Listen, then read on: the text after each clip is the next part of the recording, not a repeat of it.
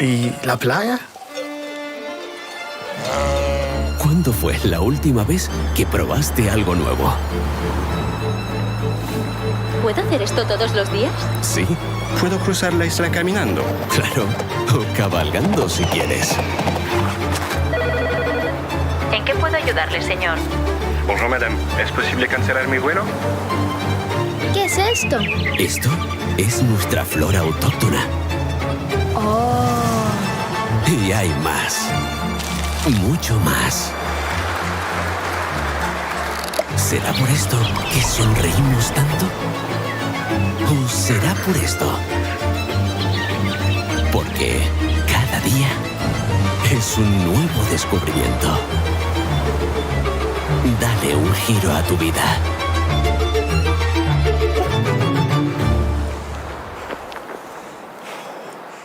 ¿Alguna vez te has preguntado por qué siempre quieres más? Más lunes sin alarmas. Más primeras veces. Más olor a mar y a campo. Más sonrisas a cámara. Más amigos de repente. Más reírte de la vida. Más disfrutar del camino. ¿Y si la respuesta nunca ha estado en el qué, sino en el dónde? Gran Canaria. Mucho por vivir.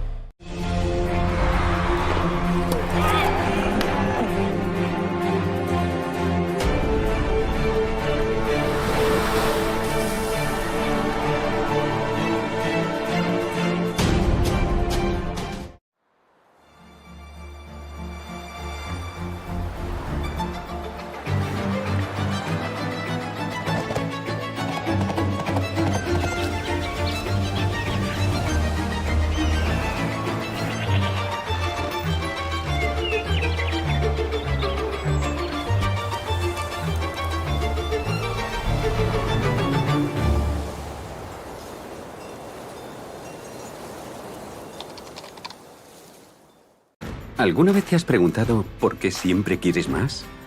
Más lunes sin alarmas. Más olor a mar y a campo. Más sonrisas a cámara. ¿Y si la respuesta nunca ha estado en el qué, sino en el dónde? Gran Canaria. Mucho por vivir.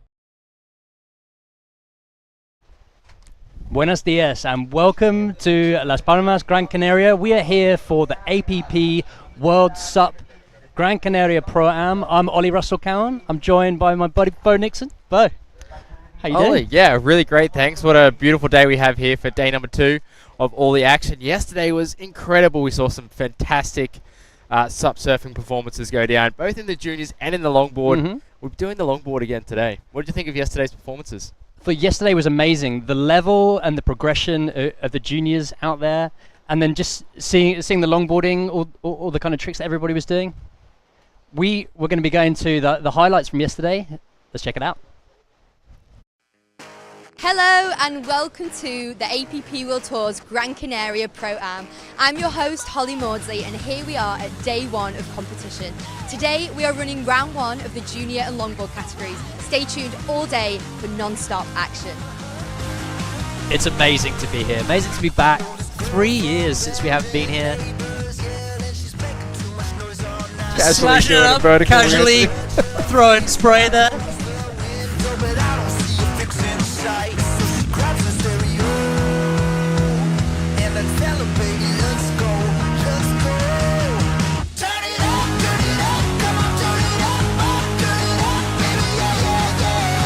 In the blue, here she is right now, surfing against the men.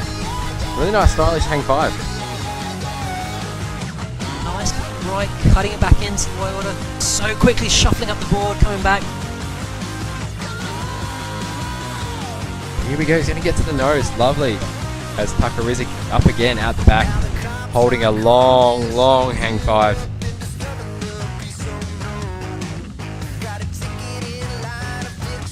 That was lovely. a super long nose drag.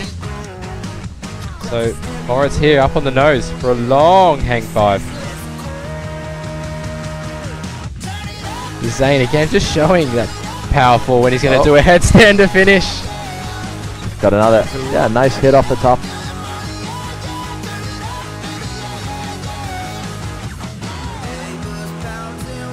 And Kapono Fukuda from Japan.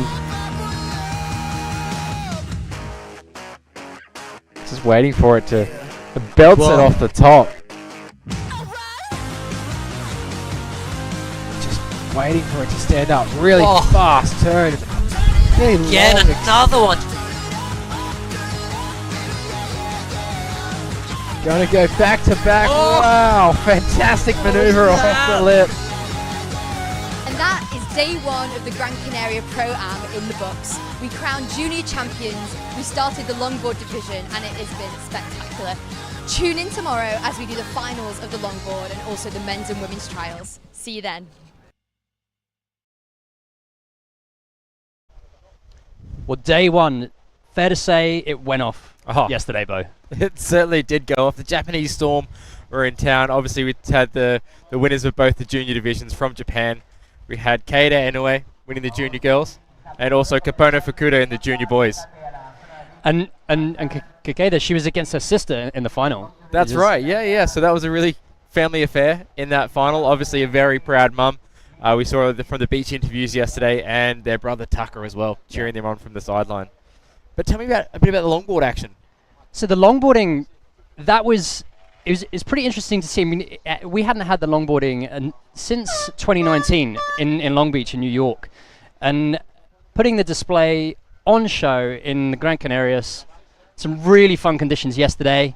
It was, I'd say, between 3 to 5 foot, quite clean, but some playful walls for all the riders to just showcase their skills. The progressions going through the roof at the moment, so it was epic to see. It was epic to see. You saw in that highlight reel there, just all the surfers ripping on a longboard, holding some really long nose rides, and really powerful turns as well on those longboards. And actually, as a matter of fact, today we'll see a lot of those juniors competing in the trials event.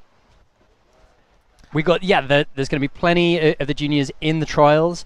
And also, we're going to be having the longboarding quarterfinals after that. So we're going to be bringing you the trials first, and then jumping into longboarding. That's right. Yeah, we see the trials of the men paddling out now. So the trials is an amateur event that gains you entry into the professional tour, competing against the top pros in the world on the APP World Tour.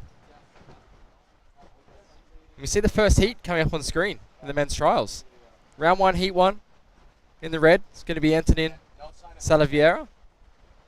In the white, Vince Dushnai. And in the blue, Kapono Fukuda, the winner of the junior division yesterday. Junior champion in the first heat. And Bo, can you tell us a bit more about the trials? How many people go through into the main event? So we'll be taking the top 4 finishers in the trials straight through to the main event. So a bit of a chance. We do have quite a few athletes in the trials, though. There will be. This is a non-elimination round to begin with, so competitors do have that second chance. But yeah, only 4 getting through for that ultimate chance to compete on the World Tour. We're going to be counting down to a start fairly soon today. Conditions a little bit maybe windier this morning than yesterday. A little bit. It's kind of starting off this similar to how it was yesterday for day one. So tiny bit overcast here in Las Palmas, but that sun, it's going to peeking up behind the city, and it's going to be shining down on the event. We are here in La Cesa, which is the beach break right in front of the boardwalk in the city of Las Palmas, the capital of Gran Canaria, joint capital which it shares with Santa Cruz, Tenerife, just over on our west in Tenerife, and Fuerteventura east of us. We're in Gran Canaria. You can see everyone's kind of getting ready. Tuesday morning here, 8:15. Here we have our Japanese Storm, as we'd call him. Taka Inoue, his sister. Then we also have another Japanese surfer there on the left. That was Shion. We're going to be seeing him competing later today. A really great surfer from Japan. There you go, 21 degrees already here in Las Palmas. Playa de Canteras, which is a 3 kilometer or 3.5 kilometer stretch of boardwalk. Perfect for people just walking in the morning, You can take the dog for a walk, go for a jog, go for a café con leche just on the side. All the cafes start opening up around this time. And of course, get in there for a surf before work. A lot of free surfers just on the side of the contest area here. And we're on the top of the double-decker bus, the Wawa, the fun bus. The fun bus. As we just counting down the start of this heat. Competitors. Start of the day number 2, men's trials. Exciting times. We saw some great performances yesterday. I'm sure we're going to see some even better performances today. I was blown away by the level of the juniors, thinking that, you know, it was going from Pedro Villegas, who's 11 years old, up to, you know, some of the older competitors and juniors, 17. And yeah, the performance was incredible. Absolutely. And great to see some of the juniors back for the trials. Yeah, they're definitely going to give some of the top pros a run for their money. I can assure you of that, because the surfing we saw yesterday, especially from Kapono Fukuda, who's in the blue in this heat, he was ripping vertical turns on rail really fast. Properly committing and just syncing up his turns really nicely. And some of these waves, it's a lot down to the selection. When you say, Bo, it's not just, you know, Kapono's been spending a bit of time out here last few days before the contest started, just really sussing out the area, the zones, so where they are at the moment, out the back. Had some great looking lefts coming through yesterday, and then it was sort of syncing up onto the inside section. Yeah, so conditions out there, definitely a little bit tricky. Needing to find that right spot. As you said, Ollie Kapono, he's been out there practicing a lot, knowing this break is going to really help him in this heat. And the tide's still fairly low. We had a low tide this morning at about 5:45 Canarian time. And then it's going to be high tide approaching midday. So as that tide fills in, you will see the conditions changing out here in La Cesa, Morietas. Yeah, yesterday we saw some really good reform waves that were popping up on the inside on this lower tide. And then as that high tide filled in, I'm sorry, I'm getting it around the wrong way. The higher tide was a bit better with the reforms. And then low tide, we saw that really mean shore break, didn't we? There was a mean shore break, and then it was kind of fizzling out into the channel. So sort of not offering that much. Yeah, the heats looked pretty difficult yesterday afternoon. But the juniors, making it look easy. They were certainly making it look easy. And just the speed and the agility of the juniors getting around those flat sections. Just really using that paddle. As we can see, Kapono picking off one early in the heat. What's he got here?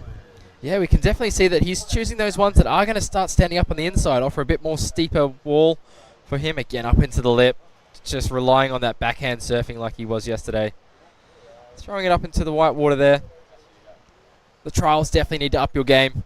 Some good surfers in the trials event this year. Banking it off the white water. He's going to look for another little reform on the inside. You see that tide's still quite low, so bit of a double up there. Some nice interlinking turns there, kind of combining the section. Opening up his account very nicely. The judges setting their scale for the day with that ride. They'll be taking into account some of the top surfers in the draw, what they're capable of. Kapono, definitely one of the names that stand out for me. And some highlights, some wave highlights for sure yesterday from Kapono. Yeah, he had a 9-point ride in his first heat in the juniors. So yeah, setting the scale yesterday morning. And with a few getting well into that excellent range. That's right. It's just awesome to see. So you can just see that bump on the water, just playing a bit with the balance there from Kapono, but he's back up and standing now. Competitors need to be standing up to paddle out to the lineup zone. Then they can sit down on their board to wait for waves, but they're really not allowed to move around if they are sitting down. As we see Antonin on screen, standing up, squatting down. sinking the nose of that board. Interesting to see, Ollie, because competitors will either sink the nose to stay balanced or sink the tail to stay balanced. This is something I haven't seen. No, well, this is something I haven't seen with the nose. To be honest, it's I'm not that flexible, so. But he has got that option. If he's not moving, he can sit on the board. Yeah, exactly right. But it looks like that tail there, he might have been riding a quad fin. So he's got two rear quads in that board, so opting for a quad setup.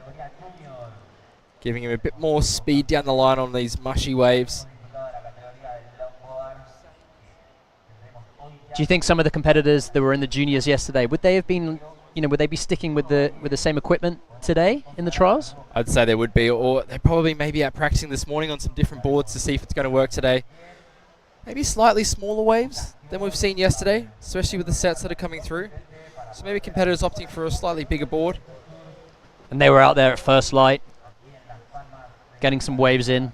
Yeah, we saw some of the started. Yeah, saw some of the women in the trials out there before first light, getting some great waves. We'll see those ladies coming up later today.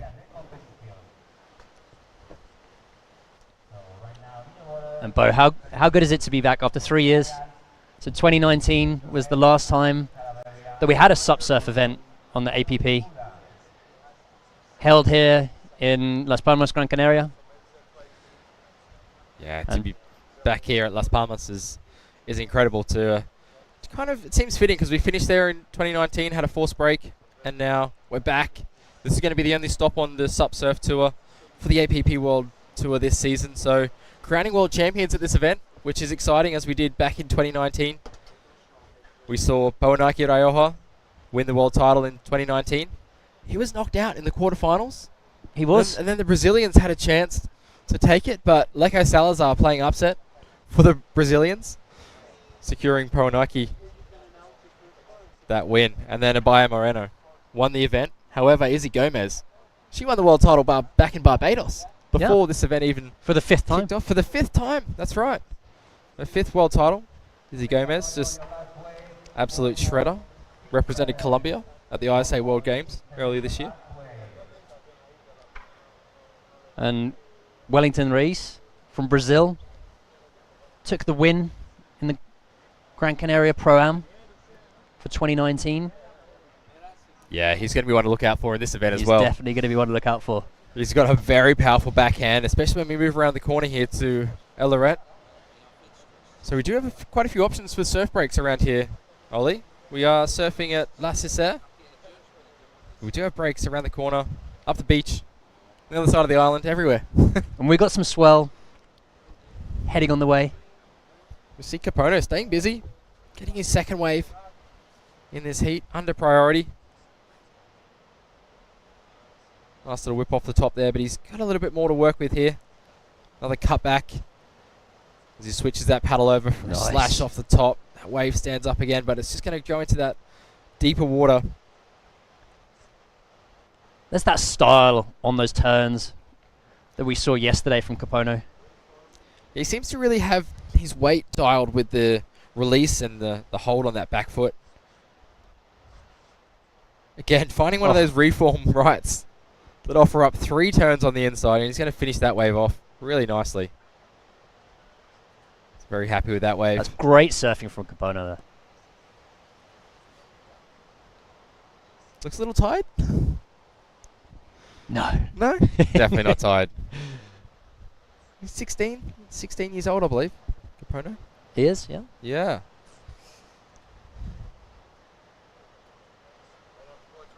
Here we go, first wave of red. And it's one up.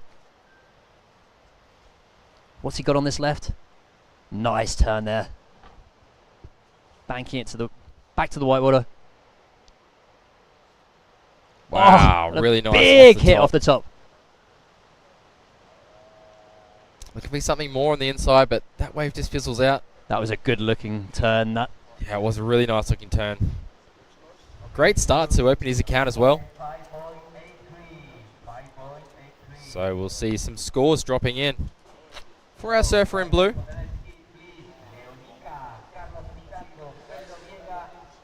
We see a 4.67 for Capono's first wave and a 5.83 for that second one.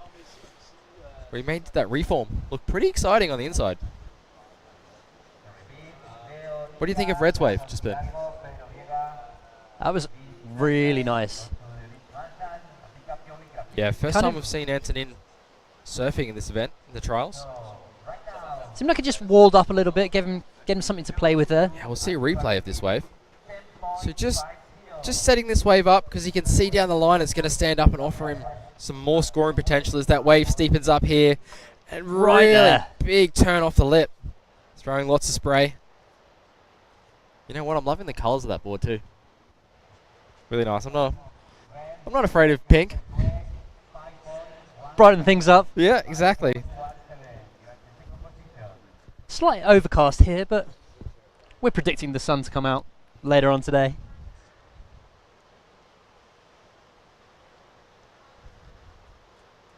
Yeah, competitors opting to wear wetsuits, but that water's quite nice and warm. Around that 20 degrees mark. Maybe 19 degrees. Yeah. It's pretty good going considering it's almost the end of November. Christmas around the corner. Yeah, right. Oh, I had Christmas songs playing in the shops the other day already. Yeah. They're getting it done early. We've got a Christmas tree over it by the shopping centre next to the bus that we're sitting on top of. Yeah, the main centre comercial Las Arenas, which is the biggest shopping centre here in Las Palmas. They're definitely in the festive mode. Oh, big Feliz Navidad up on the side of the shopping centre. As we see a replay here, Capono looking left. Just off the top, you can see maybe a little bit hung up at the top there. But that cut back really nice. This was that second wave of Capono. You can see he's going to go right here after that long left. Gets that full extension on the back leg. He does, doesn't he? But then just the know-how to cut all the way across that white water, to go right, and see this reform happening on the inside and get another 3 turns. Oh. Throwing the tail there on that one. Finishing it off nicely. Bang. But how difficult is that to do? I mean, he looks like he's surfing, a 6.0 shortboard, but to do that on a sup. Oh, it is difficult, really difficult. He's riding a 610 Sonova, quite a narrow board. So obviously those smaller boards are going to fit into those smaller waves and smaller pockets a bit easier. But him really relying on the paddle, using his legs, getting low, staying compressed. He's really putting on a showcase as we see where we are. Here, Ollie. Yeah, there's a nice looking drone shot of the setup. We've got La Sisa right in front of the Plaza de la Música. This is the auditorium, the concert hall. And then just on the right there of the jetty is El Loret, the premium right-hand point break. Yeah, it was a couple of Las Palmas. Brazilians I saw run around there this morning. So a couple of sup surfers out there practicing for what might be tomorrow or maybe even Thursdays. Here we are, we see that competitor here. This is Vince. We saw him compete yesterday.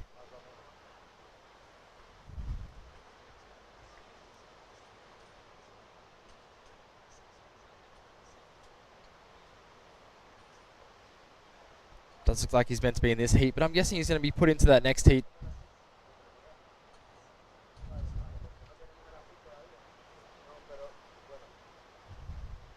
Vince residing in the Canary Islands. He is. So he's based over in Fuerteventura, in the main city over there in Corralejo. So you can see here that city just backs right onto the ocean. Such a playground here. So many sports you can do. And the most densely populated city on the island of Gran Canaria. Around about 800,000 people live in Las Palmas. And the waves on offer right on the doorstep of the city. Just incredible. We were speaking about this yesterday of, this must be one of the best capital cities in the world for surfing. It's got to be up there. Definitely.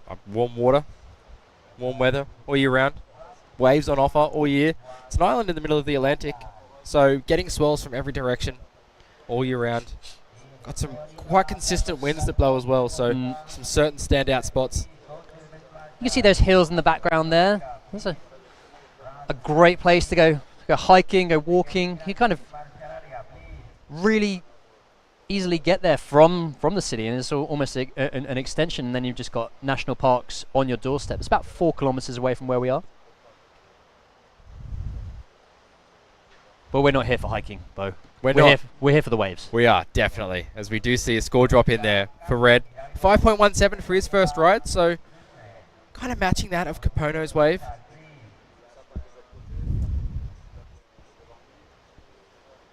It's a really good score to open up your account. Just that mid-range. Got something to work on from there. Getting to know what the judges are looking for. That was just for that one really nice turn. You kind of had a little cutback at the start, but then that off the top, getting him the majority of those points. So he's going to look to do a couple of those maneuvers on the next wave to extend that scoreline. And as we saw yesterday, if they were putting on a show, doing one big turn, two turns, depending on how critical it was, the judges were rewarding that. It wasn't, if they were going to do some small maneuvers that weren't that great, then yeah. Yeah, that's so true. Judging criteria, of course, was speed, power, and flow.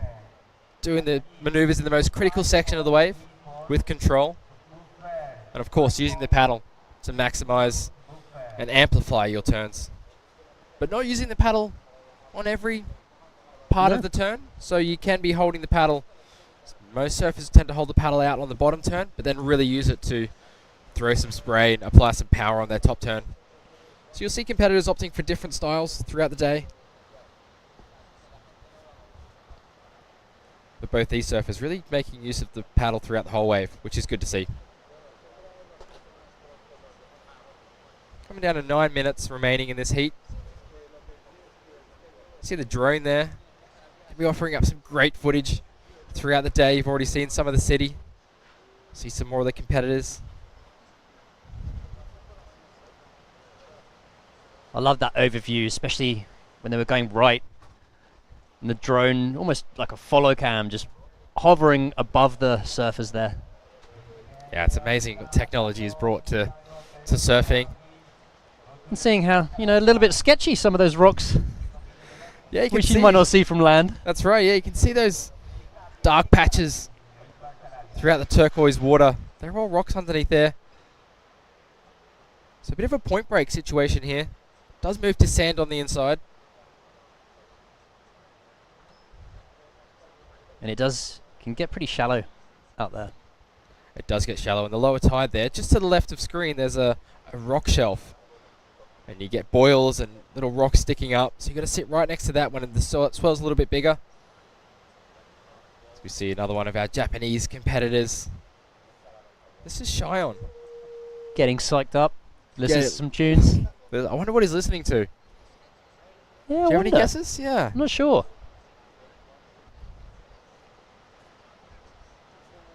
Shion riding for infinity on a tiny board. We'll see him coming up in the heats.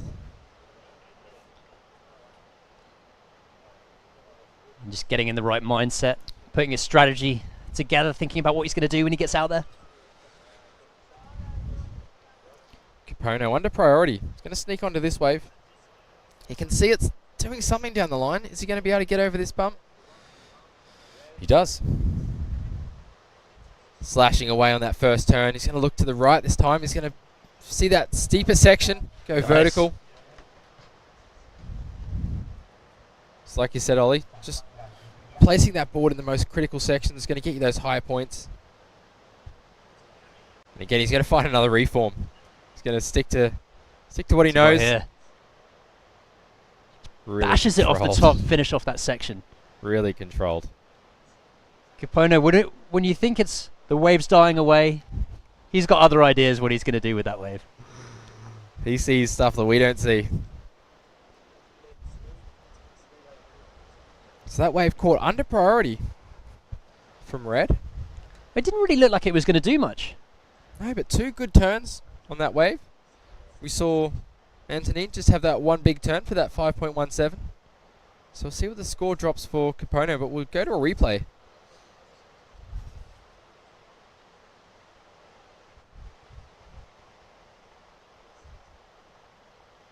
So we've just got word that Red did catch a wave as well.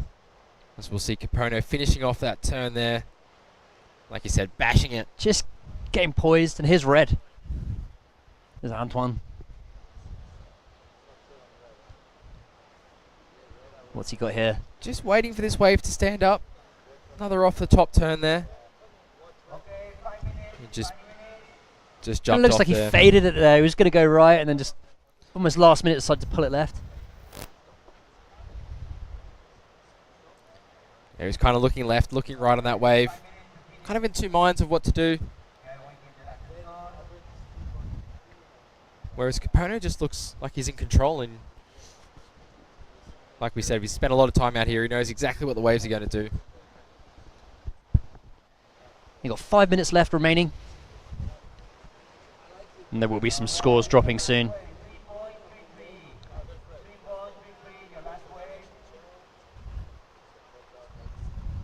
Sounds on there with the 3.33 on his last wave.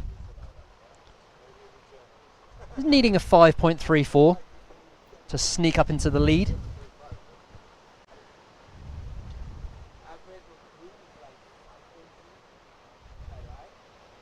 And we're still waiting for the Japanese surfer Compono scores to drop from that last wave. As we see him up on another one here. Just using that paddle to cut back on this wave. He's going to opt for this right reform again. Bouncing that board, getting some speed. He's going to wait for this one to stand up and offer him one big turn. As he gets it vertical, but just throws the tail out a bit too much. He's getting familiar with that section. He is. He just offers up something to bash right at the end there into the shore break. And kind of knows that he can kind of race down the line on the inside there, and it's going to offer up something to hit.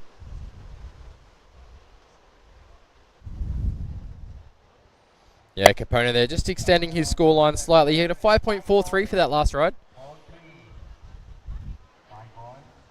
So Red now needing a 6.09 to be able to get to the lead.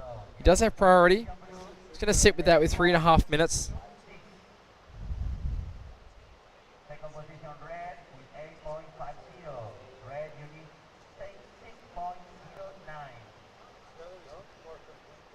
And the winner of the heats of the trials, do they go kind of advance into the quarters? They do actually. Or do they jump the quarters they into the semis? Jump the quarters. They go straight into the semi-finals. So we'll see the surfers jumping straight into the semi-finals, increasing their chances. Here's a replay of Capono. Yeah, just pushed it a bit too hard on that turn. Good slow-mo here, so we'll see exactly what happens. Just waiting, looking to smash that lip. So he wanted to push really hard on that back foot, but he pushed just too Just going hard. for a float. Yeah, trying to slide that tail out the back of the wave there. But that wave not offering enough power to push him back on. So you really need to match your style and your surfing speed with the wave. And just being nimble out there with the conditions changing in the tide. Capono live action. Nice wrap back into the pocket. Going to get over this flat section, as you can see. Rebound off the white water. He's going to opt for the left on this reform. No, he's going to cut back to. He's going to stick with what he knows. As he sees another inside section, vertical. Great vertical foam climb there. What's he got? He's not done. He's not done. That was even more vertical. Right on the shoreline for Capono. And a little bit of strategy coming into play there. Capono picking up these waves on the inside of the break. And Red. He's definitely sussed it out from yesterday. Oh, he's definitely sussed it out from yesterday. He knows exactly where to sit.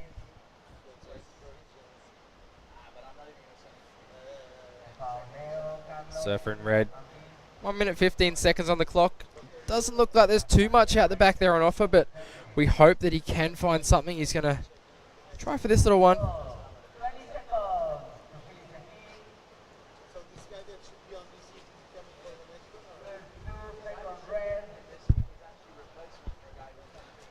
We will see the surfers here. We get second and third. Be pushed into the quarterfinals. And the winner being pushed into the semi-finals.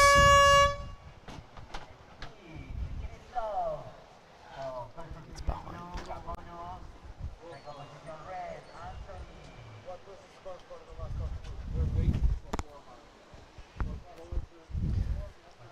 So, looking like Capono moving through on this heat. We'll see a replay from Capono.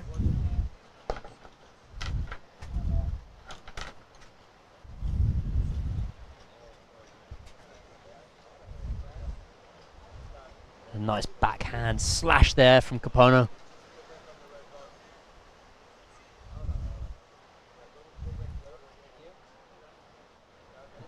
And here we are.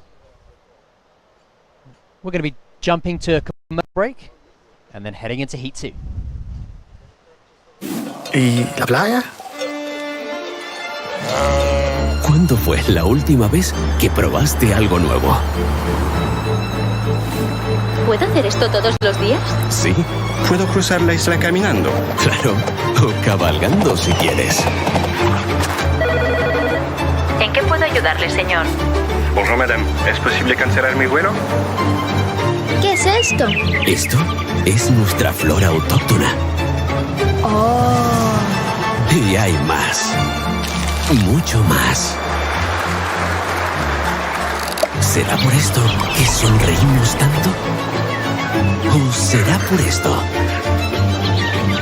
Porque cada día es un nuevo descubrimiento. Dale un giro a tu vida.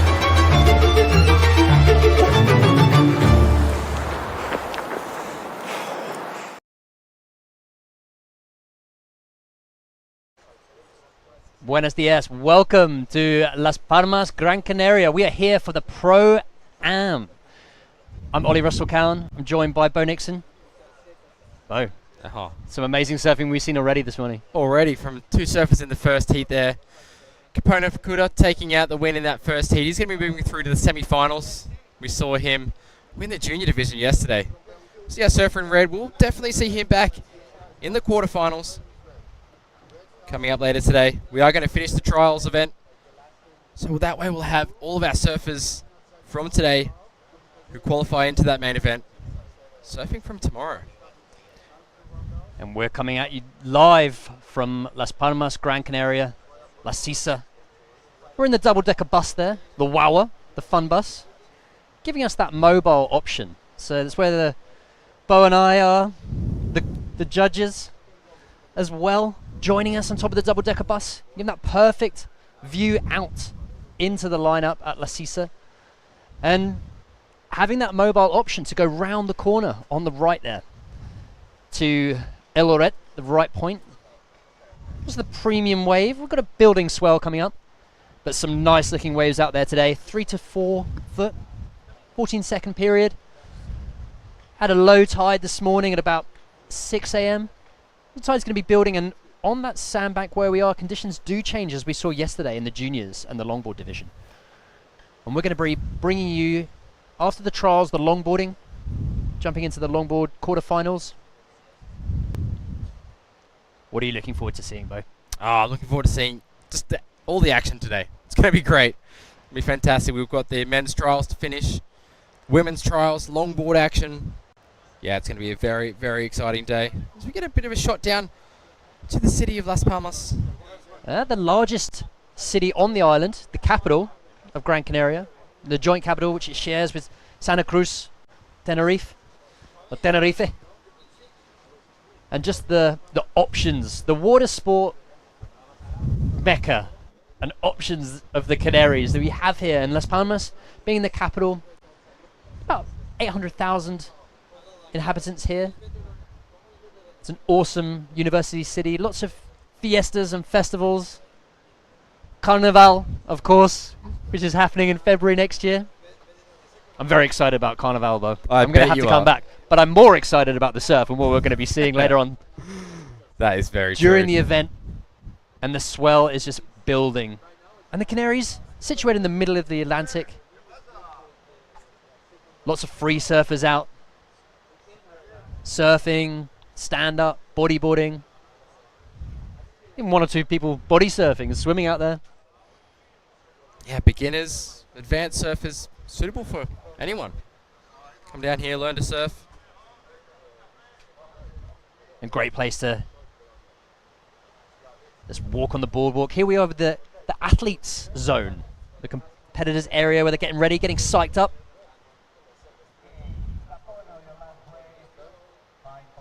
See, that is the beach marshalling area there. So competitors grab their rash guard before they do head out for their heat. Need to check in the beach marshal. We had a look in there yesterday, didn't we, Bo? Yeah, A some little sneak around, yeah, see what little the snoop. the boards were, the equipment people were riding. Yeah, we'll be letting you know what boards people are riding throughout the day. There's the free surfing area, just on the right of the competitor zone. Some fun waves out there. Managed to get a surf in with Bo a couple of days ago, just to test out the lineup, see what the competitors were going to be facing against. Yeah, even though it's a bit smaller today, still a bit of water moving out there. Bit of texture on the face from the wind that we have. And right there, they've got the option of there's a right, there's a left. Yeah, a bit of a punchy beach break. Kind of a fun wave as well. It packs a punch, that's for sure.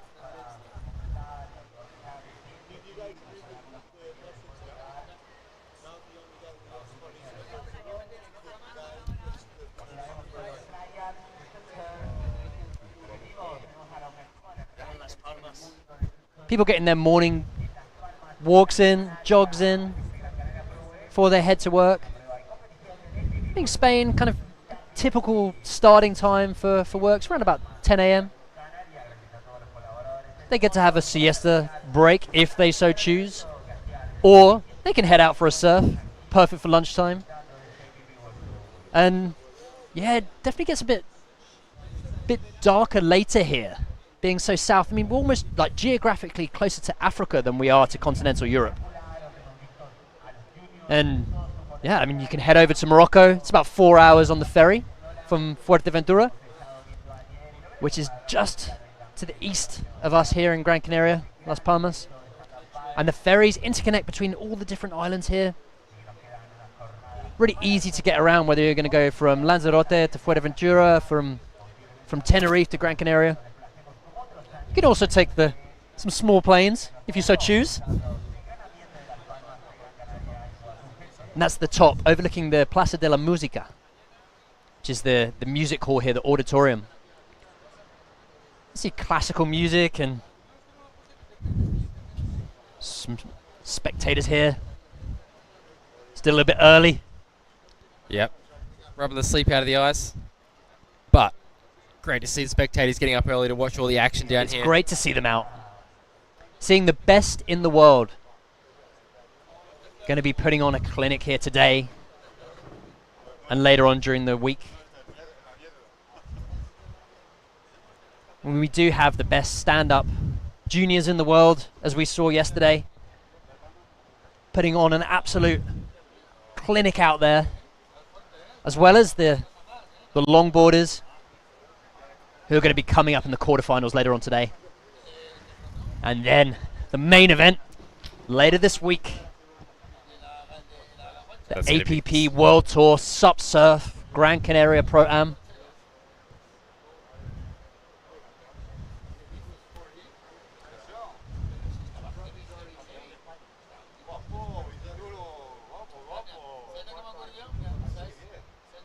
And coming here from Las Palmas, Gran Canaria. It's great to be back, though. Oh, fantastic to be back. Like we mentioned before, been a 3-year hiatus from the SUP surfing tour, so great for the APP World Tour to be back here in Gran Canaria, crowning world champions at this event. So, like you said, main event for the pros kicking off tomorrow with that building swell. Going to be some exciting performances, hopefully around the corner at El Lorette. A nice big right-hand point break. There is that swell building, so hopefully we will see if we're going to be moving, taking the Wawa, the fun bus where we are. At the moment, It's mobile. We've got that option to move across. Only a couple of 100 meters, just round the corner. And yeah, we saw some crowning of champions, some junior champions yesterday. Yes, we did. We saw Kaeda, in a way, taking the win in the junior girls division. Fantastic performance. She was in the final with her sister, Sakura. So, family affair there. And taking the win was another Japanese surfer in the junior boys, Kapono Fukuda, who just did take the win in that first heat of the trials. We are taking a small break in the action, just as the judges get ready to be able to judge the next heat. But who are we looking forward to seeing coming up in the next heats? So we've got, it's going to be, there's a few of the juniors who are going to be in there from yesterday. So it's kind of just seeing how they were performing.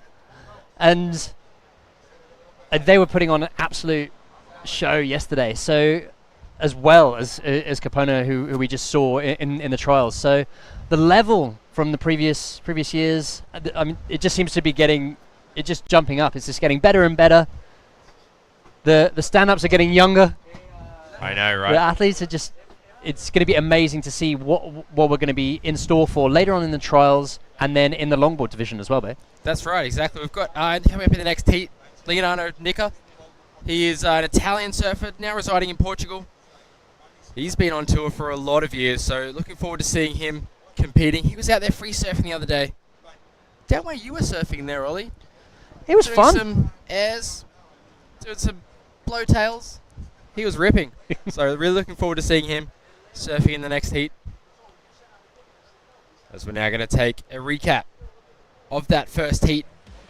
The men's trials. Kapono Fukuda, our junior champion, kicking things off here with a vertical snap in the pocket. He was the winner of this heat. What do you think of Kapono surfing?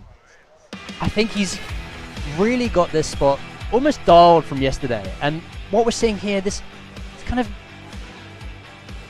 just working the whole wave right into the inside. Seeing like that section there just on the left kind of opening up for him. It's almost like he knows when he takes off that he's going to just do everything on the inside because he can see this wave going to line up. So do a cut back there and we see maybe there's a chance for a nice slashing turn there, but then he's like, oh no, wait, I'm going to cut back to the right. Cut back to the right. He knows it's going to reform on the inside. I think so, just going through his heats yesterday and then through to the semis, into the final, winning the final, and just laying it all on the line, bashing it off the top on the inside here. And again. And again. And again. Just a triple hacks there coming through. This was it's Antoine. Yeah, really nice turn here. Great turn there for Antoine. This wave's got him a 5.17, really just for that turn there, because this wave fizzled out. He had to kick out there. Kapono surfing that inside, really sticking to his strategy of finding these waves that are going to reform on the inside.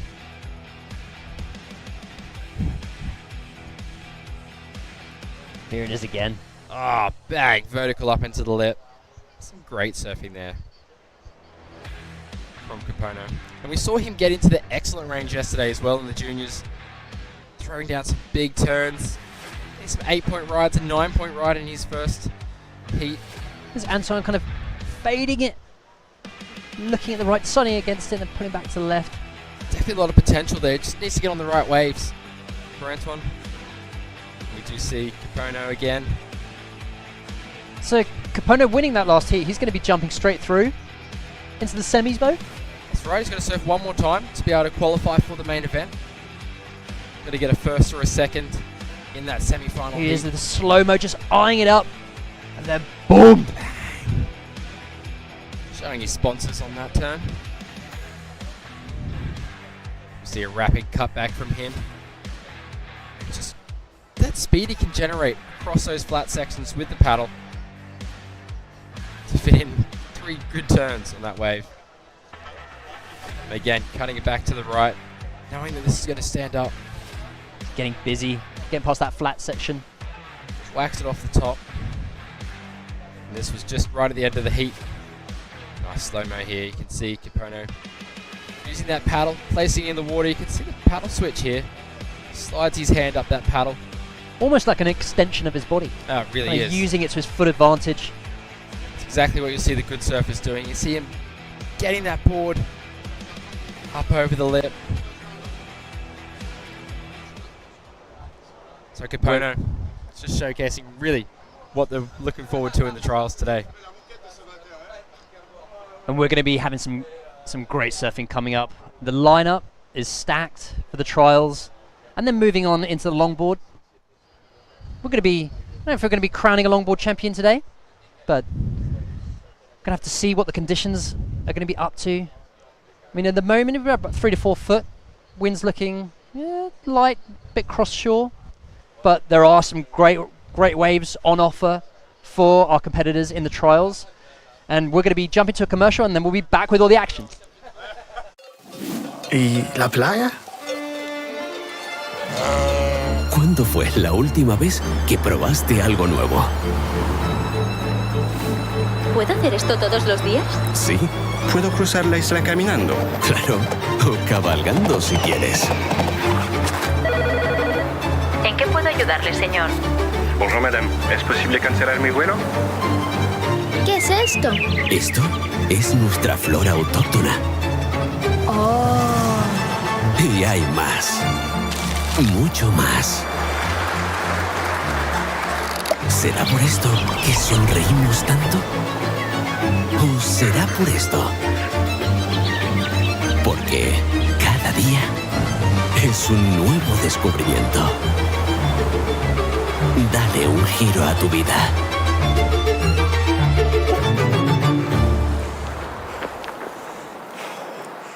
¿Alguna vez te has preguntado por qué siempre quieres más? Más lunes sin alarmas. Más primeras veces. Más olor a mar y a campo. Más sonrisas a cámara. Más amigos de repente. Más reírte de la vida. Más disfrutar del camino. ¿Y si la respuesta nunca ha estado en el qué, sino en el dónde? Gran Canaria. Mucho por vivir.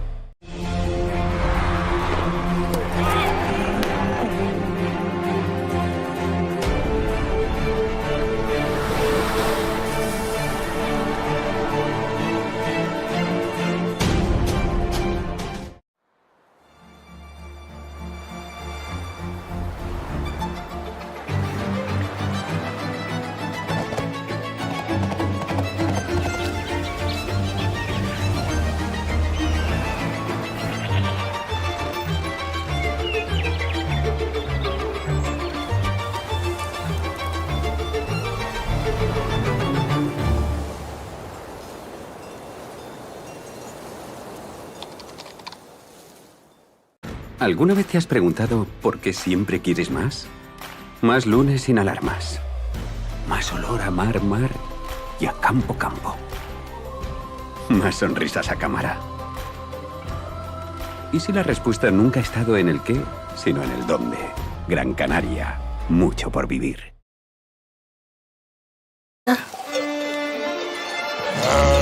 ¿Cuándo fue la última vez que probaste algo nuevo? ¿Puedo hacer esto todos los días? Sí, ¿Puedo cruzar la isla caminando? claro. O cabalgando si quieres. ¿En qué puedo ayudarle, señor? Bonjour madame, ¿es posible cancelar mi vuelo? ¿Qué es esto? Esto es nuestra flora autóctona. Oh. Y hay más. Mucho más.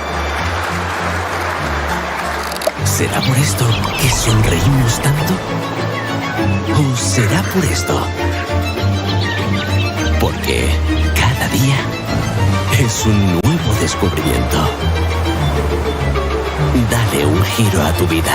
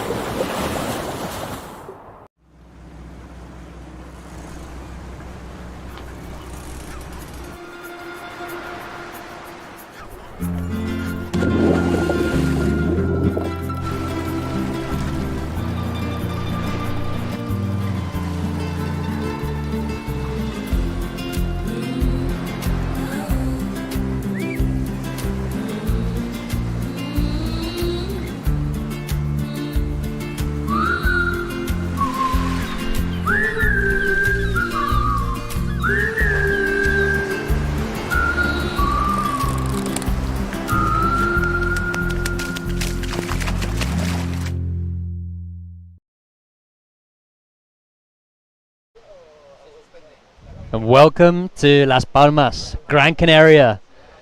We're here for the APP World Tour Gran Canaria Pro Am.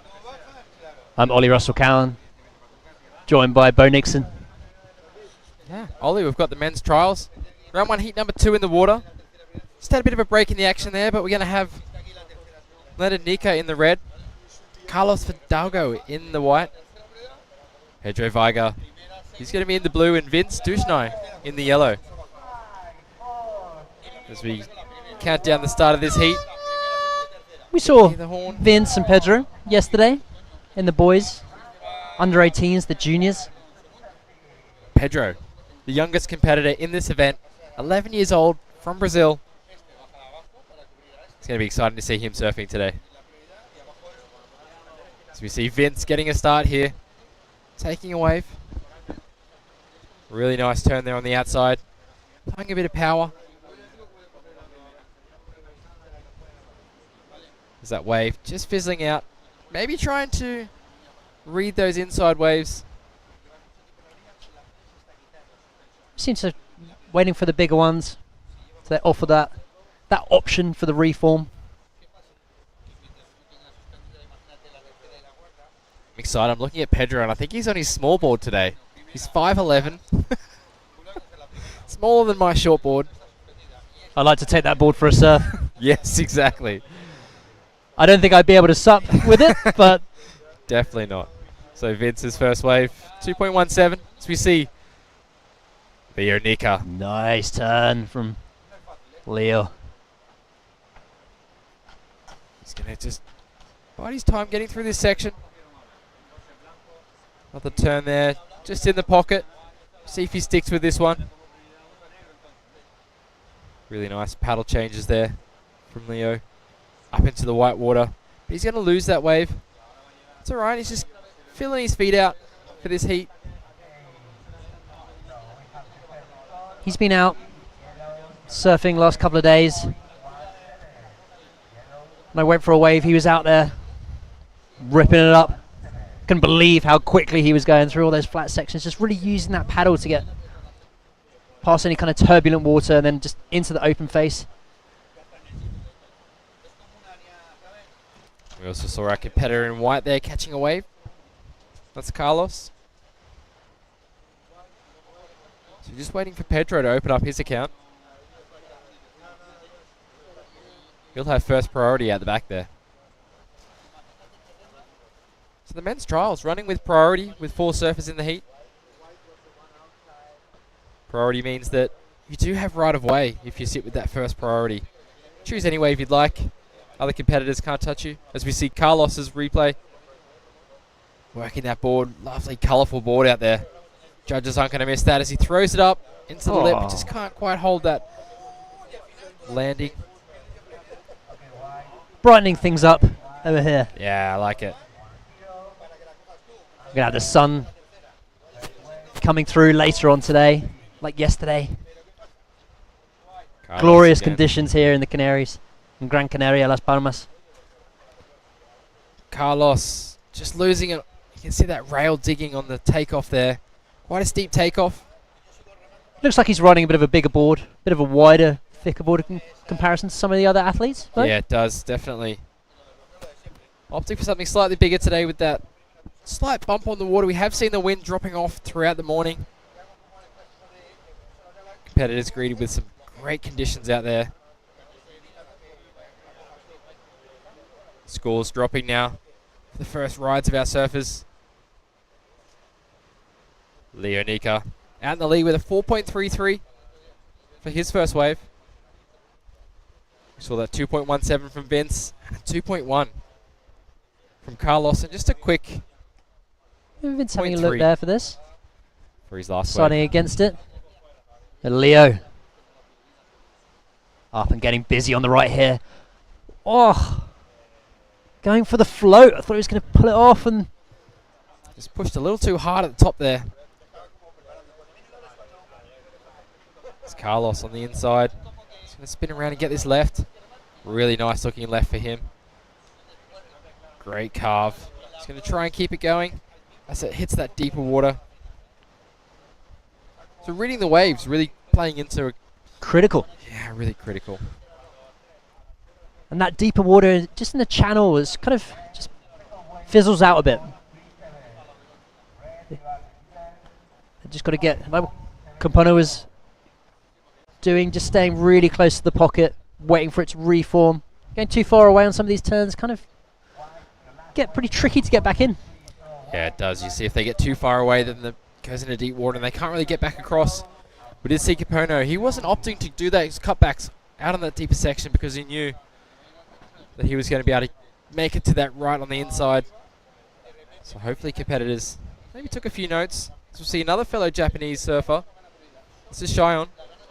He'll be up in the next heat in the red jersey. Doing his warm-up stretches. Keeping an eye on the conditions.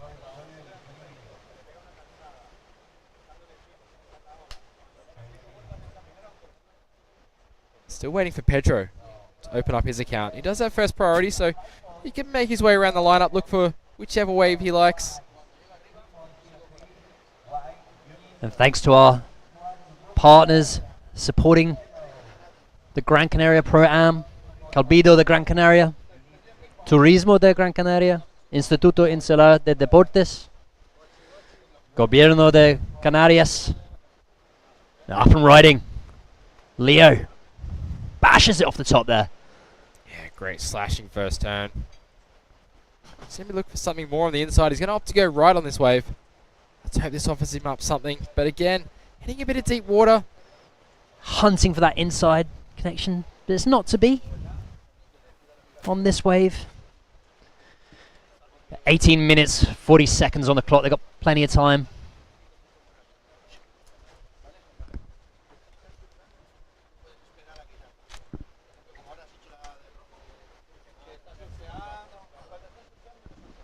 Pedro yet to get a wave. Yeah, Pedro yet to get a wave. So you can see the P1, P2, P3 next to people's names up there. If you're unsure what that is the priority system. Surfers having first priority, second priority, third priority. They need to look back at the bus that we're sitting on to be able to see the priority board. They'll have the colours there with a number to tell you what priority number you are in. Right at the top of the Wawa, the double-decker bus in the judges' zone. They'll be glancing back and forth to see how they stand if they do have priority. That's right. So you've got beach announcers as well, giving them a heads up about what's going on. Yeah. It can be good sitting with priority. You have a choice of the best wave that comes through. So Pedro, I think, just playing the patient game, waiting for those good ones that are going to come through. No one really running away with any big scores yet. We saw Leo lock in a 4.33 for his first wave, but just some small scores from the other surfers. Looks like Pedro's lost priority there. Yeah. He might have paddled for a wave. So he's going to drop back down to fourth priority, which means the other surfers. So that's it. As soon as they paddle for a wave and don't take it, they lose priority. It rotates around. And thanks to our partners, Mas Palomas, Costa Canaria, Ayuntamiento de las Palmas de Gran Canaria, Instituto Municipal de Deportes, of course, the Wawa, the city sightseeing bus, which we're on at the moment. Here's Carlos. That one not really working. Pedro's. Let's see if he can snatch it off him. Opening his account on his tiny board. Oh, up into the lip.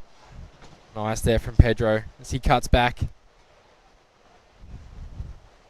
Remember, all surfers do have a second chance. First place goes through to the semi-finals of the men's trials. Second, third, and fourth moving into the quarterfinals.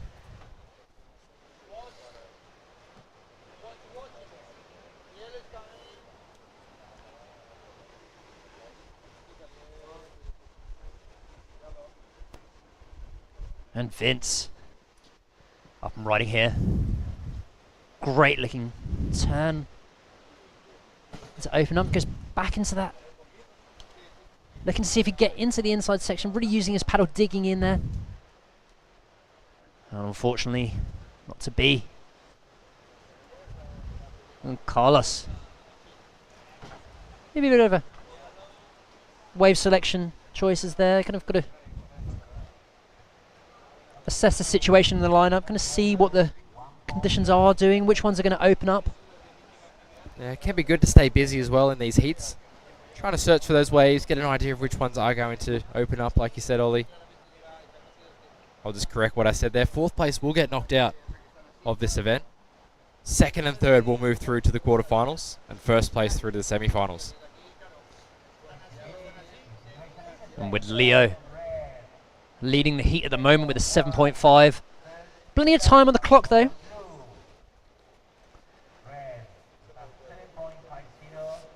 For our competitors, going to be battling it out there. We're in the break of La Sisa here in the capital, Las Palmas. See red. Leo up and riding. Switching that paddle over. Nice slashing turn again. Very similar to his previous waves. He's got a little bit of open face here. Oh, as he gets high into the left. nice turn from Leo. Carving back into the white water. He's going to see if he sticks with this one. Going to do another turn out there in that deeper water. And he's going to get a chance to hit the reform on the left. As we see him up into the lip to finish that wave. Backside float there from Leo. The judges are going to like that. They are going to like that. Finish his ride off. Quite a few turns on that wave. Carlos out the back. The bigger one here for Carlos. What's he got? Nice turn. Another little slash there. See Carlos kind of cutting those turns short just so he can get ready for that next turn that he wants to get into. So setting himself up.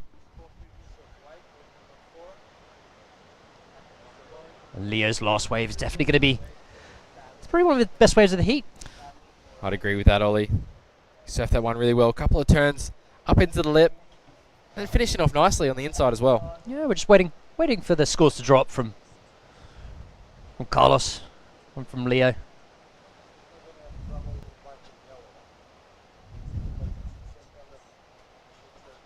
See Vince on screen there. Running Indiana paddleboards from Switzerland.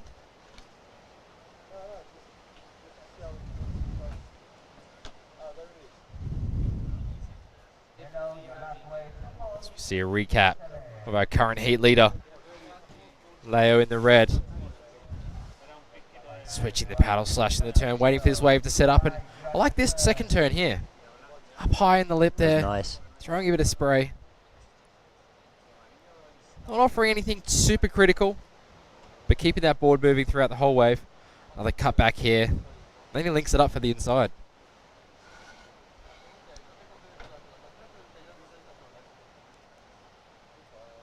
As he throws that board up into lip there to finish off. Nice and close to the judges. They'll like Super that. composed there, right at the end. Carlos getting it up into the white water there. Switching the paddle over for a nice little carve. And carving it back as well. So move to that drone shot of Carlos. Trying to pump it through, but that wave just disappearing.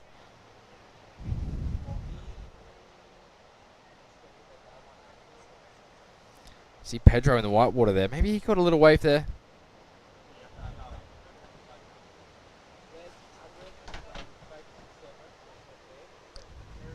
Have the scores coming in shortly. Here we do see scores starting to come through for Leo Nicker in the red. Wait for the judges to finish locking in their scores.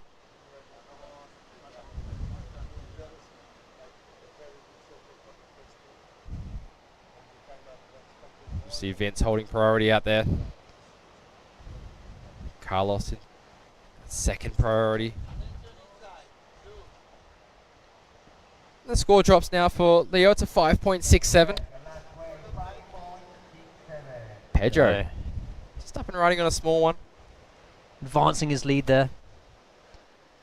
With that last wave. Nico. I'll hopefully get a replay Pedro's wave there.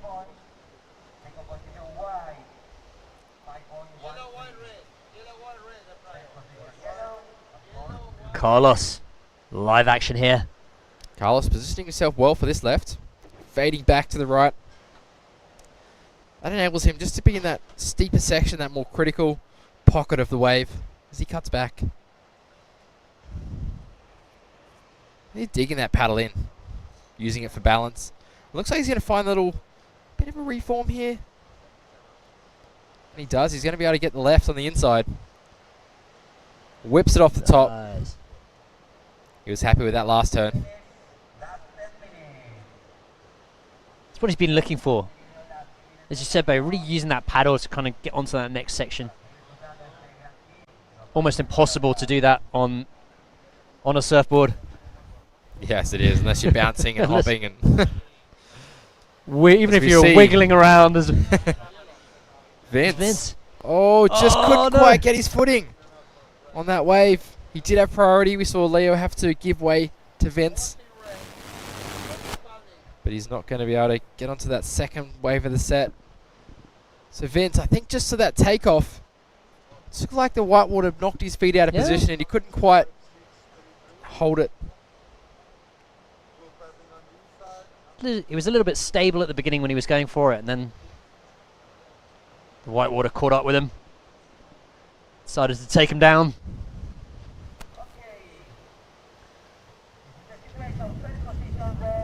A couple of moments yesterday. Here we go. And here's the replay from Pedro. Whack up into the lip. Pedro. This is our 11-year-old surfer from Brazil.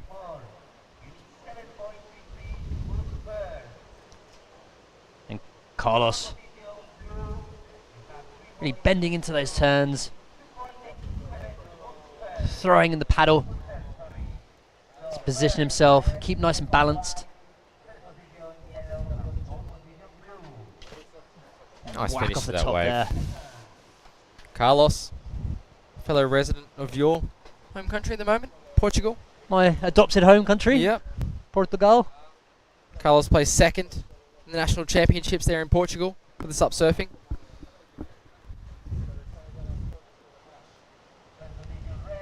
Definitely a growing scene at the moment. Well, globally. Globally, indeed.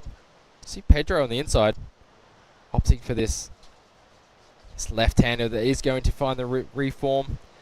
Does a big cutback. Vince behind him.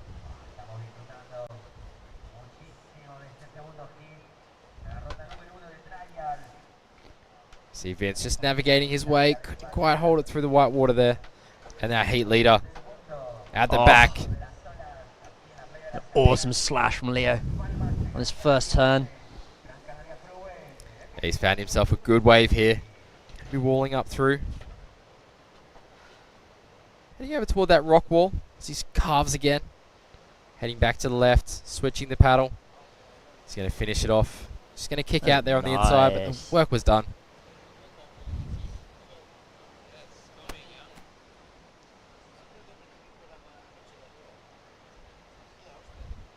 Leo, a very good SUP racer as well.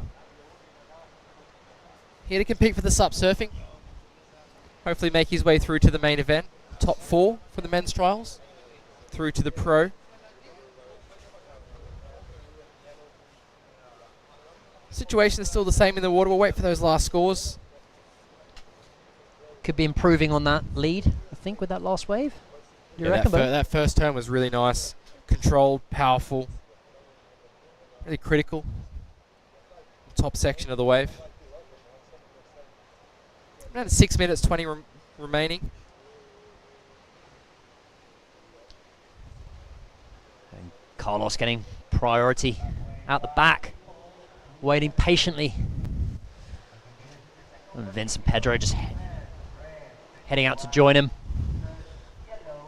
And Leo will be, I don't know if he's coming in from the rocks, out of view.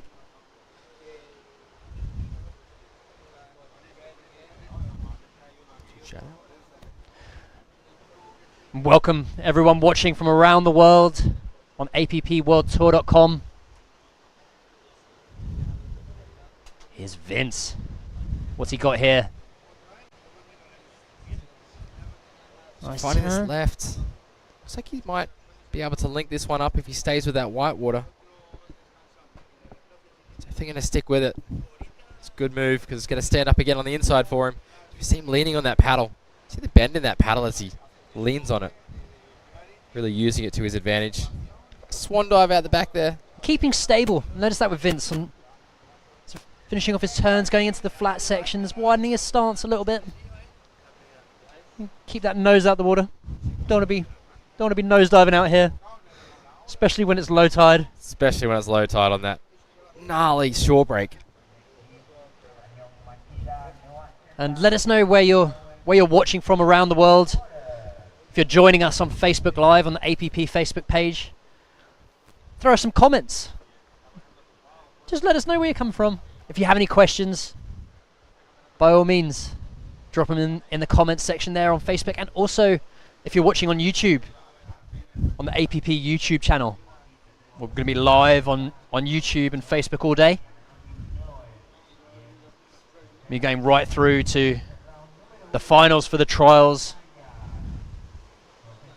the quarterfinals for the longboard, and hopefully we can progress to the semis for longboarding, maybe even the final as well. Be good to see. We've got some good conditions, kind of winds sort of staying variable, maybe dropping off a tad later on today. And here's Leo's last ride. Carving turn. See leaning on that paddle, pushing that back foot away. As you push that back foot away, you got to really bring that board back underneath your body, especially when the wave's quite flat like that. Sporting his home country there of Italy, Italia. That flag on the front of his board.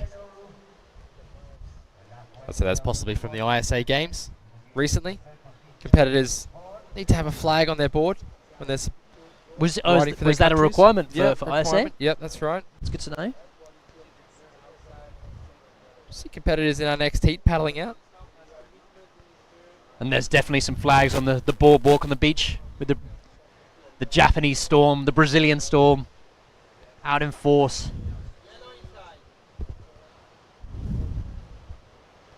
Yeah, lots of storms happening around here. There's a few storms. Hopefully none coming later on today. That's right, exactly. I think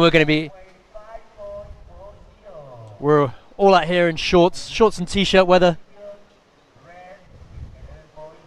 Las Palmas, the perfect place to escape for winter sun in Gran Canaria. Easily to get to. Only 20 minutes from the international airport here, Las Palmas. 20-minute drive on the east coast. And here's Vince.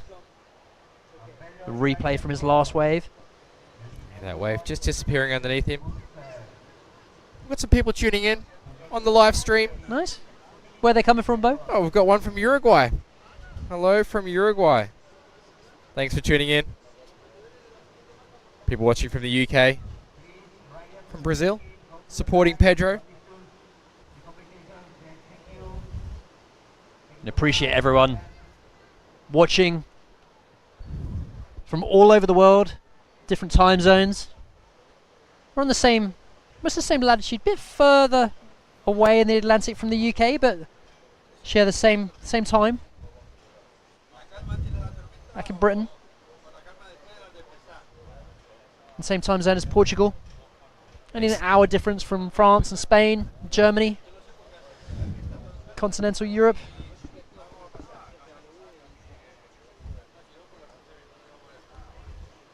Just a bit different on the old temperature side of things, though, out here. Much better. Much better out here. Nice and warm. As we see Leo just extending his scoreline with a 5.40 on that last ride. So coming down to just a minute remaining.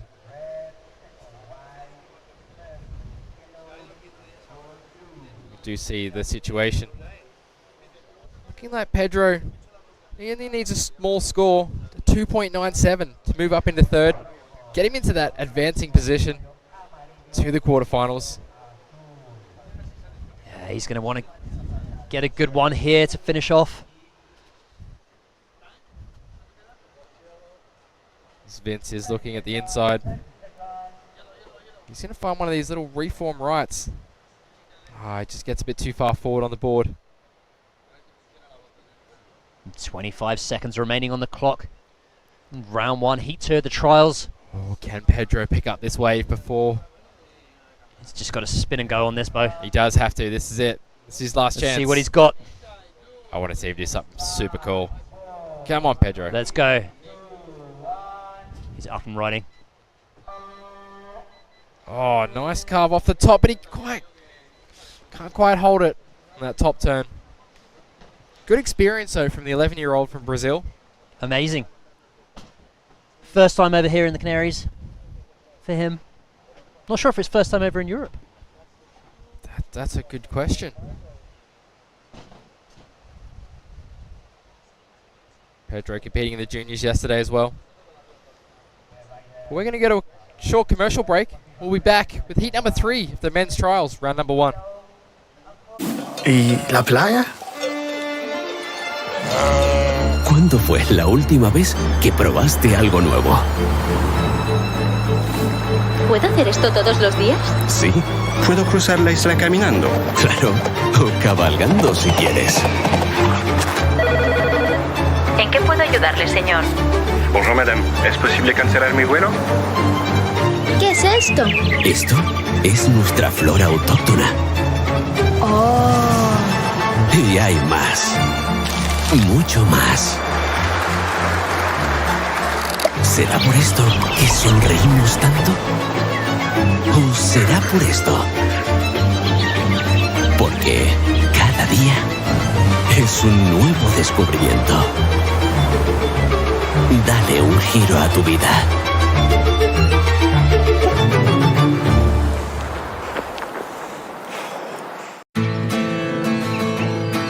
¿Alguna vez te has preguntado por qué siempre quieres más? Más lunes sin alarmas. Más primeras veces. Más saltos al vacío. Más desayunos en la cama. Más olor a mar y a campo. Más sonrisas a cámara. Más latidos por minuto. Más disfrutar del camino. Más sueños casi cumplidos. Más amigos de repente. Más carreras a cualquier parte. Más sabores por descubrir. Más quedarse sin palabras. Más tiempo. Tiempo para perderse y volver a encontrarse. En definitiva, más momentos como este. Y este. Y este. ¿Y si la respuesta nunca ha estado en el qué, sino en el dónde? Gran Canaria, mucho por vivir. Buenos dias. Welcome to the Gran Canaria Pro Am APP World Tour Sup Surf event. Day 2.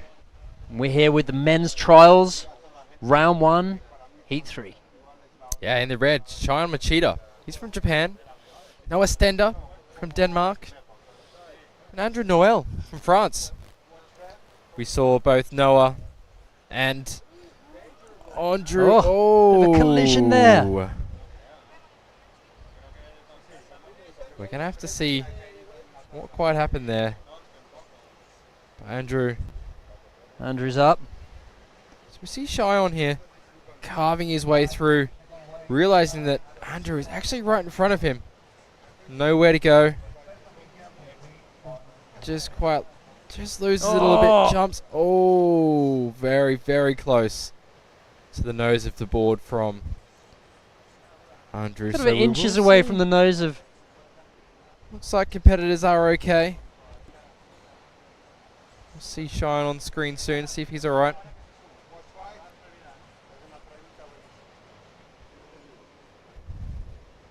There's Noah Stender.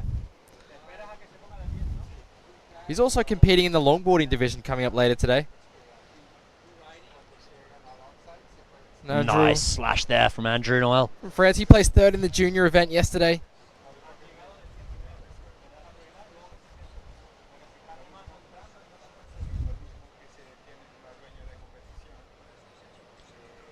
Really seems like it's cleaned up out there a little bit. The wind's died off completely. We're Certainly expecting that has. today, that wind to kind of settle down. You see Cheyenne. Late takeoff here. Really nice critical section up into the lip. Bang. And a big cutback back into the whitewater. So it doesn't look like he was phased at all by that wipeout before. As he finds a reform on the inside and goes up into the lip, but just can't quite hold it. His front foot slipped off then. That was an insane first turn from Sion on that open face. Really using his rail and digging it in there. It's interesting. Cheyenne's riding an infinity board. It's shaped by Dave Bainey. He's a big name in the stand-up paddle industry, Ollie. He shapes boards. He's been a competitor himself, both racing, sup surfing. And Cheyenne's board has a step rail on the side. So opting for a little bit less volume on the rail, being able to dig in a little bit tighter into the wave. See competitors checking the scores from their heat. That's Leo on the right there, Carlos on the left. Checking scores, checking their position from the last heat and where they're going to be coming up in the next rounds. Leo through to the semi-finals of the trials. Carlos will be featuring in the quarterfinals.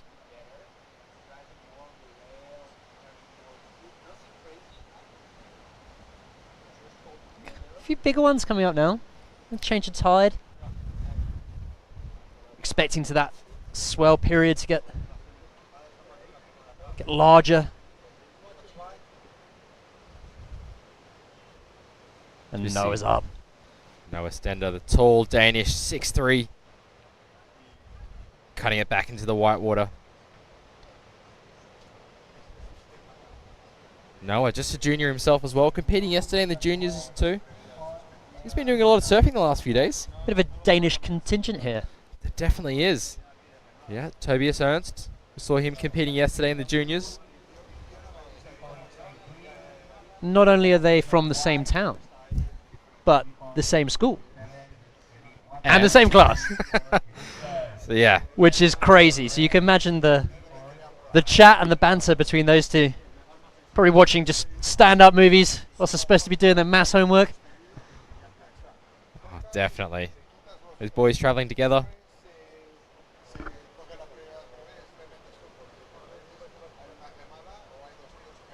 It's really cleaned up out there now.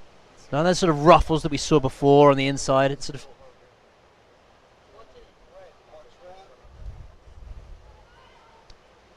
Do you see Cheyenne here?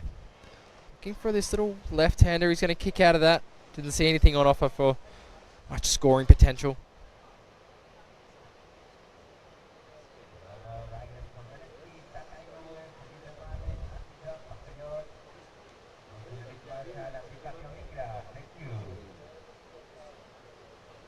The first Panning scores out here. coming through for our surfers. and La Sisa. Some clean conditions. Here's Andrew Noel. And slash back into the pocket. Getting unglued there at the top. Sort of looking around left and right. It's kind of... It varies this wave. It's not like surfing like a perfect point where you know you're only going to go in one direction here. But La Sisa kind of got that option to take the left and the right depending how it's hitting that sandbank there. Yeah, some waves reform on the inside. Others just offer up some scoring potential at the back. Yeah. And disappear into that deeper water. Definitely a few sections for them to play with. Obviously, they'd be looking to catch out the back if possible and then connect with that inside section. So the judges will be throwing some high scoring potential with getting a combination of progressive turns, really showing in the critical part of the wave, laying on rail. What have we got here from Sion? We know this competitor surfs on rail. He's looking to back up his scores. He's currently leading the heat. Not going to quite get over this one, but his previous wave was a 6.5. So locking in a good score as we see Noah Stender here. Riding it through to the inside as he kicks out.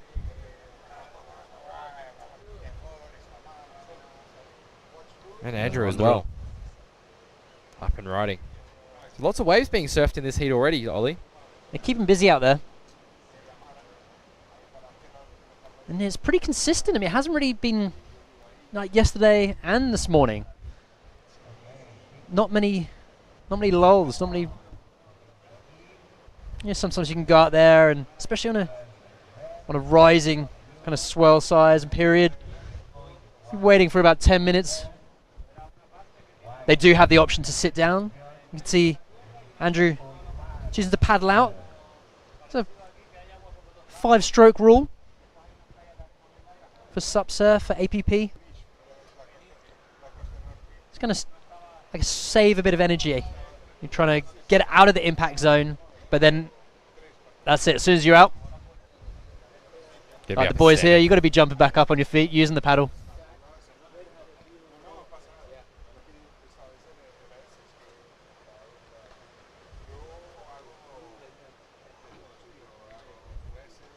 And you see Andrew there up on his feet, paddling back out. So now we're at the back with first priority. And 14 minutes, 10 seconds remaining. Heat number 3, the trials. Remember, the top 4 of the trials will be qualifying for the main event. That's actually how I got into the main event, Ollie. Yeah? I did the trials event back in 2012 at Sunset Beach, Hawaii. Qualified for the main event. How was that? How was the trials then? That was good. It was a stacked trials, I'll tell you that much. We had a really young Mo Freitas. Now Mo is a SUP racer, SUP surfer. Really accomplished surfer as well. Big waves, everything. He was really young, 14 or 15? I can't remember how old he was, but he was super young. He also qualified for the main event. And was it big sunset It was for the pretty trials? big sunset for the trials. Very big sunset. I remember taking off under the lip on this one big wave. I think that was the one that got me through the event. So we see our competitor in red, Cheyenne. Opting to go left on this one, looking up into the lip.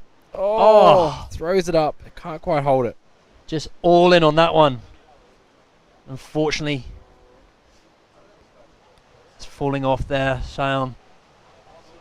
But he's properly committed. We'd love to see. Committed. Nice slash back there from Andrew.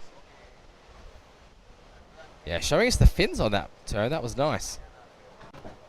We want to see him. We do. Show us the fins again. There we go. Up into the lip. Really well put together the wave, this one. That was sick. He's found himself a great wave, and he's not going to quite finish it, but did some nice turns on the outside sections.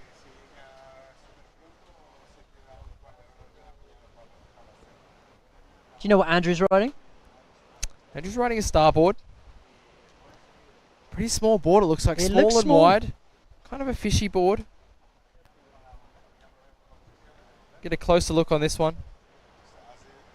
As he really carves. Look at the bottom of that board. Gets the fin all the way out of the water. And just properly using that paddle there.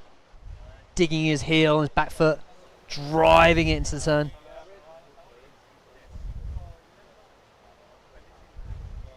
Quite sure that Andrew's on the brand new board from Starboard called the Spice. This is a 6.9. These boards just getting smaller and smaller. It's crazy.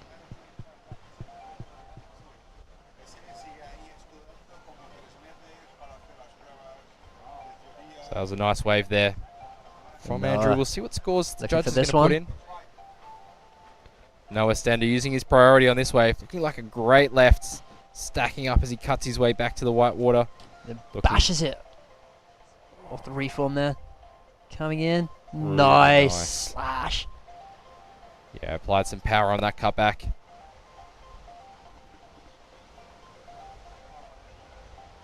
And he's going to get the link up on the inside as well. So he gets some speed. Is he going to get up into the lip here? Just a proper bonus section, isn't it, Mo? That inside. Lovely. It's so good if he can link it up. And Cheyenne cutting back on his backhand.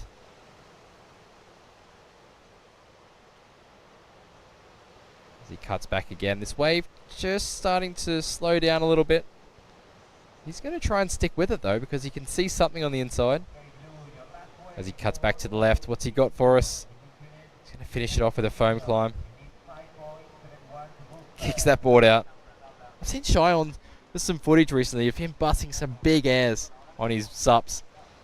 So let's hope we see some of that later on in the event. Good to see him on a backhand ride there as well. First couple of waves, deciding to go for the forehand. Andrew. What's he got here? Looking to the right. He's going to cut back, wait for this wave to stand up. Just looking side to side, seeing what he's going to go for here, and here's the left opening up. Really working it past that flat section. Kicking out there. Just caught a little rail there, but not much else on offer. So that board's got quite a flat rocker, so that's enabling him to get through those flatter sections. Probably a good choice of board today. Paddle a bit faster. I think so. Makes it tricky when it gets a bit steeper. Definitely does. And Noah's on quite the opposite. He's on a Fnatic Pro Wave. So Fnatic Pro Waves, known for their big rockers in the board. Slows you down paddling, but works really well in those critical sections when it's steep. Get a lot of nice release off that square tail. See Noah here on the replay. Let's see carving back in. So using that board, throwing it back up into the lip there. As he's looking down the line. Getting ready. Ready for that next turn. He's going to... Looking to, like, just eyeing it up. Drew's eyeing up that lip, but it just didn't really offer much steepness there, so he's going to switch the paddle over and opt for this cut back. Great slow-mo we have here. As he pushes hard on his heels. You can see that front foot just moving there, just to allow him to stay in control. And how's the technique, Bo? So opening up his shoulders. Yeah, crossing that paddle over allows you to open up your shoulders. Generally where you point in the middle of your chest and where you look is where you're going to go. It's a bit harder with stand-up paddling because you've got the paddle as well, so if you do switch it over, you've got a lot more vision. You can see Noah using that paddle to get through that flat section as he links it up to the inside. See him looking down the wave there. It's going to get a bit steep, but he's eyeing up the section down the line. That's exactly what you want to be doing.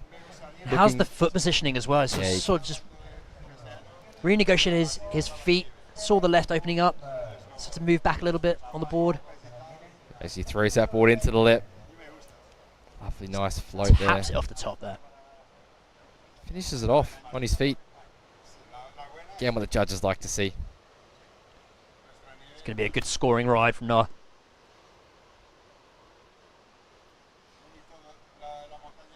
To bring you updated on the scores, Cheyenne Machida, he had a 6.57 on that previous ride. Along with his 6.5, that puts him quite comfortably in the lead. Andrew Noel. He did 3.83 at the start of the heat, 4.3 for that ride previous of his last. Noah Stender, 3.33 for his last ride. As we see surfers going left and right. We did have red We're going there. to split the peak there. Yeah, we did a bit of a split peak. Did have white in first priority, red second. But don't think they really cross paths. Priority switches though. As we see our surfers preparing for the next heat. And Felipe. Felipe Martin from Brazil. Looks happy. Stoked to be here in Las Palmas, Gran Canaria. Getting ready. Stretching it out. Seen him running down here quite early in the mornings with his board. Getting some practice sessions in, opting just for board shorts out there as well. Water's nice and warm here. He'll be joined by Taka Nue and Tituan Pajot. 5 minutes, 40 seconds remaining in round 1, heat 3. There's Cheyenne, a comfortable lead in the moment with 13.07. Conditions looking clean out there, Bo. Super inviting. Warm water. Winter time in the boardies. What's not to love? Oh, exactly what's not to love. It's amazing out here. Stoked to be live and back after 2019 in Gran Canaria. Now we're here. He's finding one on the inside, waiting for it. That one's not going to offer him any more wave.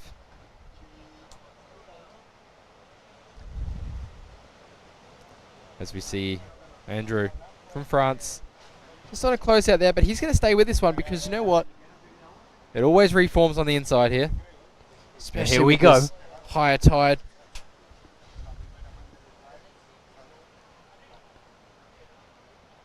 Andrew's seeing something down the line here.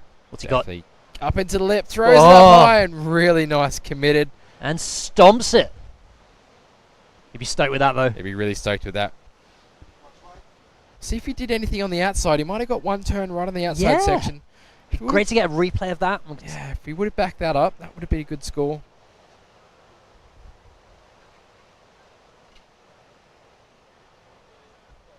CT Duan Pajot. He was the runner-up yesterday in the junior boys. Second spot. He's going to take Surfing on really well yesterday. really Final. well. He's going to be coming up against Felipe Mardan and Taka Inoue in Heat 4. Up next, round 1 of the men's trials. For the chance to get through into the main event, the big show. Probably going around the corner from where we are at the moment. Conditions are going to be getting bigger. Later on during the week, we'll be making a call where we're going to head over to El Loret. But now, live action from Noah. Cutting back. His first turn on this wave. Oh, really smooth with his surfing. Putting this wave together really well, linking his turns. Again, nice turn. Getting busy here. Yeah, keeping that board moving really nicely through this section. He's going to whack it off the top to finish. That was a really nice wave from Noah. I'm going to say that's one of his best waves of the heat so far. Even though it was a smaller wave. It's a smaller one, but a bit more. Up a few combining maneuvers for the judges. So is that going to be enough to put him up into second place? Got 2 minutes and 20 seconds remaining in Heat 3.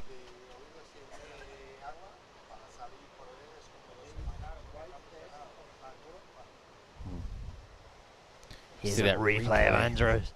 That's his last turn on that wave. Big airdrop. You can see him holding on there with the paddle.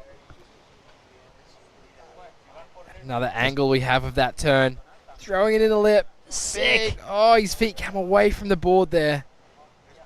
Just airdrop it into that. Yeah, amazing. On You the can see landing. him leaning right back on that paddle to hold his balance. That's so critical.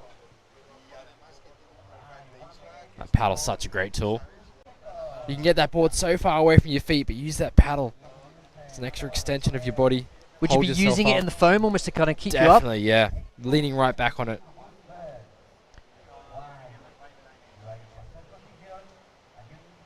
So we just see Noah's wave drop there. What was his best wave? A 4.2. He needs an 8.87 to get into the lead.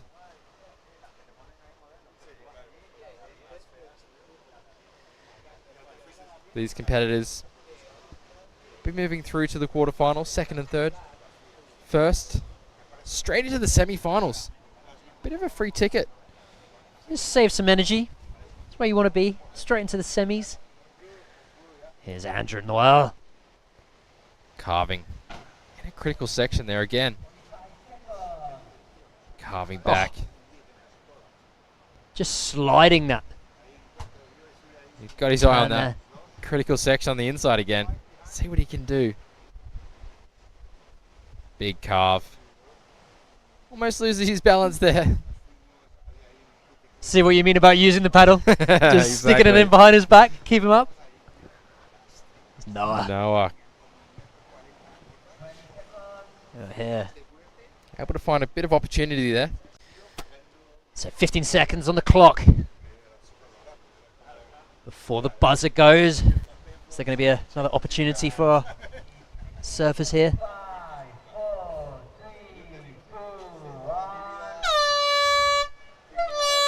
Big smile on Cyan's face. He'd be stoked with that into the semis of the trials.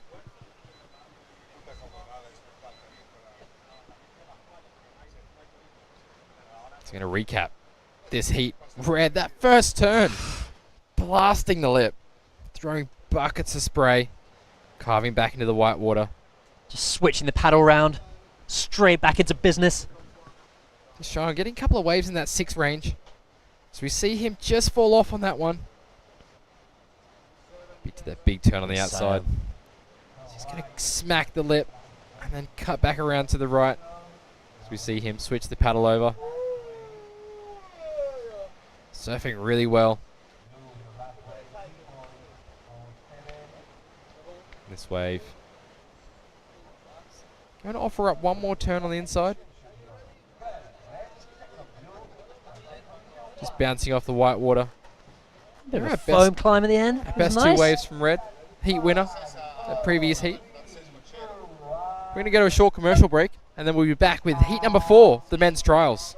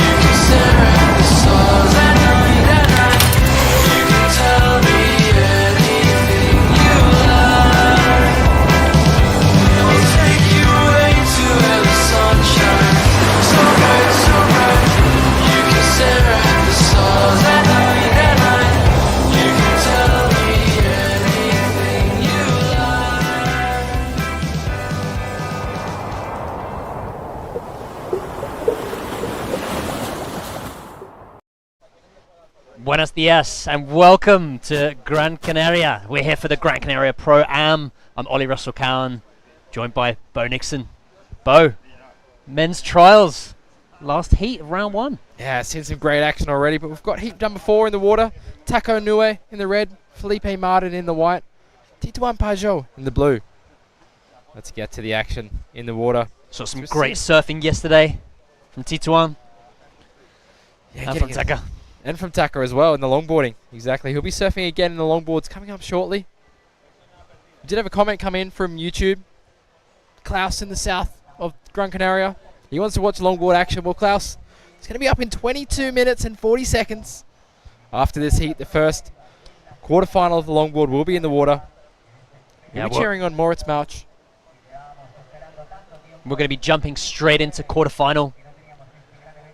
Heat 1, first quarterfinals of the longboard. With Noah Stender against Benoit Carpentier. As we see Tituan, runner-up in the juniors yesterday, throwing some spray on that first turn. Waiting to see if this wave's going to stand up, but well, it is. He's going to get the link on the inside as he waits for this wave. He's being patient here. What's he got? Oh, nice little turn off the top, but just can't quite hold it. Gets really steep on that inside there, Ollie. And he was getting busy on that section yesterday, wasn't he, Bo? He certainly was.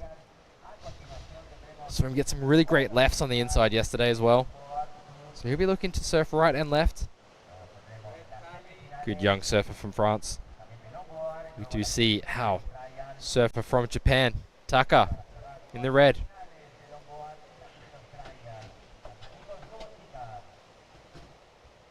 Taka, the older brother of the junior girls winner yesterday. Yeah, the NOA sisters in the final together. Taka, nice slash there. Oh, he can't Before quite she just hold it. coming unstuck. That was a great looking turn though. Really just laying it all on the line. Felipe Unfortunately, not making it out of it. It's Felipe, just chilling. Yeah, just chilling. First priority. The surfers are allowed to sit on the board out there, aren't they, Bo? They are allowed to sit on the board as long as they're not moving anywhere. Need to be standing up to move. As we see Tucker's first wave, switching the paddle. A little bit of a Let's have a look at here. turn What's there, but he's just setting it. He just knows he wants something on the inside. It's a bit more critical. Paddling this wave. You can see that board looks so light under his feet. It looks like little. Really, yeah, it does look small. Riding Mel surfboards. The whole family rides for them. And we'll see, looks like live action. Felipe carving under the lip. That's one of the Sick turn from Felipe. biggest turns we've seen in this heat so far. It's one of the biggest waves too come through of the day. Cutting back for Felipe. Interchanging that paddle. Yeah, you can see him thinking about switching hands there. As he's going to get an inside section to finish off really nicely. Nice off the top there from Felipe. Crowd on the beach cheering him on. Yeah. He's going to be happy with that one. He is going to be very happy.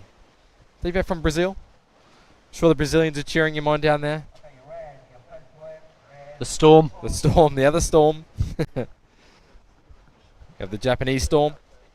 One of the competitors in this heat here, Taka, in the red, catching this wave. Nice drone angle. It's great. You just see it building up here on the inside now. Taka get right to the front of that board. He's got deck pad a long way up on that board so he can get to the front. Can't quite get around that one. Be using that just to kind of push into the wave on the flat section. Get that board down the line. And the attacker's just going to opt to paddle back out and then pop up. Yeah, abiding by the 5 paddle prone rule. And just sneaking out into the channel. All these competitors generating some serious speed, standing up, and just how quickly they can paddle back out into the lineup. And he'll be joining Tituan. Just having a little rest out there. We do have 18 minutes remaining, so there is a lot of time left in this heat. The final heat of round 1 for the men's trials. We're going to be seeing who's going to be jumping through. And then next up, the longboard. Longboards are up next. First quarterfinal. We'll see Kaede in a way as well in the longboard quarterfinals. Up against the men. And thanks to our partners and our sponsors, Cabildo de Gran Canaria, Turismo de Gran Canaria, Instituto Insular de Deportes, Gobierno de Canarias, Mas Palomas, Costa Canaria, Ayuntamiento de las Palmas de Gran Canaria, Instituto Municipal de Deportes, and the city sightseeing double-decker tour bus, the Wawa. Always fun on the fun bus, Bo. And Seven Island Film, Domingo Alfonso Comerciales, and Poema del Mar. We're stoked to be here in Las Palmas. The whole city gets behind APP for this event. Yeah, really what makes these events happen. The locations getting behind these events. City of Las Palmas. And Taka. Down a business here. Yeah, he's had a couple of little waves to feel it out as he is going to try for a 360 on the inside. Didn't quite pull that one. He was going full rotation mode there. But unfortunately, it wasn't to be. So starting to see some progression coming into the surfing in the men's trials. So we're feeling that wind pick up a little bit again. Little bit. We're going to find see a replay of Felipe's first wave as he carves under the lip That here. turn from Felipe. Just really laying it on the rail. Pushing the heels in, just digging it into the back. Yeah, this wave rewarded him with a 5.40 in his scoreline.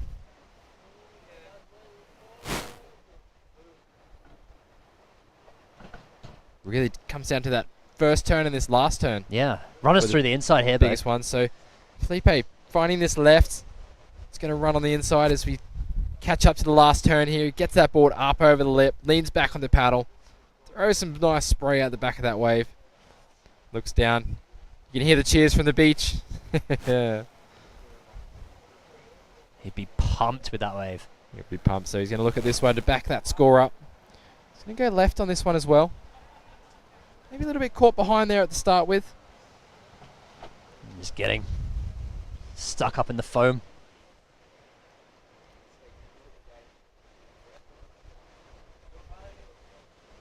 So Tituan paddling here.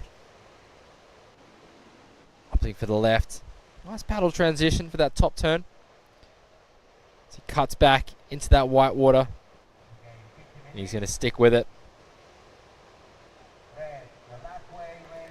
This is where we saw him yesterday. Go to that inside turn. And again, just walling up here. What's he got? Throws it up. Just can't quite hold it. Really all about timing on the inside section for these surfers. But these waves definitely offering up more sections. It's not over until it's over. They've got 14 minutes, 25 seconds left in Heat 4. Felipe, the Brazilian, out in front. Close on his tails is Taka, the 6.4. And we get some scores coming in. Yeah, we'll see Felipe up and riding on his backhand on this one. Up and over the white water there. He's going to stick with this one. As he cuts back.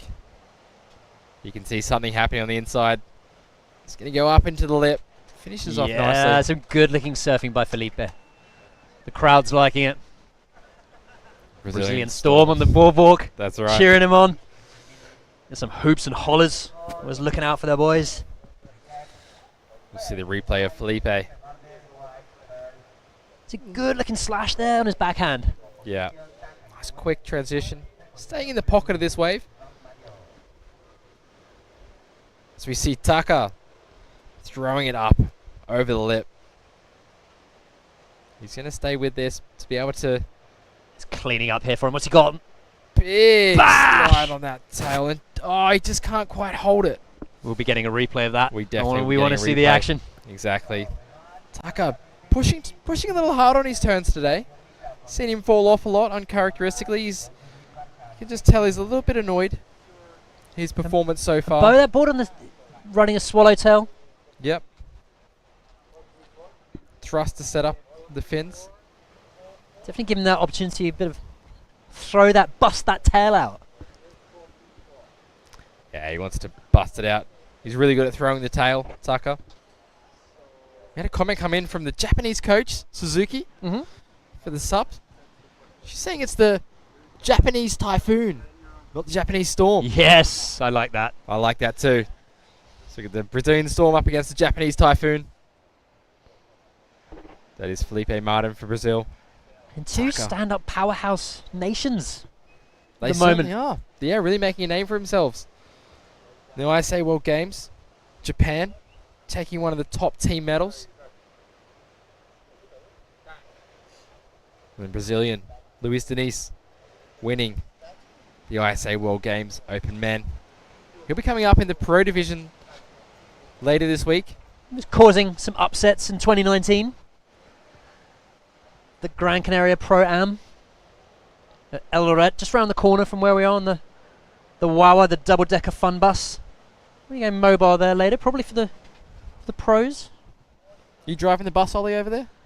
Hey, if they got the reggaeton on, I'm going to get behind the wheel, get that music cranking, you know what I mean, Mo? Yeah.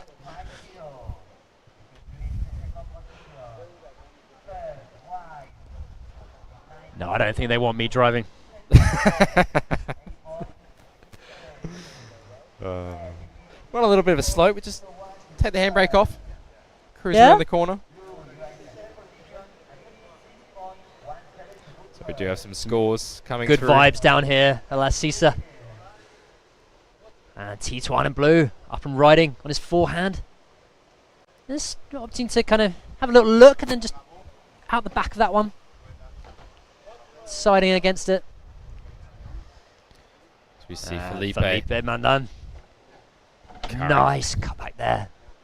current heat leader.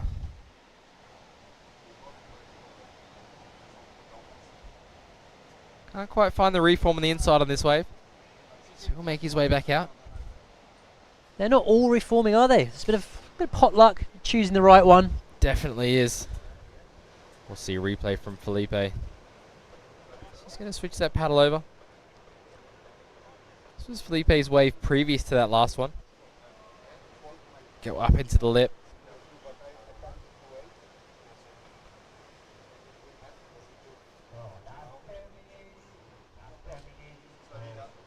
And the inside here, tapping off the top.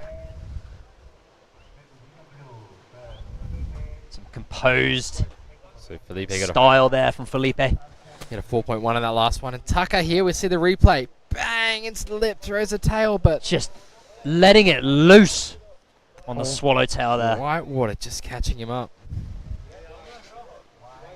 Yeah, that board looks so light, so loose. Yeah, he's definitely in tune with his equipment out there.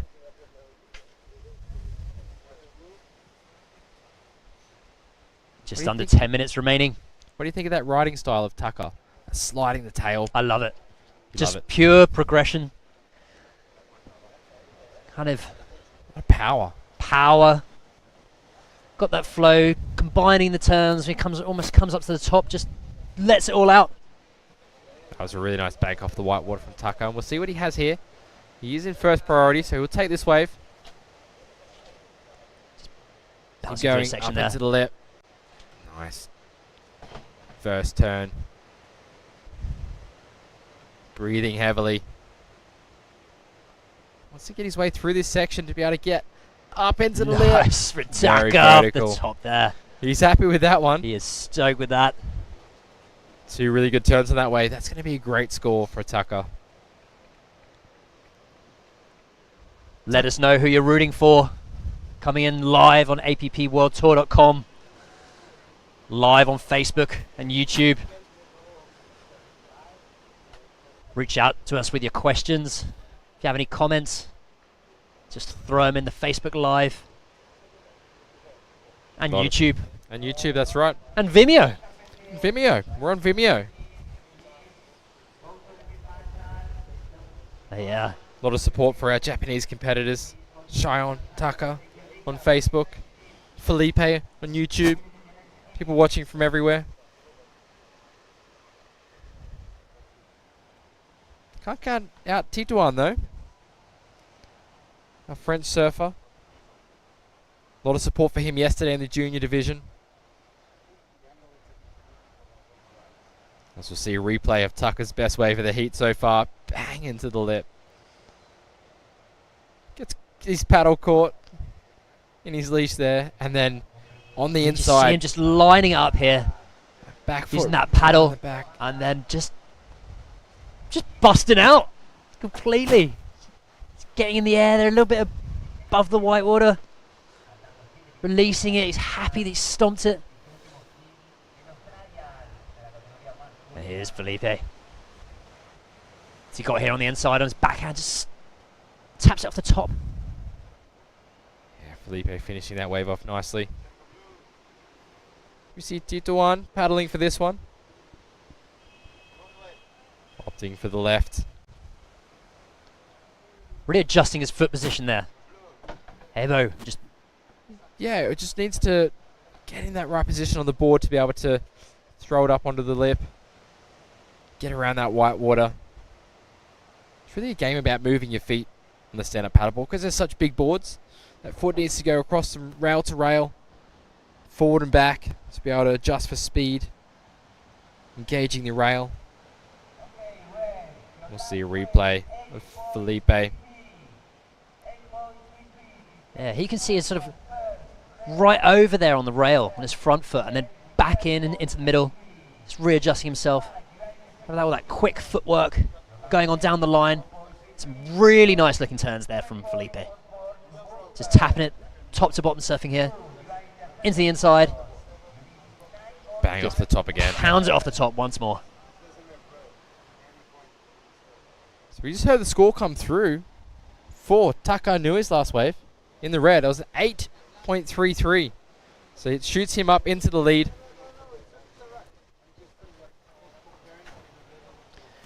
Ahead of And there's Felipe. Noah Stender getting ready. Getting psyched. Tunes are in.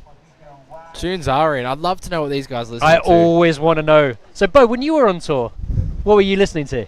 We had this conversation yesterday, Ollie. I love my Aussie hip-hop. Love it. Cranking out the so Hilltop good. Hoods. Hilltop Hoods, Bliss and Esso. Oh, yeah. Get me right in the zone. It's all good when it comes to your hood. Exactly.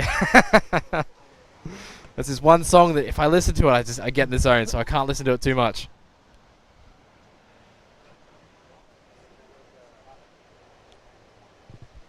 What's your music of choice these days, Ollie? It depends on the mood.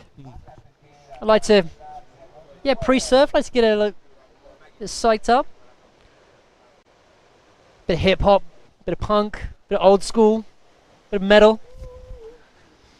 Bit of everything, eh? Bit of chill. I don't mind getting stuck into a bit of reggae, bit of dub. Yep. Danish competitors cheering on Noah Stender. He's been in his wetsuit since the last heat. Just come out of a heat, going back into another longboard quarterfinal.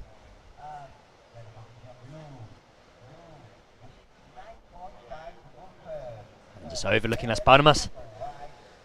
Let's see here. Beach break, but a couple of pebbles. Some the inside, and then here's T1. What's he got here on this left?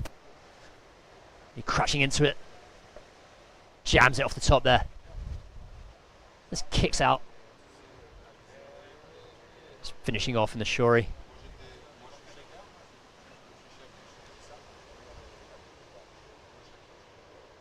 And no rest for Noah. Straight back into it with the longboard coming up next. He's spent a bit of time out there now in the water, so hopefully he's got a bit of an idea of where these waves are breaking. Yeah. We're going to change up the strategy, though, being on a longboard. You definitely got to mix it up. And how is that? I mean, when you were competing, you were kind of going from SUP, had a few events where it was then back to the longboard. Yeah, it is difficult jumping on different boards. Different approach, different mindset. Different approach. Need to definitely look for different types of waves. In SUP longboarding, you're definitely utilizing the whole board. So looking for nose ride sections, as well as those sections that are going to offer up some big turns on a longboard as well. There's some pretty serious nose ride sections yesterday. There certainly were. I think there's going to be some today as well. Especially as we just saw Benoit Carpentier from France heading out. Like everyone I spoke to, we were just talking about the longboard and the style and the progression of the athletes out there yesterday, and now going into the quarters, which we're going to see coming up next. Just some serious hang fives, getting the toes right over the nose, just holding it, just keeping composed, keeping tight. Yeah, we saw Leko Salazar holding a really long nose ride for a score in the excellent range. So just two surfers in the quarterfinals of the longboard. Man on man, we do have KD in a way in there as well. Yeah, it's going to be Frenchman Benoit Carpentier up against the Great Dane Stender. We're still in this heat with 1 minute 45 seconds on the clock. Taka Inoue, current heat leader, carving his way around the opening section here, waiting for this wave to stand up. What's he got for us? Up into the lip. He's going to wait for this wave. Try to negotiate this flat section. Is anything going to open up for him here? Getting that hop on the board, getting right speed. Oh! Just bashes it, just slides out the tail on that inside section. Yeah, great release. Sick turn. Such good release of the fins there on that turn. Just busting the swallow out there. He's stoked, exhausted, but he stoked. seems exhausted. He does seem exhausted. We'll have to get the word on why he's feeling exhausted. Yeah. First heat of the day. He's going to be up in the longboards as well, coming up soon. He's going to get back into the trials event. If he gets through this one in the win, he'll be through to the semi-finals. We do have Felipe chasing him. Got 43 seconds left on the clock. Be looking to get a final wave in before the buzzer goes. Is that replay? Just there, throwing the tail. Keeping his body over the board.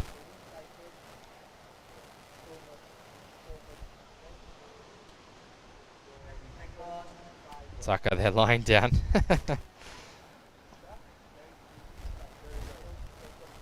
how he just managed to just keep it calm on there.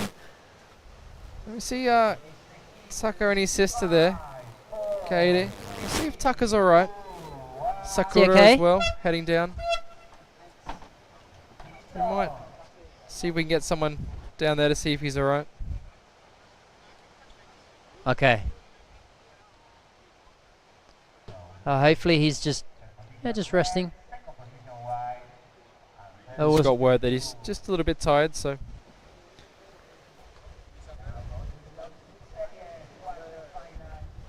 We're going to head to a commercial break, and then we're going to be straight into the quarterfinals of the longboard.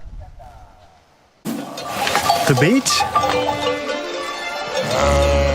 When was the last time you tried something new? Could I do this every day? Yep. Could I cross the island hiking? Yep. Or riding, if you want. Hello, how can I help you, sir? Oui, bonjour madame. Cancel my flight, please. What is this? This is our unique nature. Oh. And there is more. A lot more. Could that be why we smile so much? Or is it because of this? Because every day is a new discovery. Start your vital movement.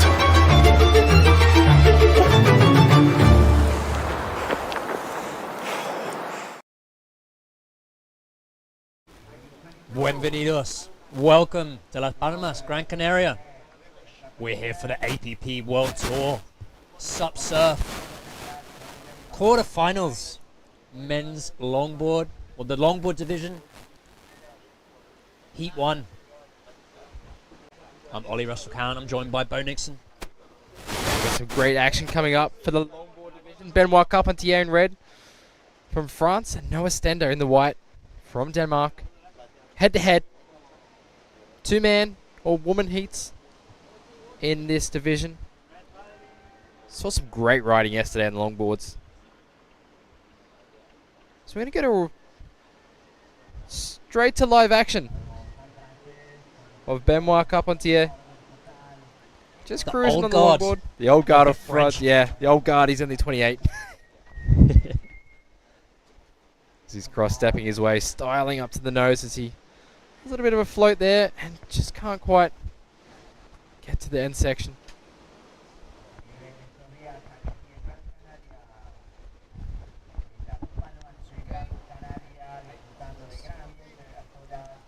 An unbelievable Benoit is not even in his 30s, and one of the legends on tour. Started really young, didn't he, Bo? Yeah, really young. He's almost one of the first competitors coming out on the APP World Tour. We did have some really good French longboard surfers. Antoine Del Perro, way back in the day. He was a great sup surfer. But Benoit following in his footsteps. Here's the big Dane, Noah. What's he got here? Nice hang five at the start there, but this wave just disappearing.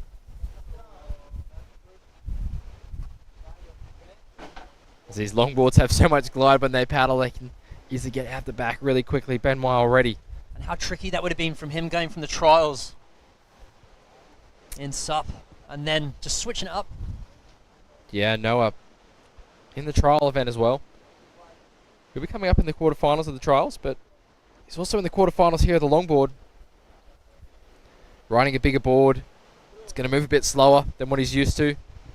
A little bit of cross-shore wind here in La Sisa. There's still a lot of waves on offer. It amazes me how consistent this spot is. It's just been on. Been waves every day we've been every here. day. A lot of free surfers out. Just on the right of the screen, the contest area where we are. But for these guys, I mean, how stoked would they be? Just one other surfer out. Here's Benoit up. Benoit trying to do the helicopter at the start of this wave. He's going to just fall off the back of this one. So longboard sup really having a resurgence recently in the world. Australia, down under. There's a big group there called the Longboard Sup Revolution. Really pushing to have longboard sup in a lot of events around the world. They're actually going to have an event in Bali coming up in April next year. That's right, they're organising an event there. A lot of the best longboard surfers from around the world, sup longboard surfers, are going to show up. Almost like a world title event. This is a world title event here for the longboard as well. So we see Noah Stender up on the nose. Showing us some style. Paddle over.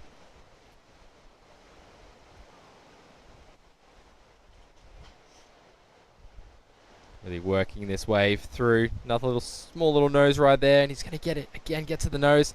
Hanging 10 on the inside. Again to the nose. Sick positioning by Noah. Back into the tail. Taps off the top. Try and slow down there before he gets to the rocks on the high tide. Where are they going to have the competition in Bali, Bo? It's going to be at Sanur. Nice. Yep, so really nice waves on that side of the island. Sanur Reef, exactly. Benoit. He actually won the first event that was in Bali for that longboard sup revolution. Benoit? Benoit. It was an event, and it was held just as COVID was kicking off, so a lot of competitors couldn't make it. So they held like an expression session. Benoit taking out that event. Hopefully he might be back for next year's event as well. We'll see. But Benoit putting on a show there. Great longboard surfer. French champion. And he's been instrumental helping all the younger French surfers. And we saw Andrew Noel, Titouan Pajot. Benoit really helping them along their journey in sup surfing.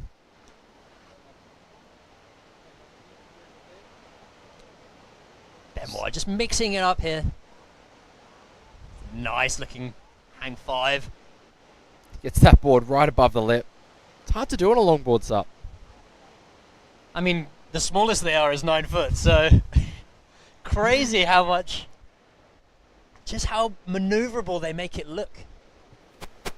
And yeah, it's definitely not that easy to do. No, it's definitely not easy to do at all. These are the best in the world. stand-up longboarders.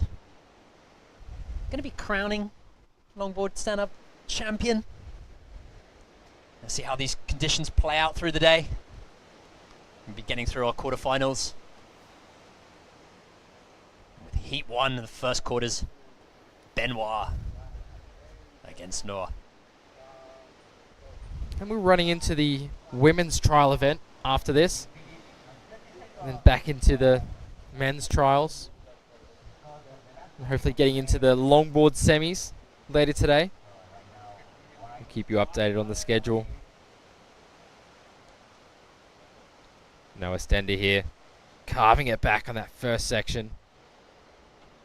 It's amazing you can carve these boards, nose ride them. You see them on the nose, they're not quite those 5 toes over on the hang 5. Definitely does play into the judges' consideration as well if they're not quite hanging 5. They'd be looking for all those toes over. That's right, exactly.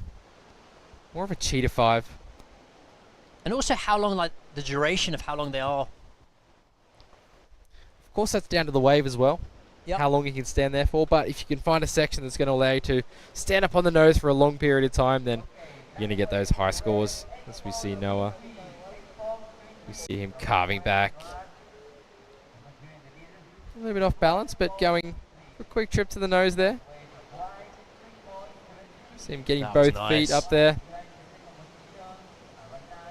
He's riding a Fanatic Stylemaster, the old school 9-foot version.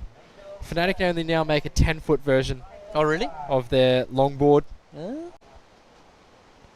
We see Benoit trying to do that kick 5 again with that drone shot. Just mixing it up, Benoit. We heard it. And a bit of spice to the longboard. Exactly. We did see some scores come through for Benoit for his last wave. How tricky is it, Bo, surfing out here on beach break? You got lefts and rights. So they are sort of traditional point break style wave. Much harder on a longboard sup in beach break conditions, definitely. Usually waves can be a little bit steeper, a bit more sectiony as well. On that point break, you at least got a long kind of wall that you can work with. As we see Tucker there. Tucker's just getting assist up on the beach.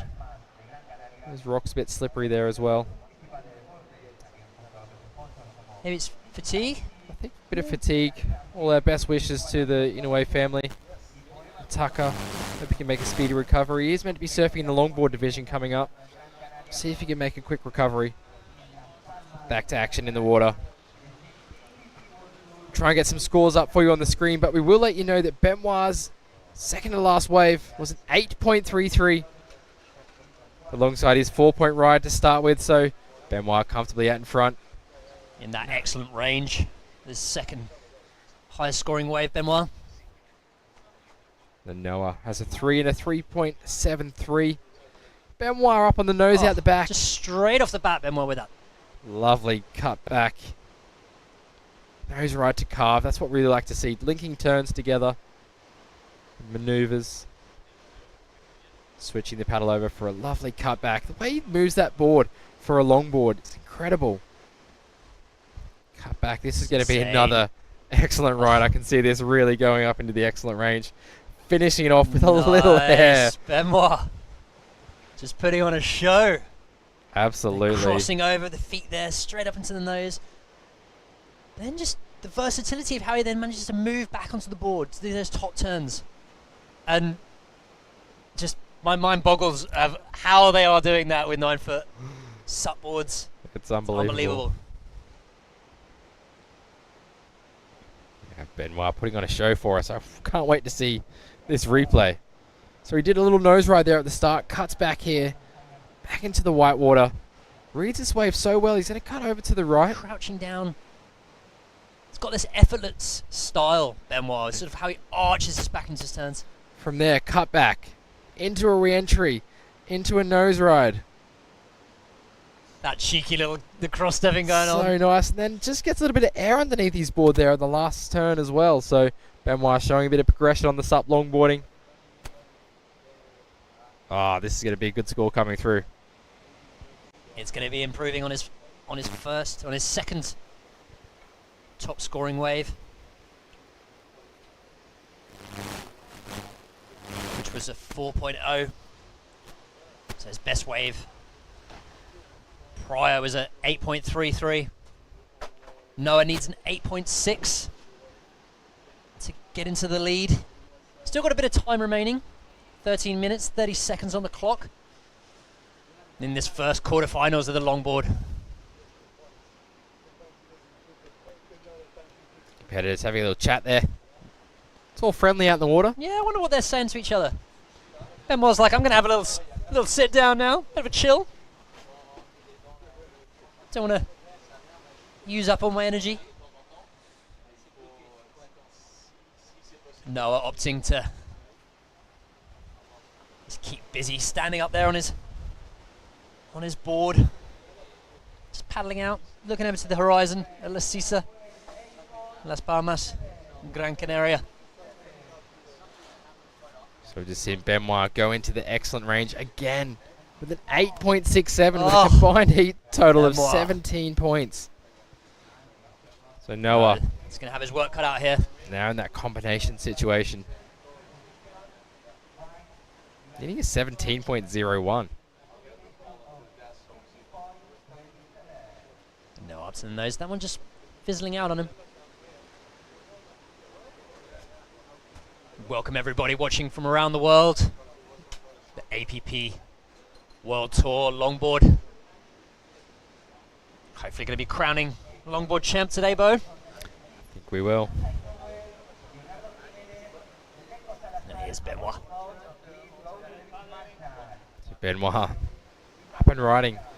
He's already got 2 really high scores, so we'll see what he's going to have for us here.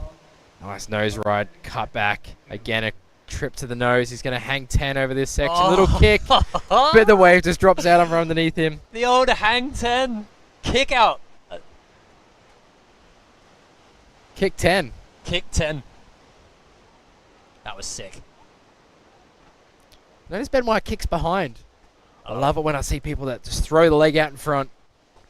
Little kick 5, kick 10. Just Benoit, styling. Very much styling. That's what the judges would be looking for as well. Just a little bit of, a bit of a signature move.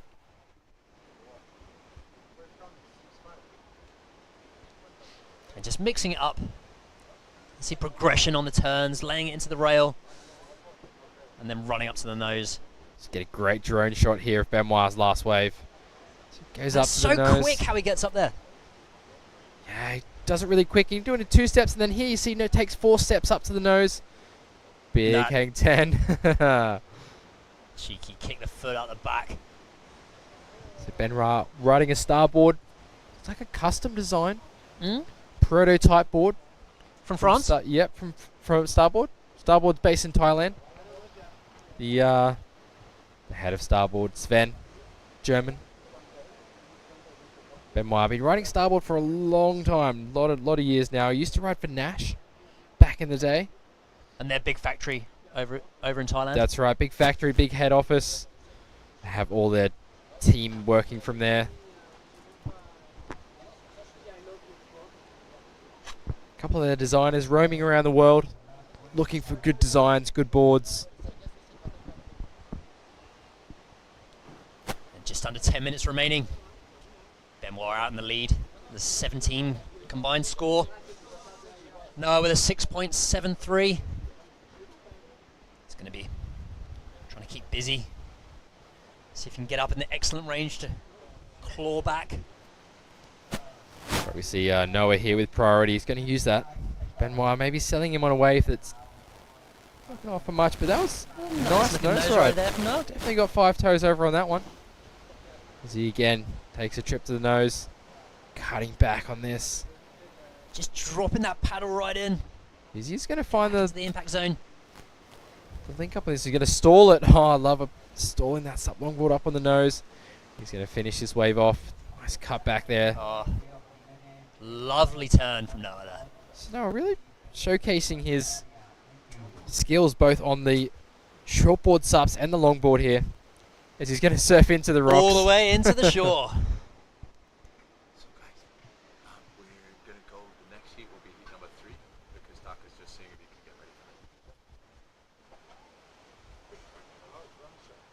So Noah there, surfing that wave all the way through to the inside. We'll see what the judge is going to reward him for that. He needs to get out of that combination situation to progress through this heat into the semi-finals of the longboarding. Benoit just catching a breather. Yeah, competitors allowed to sit down at the back if they're waiting for a wave. It's all allowed. Let us know where you're watching from. Got any questions? Got fans coming in from Europe, from France. Over in South America, the US, Australia, the UK. Yeah, we're streaming live on Facebook, on the APP Facebook page. Let us know. If you have any questions, I'll do our best to answer them. We'll try. And also, you can watch us on YouTube Live on the APP World Tour YouTube channel. Catch up with all the highlights from the yesterday's action as well on the YouTube. Yeah, we've got the day one highlights up on YouTube. Some amazing footage from all the action that went down yesterday here in Las Palmas, Gran Canaria. Benoit just opting to go over that one.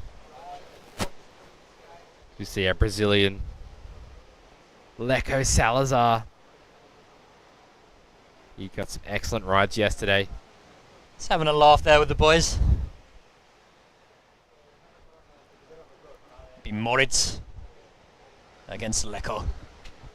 Morris Quarterfinal. against Leco. That's going to be a really interesting heat to watch. Morris we saw yesterday getting some long nose rides on the outside section as well as Leco. It's a bit of a bigger board, it seemed.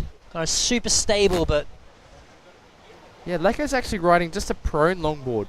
So just a standard normal longboard. Just a standard normal longboard that you'd see longboard surfers riding. It just goes to show the skill that these guys have in balancing. Unbelievable. And being able to stabilize themselves on these boards as they paddle. Benoit's on a sup longboard specific. We are going to go to a replay of Noah's wave. That little stall there from Noah. Getting on that back foot. Shuffling up as he starts his cross step. Get to the nose. That foot just a little bit back from the tip. Wide on the tip. But bringing that front foot up there. Oh, Noah coming back from a nose ride on that section. This is live action. Again, Noah. Oh. Getting both feet up toward the nose. And he's going to jump over that section. And Benoit behind him. Just styling his way through as he stalls it for a hang 10 in the pocket. And we'll see what he has for the end section here. Up and over. Big turn. Super powerful. Beautiful turn there from Benoit. And kind of steeped up on that nose ride. And just negotiating, positioning his feet, running back to the tail of the board, widening his stance a little bit, and then just tapping off the end. And we get a replay of that last turn from Benoit. Throwing this 9-foot longboard up over the lip, pushing that tail at the back of the wave. Using the paddle to kind of get up into the lip, but then coming down on his landing as well. It's a class surfing here from our Frenchman, Benoit.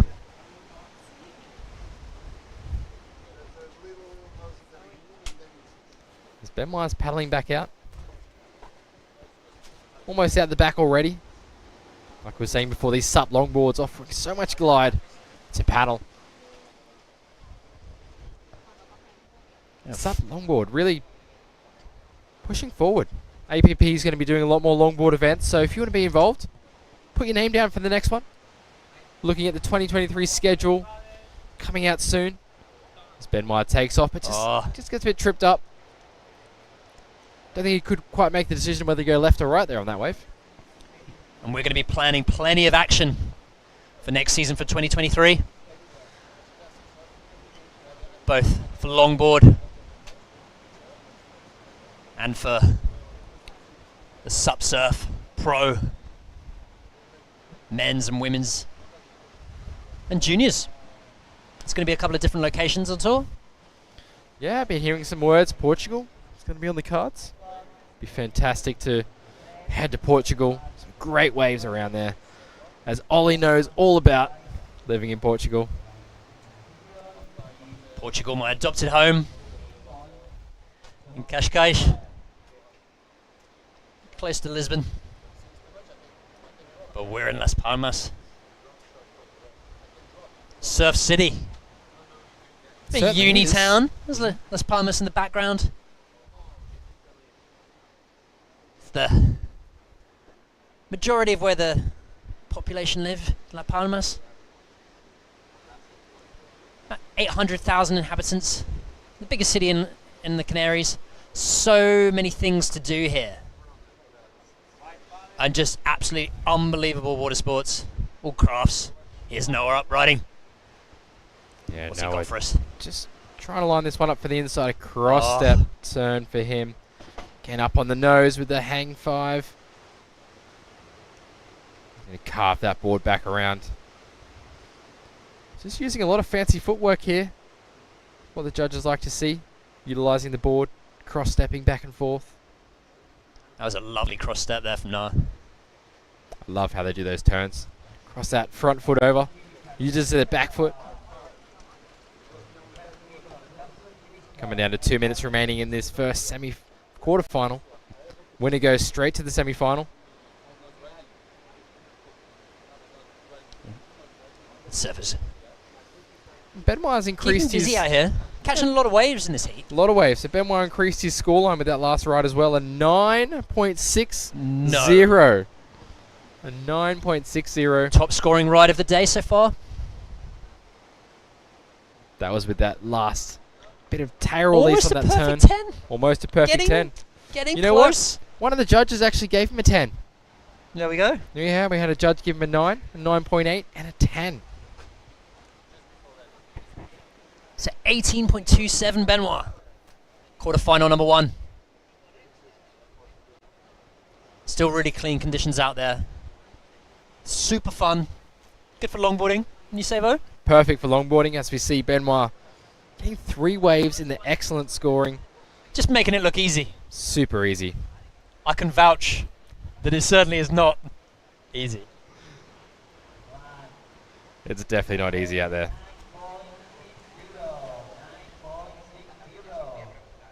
Just being able to read this wave. It can be tricky with the changing tides at different sections. Benoit looking to do a bit of a victory lap. Noah, he did increase his scoreline slightly. Yeah, 30 seconds remaining. Benoit going to Be go Benoit's up to the final nose wave. with a big hang 10 at the start there. Took it back for a 5 and then really cuts it back to the white water. Sick. He's got a section in front of him. Up and Just over for a little bash at the float. And a big carve. And Benoit straight up and vertical. Can't quite finish it, but that wave again looking to be high scoring. Noah, a long nose ride for that one. Wasn't in the most critical section. Some great surfing from Noah. Benoit is getting ahead of him there. Benoit happy with his really performance. happy with that heat. And we've got Noah not getting through that one, but we will see him again in the men's trials. We're going to have a recap of Red's best waves, which we love to see.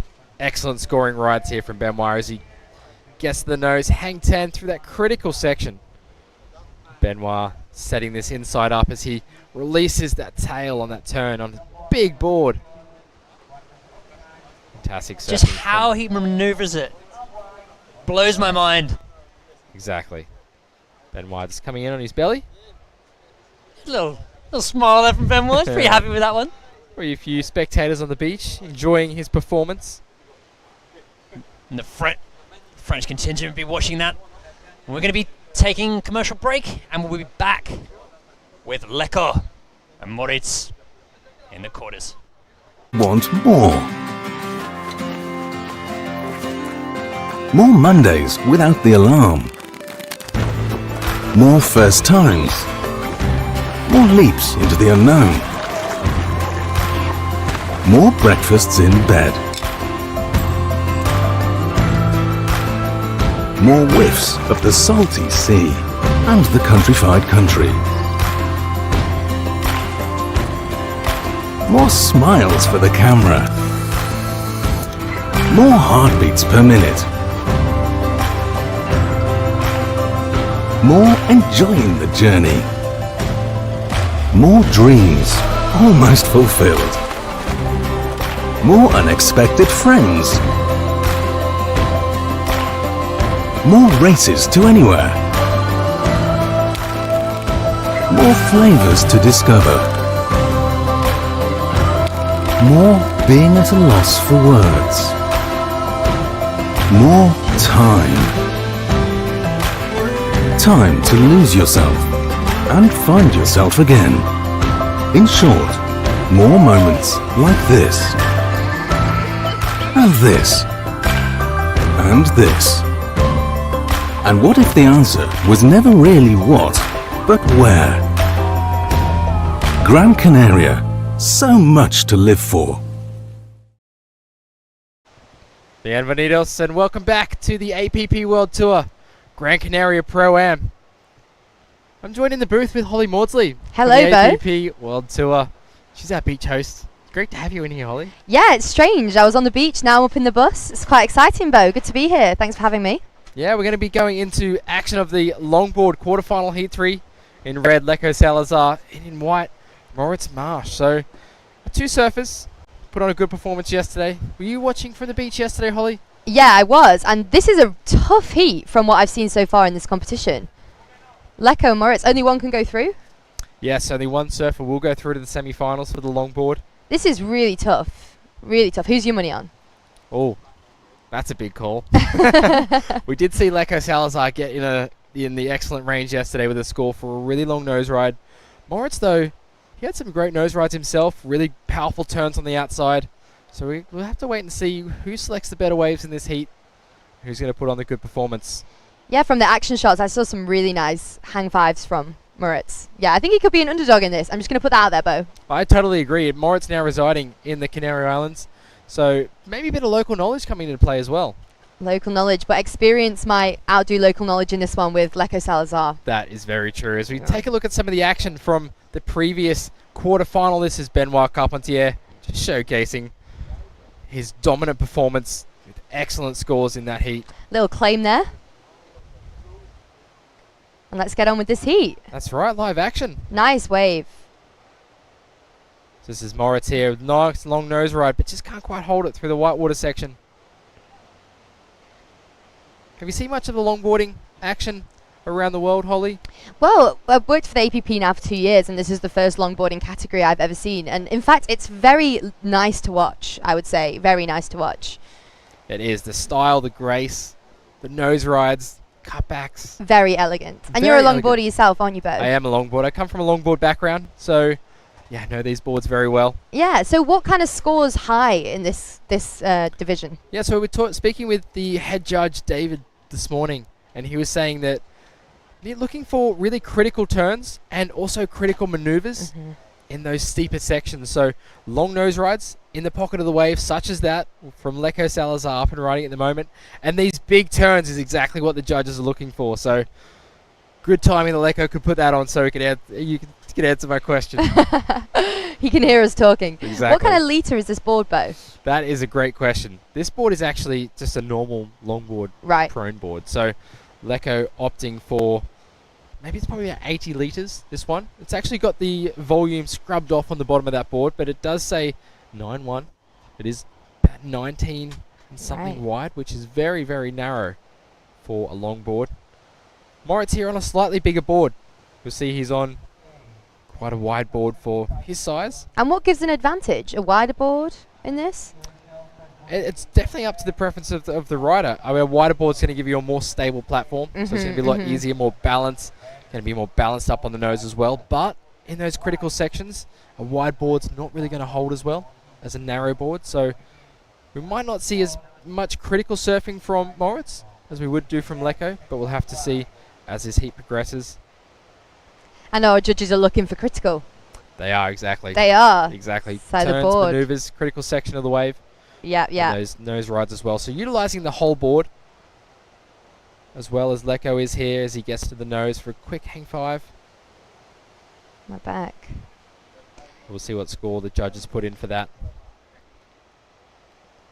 Yeah, what's the highest score we've seen so far? I saw Taka got 8.47 yesterday. Is That's that right. Is that what we're working with? It's almost what we're working with. Benoit, Mhm. just before the last wave, one of the last waves in the heat, he caught was a 9.6. Wow. 9.6. So So almost perfect. one of the judges went perfect. One of the judges gave him a 10. The other judges gave him a bit less than that, but averaged out as a 9.6. Wow. Wow. You see Lecco already going high with his scores. So we'll check that. His first wave from Lecco is 6.5. Second wave of 5.67. Isn't that heat total of 12.17?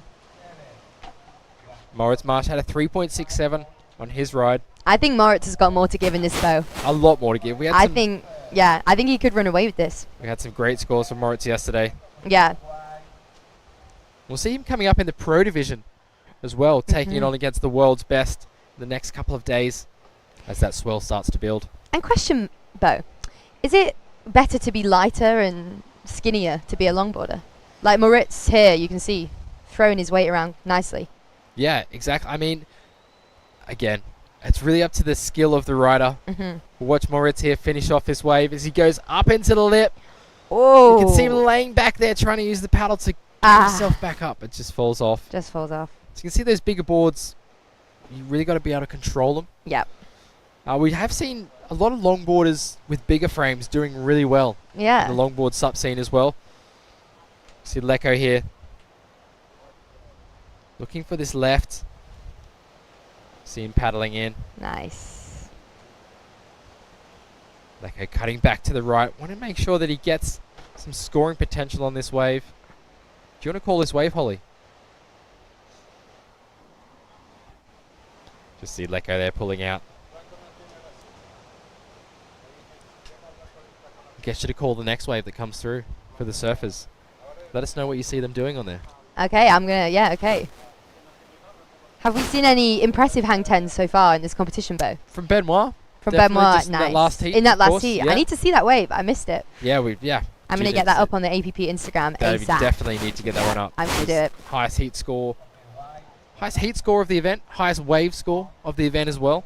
In And it's fact, in the yeah, longboard that division. is. Capona got a 9.07 yesterday in the Did. juniors, and That's correct. that was the highest. And Benoit just absolutely smashed that. Yeah, It smashed seems. that. But yeah, He must be pretty happy with that. An almost course. perfect score. that's all right. So we're going to take a look at a replay from Lecco's wave. He's really trying hard to get on this wave. So these are the waves of red. This was Lecco's first wave.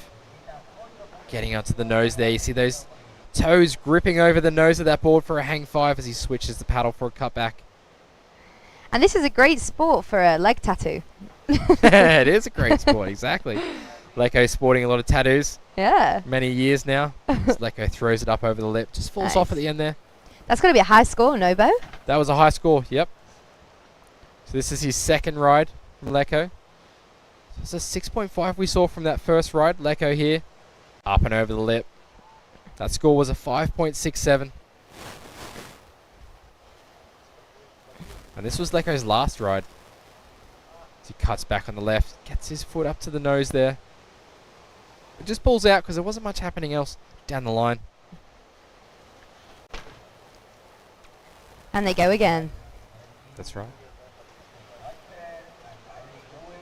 And how does the paddle, Bo? How does that benefit a longboarder in this scenario? One, the paddle's used for a lot of speed down the line. Obviously these boards are quite long, gives you a lot of glide. But with the paddle you can get yourself moving a lot quicker. And then we saw Moritz leaning on that paddle, trying to hold himself up, so you can really use that paddle for balance. Switching the paddle over for turns. This really comes into the judging criteria, use of that paddle. Competitors need to be standing up to paddle back out to the lineup as well. So we do see Moritz paddling out. You see one of the biggest waves of the day coming through for Lecco is he has to push that board over the white water. And what are the waves looking like today, Bo? They look nice to me. Really Not nice. too much wind today. That's right. So the wind has been dropping off, picking up here and there, but we have a replay of Moritz here with a lovely hang 5 to start with. Very back elegant. into the white water. Maybe this is down to personal preference, but Moritz's style is really good to me. He Yeah. has elegance and grace. He definitely does. Looks casual. when Very, he's yeah, surfing. effortless. Exactly. That's really what the judges want to see as well. Yeah. You're doing it without too much jumpiness and just Mhm. really smooth and controlled. And Bo, how would you say you compare to these guys? I know you longboard a lot.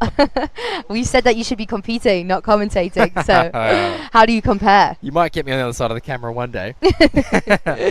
But I don't know. It's a tough call. Have to get me out there. Mhm. I've been Not running a giving lot too of much not away giving too there. much away. I've been running a lot of SUP longboards recently. Mhm.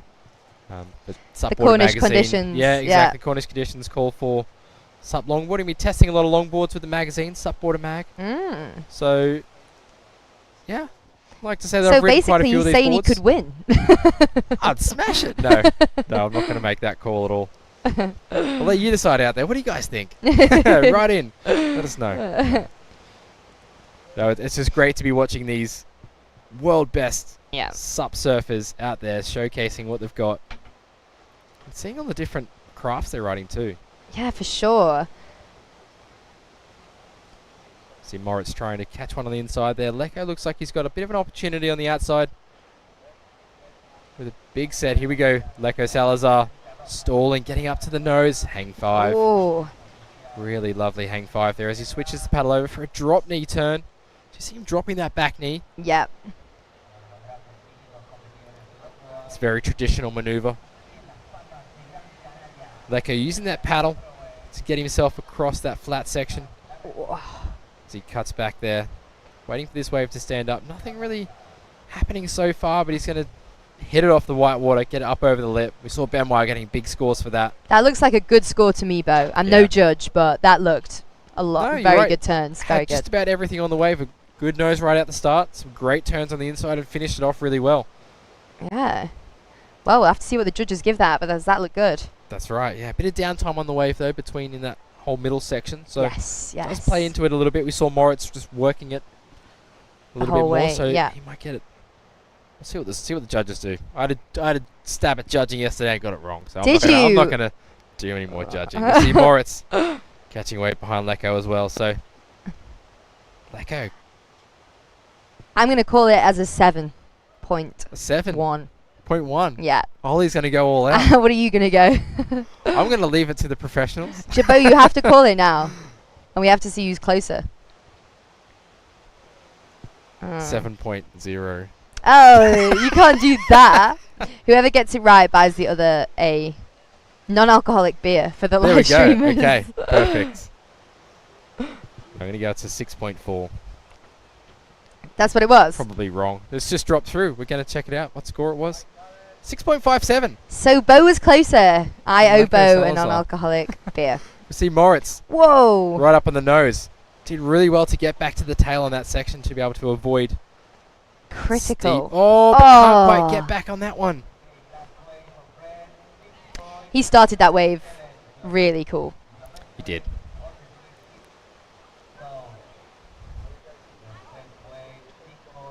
So thanks for everybody tuning in, watching the Gran Canaria Pro Am. It's part of the APP World Tour. Here for 2022, this is the only SUP surf event this year on season, so we will be crowning world champions at this event. We do have quarterfinal, number 2 in the water, of the longboard surfing division. This is our surfer in white, Moritz Marsh. From Spain. A local guy. Yeah, originally from Germany. Yep. Now I did ask residing in him. Spain. I said, Moritz Morch does not sound like a Spanish name. And look at that hang 5. Great 5 toes over, but here that wave gets really steep. And that board's got a lot of volume up the front. Yeah. Just couldn't quite hold on to that, could he? Exactly. See him just in the white water there. But thanks so much for watching online. We are streaming live on appworldtour.com, the YouTube channel APP World Tour, and also on the Facebook Live. So do send in your questions. Ask us some things, what you want to know. I think about I'm our asking you all the athletes. longboard questions, Bo. That's good. Yeah. Yep. I'm asking you all the amateur questions here. Let us know where you're tuning in from. Say hello. Give us a wave. We'll give you a shout out as well. Any birthdays? That's right. We exactly. take birthdays. Let us know who's supporting as well. We've seen the Brazilian storm, Japanese typhoon come through. You know what's nice is that the Brazilian crew here, they all come out, whoever it is in the crew, all of them come and watch each other. It's been actually really lovely to see, down to the youngest, Pedro Veiga, 11-year-old from Brazil, the whole crew, Luis Diniz, Wellington Rees, Leco Salazar, come out and support. It's great to see. It's great to see. It really is great to see. Solid crew. We had Felipe Martin as well in the trials event. Yep. Part of that Brazilian team. He stormed the trials, no? Or he came first? He got a second. He got a So second. we'll see him in the quarterfinals of the trials. Yep. Yeah, the whole crew were there to see. High fives, cheers, the whole lot.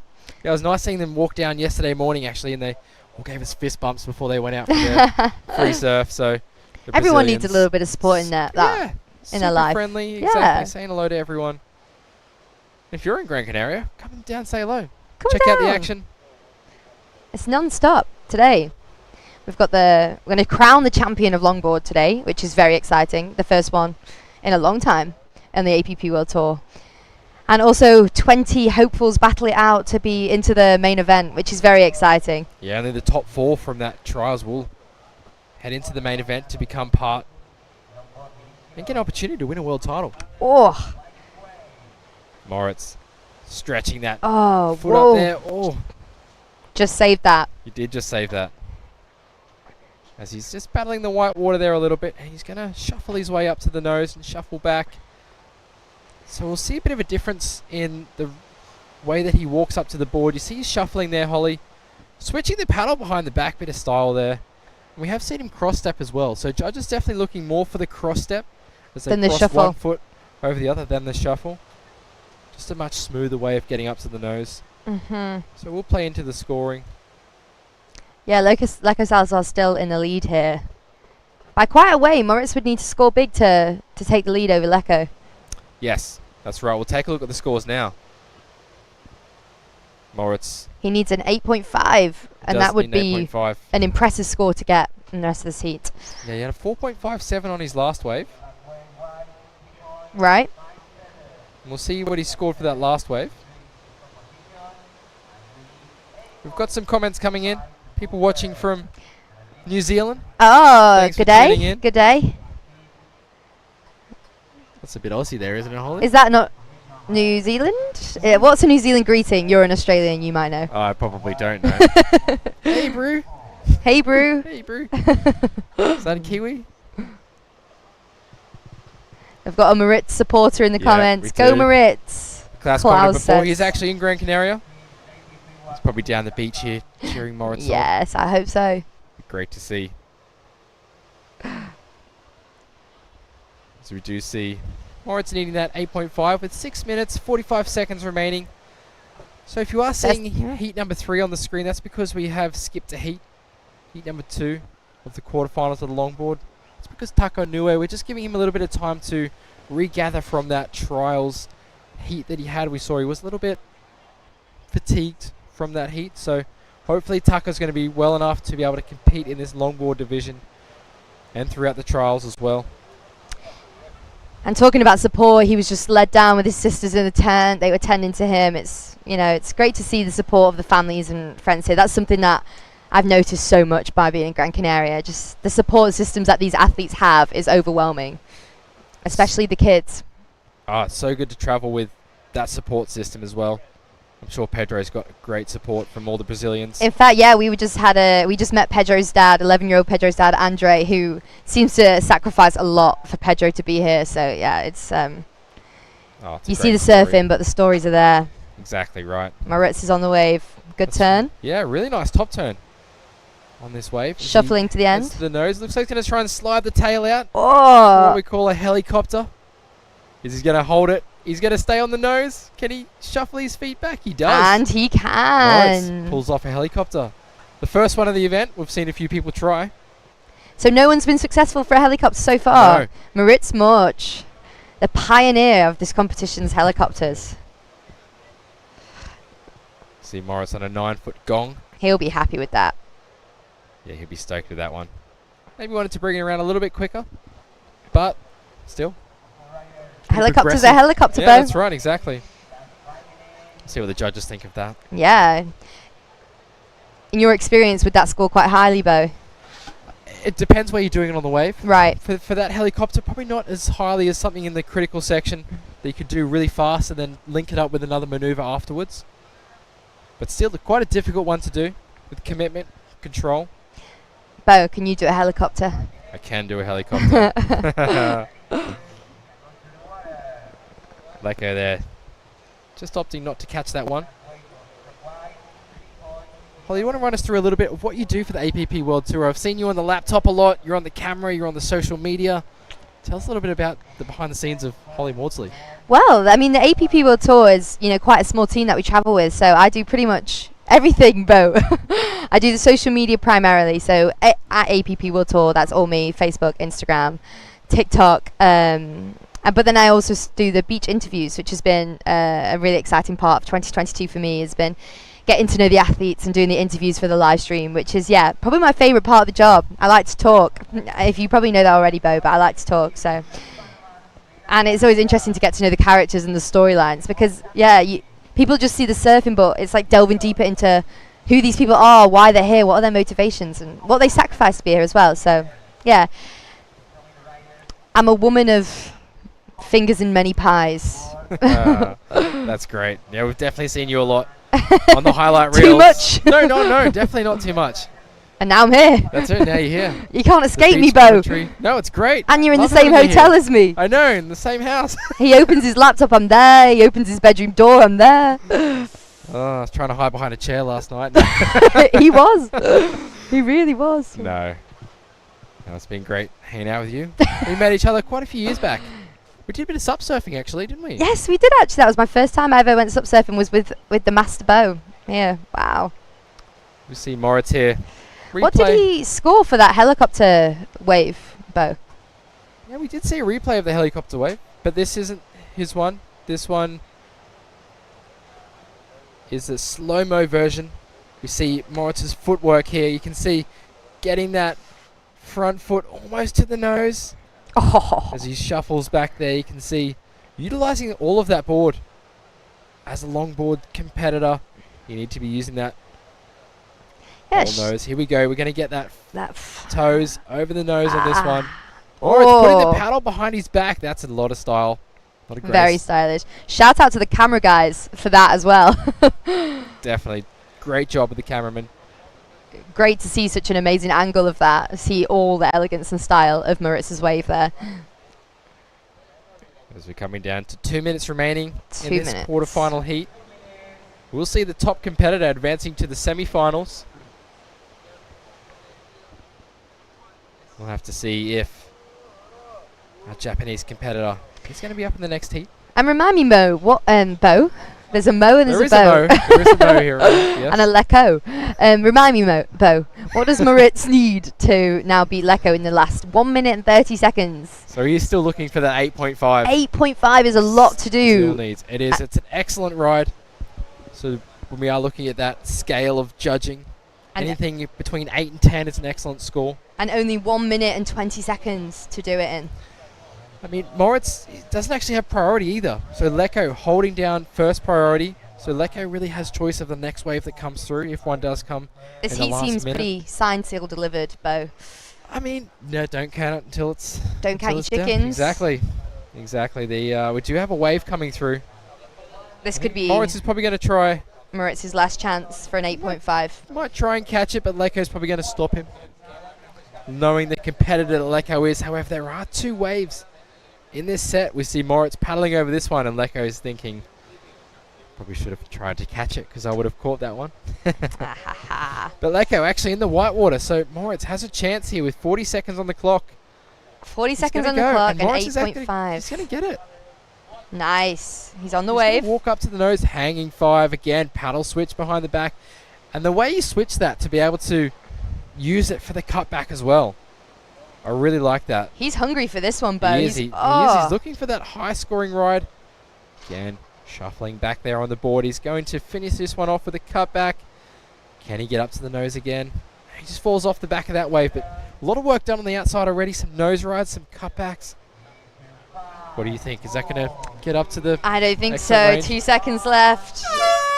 I think you're right there, Holly. So we will see Lecco Salazar advancing through to the semi-finals. Did we find out the score of the last wave? Wait for the judges to lock that in. So there's still time. Still a chance, maybe. Still a chance. Lecco will be happy with that. Lecco very happy with that performance. So we'll see him paddling back in. Lying down, just giving the next heat right of way. 2013 APP World Champion Lecco Salazar. That's right. We expect nothing less of him advancing into the semi-finals. That's very true. A legend in the sport, an all-round waterman. Accomplished longboarder too, showcasing his style on the longboard in that heat. Moritz there, great performance. We'll see him in the pro event coming up probably tomorrow, Holly. Yeah, exactly. Exactly, Bo. It was great to see him surf that longboard. So much style and grace. Oh, exactly. Really enjoyed watching him. Yeah, it's been a fantastic day so far, but there's tons more action to come. As we'll jump to a commercial break now, and we'll see you after that.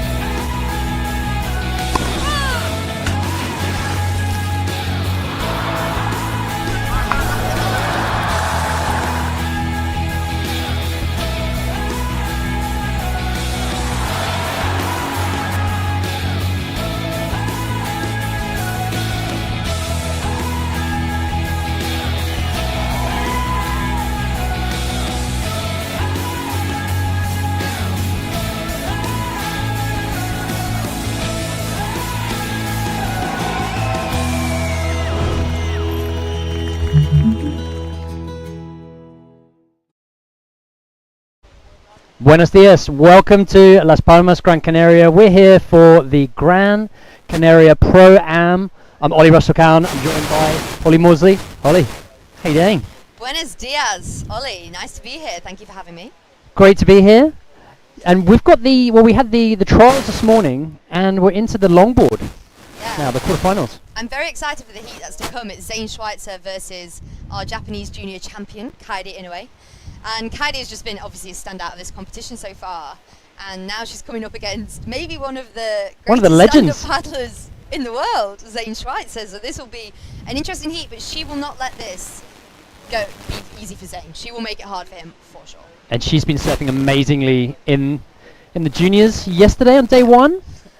And she longboarded really well yesterday. She got some hang fives. She was very good. And you saw her, so what did you think? I thought I was so impressed by the level and the progression. All the moves that she was throwing down. It's good to see the mixture as well between the aggressive turns, but also the style running up to the nose there. Yeah.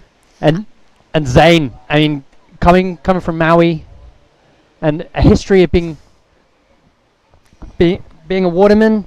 Was he 2-time world waterman champion? And I must say, Kaede is... I feel a little bit of girl power watching her do this right now. Especially against all the guys. She's the only girl in this division left. I mean, Sakura, her sister, she was knocked out of the longboard division yesterday. And Kylie's obviously gone through, and it's great to see. I'm quite inspired by her, to be quite honest, Ollie. Here's Zayn up. Oh, straight to the hang nose with a hang 5. Pulling it back. It's the impact zone. He's going to be looking for this inside. What's he got coming up?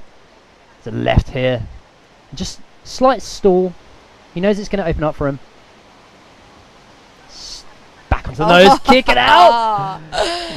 That's got a Kick score 5. there. Oh, what a wave from Zayn. He really rode that to the end. A lot of maneuvers. I think that's going to score quite highly, Ollie. Amazing surfing from Zayn. Amazing. I mean, that's the first couple of minutes of the heat, and he's just gone and done that. I mean, this is going to be quite hard for Kylie to beat. I don't know. Still 21 minutes left remaining, and she's going for this wave. Will she pull onto it? She will. She's going. She's Let's in. do this, Kylie. It's really leaning into that heel. On a backhand here, Kylie. So graceful. She's going to the end. Looking for the nose. Decided to pull back. Just that wave she saw, it was just changing a little bit. So she was going to run up and then just pulled off a little bit, decided against it. Back onto the tail. That section was kind of throwing out. You don't want to get hit by that section, Holly, when it comes at you and you're riding. You hang 5 on those. Do not. And Zayn scored 4.73 on his first wave. So solid score to throw down in the first couple of minutes. And you've been down beachside on the boardwalk, speaking to the athletes. How's it been? Yeah, it's been amazing. I mean, I spoke to Kylie yesterday, and she was just saying how exciting it is for her to go up against all these legends in the sport, and she was not fazed at all by being the only woman left in the heat. She was just motivated. And her mother especially was just so proud of her. So it's great to speak to the athletes. Yeah. The whole Inouye family here, traveling together, and yeah. And Zayn is actually a huge supporter of the Inouye family. He's I saw him congratulate Kylie and Sakura yesterday, and he was just so stoked on behalf of them for Kylie becoming the junior champion and her sister Sakura coming runner-up in that. So it's an impressive family, to say the least. Hey, Ollie. And did you find out what they were talking about? Because they were out in the final in the lineup, and they were kind of having words with each other, and I was gagging to know what they were saying. You know, they were just like, "There's only 2 of us out here. We're in the final. Can you believe it?" Maybe they were just gossiping about their brother. Maybe it's the only time they have. Quiet time alone in the lineup. But I must say, my siblings aren't as talented. How about yours, Ollie? Definitely not. Not in Zerbi, that's for sure. Good replay from Zayn here. His 4.73 ride. Zayn really showcasing the difference in the maneuvers here. Some stylish nose rides we see again. Zayn just running to the nose of the board. Using that paddle back into the inside. Up to the nose, cross-stepping back. And just taps it off the top of the wave there. Zayn, when I watch him, I think he's so in tune with the board, and that probably comes from such a varied waterman background. He lives in Maui, and he says he's spending a lot of time on the water throughout COVID, and you can tell. He just seems so in tune with the ocean and his board and his craft. Would you say, Ollie? Yeah, and was he was based back at home during COVID? Yeah, and he said his strategy for competing these days is spending as many hours on the water as he can, and it's definitely working for him. And that second wave was a 5.43, Ollie. So his current total is 10.16, as you can see on the screen. Kylie needs 7.66, but she has plenty of time to do it. And the Hawaiians definitely mixing it up. You know, going longboarding, stand up, maybe foiling as well, taking out the wing foil, hydrofoil, just whatever the conditions kind of present themselves, and it just gives them the whole full preparation out here. I know 5-time world champion Kai Lenny talking about how essential stand-up's been for his big wave campaign. Almost now that sort of era of his life, taking on some of the biggest waves in the world, Nazare, of course in Jaws, in Maui, and waves that he's been surfing massive waves even when he was a little kid. Yeah. And that Zayn encapsulates that perfectly. I mean, he is a waterman in the truest form. He's actually two-time Ultimate Waterman champion. So that says it all. And Kaidi is the new generation of this water woman. She longboards, she shortboards, and she stand-up paddle surfs. She literally does it all. Yeah, she's a very impressive young competitor here and is a water woman in every sense of the word. And here she is on this wave now. And she's cross-step into the nose. Nice, hang 5. Using that paddle to get through this flat section here. And again, very up onto nice. the nose. Nice footwork from Kaidi Inoue there. And still only 17. Still 17, junior champion yesterday. And she's going to be competing in the pro women's division later this week. And between me and you, Ollie, and the rest of the broadcast, she is a serious contender. I think so. And hopefully, do you think we'll be going to go around, take the fun bus round the corner to El Loret? Oh, let's hope so, Ollie, because that would be some serious action. And I think Kaidi would perform really well. I spent a couple of days with Kaidi Inoue and her siblings in Portugal last week, and the waves were pretty sizable, and she was absolutely ripping like it was nothing. Where did you guys go in Portugal when you were We went northern Portugal. We went to Viana de Castelo, which we're hoping to have an event in the next couple of years. And she was just she was shredding. Nice. Ollie, shredding. And you live in Portugal, Ollie? I do. Yeah. I'm down in Cascais. And you caught that swell last week? Huh? Did you catch that swell last week? Yeah, I did. I wasn't out in Nazaré. I was kind of hiding in Cascais and some of the smaller waves, but it was super fun. And here we are, Las Palmas, Surf City, in Gran Canaria. So good to be back since 2019, the last SUP Surf APP event. Pretty fitting that we're going to be finishing off SUP Surf this year. Yeah, and Zayn was actually here in 2019 and 2018 actually. So Zayn has knowledge of this wave, of this area that Kaidi doesn't have. This is her first time here. Obviously that didn't seem to matter yesterday in the junior division, but Zayn definitely has some experience. Good looking wave here. Oh, nice. Zayn. Nice top turn. Bashes it off the top there. Back into the pocket. He'll be looking to fade it out. Back in again. Just hoping for it to get a bit steeper. Onto the nose. Just so much style from Zayn. It makes it look effortless. And how difficult it is on a 9-foot plus SUP board. I mean, it's almost impossible doing that on a smaller board, let alone how maneuverable and how easy they make it look. Welcome everybody watching from around the world on appworldtour.com.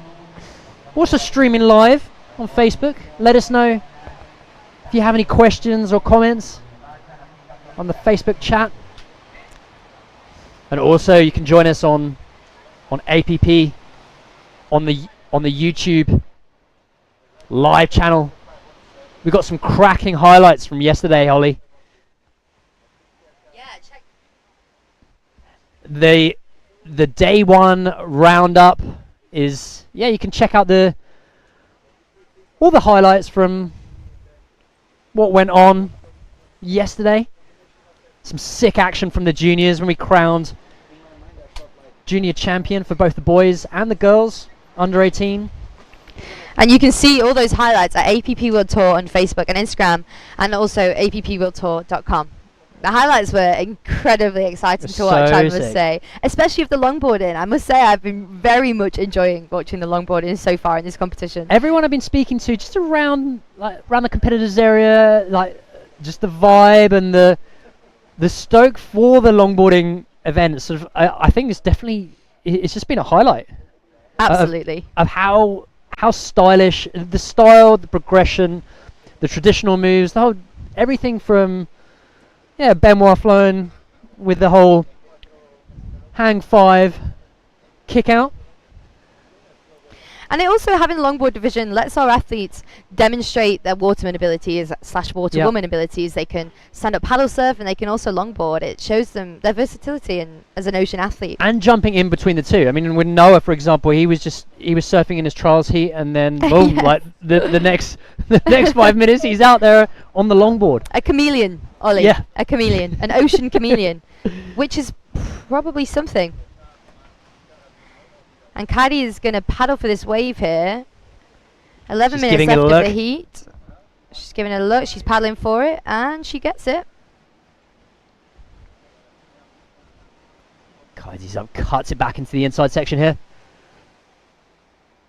Oh, there's a nice looking hang five. Super smooth footwork from Kaidi. Just cross-stepping over, back into the nose. If you're crashing down looking for what she can do on the inside section, she smashes it off the top and into the inside. Solid wave from Kaidi there. She will be very happy with that. And Zane just putting his body on the line there. Just going for it. He's got a comfortable lead at the moment. We are going to get some scores coming in. And Kaidi needs an 8.1. I wonder if that wave will have done that. What do you think, Ollie? It's going to be... It's hard. Hard score. So we'll check out the replay, see what happened here.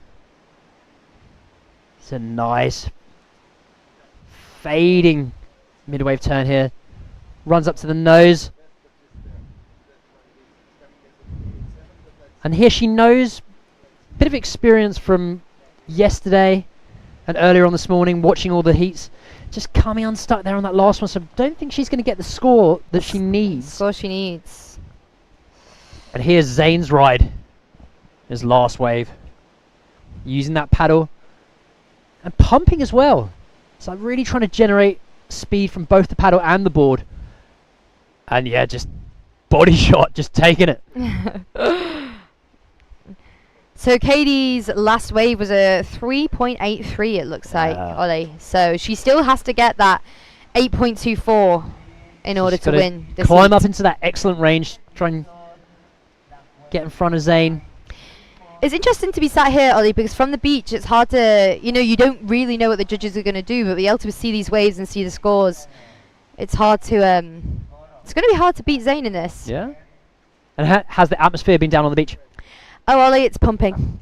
Yeah, just as I was saying before, people are really supporting their fellow countrymen and friends and loved ones, and there's so much family in here. So it's great to see, especially because the junior division is so large. We have a lot of family here. Yep. And a lot of the juniors are giving it a stab at the men's trials today. So we have mums, we have grandmas, we have all sorts. Noah was telling me today, Noah Stender, who is competing in the longboard division, was telling me it was actually his grandma who got him into stand-up paddling initially, who races for Denmark. Amazing. So it really is a family affair, Sup, which is very heartwarming to see. How did his grandma get him into it?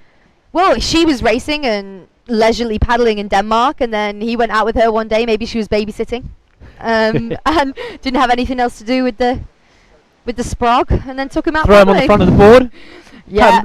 Yeah, and then Capono's dad owns a stand-up paddle school in Amami Island in Japan, and that was exactly what he used to take him on the end of his board, and now Capono is junior world champion. So amazing. The progression, hey. I was really, really impressed with Capono yesterday, and just how he was sort of just linking his turns in the outside section, just sort of just doing. It wasn't just one big hack; it was probably about 2 or 3, and then really like going down into the flat. Onto the next inside section, a couple of massive hits there as well, and just keeping that style the whole way through the wave, and the judges were rewarding him.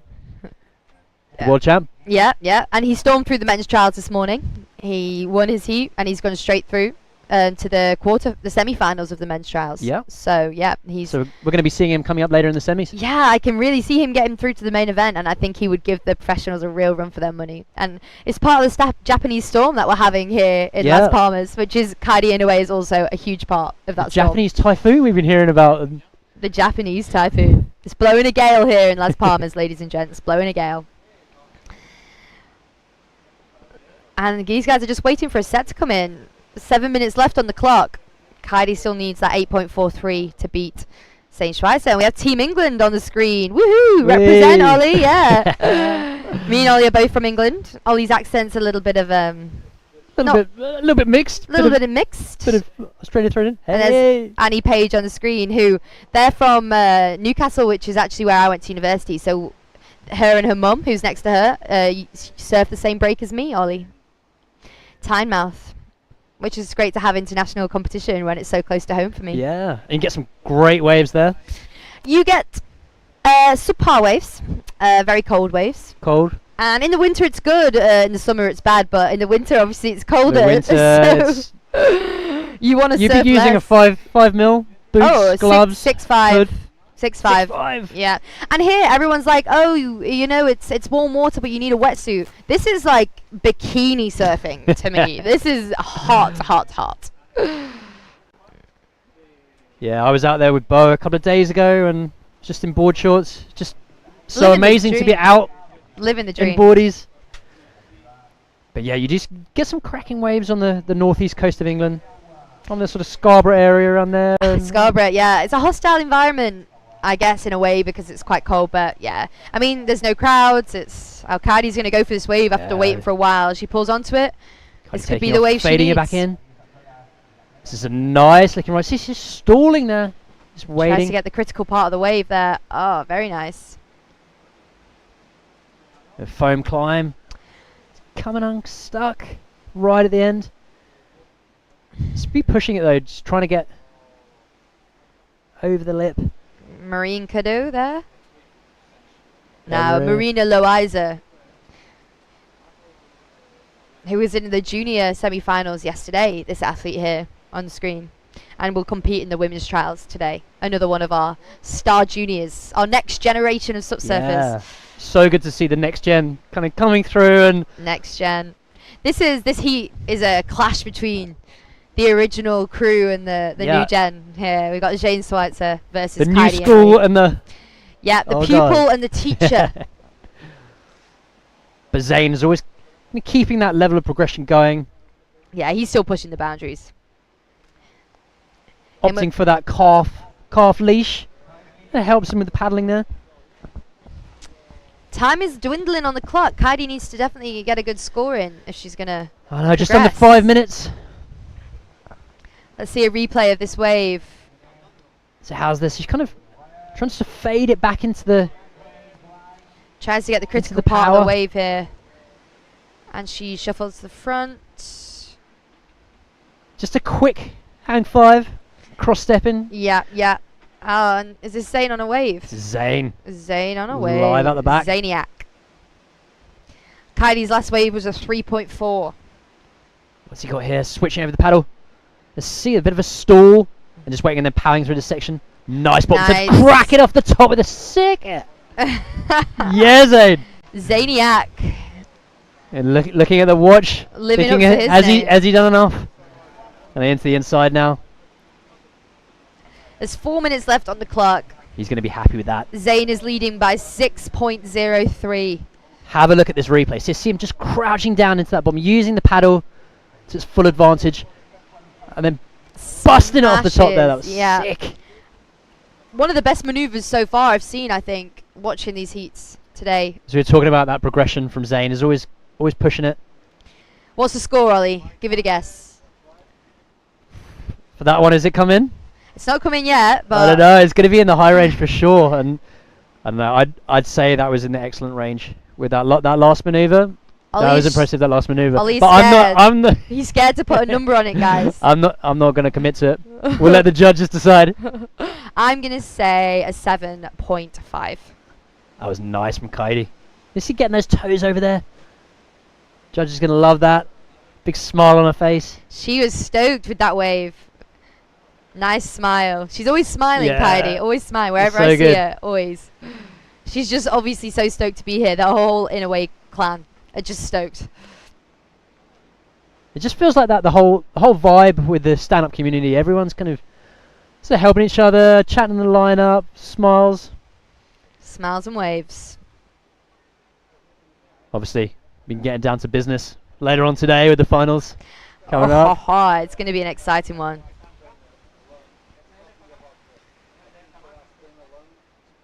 Be interested to see what you pick up on the inside information down in the athlete zone. I know everything. So after that wave from Zayn, who scored a 7.23, Kaidi needs a 9.86 to win this heat. Ollie. 2 minutes remaining. 2 minutes remaining. It's going to be tough for her, I think. Zayn has put in a really good shift. She's going to need some set waves coming out. Here she is. Oh, that's the replay. A 3.4 this wave was.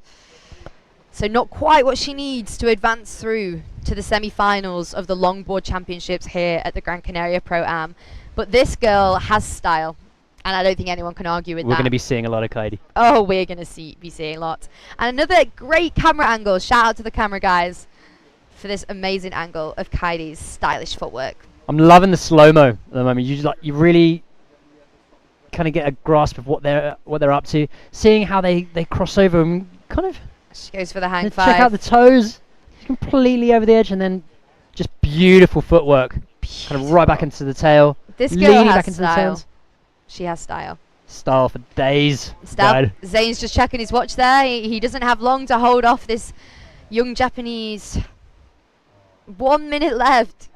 A 9.86 she needs to advance through. She's checking her watch. She knows that the next wave is going to have to be a stormer of a wave. But she has performed so well so far in the competition. And yeah, is there anything on the horizon coming?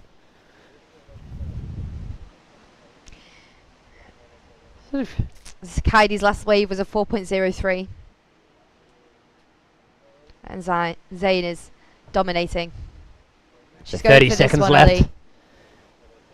Come on, Kaidi, what can we... This could be her last wave. Pull off here. Come on, Kaidi, this is your last wave. Maybe they won't after it. 15 seconds to go. Now you see on the right, our next heat. Out in the water. Taka and Leo. Gosh, that's a difficult heat. I wouldn't want to be in that heat, but Ollie. 2, 1. And that's it. The heat over. Zayn Schweitzer advances into the semi-finals of the SUP Longboard Championships here at the Gran Canaria Pro Am. A well-deserved advancement, would you say, Ollie? I think he put on a bit of a clinic out there. He did, and that's how it's done. This is the best waves from Zayn. It'll be interesting to see Zayn if he comes up against Benoit ever in this competition, because these guys seem to be the leaders of the competition for me, Ollie. How about you? Definitely. It's going to be... Yeah, there's different approaches as well from the French approach from Benoit going up against the Hawaiian. And on to the next heat, which is Brazil's Leo Jimenez against Japan's Taka Inoue, following on from his sister in this heat. And we're going to be running to commercials, and then we'll be back.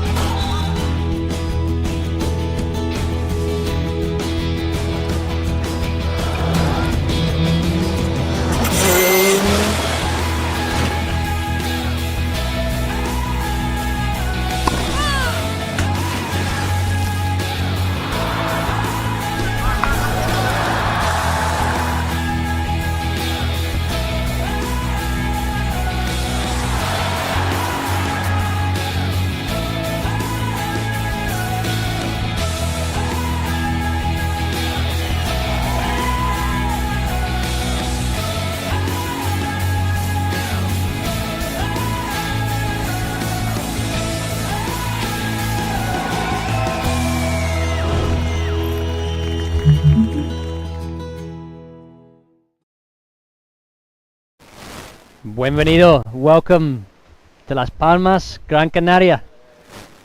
We're here for the Gran Canaria Pro Am longboard. We've got the quarters. I'm Ollie Russell Cowan, here with Bo Nixon. Yeah, Ollie. Got the longboard quarterfinal.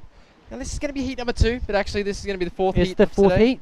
That's right. So Taka just taking a little bit of a rest, but he's going to be in the red in this heat. Taka Inoue from Japan, alongside Leonardo Jimenez from Brazil. And big thanks to Holly Maudsley for joining us up here in the booth. She'll be back down getting the inside scoop in the athlete zone, on the beach, on the boardwalk at La Sisa here in Gran Canaria, Surf City, La Palma. And we've seen some great action already from Taka. Abo. We certainly have. We saw him in the men's trials earlier this morning, smashing some, just absolutely detonating those waves. He did have this wave. We had 2 really big turns on it. I was speaking to head judge David. He said the score should have went higher. He was really impressed with that wave. Yeah. Let's put the scale up a little bit. Exactly. It's going to get a replay of Leonardo Jimenez's first wave. Cut back there. Right in the same board that Lecco Salazar was riding. Oh no! Chatting to Lecco down there, saying they're going to swap boards. They're not quite sure what's going to happen if they do get through. If they get through in the same heat, it's going to be taking it in turns. That's it. Leonardo a long hang 5 through that critical section on the inside as he cuts back. We had a couple of comments getting up on his heels there. That's the top. A couple of comments come in as well about the longboards that they are riding. Both Taka and Leo in this heat are both on normal surf longboards. So, really narrow, really hard to paddle.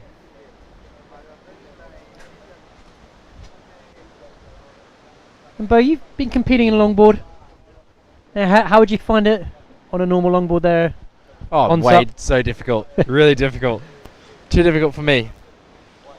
I'm at about 85 kilograms. These competitors, way more fitter than I am. Probably a little bit less weight as well, so. We see that foot Leo right over the front. Cutting back, so getting 2 quick waves here. He's going to be getting out into the lead at the start of this heat again. Looking for that nose again. Ride. There we are, just arching back the leg. Lovely cross paddle cut back there as he's going to walk his way back up to the nose. Not quite.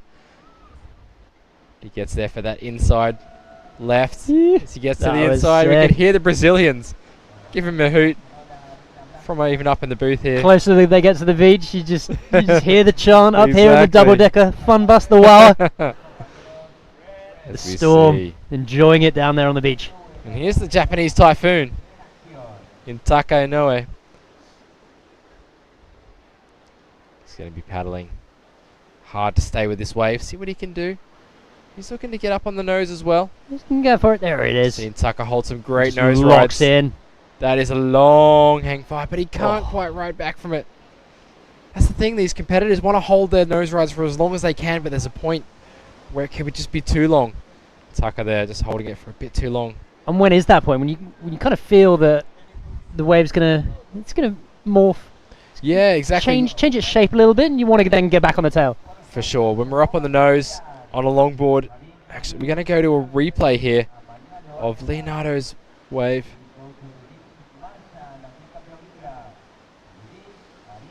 We'll see him cruising through this section. Stalling, getting to the nose. This nose right here. This is such a nice nose ride through there. As he's putting it back up into the lip as well. I'm going to go to another wave of Leo here as well. That last wave that we saw.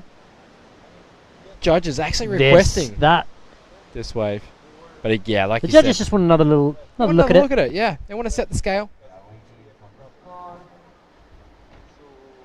But really controlled nose rides from our Brazilian surfer.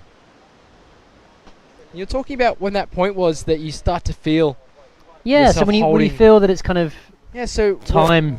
When you walk up to the nose, you need that little air pocket underneath the nose, and that holds you up on the wave, and you can start to feel it disappearing toward the end of that nose ride.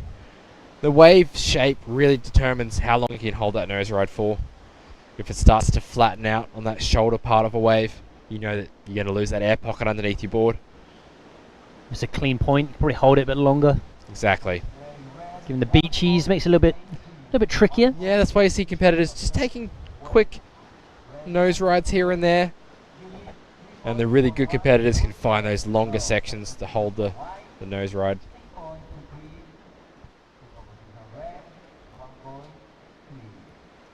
So Leo out in front with a 5.23. There's 17 and a half minutes remaining. And Taka, he's got priority. Be waiting out there, see if he can improve on his scores. Some new scores come in from Leo's last wave.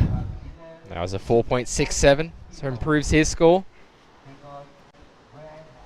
Put him up there a little bit more. Tucker, just a 1.83, like you said, Ollie. He's looking to get a higher score on this one. With now. Again, just digs a rail, those bumps out there. The wind has dropped off. There's a little bit of leftover chop from that wind earlier. Kind of went for that drop knee. You drop the leg a little bit on the turns. Yeah, does it help? Adding a bit of style. Does help. Oh, close-up angle here. Just look at the slow-mo of like what they're doing with their feet. Exactly. There's Insane. 5 toes over the nose here. Lovely holding that nose ride for extended And then the extension period. on the front foot there. So you actually see, Ollie, that in nose riding contests, you'll see that basically the 12 inches from the nose is classed as actually riding the nose. If both feet are within that, then you're on the nose. And if both feet aren't, then you're actually technically not really nose riding. Huh. And they wouldn't be looking to get the toes over. Exactly, toes over. At least both feet, at least a foot back from the nose. As we see. Such an amazing feeling. You just feel like flying. Exactly. He puts a hang 10 in. Really do feel like flying. That was that turn. Amazing. Hang 10. Big powerful cutback. Another hang 10. Yes. Claiming it. He knows that was a good Leo, score. hands out. Giving Las Palmas a show here.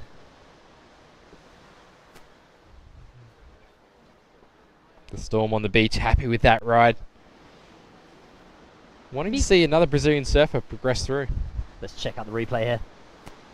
Yeah, keen to see this replay. Especially from the drone as we see him cut back. Just setting it up here. And this is where he starts to get all the work done. Up to the nose, hang 10, and then Ollie this turn. That one. That was the money turn. Whipping it around on a longboard as well. 10 toes over. Great camel work there. Really zoomed in. Knows he's pulled off the goods. You got to give it a bit of a claim. Oh yeah, claim it. Claim it for sure. What was your favourite claim, Bo? Would you do the fist pumps and the arms open? Just throw the paddle up in the air. Just get rid of the paddle.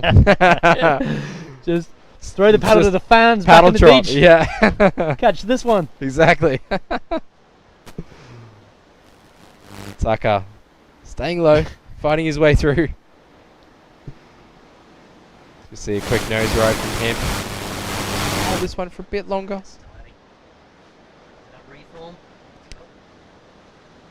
Cross step stall there. As we see Tucker.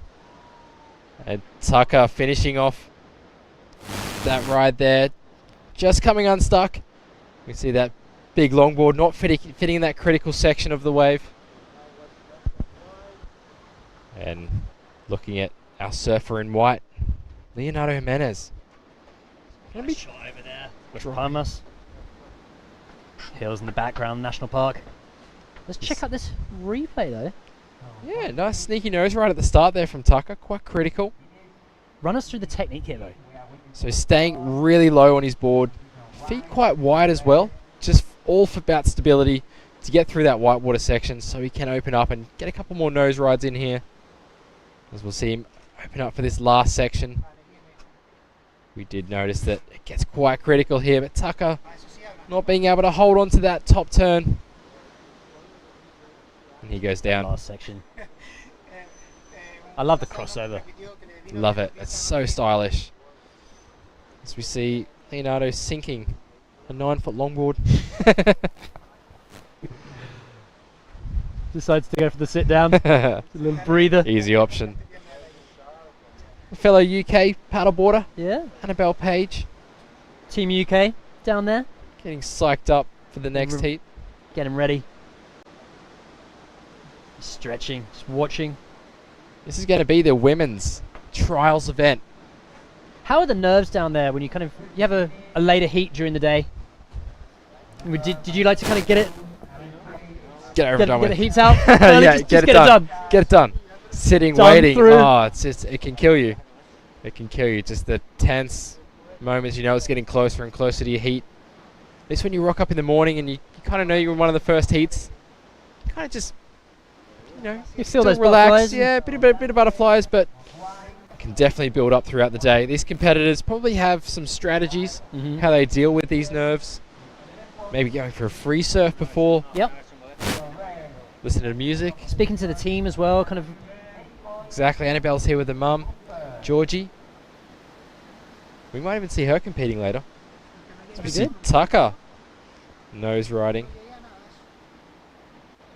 Oh, great hang 10. The young Japanese surfer.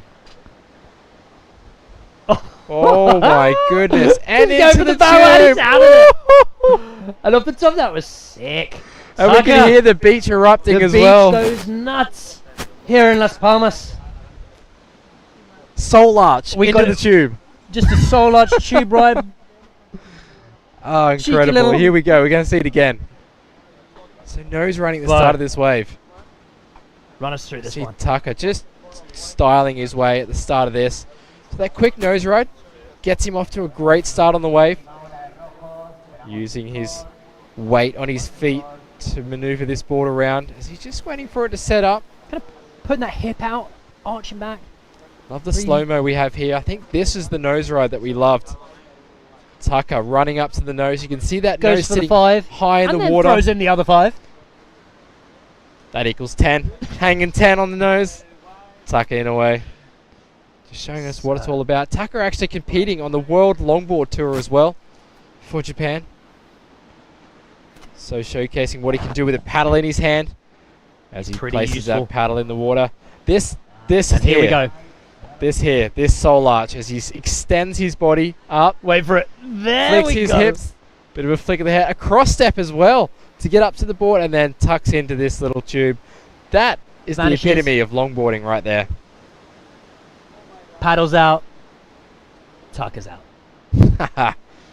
Tucker goes to finish it off. Would be nice to see him finish off this wave, but the beach loving it. Yeah. We're loving it. We're loving it. Hope you're loving it. On the double decker. On the Wawa. Wawa. Just cheering. Great scenes down here at the beach. So replay of Leonardo's last wave that happened as we were watching Tucker's replay. Cracking looking wave as well. He's happy. He's got a smile on his face for the whole time. He's pumped. Throwing out a woohoo. Yeah. Big turn on the inside as well. Yeah. Loving it. Leonardo Jimenez from Brazil. Leo. Keen to see these scores come through as we have 9 minutes, 30 seconds on the clock. It's going to be a big score from Tucker from that last one. You would think so. You would think so. I think not finish off the last maneuver, maybe. Maybe, but the hang tame is definitely where all those points are going to come from. Soul arching into the tube. He'll be gobbling up points with the soul arch. Yes, exactly. Judge is still deliberating on that score. Maybe having another little look at it. We're just waiting for the judges. See what they're going to say. The drone shot there. Las Palmas in the background. The hills. Like canteras. Beautiful place. It really is a beautiful place. Love to check out more of this amazing island. Gran Canaria. Yeah. There it is. Las Palmas. It's awesome, like the volcanic, the sand. So it sparkles, doesn't it? Kind of get that, the black sand glistening in the Canarian sunshine. See that wind basically completely dying off. Competitors greeted with some fairly glassy conditions. Perfect for the longboarding out there. We're coming up to the high tide. Actually, right now at midday. Yeah, it's like smack on high tide now. There's pretty clean and good conditions for the longboarders. So 3 to 4 foot out there, 14-second period. And that swell is going to be picking up during the day and this evening. I'm going to see some bigger waves heading over to the Canaries. Going to be exciting to see. And Gran Canaria in the north, where we are, is really exposed to those swells, those northerly swells that come in. As soon as they hit the Canaries, we're in the middle of the Atlantic here. Sort of feel that you are pretty exposed out there. Definitely exposed. You see some of these waves, they may look like they're crumbling a bit, but they certainly pack a punch, Bo. Oh, they really do pack a punch. I think we're going to see some really powerful waves coming through the next couple of days. But Tucker there was asking for the situation, and we can see on the screen, Tucker now taking the lead with an 8.83. See? For the soul arch into the barrel. That's going to make the highlight reel, I feel. The soul to barrel combo. And then the hang 10 before. Yes, that spectacular. That was amazing, hang 10. Both feet together. Tucker with priority. He wants to extend that scoreline because we all know that Leo from Brazil can and has the ability to score big. Tucker nose riding his way through that critical section at the start. Now Tucker opting to ride a single fin longboard as well. So a little bit different to what Leo's riding. So we see Tucker stalling it to get another nose ride as he goes tall on the 10. Up into the lip. And he's going to land it. Tucker. How's the commitment? Just fully standing upright on the hang 10. It's like a hood ornament up there on the nose. Tucking away. Maybe even increasing that high score that he scored. Loving it on the beach. Absolutely. And it's not just the Japanese that we hear cheering either on the beach. Everyone is getting behind him. As we see Leonardo. Quick trip to the nose. Stalling it now. Getting back up to the nose. Oh, he just really slow section there. Looked like it was going to open up again for him, but that wave just hitting some deeper water. And Tucker going for the single fin. What would be the advantages of that in these conditions? So we see Tucker here on the nose. That single fin, big single fin, is going to hold in really well on the nose when he's grip up into there. that face. Really grip into that wave. Bigger the fin, the further back in the box that it is. It's going to be really great for nose riding as it holds in that wave. But on the turns, you can see Tucker. That skill to be able to drive a rail with a single fin. Usually a single fin, it's such a pivot board that you kind of just turn on the spot. But Tucker driving it around, so really seeing on that slow mo, almost exposing it. Even with the cross step cut back there. So with that single fin, you do lose a bit of speed as you do your turns. With a thruster fin or a 2+1 setup, you actually continue to get speed as you carve along the wave. But Tucker here, this is where he's standing tall. Look at that. There we go. Standing tall, hanging 10 toes all the way over. That was sick. Tucker. Shows you just how Tucker is going to finish this wave off. With a 9.27. That's right, Ollie. Wave. So 9.27, 8.83. Gives the holler, smile. Loves it. So beginning of this heat, we really thought that Leo was going to walk away and run away with this heat. But Tucker, he's posted 2 excellent rides back to back. Heat total of 18.1. That's going to be tough to beat. Very tough to beat. Leonardo's now in a combination situation. So he needs to get an 18.11.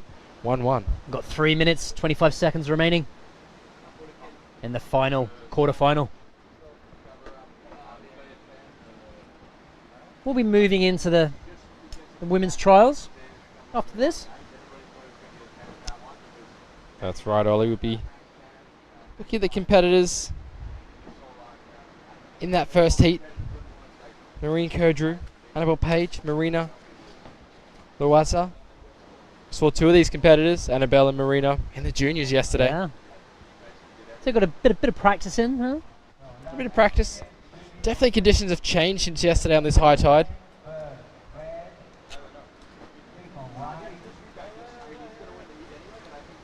There's a bit of a shot. You can see the right in the corner there at the top of the screen. El Lorette. A premium right-hand point break. Maybe heading to later this week. Only time will tell. Yes, indeed. Pretty confident that we were going to be going there with that swell marching in. Everyone's telling us we're going to be going there, so it's the word. It's the word on the streets, Bo. It is the word on the street. Yep. Las Palmas. Been really welcoming APP World Tour. Stoked to be back since 2019, the last time we were here 3 years ago. Great support from the island, from the council here as well. Yeah. Thanks to our partners, Cabildo de Gran Canaria, Turismo de Gran Canaria, Instituto Insular de Deportes, the Gobierno de Canarias, Mas Palomas, Costa Canaria in the south, Ayuntamiento de Las Palmas de Gran Canaria, Instituto Municipal de Deportes. The whole city has just been amazing and super welcoming here in Gran Canaria. We're in Surf City, La Palma, for the APP World Tour longboarding. Taka just putting on a bit of a show out here, isn't he? Oh, just schooling everybody. We saw Benoit get some excellent scores as well. I wonder if Taka's riding the same board that he rides in the World Longboard events as well. Yeah. Maybe, as we see Leo looking for a combination nice situation, but hang 5 from Leo. Great hang 5, really long, hang 10.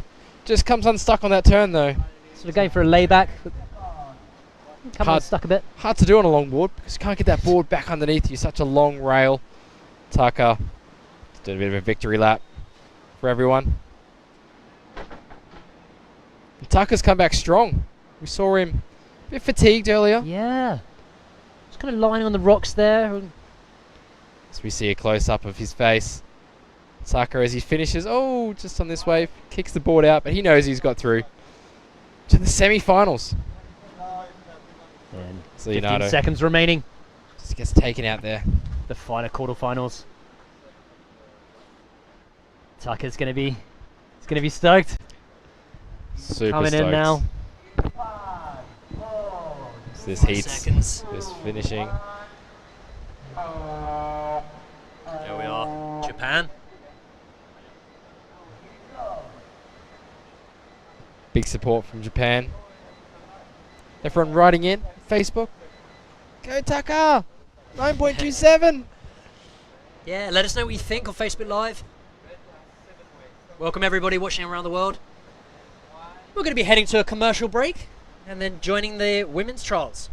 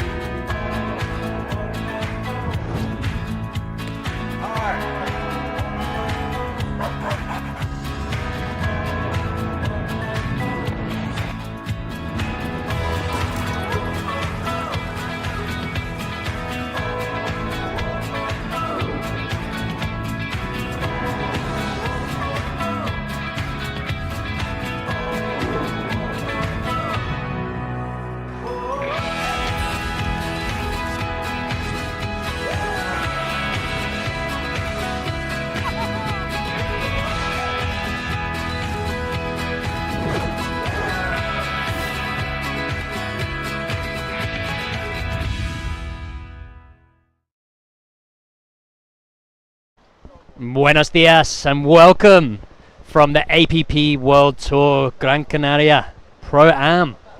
I'm Ollie Russell Cowan, joined by Bo Nixon. Got the quarterfinals, the women's trials up. The first quarters. Exciting heat we've got in front of us here. Just starting out there in the water now in red. Noreen Kerdrew. In the white, Annabelle Page. In the blue, Marina Loaza. We saw some great surfing from Annabelle and Marina yesterday. Both tied third for the junior girls yesterday, making it through to the semi-finals there. So Third in the world. Third in the world. Genius. Not a bad thing to your name. Pretty good first day. Yeah. Let's see if they can qualify for the main event, Pro Women, coming up the next couple of days here in Gran Canaria. We got some nice conditions here. Great waves on offer. So here's Marina looking for that one. Kind of just faded out a bit. And we heard that Marina hurt her leg yesterday as well, just after the event. So what happened? I'm not quite sure what happened, but we didn't see her on the podium yesterday. She had to go and get treated for her leg. Not quite sure. Maybe a cramp happened out there. But she's back in action, looking strong. Annabelle Page taking off late. Late one.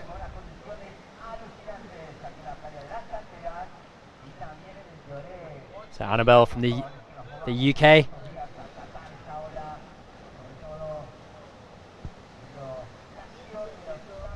Let's see. These conditions, what are going to do? It's going to be changing a little bit with the tide. Now, well, smack bang on just after high tide. A high tide midday over here in Las Palmas. Welcome everyone from around the world watching. Feel free to send over any questions on Facebook Live or on YouTube. You can check out the highlights from yesterday. Some cracking footage and highlights from all the action that went down in the junior boys and girls. The junior champs putting on an absolute clinic. The future's pretty bright, Bo. Let's stand up. Very bright, especially from Japan. We had both the junior boys and junior girls winners from Japan. There's Saka. Congratulations, Saka. Getting through. Putting on an amazing performance out there in his previous heat. Last quarters. Longboard surfing from Tucker is just so stylish, so smooth. See other competitors there congratulating Tucker. Such a good vibe. All the guys, Zane. Loving that arch by the looks of things. Zane was definitely commenting on the soul arch into the tube. Should be seeing that in the highlights reel and anything, Bo? Definitely going to be in the highlights reel, for sure. We'll see Tucker coming up in the trials event, the men's side, later today. He won his heat, so he's through to the semi-finals. Yeah. Top 4 men, top 4 women go through to the main event to battle it out for a world title against the pros. We got a lot more surfing coming up today. Going to be finishing off the trials, then back into the longboarding. Yeah, that's right. We're going to be crowning some champions in the longboarding and finding out who our finalists will be for the trials, moving through to the main event. If you feel like giving the trials a go, next time the APP World Tour comes close to you, welcome to enter. How can people enter into the trials? Head on to appworldtour.com. Be able to register there for all the events that are upcoming. Even for the racing, you can get yourself a spot on the race tour. Got some amazing locations on the race tour. And coming up later this year, going to be in Paris. And then over in Alicante in Spain on the east coast. The Costa Blanca there. And then previously they were just over in Korea. South Korea. Busan, SUP Open. Here the drone show there was amazing. The drone show went off. Korean APP put on, exactly. Just a couple of cheeky 100 drones in the air. Spelling APP. The logo and everything. It was insane. And thanks to our supporting partners here in Gran Canaria. Cabildo de Gran Canaria, Turismo de Gran Canaria, el Gobierno de Canarias, Instituto Insular de Deportes, Más Palomas, Costa Canaria, Ayuntamiento de Las Palmas de Gran Canaria, and Instituto Municipal de Deportes. Thanks for having the APP in the capital here, Las Palmas. Just an absolute wave magnet. Any The direction. Canaries has to be one of my favorite surfing locations. Not just in Europe, maybe the world. I'm gonna put it out there. Big call, Ollie. It's a big call. call. You've been to a lot of places too. Surfed in a few places. Yeah. Currently living in one of the surfing hotspots of the world, Portugal. Yeah. Call home. So hot right now. We just saw But there's Marina a lot of waves around, especially here in Las Palmas. We've got some good options. Our spot for the yesterday and day 2 today. La Cisa's right in front of the city. Really good access to get here. And then we'll be going to El Loret. on the Wawa. On the Wawa, the fun bus. I know you want me to drive it down. I do. I really want to see I'm you going to have driving words it. with management. I'll be on the top. You know we're going to be getting the tunes cranking when we get around that point. But Cisa, we got a set on the way here. We sure do. We've just seen a couple of small scores coming through for the girls. Marina we saw just a quick ride. And Annabelle as well. But we do have Annabelle paddling for this wave. She's going to miss that one. And Marine's got priority. Annabelle is second up with priority. We've got 18 minutes left here. The first quarterfinals of the women's trials.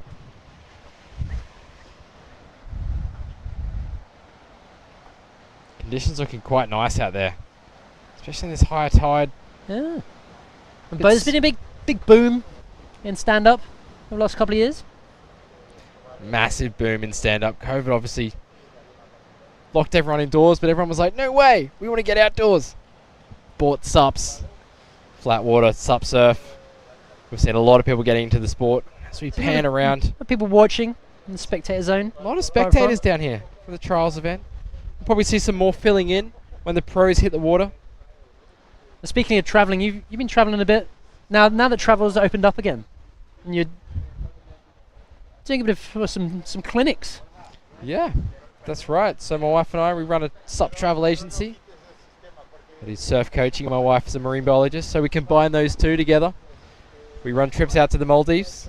If you're looking Not a bad spot. Not a bad spot at all. If you're looking to get some sun, get some great waves, get some coaching while you're out there as well. Check out Travel with a Paddle. Nice. And where else? You're hanging with different locations. Yeah, we are. as well? So yeah, Costa Rica, we are running trips out there as well, land-based. Lots of wildlife out there, great waves too. And then we're actually opening up a location at the end of this week. Oh, no way. I'll announce it now.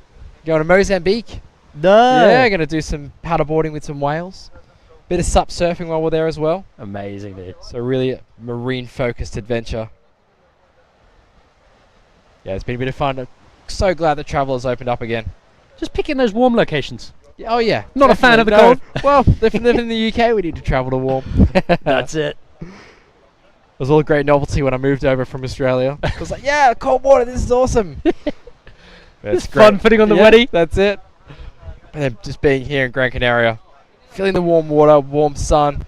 Even though So it's, good. What, nearly December now. Mid-November as we see Annabelle Page in white. She wants to make this wave work for her. Getting that critical section, but just can't quite hold it. Great to see all these young girls entering this event for the trials. So good.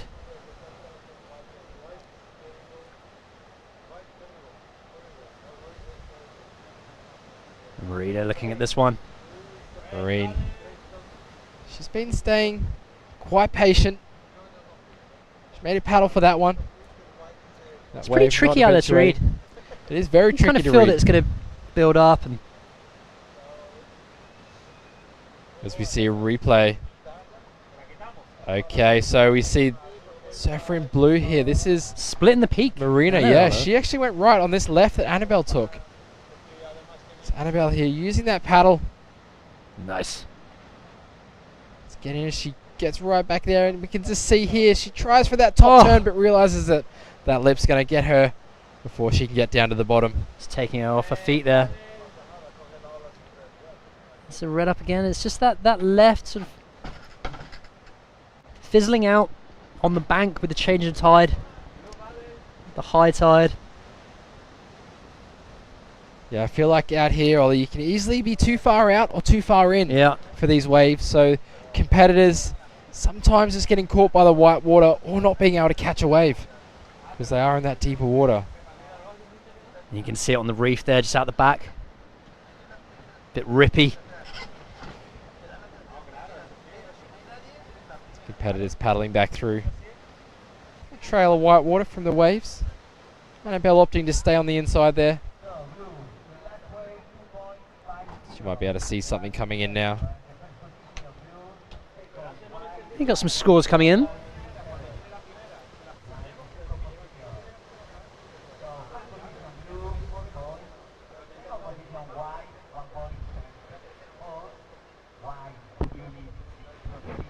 .13.5 minutes left.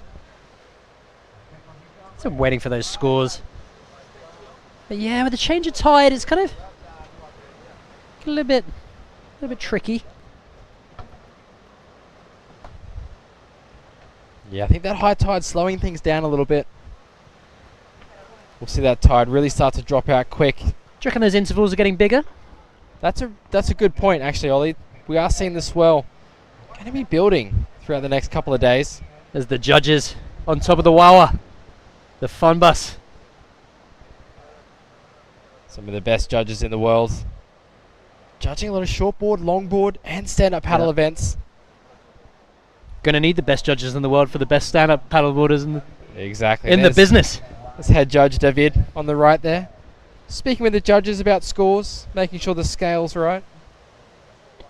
And just how it varies to the different breaks as well. What they're going to be looking for. Let's see, so with the beach break here.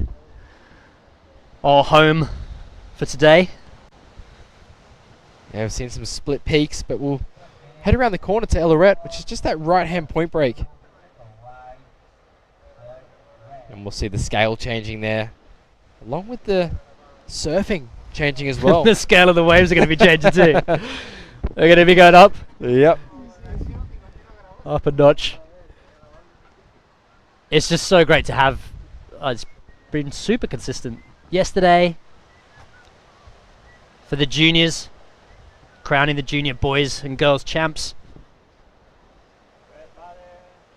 And today for the trials. See who's going to be making it into the main show for the women's and the men's. Top 4 qualify. You can see here, blue with first priority. Cuts it back into the white water. Really nice. That's nice. They navigated there. I feel like she probably didn't want to go so deep, but she had to get around her fellow competitor. She's going to get an opportunity here. You guys are going to steepen. Bit disappointed with that wave. Didn't really give her anything to do on the inside. We saw her get some great waves yesterday in the junior division. And we There's see Marine. Marine in the perfect position for this wave. She takes off. Nice bottom turn, cutting it back. So this is going to be Marine's first scoring wave of this heat so far. She's waited 15 minutes for this. Lovely looking turn there for Marine. Off the top. Oh, jams it. Can't quite ride down from that one, but showcasing what she has to offer. With turns like that, that can definitely get you into the main event. That's probably going to be the highest score of the heat so far. From She our was surfer in so red. close to riding out of that one too, Marine. Just that timing on that last turn. Just a little bit late.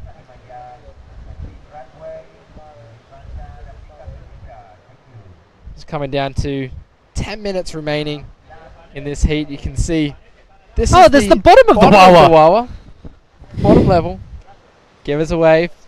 This is our webcast media. This is where the crew. magic happens. Exactly. Taking care of us. These guys are in our ear, making sure we're calling the right shots. Keeping everyone informed of what's going on. Switching between cameras. Quickly negotiating between the different camera angles. Exactly. So give them a round of applause. Making this webcast happen. Coming live on YouTube and Facebook, on APP World Tour, and of course on the appworldtour.com site. Thanks for watching, everybody from around the world. Let us know where you're from and who you're rooting for. Definitely send in questions. We're not afraid to have a go at answering some questions. And we won't be afraid. No. Love to hear from you. Boza Book of Knowledge. We'll be looking at crowning our trials winner, and potentially our longboard champion. And later on today, yeah, that's right. Looking at the running order. It doesn't get dark here in the Canaries at the moment until sort of like 6:30, which is incredible for winter. So if anyone's going to be joining us from over in the US early morning, if you're up already, let us know. Be a little bit too early, depending on where you're from. If you're on East Coast time, then hopefully you're streaming in. West Coast, if you're an early riser, hello. Buenos dias. Almost buenos tardes over here. Switch over to good afternoon. Buenos tardes. Up to 12:30 in the afternoon. I know in Portugal they have this rule where you can only say good morning until 12. That's the cutoff. Yep. Yeah. Yep. That makes Bon sense. dia. Bon dias until 12, and then we just switch over. After that. You can say buenas all day. You could say buenas all day. You can say buenas all day, every day. That's in right. Las Palmas. Exactly. I mean, we're out here, top of the bus. Shirts, shorts. It's heating up. It's getting hot. That wind's dropping off. Sun's coming out. And the action in the water is livening up. We do see that score come through for red. 4.50. A single wave score. Nice. We see Marina in the lead in this heat currently.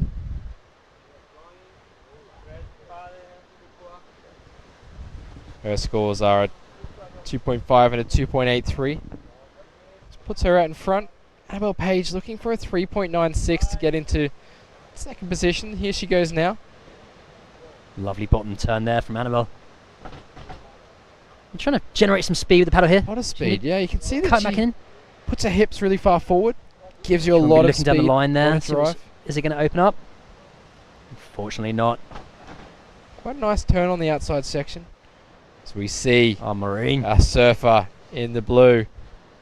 Marina sliding the tail there. Two great turns. She finishes off this wave. That was a lovely looking turn. The second one, really dropping that back knee. Yeah, pushing hard. Getting a bit of release. I'm liking You that can see wave. with the high tide now, it kind of gets really close to the rocks, doesn't it? Really close. So competitors surfing in toward that rock wall on the right-handers. Usually where some competitors paddle out. Bit of deep water over there. Yeah. A lot of free surfers out, just on the right of the screen. Can't see them.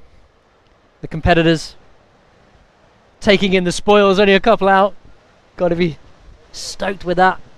Yeah, big thanks to the locals here in Las Palmas, giving us the opportunity to surf these amazing waves.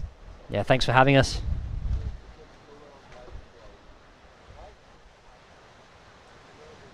It's been awesome being in Las Palmas in Gran Canaria. Really enjoying it on the front here, Las Candelas. Yeah, very bustling city. Lots of people along the promenade coming down here to watch the action. We do have the women's trials in the water. So we see that last score come through for blue. There's a 5.17. Nice. So she moves up. Marina into the lead. Even further into the lead. Marine Kurtru just with a 1 wave score. It's 4 minutes, Just 40 so seconds far. remaining. In red on the screen right now.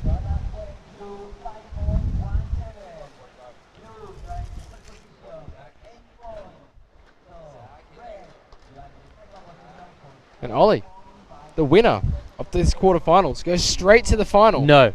I didn't know that. I thought it was going to be into the semis. Which means that they qualify. Nice. Second and So third second goes through to then. to the semi-final. As we see red just taking off a little bit late there. So everything to surf for here. You get that position into the final and then you're through. That's right. Through to the main event. See Annabelle Page carving her way back. This is a great start to this wave. Let's see if she can continue on. Another carving turn into the white water. Great from our younger surfer, but a lot of movement with her feet on that board there. That white So water just unlucky on knocking her that off. last one. But 2 good turns. So she'll improve her score. We'll see if she can move up into second position. Even if she gets third in this heat, she'll still progress through to those semis.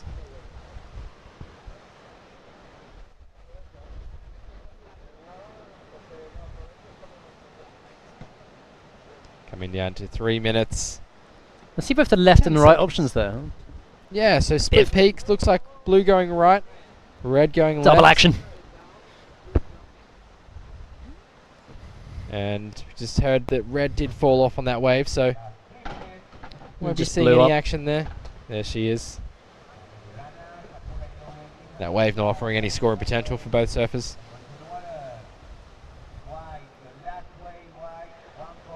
So La Sisa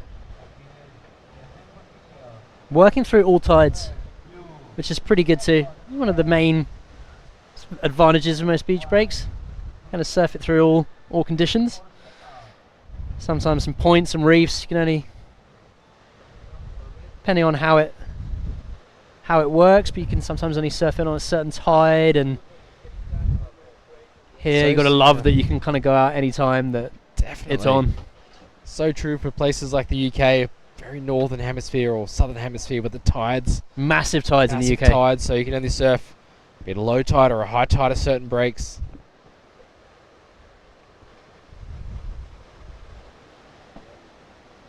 Yeah, there's some spots around here. Particularly want a bit more water on those reefs. Definitely. Yeah, we'll see some of the competitors walking across boulders at Ellerette around the corner. Yeah. So probably getting a bit sketchy on the high tide. It's a little bit tricky to get in and out sometimes in that Definitely. wave. We have seen on those drone shots the bit of a harbour there as well for competitors. They want to take the long way around. Yeah. On the backwash as well, Ellerette. That's very You true. can negotiate the exit and entry carefully.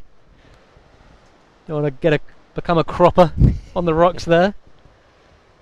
Yeah, especially when the big swells start marching in from the Atlantic and just unloading onto the Canaries and here in Las Palmas, Gran Canaria. Got some And people watching. I certainly feel that swell's kind of feel like it's building. The intervals. It is there's definitely. a bit more weighting. Bit more weighting, bit more size in the waves. We've got some people tuning in from Israel. Nice. Thanks for tuning in. It's from France. Some fun surf in Israel. Good surf in Israel. You've surfed there before, I've Ollie? surfed over there. Yeah, near Tel Aviv. You said it was crowded. Huh? A lot of people, a lot of surfers. A lot out of there. people. Yeah, a lot of Israeli surfers. But yeah, it was good. Get a window when the fetch and the wind swells kind of come in the med. Here we are.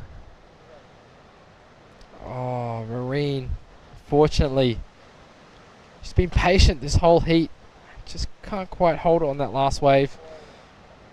But yeah, you can get moments when with that wind swell marches in, and then in the morning the wind will just turn off until like 11, 12, and it would just be like perfect.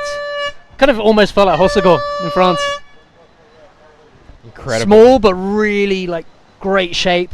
Beach breaks. Very nice. So many surfers coming out of Israel. And a really unique location to visit, and just amazing history in Jerusalem, and obviously sup surfing being a big part of Israel there as well. Racing. Big sup scene in Israel. That's exactly right. So there's the free surfing area. And everyone out having some fun. We're going to be jumping to a commercial break, and we'll be back.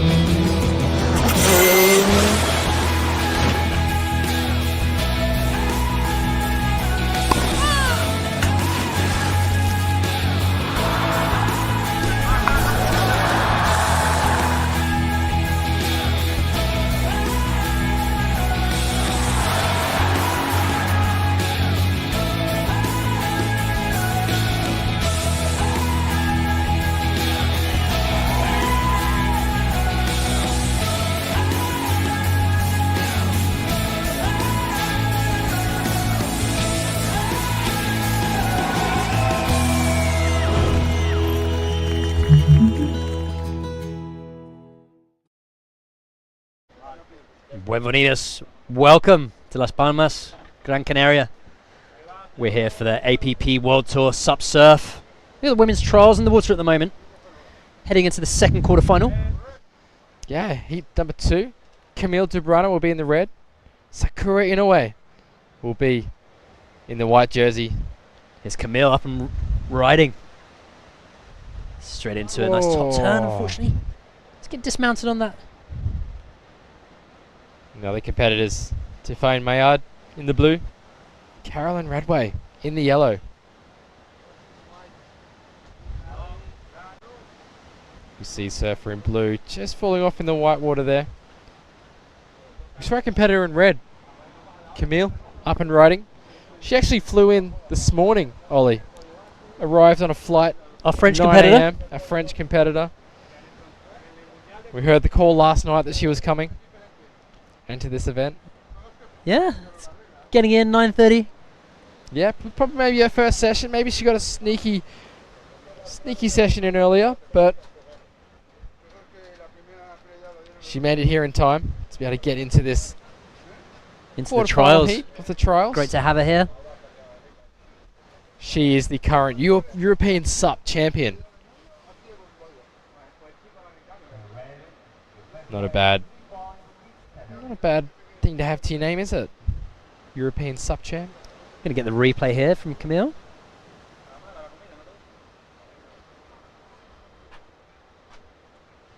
Lovely turns from Camille. You can see her stepping right back on that tail. Just the not edge. holding. We see White Sakura up. in a way on a big wave at the back. Biting do a time. here. Whoa, Oh. up into the lip. Getting vertical. Just laying it all on the line. 14 years old. Going for it. No fear. Amazing. Amazing surfing. I want to see her land a couple of those. That's what gets us excited. Our junior finalist. The women's under 18s yesterday. Yeah, came Sakura. runner up to her sister, Katie. Here we are. Into fan. Tiffany in the blue. Just going down there. We see a surfer in red, Camille. Her score's coming in at 3.67 for that first ride. It was nice. 2 good turns early on in the wave there, Camille. And Tiffany Millard saw yesterday as well in the juniors.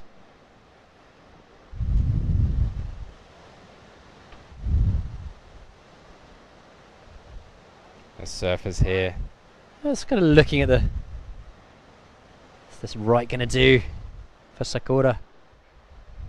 Off the top, and unfortunately just coming, it's mounted. Oh, a bit of a collision maybe going on.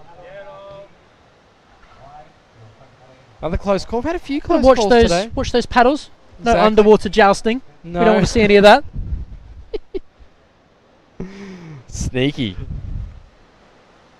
Judges won't be able Out to of see what's judges' happening. view. Yeah, won't be able to see what's happening underwater.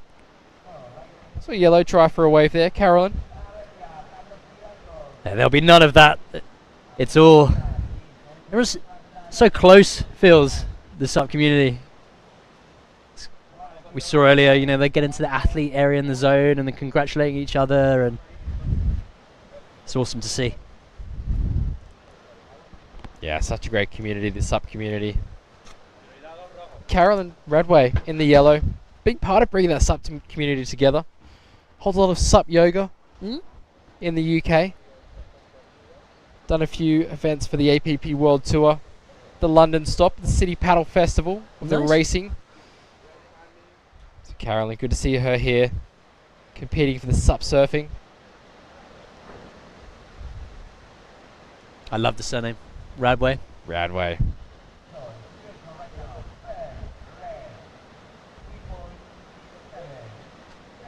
We're going to see a replay here. So here we go, Sakura's Sakura. wave. As we see her throw that board up into the lip and just in front of our French surfer. No collision there, so everyone's all right. Guys, smiles, all okay. Yeah, you kind of see they do. She's pushing it a bit, and so good to see. Just trying to raise the bar. Yeah, young girl surfers getting that board above the lip. Not easy. Vertical, not easy at all. As we see Red having a look at that wave. Looking around. We see our surfers here opting to paddle over this one.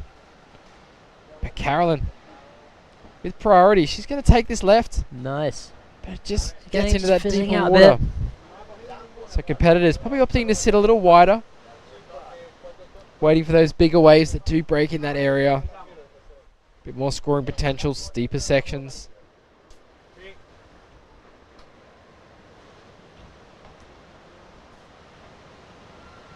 Might have seen something here. They're all heading out, a bit further out. Sakura, she's up. She's got priority here. Going to use that for this wave. And again, she's going to look for the lip. She hits it. This time lands it very nicely. And she's going to go into a carving maneuver. Hits it off the lip again. Great surfing from our Japanese competitor. Second place in the juniors, as you said before, Ollie. She finishes off on the inside there. Not a bad wave. It's going to be a good scoring ride from Sakura. Just checking the board, see if there's any. Yeah, there's a couple of sneaky rocks in there. Yeah. Don't want any cheeky dings on the. No, that's right. Back to live action out the back. Surfer's just not quite catching these waves.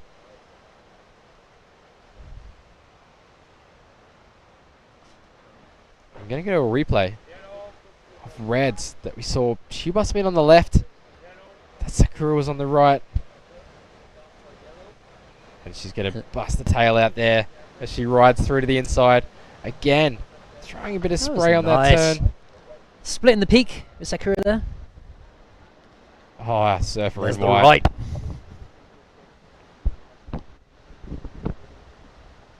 She's just timing her turn so well. Throwing that board up in the lip. It's my favourite section. Again. It starts Yeah. walling up a little bit on the inside. Yeah, either side of that high tide seems to be the sweet spot for these reform waves on the right. And they know it as well. They're just watching, looking down the line, seeing what it's going to do. It's a nice looking left here from Tifan. Great looking left. She starts to stand up. She can't quite get up there in time, but she's going to open up here. Great turn. And again, just hitting the white water, but I'm coming unstuck.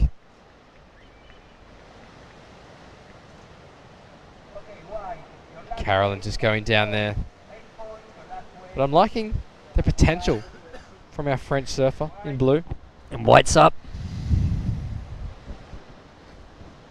As we see Sakura opting for that right again. Quick paddle back out. Quick wave. She's going to do another turn on the inside here.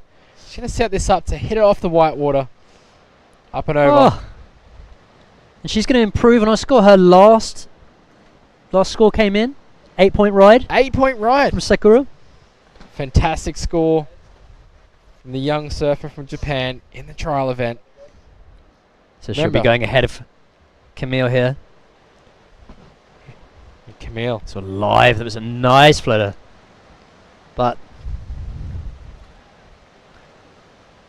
fortunately coming unglued. Yeah, couldn't quite hold that one. Remember, the winner does go straight through to the final.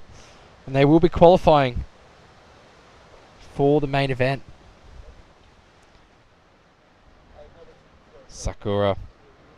Looks like scores have come through for that second wave as well. A 5.60. So that would definitely solidifying her first place spot here in the quarterfinals, the second quarterfinals.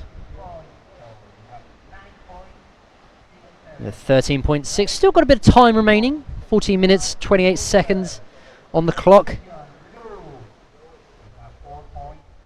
So Camille's locked in a 6-point ride. She's looking for a 7.61. Jump up into that advancing position to get herself into the main event. There's that drone angle looking over the break wall there into El Dorado. You can see it breaking in the background. You can. I'd bet a few surfers are out there already practicing for what the next couple of days has to offer. Yeah, they'll be getting ready. Keeping an eye on what's going to go on. We've got Zane. Competitors here. Getting ready for the next round of the men's trials.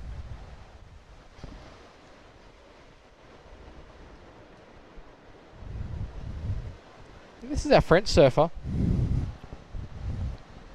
Antonin. Saw him on that pink board this morning, the full moon. Looks small. Very small. Fits under your arm. Easy to travel with. Yeah. Yeah, we're having a bit of a chat about that yesterday. Just one of the issues with could be with certain airlines. But getting over here to the Canaries. So many direct flights coming in. Lots of direct flights coming in. Mainland Europe. It's amazing. They come across from... So it came across from Lisbon. Lisbon, yeah. 2 hours, direct. Didn't have to change. Bit EasyJet. Yeah, it was pretty comfortable. Can't complain. I think I was here by 10 a.m. local time. Stoked. Very stoked. No out of the jet cold. lag. Yeah, that's right. Get those boardies on. It's no jet lag. Spread into the t-shirt. Slap on the sunscreen. Café con leches. Ready to rock and roll. Did a siesta in the afternoon? Sometimes. Sometimes, yeah. Not today, though. Action. There's in the no water. siestas today. We're down here. La Sisa. Las Palmas. Checking out the action. Those drone shots, so you can see a little sneaky the Lorette. Yeah, in the behind the background. rocks. And there's that split peak. Kind of giving you the options. Yeah, that right holding up a lot better, it looks like. Yeah. On that wave. And it's clean. I mean, on top of the bus at the moment, there's no wind. And they just when the umbrellas kind of swaying around in the doing sea much at breeze, all. but Bit of flapping. really See calm. See that flag in the background of that drone shot there. Not doing too much at all. Our competitors pretty glassy on the inside. Bit of leftover wind chop from last couple of days where it's been blowing a gale. Yep. But we're getting some great forecast for this event. It almost seems when it's windy, there's still like rippable waves out there. That's so true. Harder on us up though. Yep. to be able to get out there in the wind chop. But competitors, even during those windy days, practicing for this event, making sure that they know what's happening in the water. Yeah. Seen a lot of the women surfers out there as well, practicing. Carolyn's been out there most mornings, actually, even in the big stuff. She's been trying to get up. Doing the Dawny sessions. Doing the Dawny sessions, yep. In a 4-3. We were talking about the wetsuit. Yep. Everyone's kind of like, yeah, as you can see, opting for different options out there. Whether you're going to go for the full suit, you can go spring suit, you can go boardies. There's a singlet, kind of everything from boardies to 4 mils. That's it, exactly. Especially in the morning, or if it's windy. That's right. Bit overcast. We do see a younger surfer in the heat opting just for kind of a bikini singlet.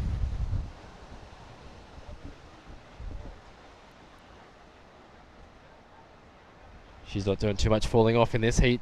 Getting some big scores under her belt. We do see Carolyn Radway up on the inside. Just finishing that ride. Surfers out there. We'll see if Sakura loses priority on that one. And Camille's looking. No. You've got to be patient out there. You. This is our Portuguese surfer, Carlos. We saw him this morning in the trials.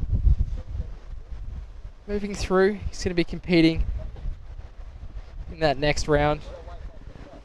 I'm loving the board. Loving Super the board. colourful. Yeah, really colourful. I don't mind a bit of colour on the board. Yeah. Quite like it. I've been a fan of just a plain white board. Yeah. That used to be the thing, huh? Just a standard plain white board. Everyone's like... You ever do your own artwork? I have done. Yep. The course that we did, sports management, Bo and I both studied at the same university at different times, over in the Gold Coast in Australia, at Tweed Heads, doing sports management, brackets, surfing studies. And one of the parts of the course was you get to build your own board. So you got to coach, you got to do some judging, and then you actually got to build a board, get those creative juices flowing, get out the decal, get to gloss it. It was really fun.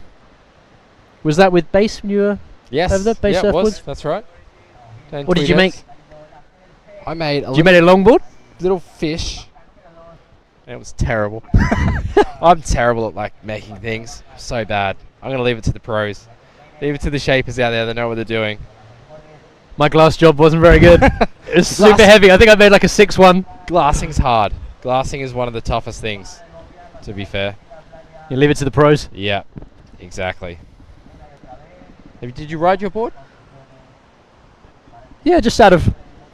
Once I tried, out of respect. Out of respect. I was like, this thing is sick. It wasn't. Just out of interest. Yeah, no, exactly. Still got it somewhere. I think it's maybe in family member's attic or something somewhere. Like basement. Over in the UK. But it was fun times doing the course over there. Fortunately, it doesn't exist anymore. No, it doesn't exist anymore. I remember getting out the Posca pens at home, drawing on my surfboard. Yeah. From a young age. Would you do that? Would you decorate most of your boards? Yeah, I would. And your longboards and stuff? Yeah, longboards, yeah. Yeah, on the longboards, and then a couple of times on the sups. I was getting what would you put customs. On them? Just colours. Yeah? Circles, colours. Any gnarly riding? No. Get you psyched? No, I didn't do any riding on it. Any motivational quotes on the nose? It's definitely a good way though for coaching. Yep. Writing down stuff on the board. Yeah. And even when you stand up paddling, writing it on your paddle, getting a bit of tape, putting it on your paddle, writing, look up or bend your knees, whatever you need to do. Use the paddle. It definitely helps, huh? It does, definitely helps. So as you're paddling, you can look at it on the shaft. And say, okay, yep, need to keep my eyes up. So we see competitors, red at the back. It's a nice looking wave. European SUP champion cutting back there. And again, carving back into the white water. She can continue on this one. Up into the lip. She's going to get a great score on this wave already. Oh, getting exploded on the inside there, but 3 great turns on the outside. We'll see that score come through shortly. See if she can get into that top spot. She's going to be happy with that. Is that going to put her into the top? She's looking for a pretty high score. In just over 5 minutes, 35 seconds remaining. Get a replay of that wave from red. See her bottom turning. Just carving back here, setting That up was nice. this wave. Just being patient, setting it up. Carving back around. I think it's this turn here that I really liked. Getting up to the top of the wave. Throwing a bit of spray. Using the paddle. She was looking for 7.61. So we'll see if that gets up into that 7.61's high good range. Doable. Yep.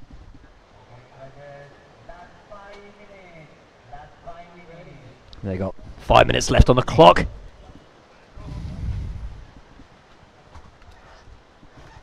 Some waves marching in now. Las Palmas. And we see Sakura here, maybe taking off in a whitewater wave. So you can see something happening down the line on that reform. Does well to control that. Oh, she's definitely seen something. She goes. Using that paddle to get through the flat sections. Yeah, she's found and herself. then just waiting for the wall.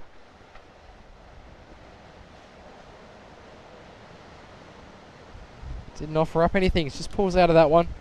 She's just searching around, hunting around for what might be. Still waiting. That score has just dropped. A 5.50. Oh, it's not going to be enough. Not enough, so she still needs a 7.61. She has Staying a with that second place position. High score of a 6, so she does have what it takes to get up into that good range.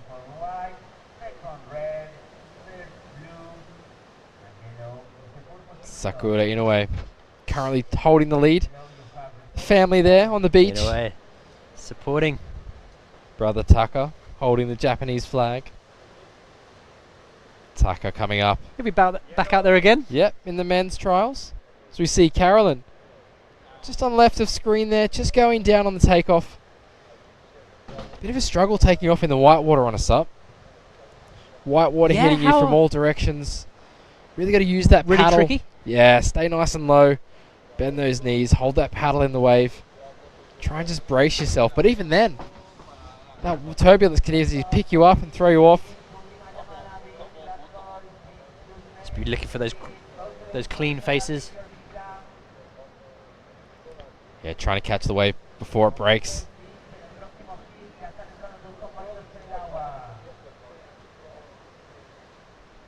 People watching from Cape Town, South Africa. Hi there. Thanks for tuning in. People impressed with Taka's riding in the longboard as well. As we see Taka's sister taking off there. It's quite late. There's Camille. Competitor in red. What's this left going to offer? Looking for that 7.61. She cuts back to the white water. This wave finishing in that deep water very quickly. Not going to be the score she wants to get. 2 minutes 20 on the clock. Still got time to get out the back. Really easy paddle out from where she is. So great to have people tuning in, watching from all over the world. I wonder what time it is in Cape Town at the moment. They're only an hour ahead, I believe, from where we are. Maybe 2 hours now that clocks have gone back from in the UK. Have you surfed over there? I've actually never been to Africa. No. Yes, no, exactly. I've never been. I really Gotta need change to go. that though. Yeah, do need to change it. You're going to get over there. A lot of friends that live over there. A lot of clients that come on the SUP coaching trips as well. Inviting me over there. Need to get over there. How's the SUP scene? Big. Quite big. It's hard to get equipment down there, from what I've heard. But some really custom big. shapes? A lot of custom shapes. Some great SUP surfers down there as well. We had a few competing on the World Tour. Justin Bing. We had Andrew King as well. Taryn King. Great longboarder, SUP surfer. She's competed on a couple of the World Tours.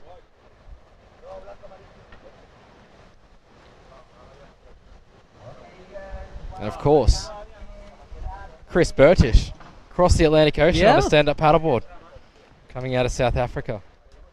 And he's just wing-foiled. Big wave surfer as well? Big wave surfer, but he's just wing-foiled from California to Hawaii. Absolutely insane. We see Sakura taking a wave here. Cutting back. Setting up the inside. Cuts back again. Really powerful turns. Up into the lip. And she's Sakura, is she going to ride away from this? She is. Of course she is. Of course. Absolutely shredding out there, Sakura. I had a great chat with Chris Burtish. Came on my podcast. Amazing. We were talking about, it was just before his most recent the wing world crossing. record full adventure. We were talking about how he supped across the Atlantic. Bit of history, a bit of into his big wave surf scene. How much training he used to put in the pool. Here's the replay of Sakura. This turn here. That turn, just laying it all down, really getting low. Yeah, had to get that board back underneath her body. Anyone watching, you really need to drive that board around, get it back underneath your chest. And more chance of making a maneuver. And you'll see her do the exact same thing here as that wave stands up, nice and steep. Using the paddle. Exactly, putting it in the wave, into the back of the wave, holding it in there. Getting her body above her board, using that paddle for balance. It's trying to keep your core central. Exactly. Pretty much essential, right? Otherwise, totally essential. That's it, for sure. And we'll be back with more action from the Gran Canaria Pro Am on the APP World Tour. Back with the men's trials. We'll see you after this short commercial break.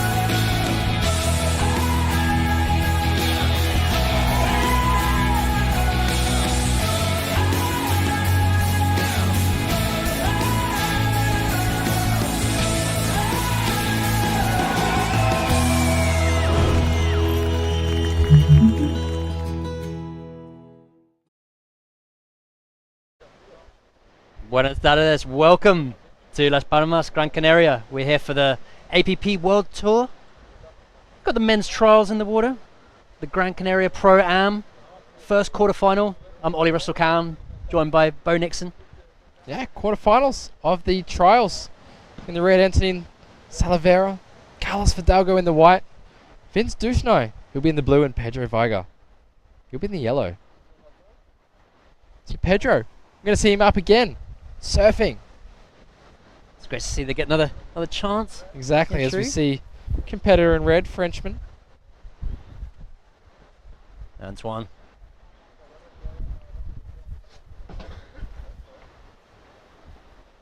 Good looking section coming up here.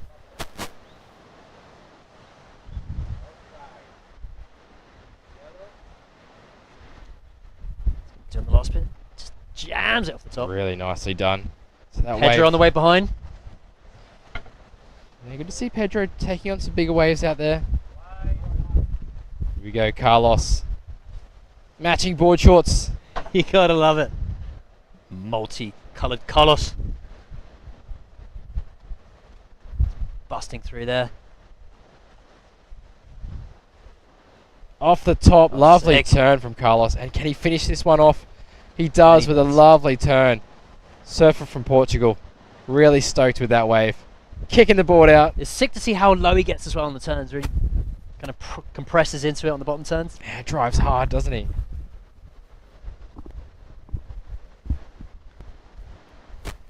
You get some scores coming in soon.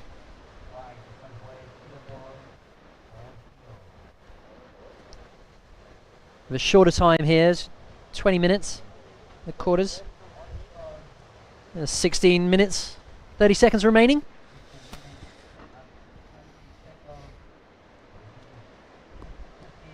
Yeah, Carlos going to be looking to drop a fairly good number on that wave. We saw our surfer in red, Antonine. He surfed that wave right the way through. That was a great looking wave from Carlos. Just mixing it up as well. That's what judges want to see. They don't want to see the same turn every single time. So we just see variations of those top turns, don't they? Obviously spray. Lots of spray off the back of those waves. See Camille there, coming in from her last heat. Should be up again in the next round of the trials. She was just beaten out by Sakura in a way. Nice shaka to the camera there. It's back into the athlete zone. Las Palmas. So we see that score of red dropping. That's a 6.0. Nice. From the French surfer. And Carlos' score? Yet to drop. Judge is still deliberating. And Pedro's seen something here. He has seen something 3 times the size of him. Yeah, 11-year-old Brazilian.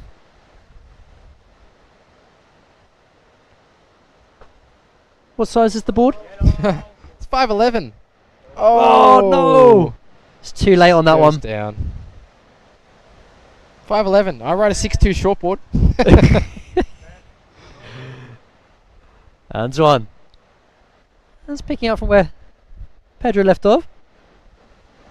Yeah, he's going to get one big turn on the inside.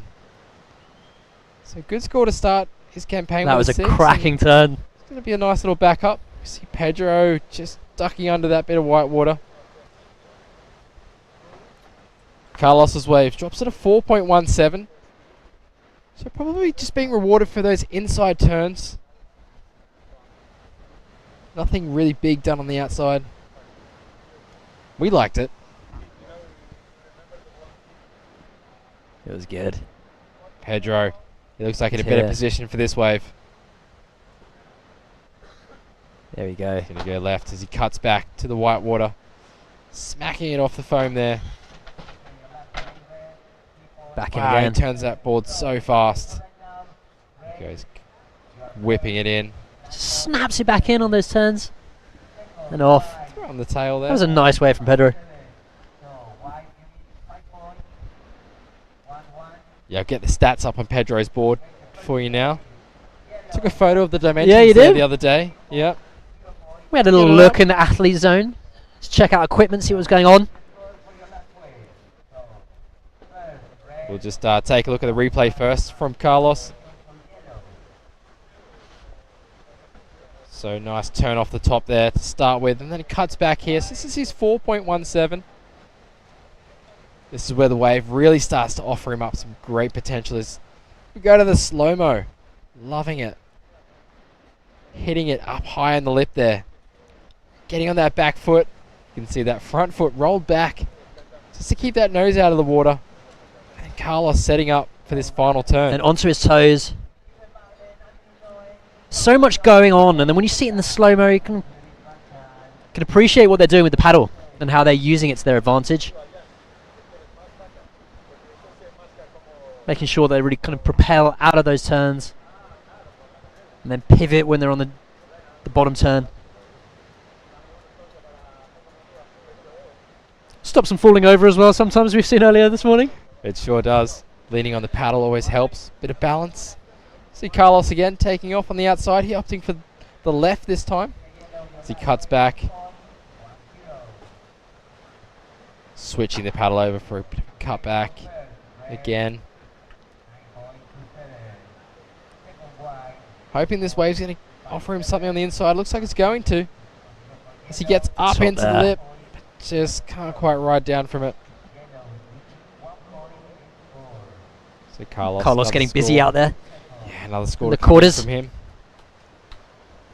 There's the men's trials quarterfinal, heat 1. 11 minutes, 33 seconds remaining. Plenty of time. Oh, it's halfway through. Be interesting to see what. Get some scores in. Get some scores. In the meantime, I'll let you know what Pedro's board is. He's riding a Marco Kurtichka. 5'11". 5'11". 21 and 3/4 inches wide and 3.75 inches thick. That would 49.3 litres. That would be too small for me to surf. My board's 42 litres. My short board is 42 litres, not my sup surf. I like a bit of volume. And here he is. Here he goes. Up for another. Slashing turn off the top. He's going to want this to wall up for him. Yeah, another slashing turn there. You can see he's really loose on the tail. That wave, just going in a bit of deeper water. So What's the tail on that board? Is it a rounded tail? Oh, it's a rounded square at the back. Saw it down there earlier as I took a break. You're up in the booth with Holly. A little snoop around the athletes area. We see a surfer in red. Replay here, carving back. So this is his first wave, the 6-point ride.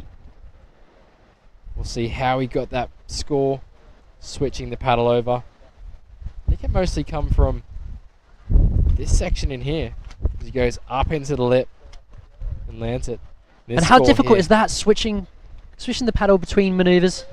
You got to do it fast, especially on a small wave like that. Not much space for you to be able to switch the paddle. On those bigger waves, you have a little bit more time. You'll notice the competitors, when they do switch their paddle, usually they're sliding their hands up and down the paddle to be able to guide their hand toward the handle on the top. Sometimes you might see competitors try and throw it across to their other hand, but it doesn't look as smooth. They'll just be crossing over when they grab it. Yeah.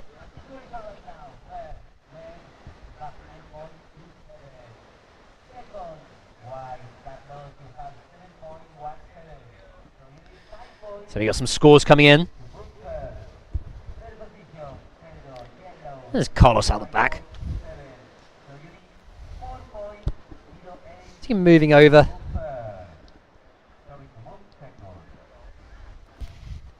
So there's some clean conditions out there in Las Palmas.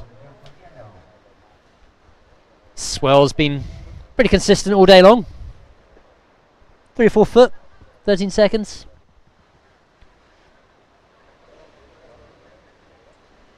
Yeah, good to see the trials getting underway. Going to be having 4 surfers progress through to the main event. This is the quarterfinals, so these surfers... And there's that drone angle. Looking out on the rocks there. And the tide's up, so as you can see where that white water is, there's kind of a rock shelf you don't really want to be getting near. No, you can see it's pretty mean out there. Pretty shallow. But the high tide covering the rocks, making it look a little more inviting. Yeah. A little less intimidating. You can see the wind picking up, dropping off. It's been a bit changeable today, hasn't it? Maybe a few clouds coming across, changing the local weather pattern. Still nice and warm. Lovely and warm. It's been the low 20s. What we got? Yeah, 23 degrees. A little bit overcast, but sun sneaking through occasionally. Yeah, exactly. See our surfer in red leading this heat. He's had a 6-point ride and a 3.27. Carlos scored a 3 on his last ride. And Pedro, he needs a 4.08 to get into that advancing position. And here he goes right now. Opting to go for the left. You can see maybe a bit more potential there. Yeah, on the right. Do you think should have? Maybe should have went the right, but these waves, obviously, surfers know probably better than we do. Yeah. Sitting in the booth here. We can mind surf. Yeah, it was just like Pedro. Should have gone right. He was like, there was no right there. That was warming up. No, no, it wasn't. It wasn't. No, it kind of fizzled out. We have seen those rights reform on the inside, so maybe Pedro missing that opportunity. He's staying really active here. Here he goes. He's going to look to go this one. That's really good to stay active. He's going to get over this one. He's going to opt for the left. He's back into the pocket. Oh, as you just can't quite engage the fins in that way. If he steeper. loses it. We'll see Carlos. Carlos. On the left. Power through the whitewater here. Using the paddle. Really generating that speed. Off the bottom. Cranks it off the top. Just got hung up a little bit on the lip there. Seems to be pushing quite hard on those top turns. We'll see. Antoine. Have a different approach. Slightly more casual here, just waiting, being patient. Yeah, waiting for this wave to line up. Hits that end section there. Slides it out a little bit. We've got 5 minutes, 28 seconds remaining on the clock. Welcome everyone watching around the world on appworldtour.com, or if you're joining us on Facebook Live or YouTube Live. Chuck us your comments. We'd love to hear where you're watching from, where you surf, where you sup. Yeah, tell us a bit about your local break. We can tell you the surf's pumping out here today. It's been delivering the goods for the trials today. Had some really nice conditions for longboard sup as well, which we're going to be seeing more of later on this afternoon. You. Yeah, we'll see another heat of the men's trials coming up. And maybe jumping into action with the semi-final longboard. Yeah, we've got to see what we're going to be going to straight after this. Yeah, jumping into those longboard semis. And we're going to head into the women's trials after that, the semi-finals, where we'll see surfers compete to progress for that advancing position to the main event. And then the men's trials, semi-finals after that. And then we will be having the 3 finals. The longboard, then it'll be the men's trials and the women's trials to finish off the day. So loads more action coming your way. Pretty exciting, Bo. Going to be crowning the APP World Longboard Champion today. That's exciting. And then, of course, we're going to see the trials final and see who advances into the men's and women's main event later on this week. Potentially starting tomorrow. Have to see what the conditions are doing. But there is some serious swell on the way. Descending onto Las Palmas, Gran Canaria. And things are going to light up here. Things are going to light up. So we're at the beach break of La Sissa at the moment. So consistent. It's been waves on tap. All day yesterday, all day today. And I had this sneaky feeling those intervals just means the swell. You sometimes see it on the horizon. You can see like it's sort of up and down, like wobbling. Sometimes at home when I'm surfing, I get a little bit worried when I'm sitting out there and I'm like, hey man, how long have we been waiting for? So I don't know, maybe 20 minutes? And you know, it's the big stuff is on the way. That's it, exactly. So the longer you're waiting, the further it's traveled, and the bigger it's going to be. And in Indonesia, when you get those sort of 20-second, 21-second intervals, get those in Portugal. Not so much in the UK. The massive, you get long periods, but it's usually accompanied by storm swell, bit of storm wind, localized wind. Obviously, the big wave spot down in Cornwall and southwest to Cribber. Yeah. Only occasionally works, needs the right conditions. Love Nuki. Pedro. Come on, back in. Come on, Pedro. See if he can get to the inside. Hometown, Bahia, in Brazil. Only 11 years old, Pedro. Great to have him here. Looking like he's going to be a real contender to be on tour for the years to come. I think you said like yesterday. He's got another 7 years left in the junior division. Which is just unbelievable. 7 years before he could then... I mean, he can be on tour, obviously, before he's 18, but can potentially do both. That he could be do juniors, yeah. do the mains, do the pro, do the juniors. Carlos is up.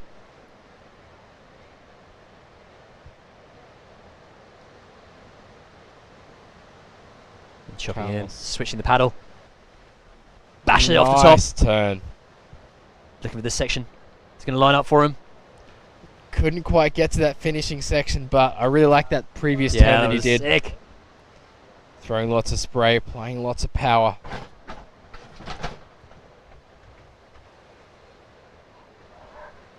See Carlos, he really uses that back foot, pushes that board down, throwing a bit of spray. Judges liking that.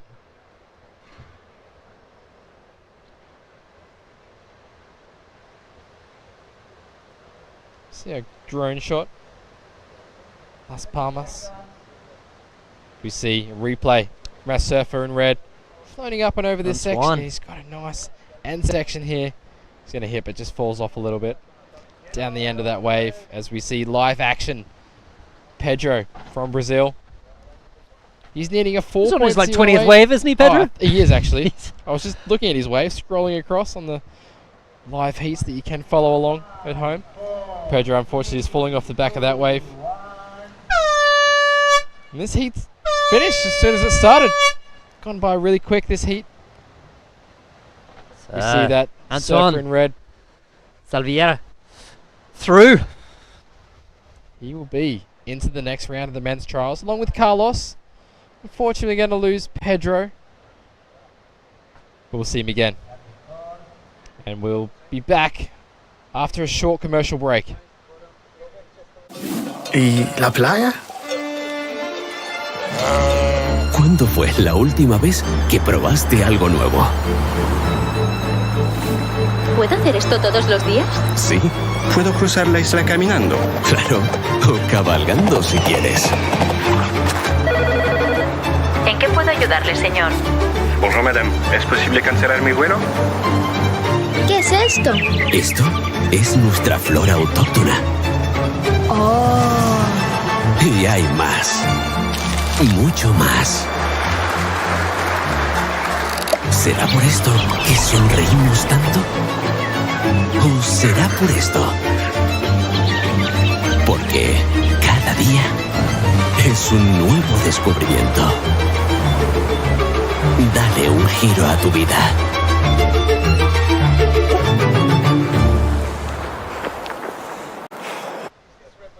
Bienvenidos, buenas tardes. Welcome to Las Palmas.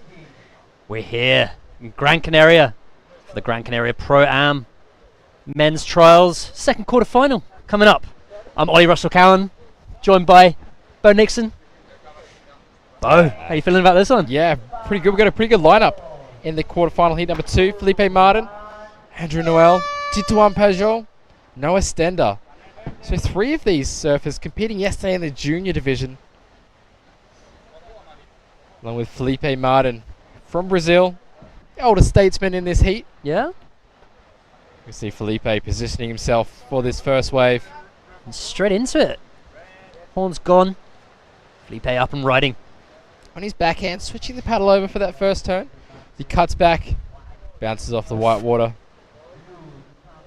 Almost loses his footing there and his paddle in his hands, but regains that composure for a few more turns on the inside.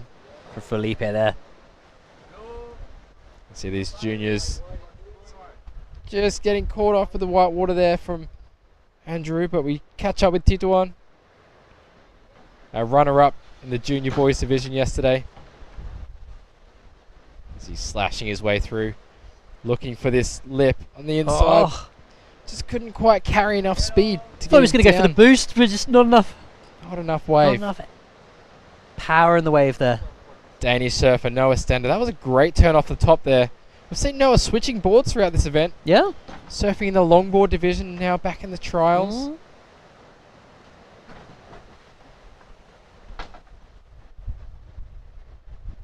Noah carrying Seems a lot super of speed. composed on both. Yeah, definitely. He's really comfortable surfing on all types of equipment. Noah, a sup racer as well. Big Dane, 6'3". 17. Tall. Still growing. Yes, exactly. That's a scary thing. See a Yeah, replay machine. of Felipe. Carving there, almost losing that paddle. Gets it back up there. And you like this turn here, Ollie? I like this one here. I liked it too. That spray at the bit of back. spray. Yep. 2-1. He sort of gets tied up here. I thought he was going to just fizzle out on him. And then use the paddle. Bit of shuffling. Kind of pumping into the section, and then boom. They just jacks up on him, and then unfortunately comes off. It comes off. Noah here. That first turn was really nice. As he cuts back, waits for this wave to stand up. He's going to opt for this left-hand reform on the inside. Carving back in. Noah. Getting one more little turn in, but this wave just disappearing underneath him. Yeah, T1 on that wave. He just held that bottom turn a little bit too long, and he just lost all that speed going up to the top. Pretty tricky for Noah, just switching boards. It's not like you're going out there and you're changing heats, and you know you're going from a whatever 7-2 to a 7-3. It's kind of adding a big change, different style, different type of riding that the judges are looking for between, obviously, the longboard division and the sup. We see the other Frenchman in this heat, Andrew Noel. Carving back there. Again, trying to look for that reform on the left. Gets right to the nose of that board, try and get some speed over that flat section. Didn't quite make it. Score starting to come in. Still waiting for that first wave of Felipe. See a replay of Noah. His backhand. Throws that board up into the lip. Lands that maneuver. See how he's just keeping his eyes on the top of the wave, waiting for that section. So he's still got dry just hair. Go to town on it, just smash it. Smash it. Still got dry hair. I don't think he's fallen off yet. Any extra points for the judges? I think so. I'd throw him an extra 0.1 here or there.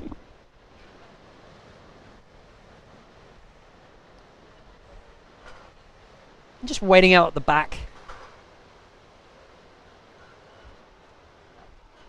Felipe. Just having a rest. Perfectly allowed. In the APP rules. As long as you're not moving, you can chill when you're back out in the lineup. Yeah, Tristan Boxford, APP World Tour CEO, allowing competitors to sit down just to aid in that recovery. So not having to stand up and balance too long, waste your energy before the set comes. And that way you're actually going to get a better performance on the wave when it does come. As we see, Felipe now up and standing, paddling for this wave. He's going to opt for the left. Oh, Carving. Powerful. that turn. Felipe. Again, Another. nice turn.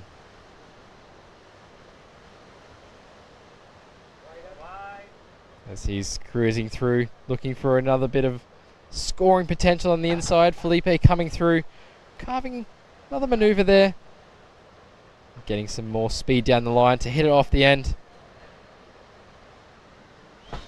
They're liking that down the beach. They are liking that down the beach. That was really well surfed by Felipe. Thumbs up to the crowd watching on. Just sliding that tail out. Those first two turns, super sick. We see Noah Stender. Noah Stender. Up and riding. Pulling out of that one. And also, 2-1 from the drone there. We'll catch up with a couple of waves that were ridden as well throughout those waves, so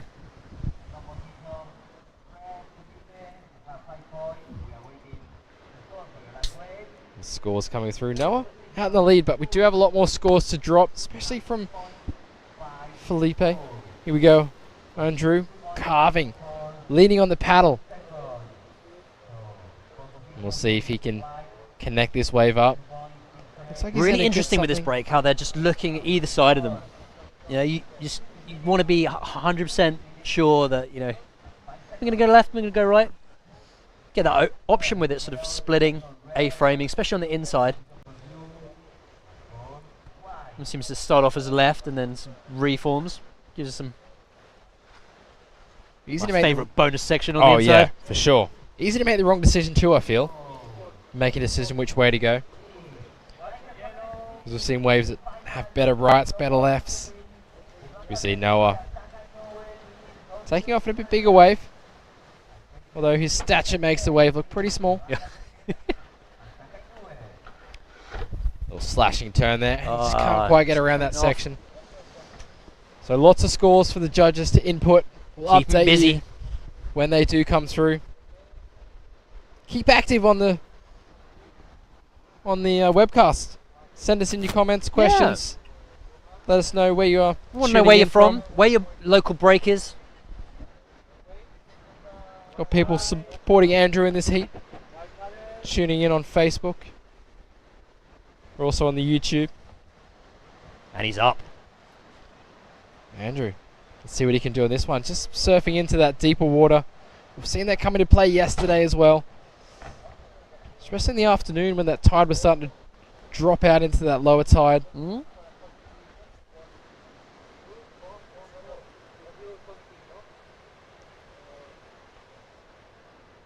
Kind of jostling for position now, trying to get back into the lineup. A Titouan, a Jot with priority in blue. And here we go. Waves on the way. Set coming in here. Nice looking left. Yes. Titouan.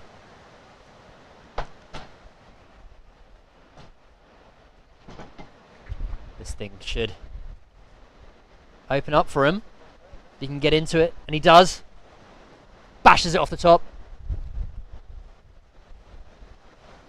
He's got another hit to come. Foam climb. Milking it to the inside section, and another one. Fitting lots of turns in on that wave. He's going to be stoked with that. What's this? Andrew Noel having a look. Up and riding. Just coming unstuck there. That wave. Just hitting that deeper section again. See our heat leader, Felipe. Paddling over to the peak. He'll be in first priority. The halfway mark now. 10 minutes remaining. Felipe in the lead with a 9.57. You got any scores coming in? Yeah, so Felipe is obviously that 9.57 made up of a 5-point ride and a 4.57 for his second wave. Now Estenda counting on those first two rides, a 3.4 and a 3.27. Puts him in second place currently. He's been keeping super busy out there, Noam. Catching a lot of waves. He really has. We're still waiting on that last one of Titouan to come through. And Felipe. As we see Felipe. Up and riding here. Gonna fade it into this left. That was a Oh, sick turn opening back into up. the pocket.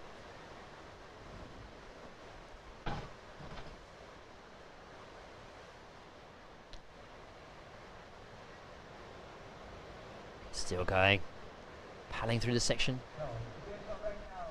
Just staying with it until the end. He knows it could be one more turn in there in the end. He finishes taps off. it off the top. Beautiful first turn there from Felipe. Yeah, that'd be where the majority of the points will come from on that wave. So Titouan's last wave coming in at 3.1. So right now Love he to needs see a replay of that. Just the tail, just jamming out yeah, the tail. yeah.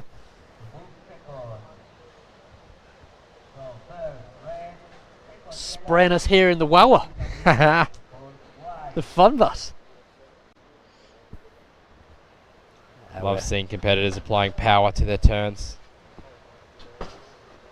All part of the judging criteria. More power you have, Just committing, laying it on rail. Exactly. The more speed you have doing it, commitment, power in a critical section, the higher scores you're going to get. That's why we see Felipe with the highest scores of this heat so far.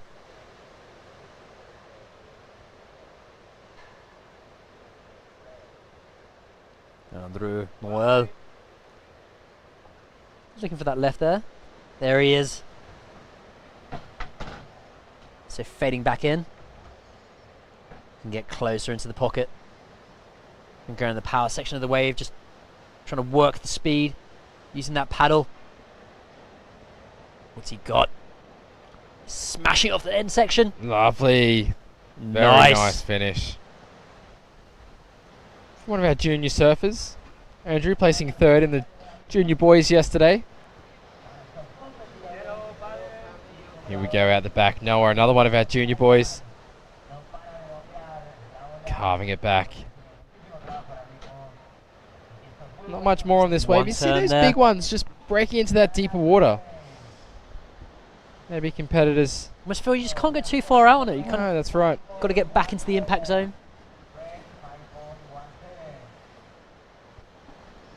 Not too close. You don't want to come a cropper on that white water. That's right. Probably one of the better surfers that navigate the lineup out here we've seen is that Kapono Fukuda from Japan. He'll be coming up later on in the trials. He's in the semi-finals already. He's very good at not getting too far into that deeper water, finding those reforms. But as that tide drops out, maybe not many reforms on offer, so we'll see what strategy comes into play as we watch a replay. This first turn. That turn. Oh, extension of the arms, crossing the paddle over and then pushing hard with his feet. Just a money turn. He's going to get some good scores for that from the judges. Yeah, he came in as a 5.17, so his highest wave score of the heat so far. Backs it up with a 5-point ride on his first wave. As we see Felipe finishing off that wave. And Andrew, a young Frenchman, just waiting for this wave, but it didn't really offer up. So just getting back into that section, just waiting. Just being patient. And then it reforms here. He does a big hit off the lip at the end section. We just cut to live action there, but just had a surfer fall off. That was Noah.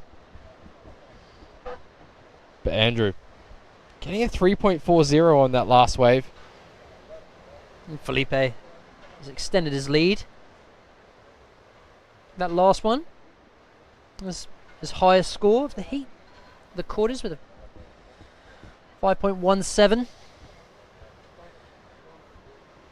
And just over 5 minutes remaining.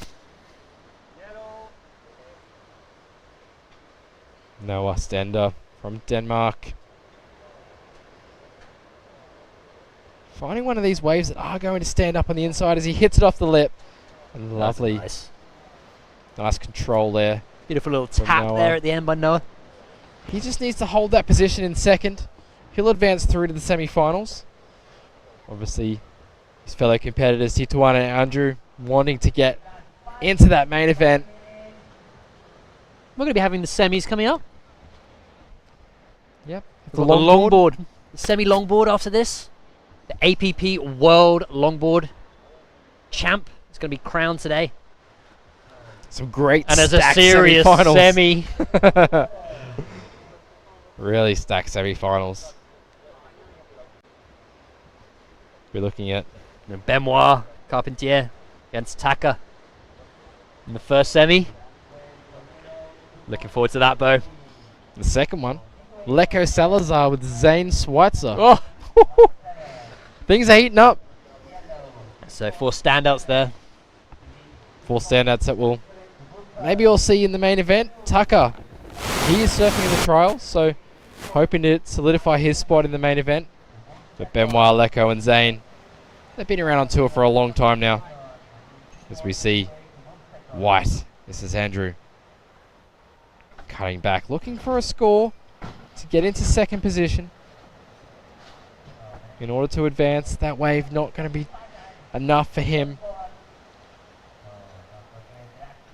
It's great to see their position with Zane and Benoit, and all the advice and experience they picked up through the years being on tour.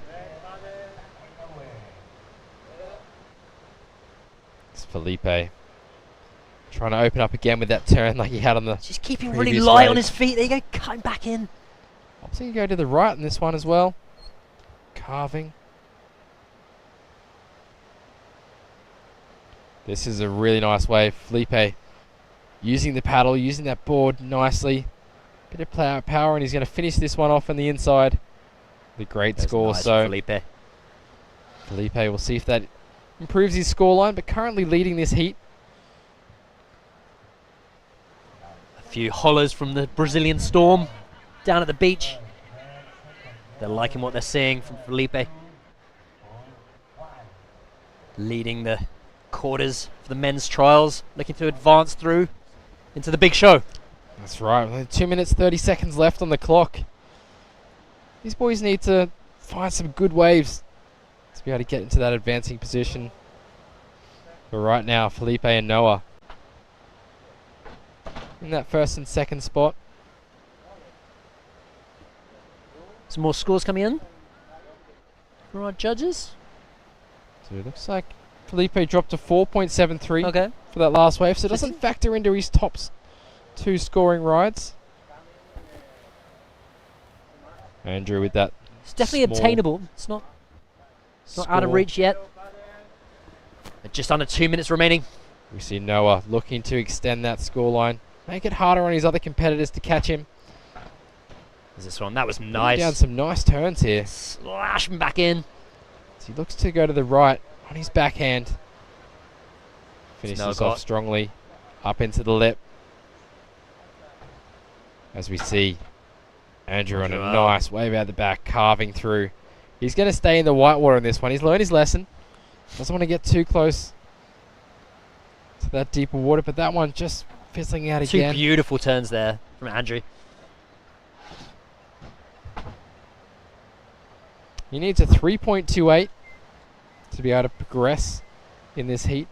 And Tituan looking for a 3.57, who currently holds priority out in the water as we see our longboard surfers preparing for the next heat. Just under a minute.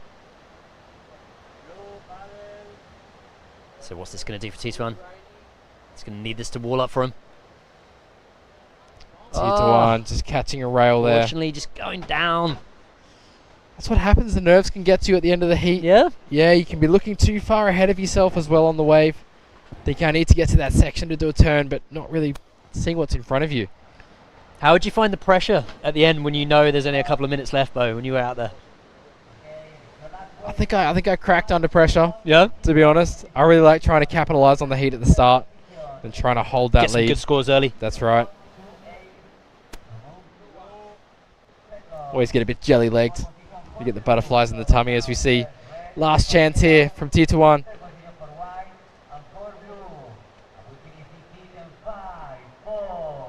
And he's just lost his paddle there, so not coming to the scoring range. He needed a We'll wait till we get the final 3.57. scores. See if that score comes through. But Felipe, he secured his spot into the semi-finals. We'll wait to see if the other competitors have overtaken Noah, but we're going to go to a short commercial break. We'll be back with action. The APP World Tour longboard. See you after the break. Semi-finals. See you then. ¿Y la playa? ¿Cuándo fue la última vez que probaste algo nuevo? ¿Puedo hacer esto todos los días? Sí, puedo cruzar la isla caminando. Claro, o cabalgando si quieres. ¿En qué puedo ayudarle, señor? Bonjour madame, ¿es posible cancelar mi vuelo? ¿Qué es esto? Esto es nuestra flora autóctona. Oh. Y hay más. Mucho más. ¿Será por esto que sonreímos tanto? ¿O será por esto? Porque cada día es un nuevo descubrimiento. Dale un giro a tu vida.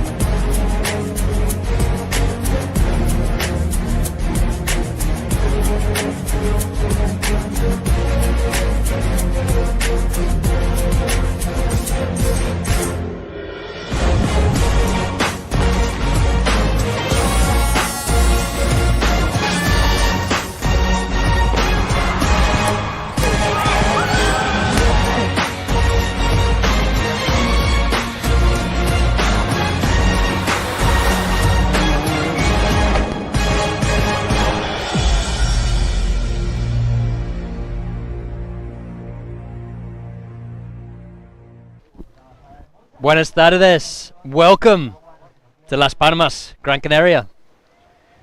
We're here for the APP World Longboard semi-final. Got Heat 1 in the water with Benoit Carpentier and Taka Inoue. Benoit from France, Taka from Japan. And up and riding. Taka has been really pushing the progression. Was out surfing yesterday amazingly. There's a hang 5 there. Getting back on his backhand. Oh! Taka just take you over the lip. Here's Benoit right behind him. Beautiful phone climb there from Benoit.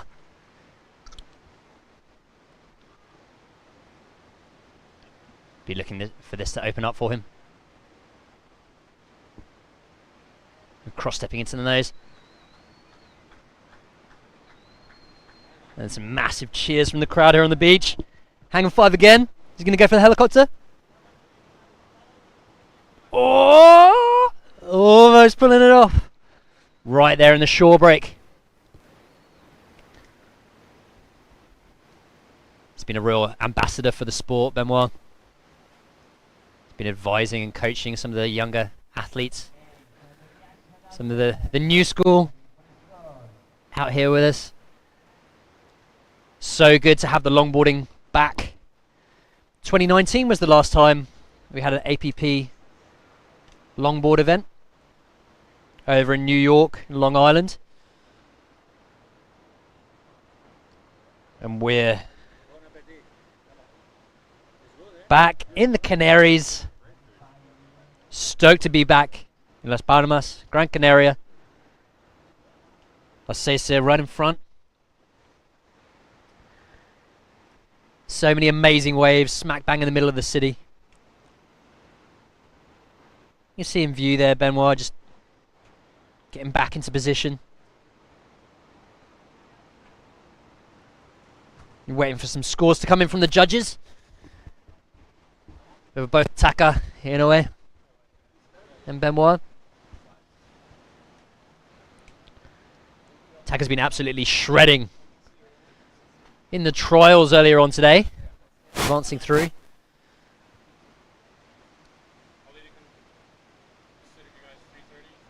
And now is kind of going to be heading back out to join Benoit. You see the ferry right in the distance there. It transports you. You can get over to Africa, to Morocco, about 200 miles away. You can get there in about 4.5 hours, 5.5 hours from Gran Canaria. But also you can interconnect to all the other islands, so gives that option. There's so many beautiful spots here in Gran Canaria.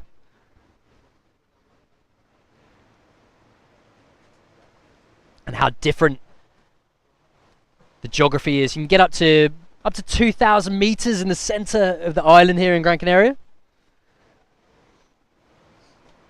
I know they do some mountain biking trips and tours. You get on the e-bike and go all the way down to the coast.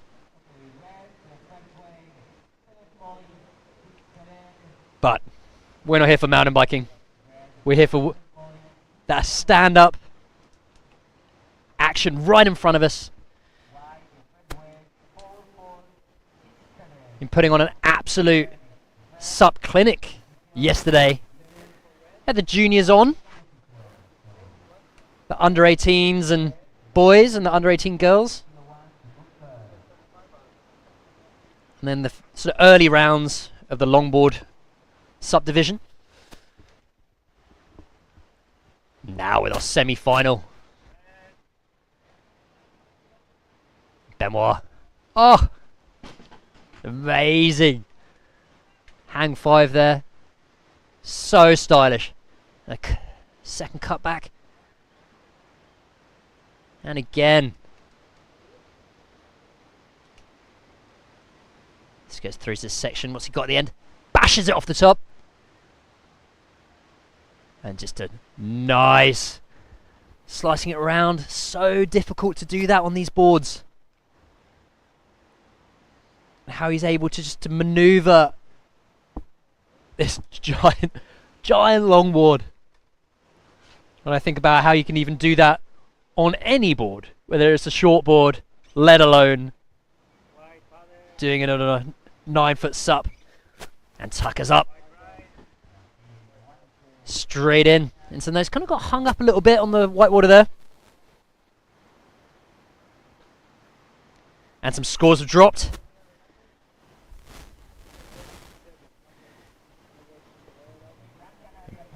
Benoit. Big first score.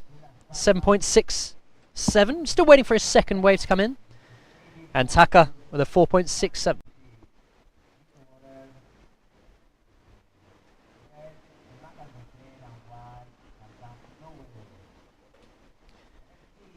Tucker must be feeling it from those previous rounds.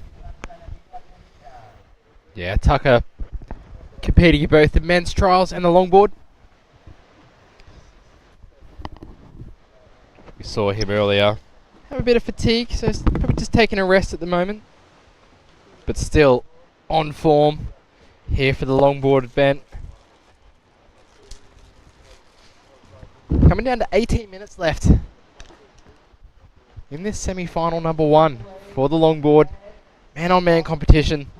We'll be crowning a world longboard champion today on the APP World Tour. How exciting to see SUP longboarding here on a world stage.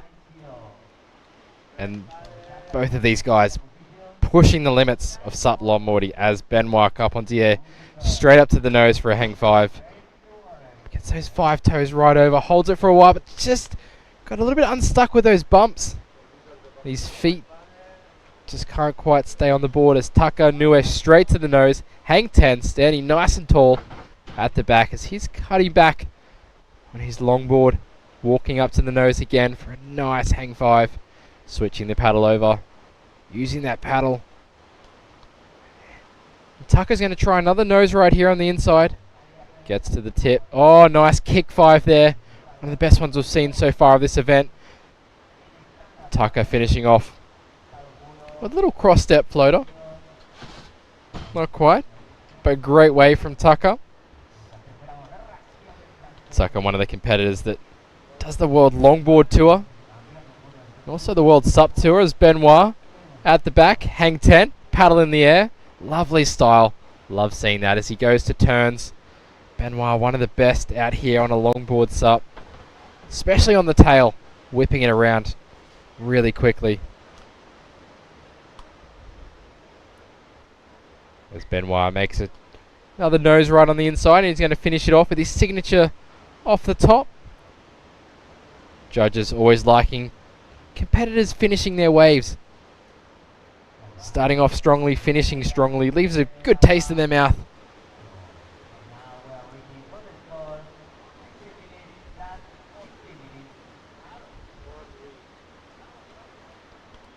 We'll see some scores coming through after those waves, but Benoit, he's out in front at the moment.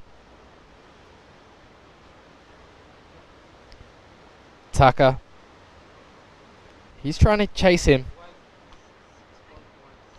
And that last wave coming in from Tucker, that drops as a 6.17. So lots of nose riding, still getting you good points. Benoit Carpentier started off his account with a 7.67 for his first wave, and then a 6.27, but still waiting for scores to come through for that last wave of Benoit.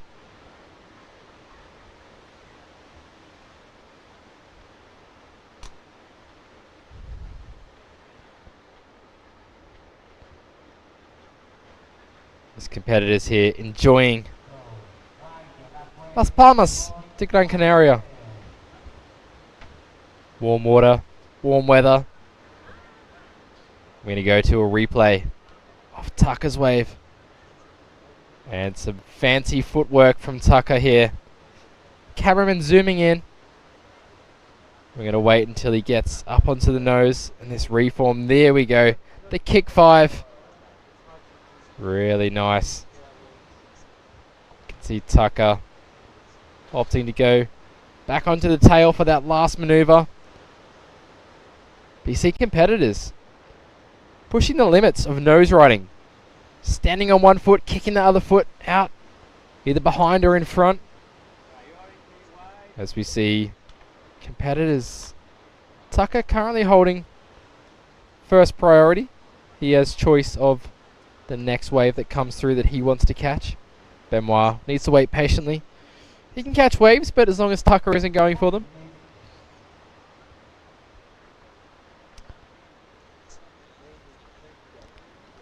And John Phillips on Facebook, thanks for writing in, asking about the specs on Benoit's board. He's been keeping that board a bit secret. We haven't been able to see that board anywhere yet, so I'm going to try and take a run down there this afternoon and have a look exactly what specs are on his board, and I can get back to you on that one. I've been really keen to have a look at the specs on his board as well. Tucker just riding a prone normal surf longboard. Benoit on an actual SUP longboard, prototype from a starboard.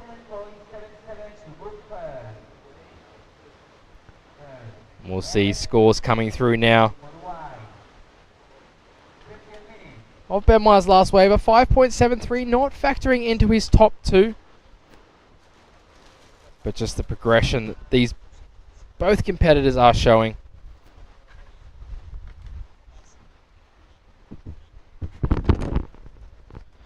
So true, the longboard surfing is really inspiring to watch. Makes me want to jump out there on a longboard. Really fun. You going to get out there later on this afternoon? Oh, I think I'll jump out there for a free surf. I'm sure all the other competitors will be out there practicing for what the events have.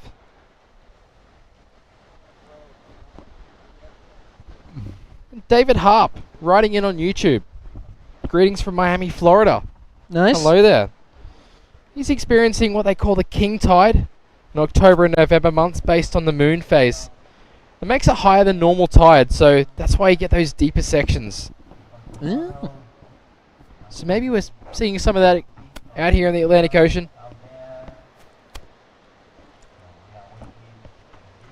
There's big tides, huh? Big tides, king tides. We get those king tides back home in Australia as well, on those full moons. Especially around Easter time back in Australia. Really known for those high tides. Get some great waves around Australia at Easter. Great waves. April, May, June. Good months to be a surfer in Australia on the East Coast. Even better if you're a SUP surfer. The Bells, tradition. yep. Always at Tradition, Easter. yep. Exactly.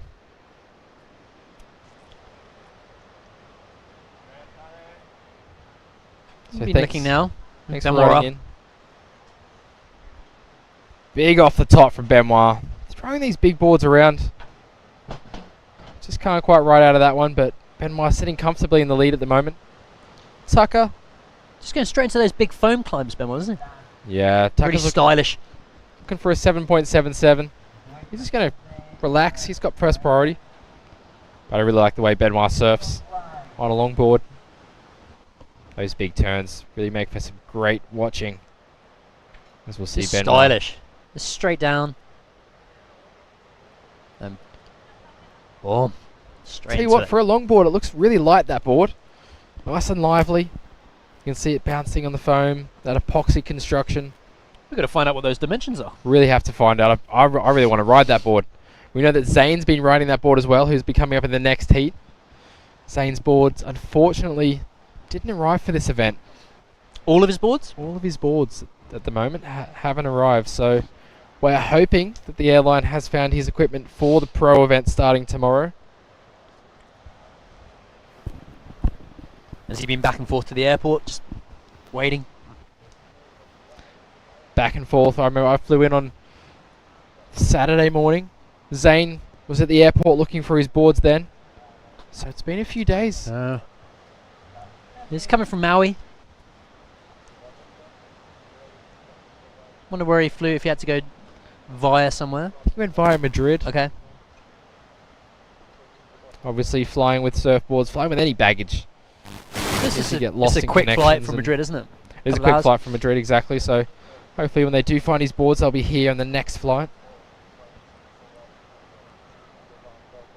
So interesting to see if Benoit and Zane get through. Zane might have to ride another board. Yeah. In the final. But it's or Benoit will be like, oh, you just have to forfeit now. Maybe they'll ride tandem. They should do a tandem. Yeah, exactly. That'd be fun to watch. In a tandem division. Tucker here using his priority. Straight up to the nose. Oh, he's going to go down. So we'll see if Benoit's going to have priority now. Tucker just going down on the nose there. It's Benoit looking for this one. Still 9 minutes on the clock. Benoit out ahead. 13.94. Still hasn't improved on his first two waves. That's 7.67 first, and then the second one that he got was a 6.27. I was expecting to see that first score going to the excellent range, but I think the judges have adjusted that scale because we are getting toward the more pointy end of this event as Benoit goes up to the nose. Big float over that section. Sick from Benoit. As we see him cut back. Getting the leash caught in that paddle. And he's again up on the nose. Arching. Style all the way through that wave. How great is SUP longboarding to watch? Just loving the style. Grace, the elegance. Exactly. Tucker, hang 10 at the start. Bang up into the white water. Big soul arch again. Yeah, Tucker. And again up to the nose. He's going to stall it. Nose ride. Getting up into the floater and landing it again. That is a great wave from Tucker. The judges have putting his personality on show there. He is putting his personality on show. Soul arching his way through. Yeah, the judges really going to struggle with that score, I think. Comparing it against the others in this heat. It's just that combination between keeping the traditional kind of longboarding maneuvers, but then combining it with the progression. Exactly, and it's exciting to watch. That soul arch, you don't see that from many other competitors. So Tucker showing that point of difference to the judges. Comes into longboard style, grace.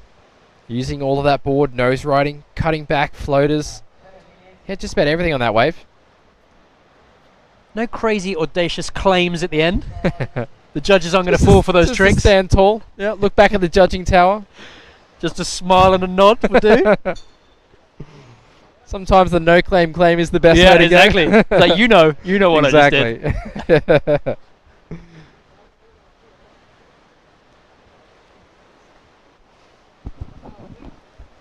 It's always good to see the competitors showing their passion though when they do get a good ride. They're not just doing it for the judges, they're stoked on it as well. Yeah. And how fun it would be, just out there with one other surfer. Amazing times. Benoit just letting that wave go, repositioning himself. Speaking of claims, when you were on tour, was the claims a thing in SUP? Claims were a thing in SUP. A lot of fist pumps. I remember in surfing a couple of years ago, and it was kind of almost had to come up with kind of signature claim. So we see Tucker hanging 10. That critical section here as he's going to get right on that rail. Throw the board up into the lip. I'm excited to see what this score comes through as. The judges have seen it again. What are they going to give it? We'll have to wait and see. It hasn't come through just yet. Benoit came through, but it's not going to extend his lead. It's a 5.43. Yeah, judges deliberating over Tucker's wave. Fair enough as well. Like I said, they're going to have a tough time trying to figure out what score to give. Benoit up to the nose. Straight up into the nose. And he's going to get back on the tail for progressive surfing on a longboard. As we see. Clocking that right, huh? Yeah, he's looking across. He's going to get low. He's going to get through this white water around to the section. He's going to cut back. He's going to run to the nose. He's going to stay there for a long hang 5. Put the paddle up in the air and bank it off the white one. He's got another chance as well on the inside section. bonus ball As he section. throws Tap it twice. that tail. And again, 3 times. banks it off. He's showing a bit of passion there. Yes. There we go, the fist pump. Benoit stoked with that wave. Remember seeing a few of the Brazilians just crossing their arms with the paddle in their hand. Looking at the judges. You were saying you would go through the... Just throw the paddle in the Throw air. the paddle in the air. Yeah, why not? Just Finish launch wave, it just into the launch beach. it. Yeah, and then just duck and cover.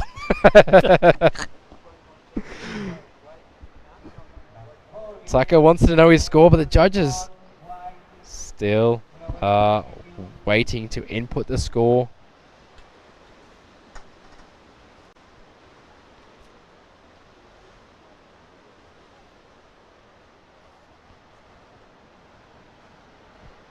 Tucker's just taking his time out there, waiting, sit on the board.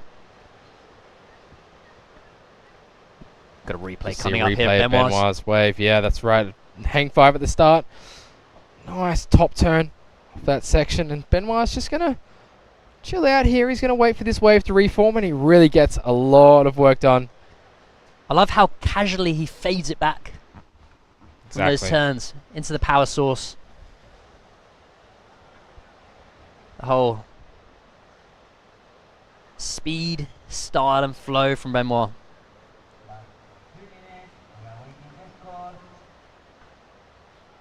People tuning in from North Carolina in the US. Greg, thanks for tuning in. The Outer Banks, maybe? Outer Banks, possibly. You get some cracking waves over there. Sure do. Some good SUP events. North Carolina as well. So 2 minutes, 40 seconds remaining. Benoit out in the lead. Still waiting though. 13.94. Oh no, Tucker's score has come through. Oh, he's closing in. Tucker's got priority here. So Tucker scored a 7.5 on his last wave. Really closes that gap, and now he needs a 6.45. Tucker does have first priority as well, as we see Benoit. He's up. What's Tucker got here? Is it going to be enough? Benoit going to the left, switching that paddle over. Benoit's going to go up into the lip. Just that big board, really hard to control in those critical sections. And Tucker, here we go with 2 minutes remaining, hanging 10. Up and over this white water. Looking back to go to the left. I'm thinking, no, I know the right's going to reform. And he's going to get a nose ride in. Super quick nose ride. He's going to cut across to the right. As we said, it's going to reform. Bit of a cut back there, and he's going to do a stall. Little cross step up toward the Pretty nose. tricky Quite get there. sections. Very tricky sections. Trying to squeeze a 6.45 as he does. A helicopter going backwards into the rocks. Oh. He's looking at the judges, claiming that one. Really wants the judges to give him that score. He's got 1 minute, 10 seconds remaining. Try and get out the back. These longboards do have a lot of speed and glide, so hopefully he can get out. At least maybe get one of those inside waves at reform. So just under a minute remaining in the first semi-final, the APP World Tour Longboard here in Las Palmas, Gran Canaria. We're going to be crowning a longboard champion today, Bo. Pretty stoked. Very, very stoked. We'll be going to semi-final number 2 after this. Zane Schweitzer, Leko Salazar. My goodness. Stacked semi-finals in the longboard. There's Benoit. He's going to go on this wave, hanging 5, and manages to maneuver that board around. As he can see a section that he's going to get up into the lip with, carving that longboard around into the white water. These are the best longboarders in the world.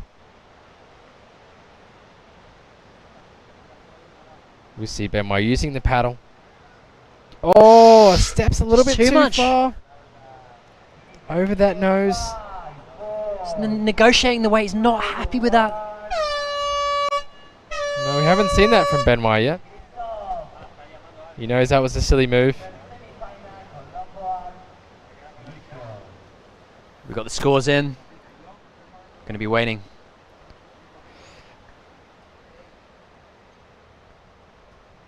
On Taka's final wave. Waiting for that wave, yeah, exactly. We did have a 4.17 come in for Tucker as we see him hanging 10 there as he rides through. Just style masters, both of them. Yeah, Ben Meyer obviously passing his board over to Zane Schweitzer, who is in the next heat. That's why we don't see Ben Meyer with the board currently. So we do have the official results in. Ben Meyer Carpentier moving through to the finals of the men's longboard division. Taka Inoue putting on a great performance. We'll see him in the men's finals coming up. And we'll be back with action of semi-final number 2, the men's longboard, here at Gran Canaria Pro Am.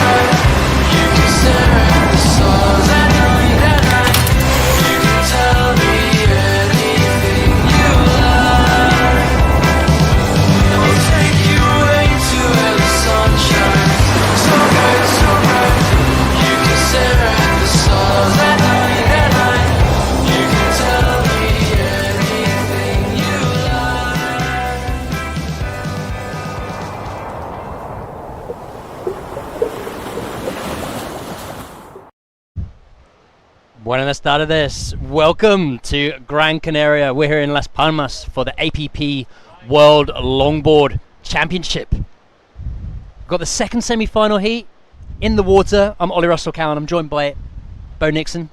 Bo. Oh, stacked heats. How you stacked feeling? heats indeed. We saw Benoit Carpentier get through as we see Leko Salazar up now in the white jersey in this heat up against Zane Schweitzer from Hawaii. Leko just digging a rail there. Like you said, stacked heats. All of these competitors have history in the pro longboard. Leko growing up riding longboards. Zane also just riding every single craft in the water. As we see Zane had a wave as well. This is a replay from earlier in the heat as we were in commercials. Zane getting on the nose. Oh.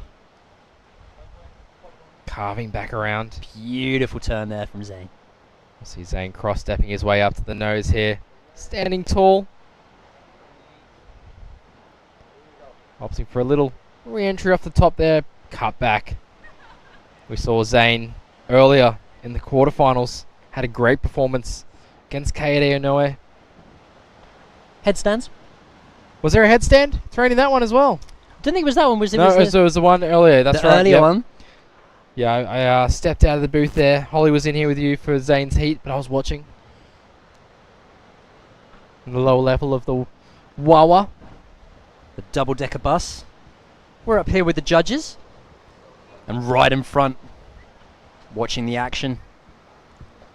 Zane paddling for a wide one. See what he sees here. He's going to go for it. It's a nice looking left, this one. Zane off the top. Massive. Is he going to reform for him? He's being super patient here. Takes it to the nose. Back into the tail. Foam climb. Up onto the foam again.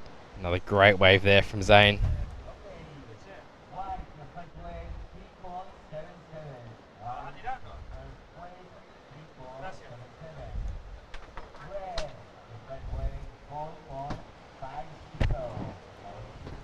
It's a well-ridden wave there by Zane.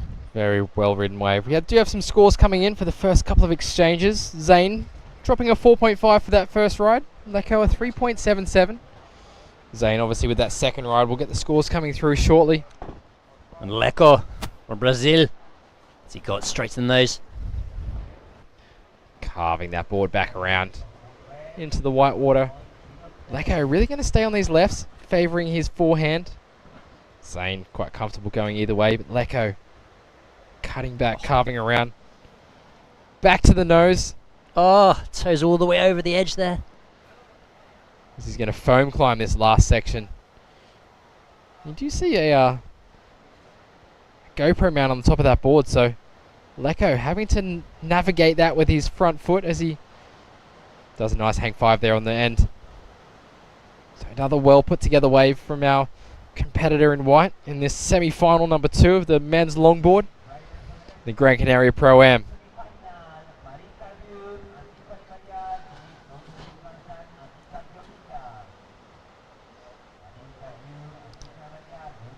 Yeah, it must be a little bit fiddly getting the GoPro mount on there, the nose. Definitely. Trying to not step on it because I know how much it hurts. I've done it before. Especially if there's a GoPro on there. That's right, exactly.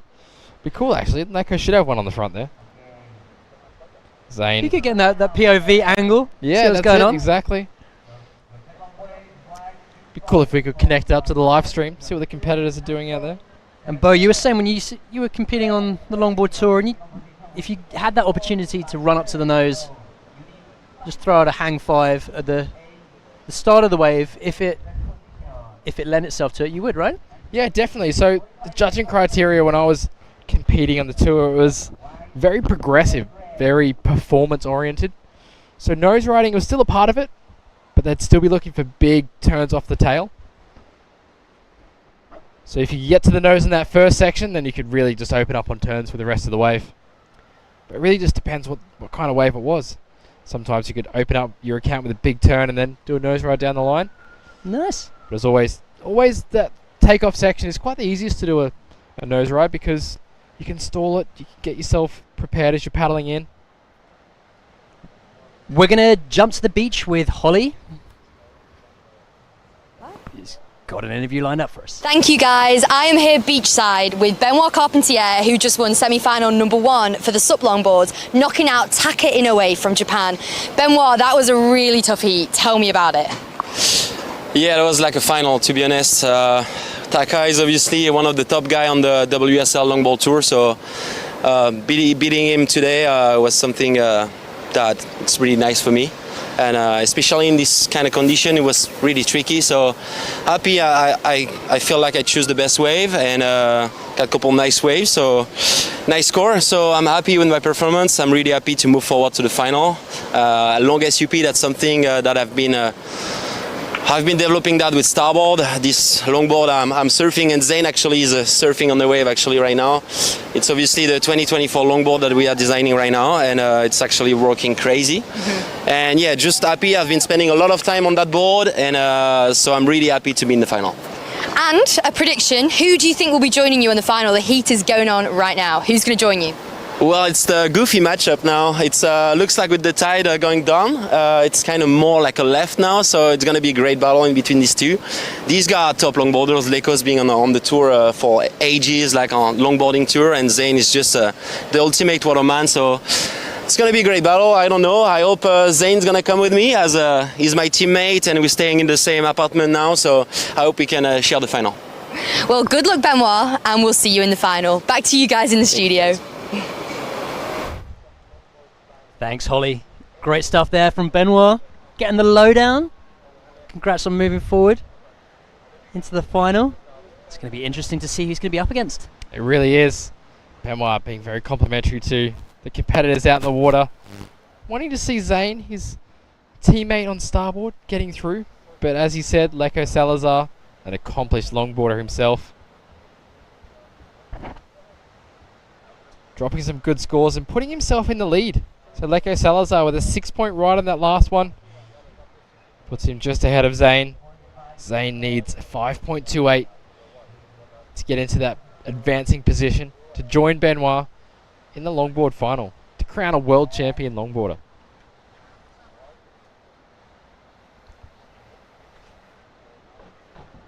the second semi-final. We've got 16 minutes, 30 seconds remaining.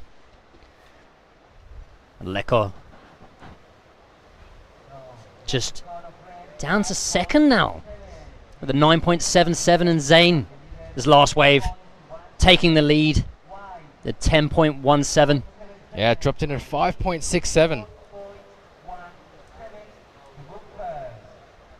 So Zane, obviously, that was that wave we saw during the interview with Holly and Benoit. I'm talking about the board. Yeah, he was talking about the prototype. It's 2024. So we're not even in 2023 yet. Starboard are well ahead of their designs. Just jump a year. Skip straight ahead. So Starboard actually work in blocks of 2 years with their designs. So they'll put out a design and it'll stay for 2 years as they work on their next one. As we see Zane styling his way through the inside here. Already put some good turns down. Onto the nose as well. Finishes off with a foam climb. And Leko behind him, the cross step. That's a nice cross step over there from and Leko. Straight to the nose. Really stylish. Love the way Leko surfs. And Leko getting to that end section. Whipping it up over the top.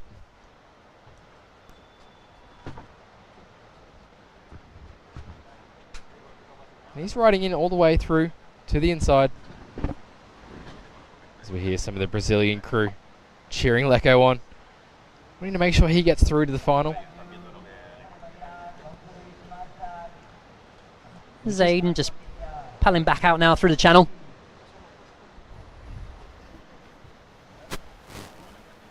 Still slightly in the lead. Just slightly. We'll see what scores come through for both of these surfers' last waves. We'll update you on the situation from there. I mean, as it stands, Leko needs a 4.17. I'd say would have got that one. I think on so. That last wave. The replay of Zane. Standing right on the nose. Foam climbing on that section there. So nice nose ride. Just really attacking those foam climbs as well. And Leko holding a nice hang five through that section. So both surfers getting a nose ride on the outside section. Zane a couple more turns. But Leko, this is where we caught up to him in that live action, where he gets up to the nose for that really nice nose ride here, and then gets around this section to finish it off on the inside.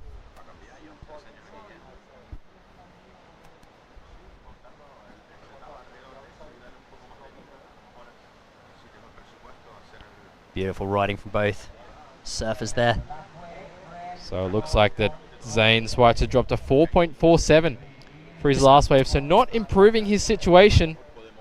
See, still the board submerged a little bit, huh? No? It is a little submerged a little bit. Zane. Great getting that aerial shot. You can just sort of see how they're like balancing out there, trying to negotiate the water. Makes it pretty tricky with his chops. Like it's clean today. We're cleaning up now, so. Yeah, very true. We see Zane probably weighing in at around 70, 75 kilograms. That board just under the waterline, so saying probably roughly 80 litre, maybe 85 litre longboard sup there. And it can certainly motor when it gets going. Sure does. With a bit of speed. You see Leko there. He's actually just on a normal surf longboard. He's well under the water. Even just paddling out. Leko probably at that 80, 85 kilograms as well. And different leash setups as well. So you've got Leko who's got the ankle leash. Zane's got the calf. Yeah, Tristan and I were discussing this yesterday when we had Tristan Boxford, APP World Tour CEO, in the booth. We both prefer an ankle leash just because the calf one tends to get caught up with the paddle every now and then. We've noticed competitors, Benoit in that last heat, Tucker as well, and Zane, that leash gets caught around that paddle as they do make their turns. Pluses and minuses. May help with the cross-stepping a little Does definitely help with the cross-stepping. And the judges have requested to see these waves again. Have see another little Leko's look. wave again, because we haven't had the score drop yet for this wave. They want to make sure that they get the scores right. Make sure that it's critical. If this wave was enough to get Leko into first position, he needed a 4.17. Let us know your thoughts at home. Drop them in the comments. What do you think? Can you be a judge? What score do you think Leko got? Who's going to make the final? Who are you rooting Exactly. for? Got about 11 minutes remaining in this heat. With that nose ride and that finishing maneuver, definitely going to factor in. Long nose ride on the outside. We did see Zane. He dropped a 4.47. And then Lecco, he actually has taken the lead. With that last wave. A 6.33 from Lecco Salazar puts him up into the advancing position. Zane Schweitzer with first priority sitting out there at the moment. He needs a 6.66 to advance into the final with Benoit Carpentier. So Lecco, nose rides, judging well, judging highly.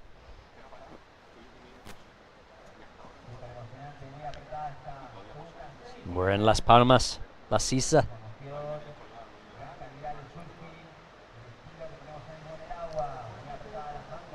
So many stunning waves here.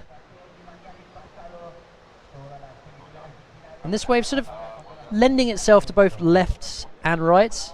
I'm going to be going mobile later on during the event for the men's and women's. But before that, got a lot of action this afternoon. Going to have some finals. Super excited, Bo. Really exciting to see. Longboarding in the water at the moment. We're going to be crowning that World Longboard SUP champion later on today. But also the men's and women's trials.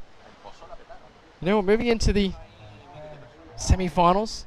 Only 4 surfers will move through to the main event tomorrow.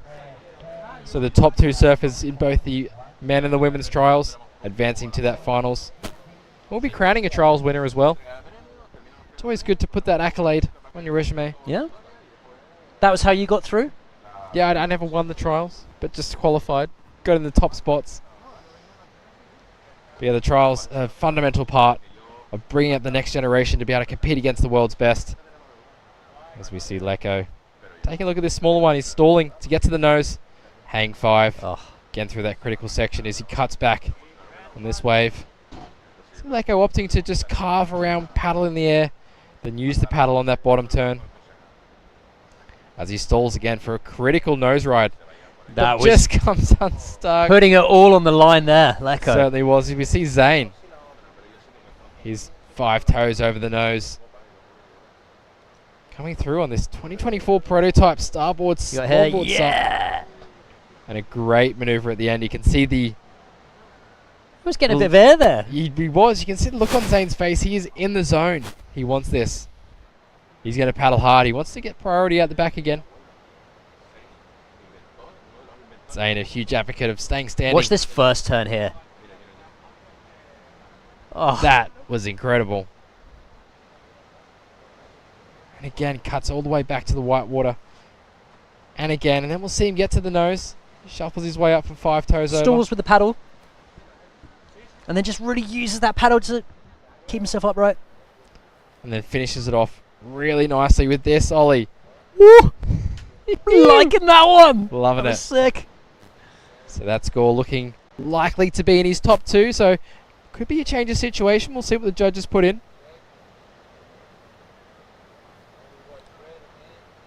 And he's got priority. He's kind of raced in front of Lecco. Lecco's caught a little bit there after his ride in the white water.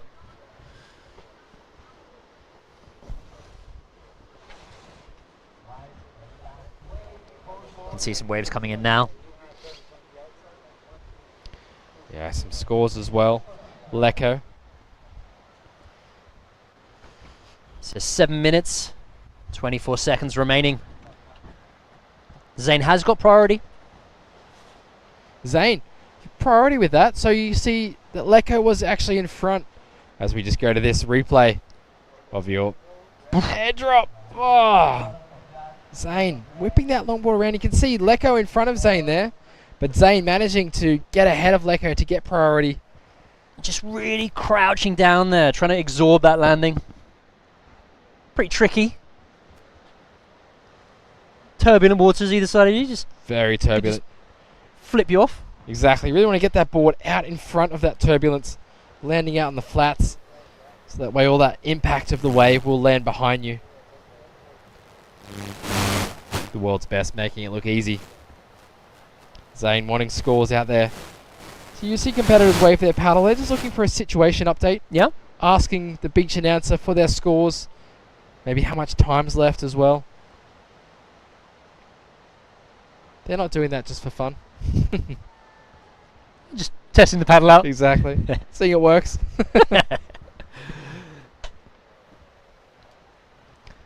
See competitors.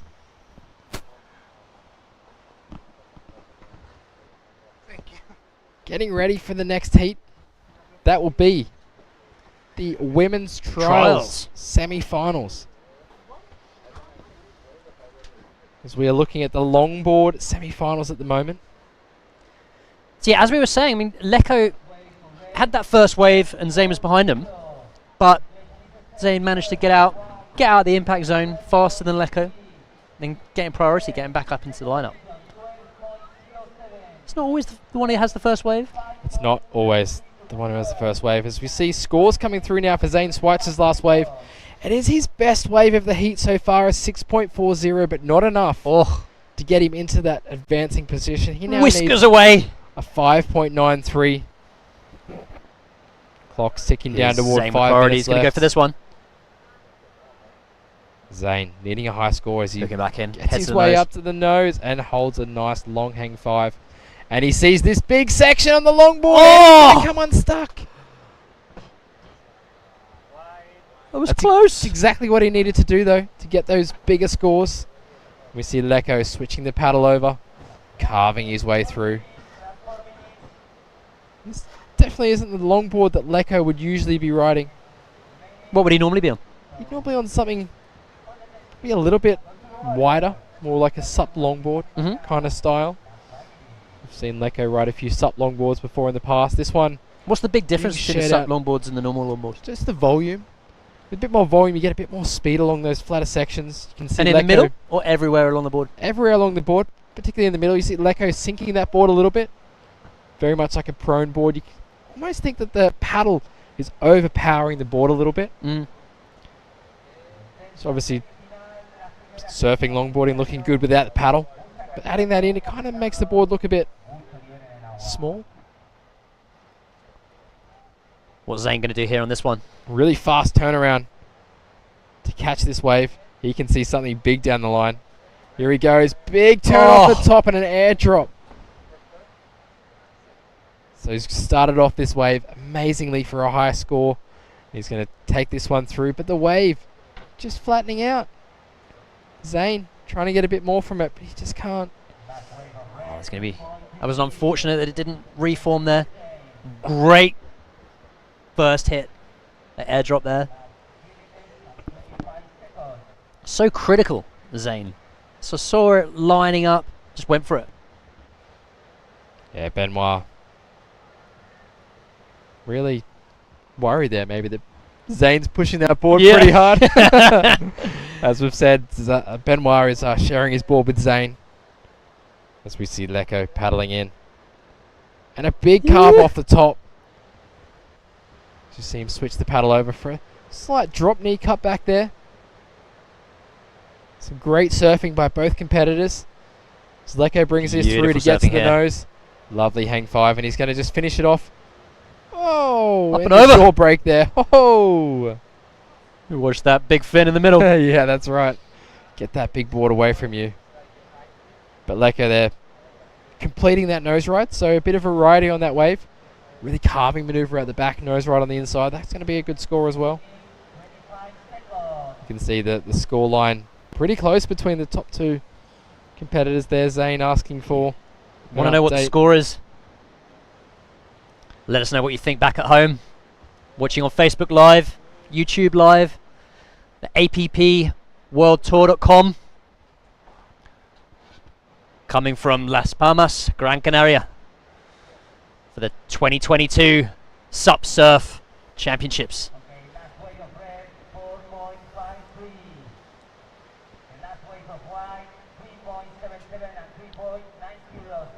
So Zane's last score? Zane's last score came through. The 4.53. So again, not enough, but we see Zane up out the back. He's going right. A hang 10 to start with. That is a great way to start a wave as he wraps that board back Going left into the pocket, over the lip, but again just catches the nose.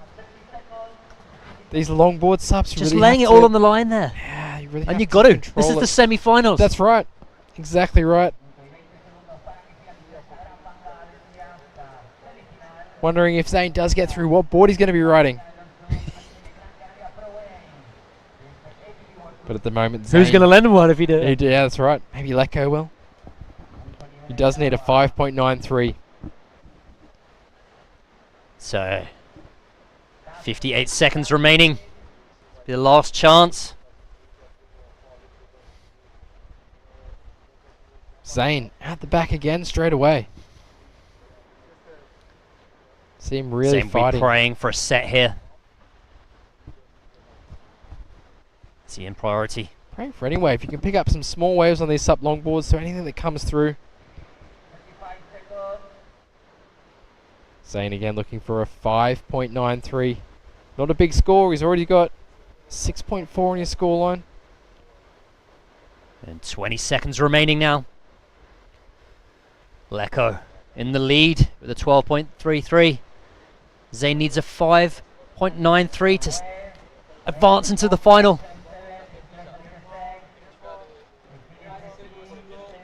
Zane. Some waves coming. Is he going to get it in Waves coming? time? I don't think so.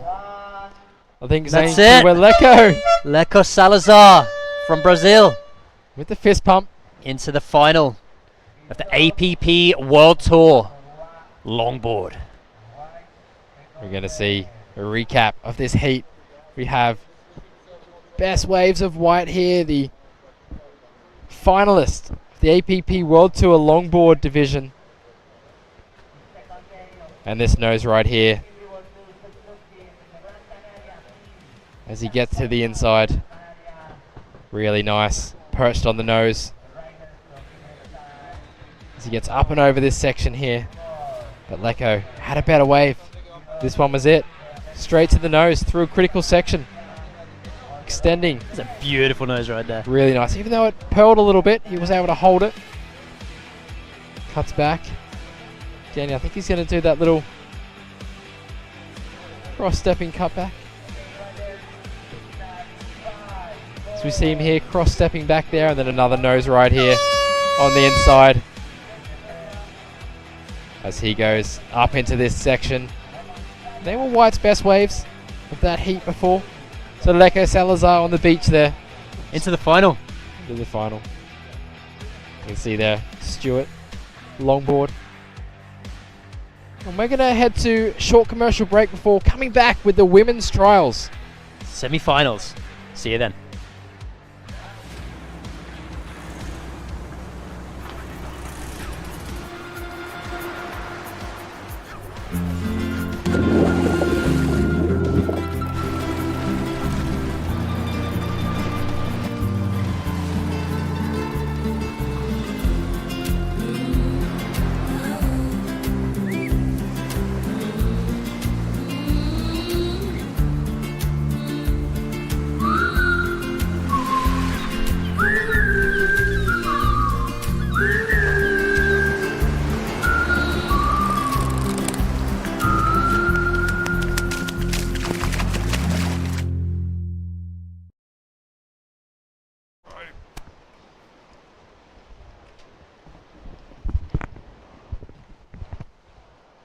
Bienvenidos and welcome to the Gran Canaria Pro Am. We've got the women's trials, the semi-final. The first heat's up. I'm Ollie Russell-Cowan. I'm here with Bo Nixon. Yeah, we've got an exciting semi-final heat of the women's trials. Marinko Drew in the red, and Tiffany Maillard. She'll be in the white in this heat. Only one competitor advancing through to that final. But both secured their spots in the main event. So both of them going through to the big show. That's right, as we see Marinko Drew up on her, looks like second ride. She had a quick in and out at the start. She banks one off the top there to finish off. Not quite finishing off there, but some great turns already on that wave. 17 minutes, 40 seconds left in this first semi-final.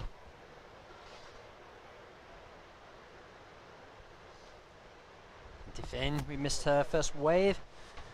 3.5.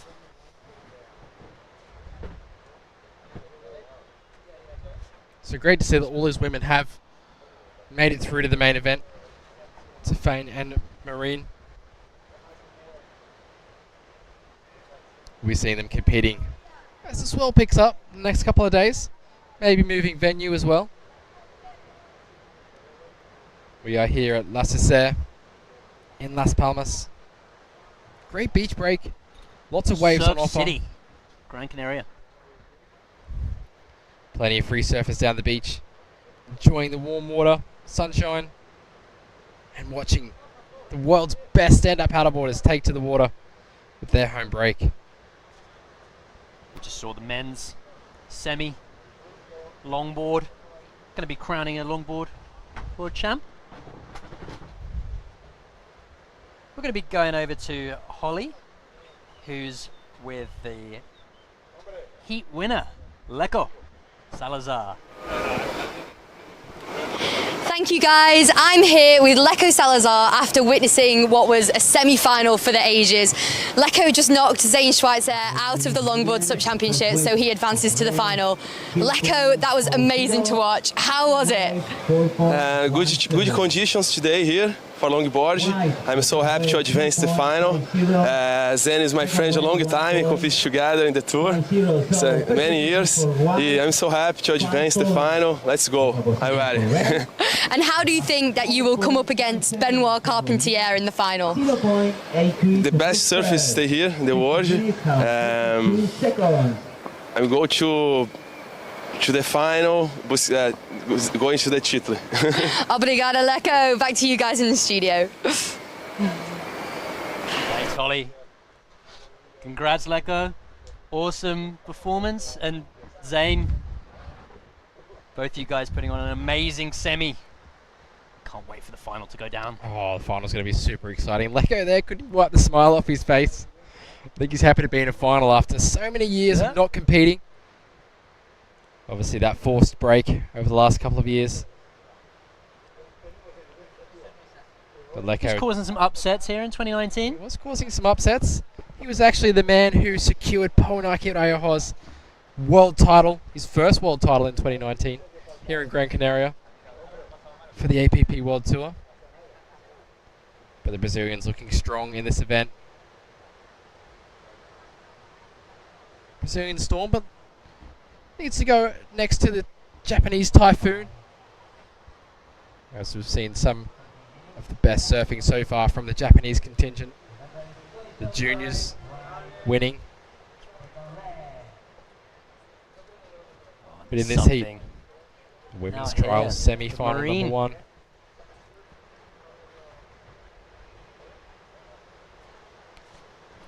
Oh, Tiffane's lining up for this one. See Tiffany heading on the right on this wave, cutting back. Not too much else on offer there. She's currently in the lead in this heat. A couple of scores dropped through. Marine's second wave of 4.17. You see those currents there on that reef. They're ripping back into the lineup where they are. I see so offering some clean faces to some of these waves. Yeah, in between. Kind of let the first wave of the set go. I think the next wave's definitely a little bit cleaner. As we see someone getting cleaned up on the inside there. See the power of Las Palmas, Gran Canaria. Definitely packs a punch here in the Canary Islands. It really does. Obviously a small dot in the middle of the Atlantic Ocean. Swells coming from either side of the island, but mostly from the north this time of year. I was seeing a little replay of this, trying to negotiate over the white water. Just couldn't quite get over that one. That's happened to me many times, Ollie. Many times. I mean, with these big boards, you need to get them up and over the water. So, opting to try and sit back, get up and over the wave. But that power in the ocean, pushing it back. Doing a backflip almost. As we see a punch through there. Just getting out of the impact zone, using her. And this will be that building swell as well. It kind of look like, oh, that's not that big of a wave.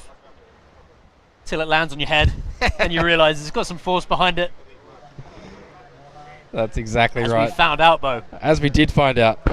We jumped in just before the event started a couple of days ago. And there was a lot of water moving, bit windy, a lot of power in the ocean. Good fun though. It was great fun.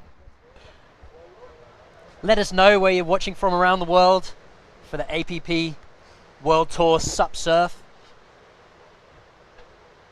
We're live on Facebook and on YouTube. Drop in your comments. Great to hear where everyone's coming from. And Marine up on a good looking left here. Oh, front Just foot. coming on Yeah, soft. it's just slipping off.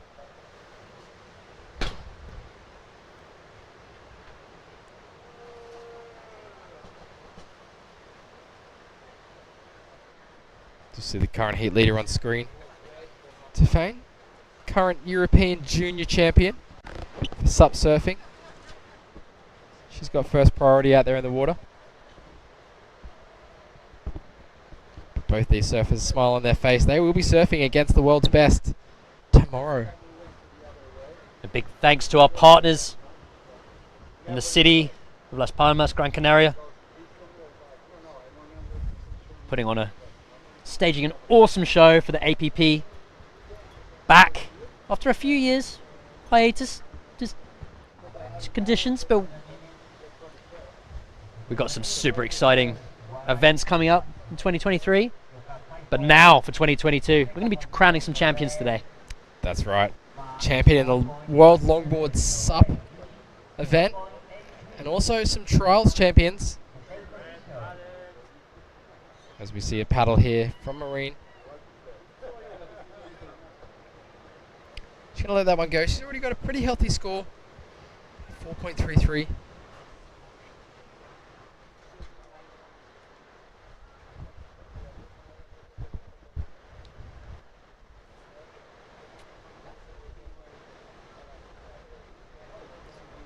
That drone shot over La Sisa in Las Palmas.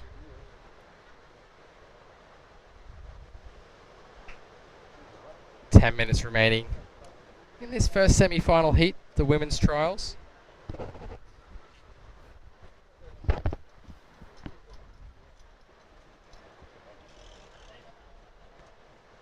Like you said, Ollie, a bit of a lull out there at the moment. That swell building, I think. Yeah, definitely starting to build. Be looking at some surf in the 4 to 6 foot range tomorrow. Building quite rapidly into the evening. And then Thursday, we have solid 6 to 10 feet prediction. That's that swell period as well. It's kind of, it jumps up 21 quite seconds. significantly Yeah. to 21 seconds Thursday. That's solid. That is big. As we Pretty see favourable winds as well, which is going to be great. amazing. Yeah, man. Competitor in red here, cutting back. Just needing a small score to move up into the lead. We'll be doing it with that turn there, but we'll see if she offers any more here on the inside. She's going to cut across to the right. Probably a smart move because we've seen these rights. Delivering up the goods. Exactly. Likes that. Loves that fist bump. It's a good finishing section there on Marine. Now opting for the paddle back out. Yeah, she'll get through that little bit of white water We'll there. allow that. Yeah, the judges will. In the impact zone, exactly. 5-stroke rule. That's right.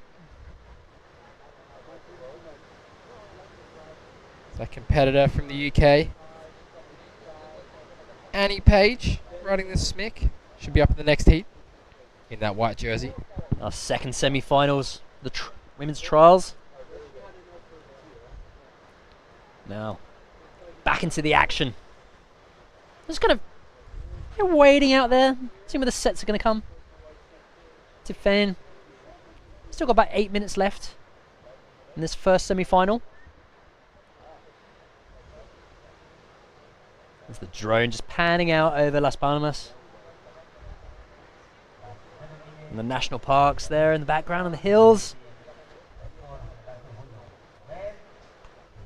Really nice boardwalk across Canteras. There's all the way 4 kilometers.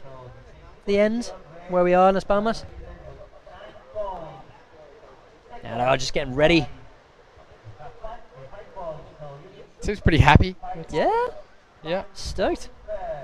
See the Red Bull crew getting around, handing out some Red Bulls. Leco Salazar. He's happy. Still got a smile on his Still got a face. smile on his face. Post on Instagram. Takes it home. Finals. I made it to the finals. No big deal. Just in the finals. Exactly. See another one of our cameramen there. Cameraman doing a great job today, bringing us these drone angles. Close So ups. sick to get all the different angles. Yeah, it's amazing. I'm loving the drone of the right-hander here. Gonna see it now. Yeah, our competitor in white paddling for this wave. She decided to go left.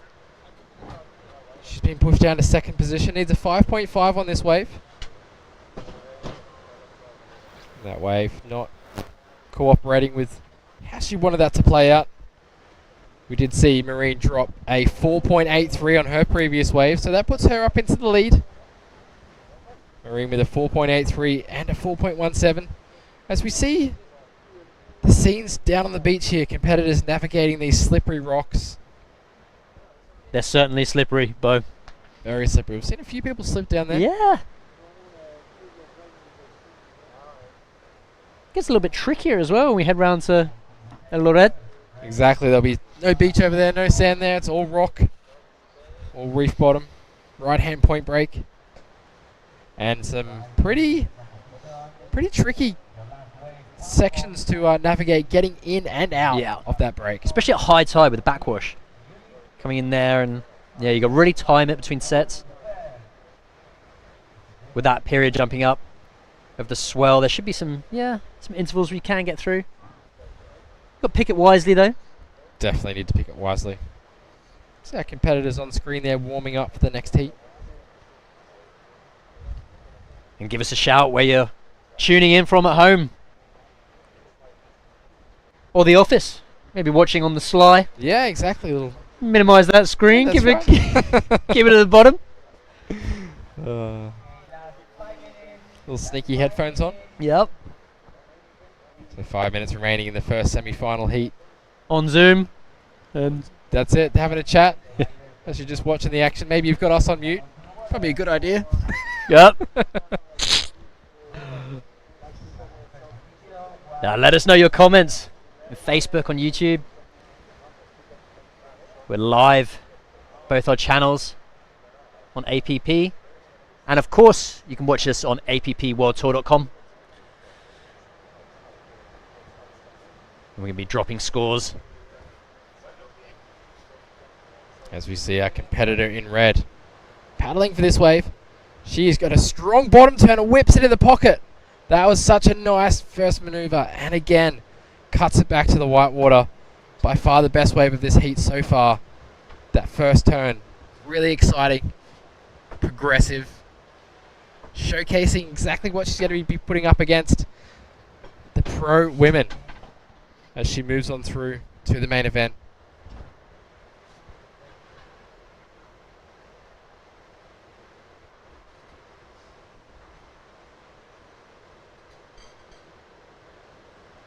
There's a few waves now.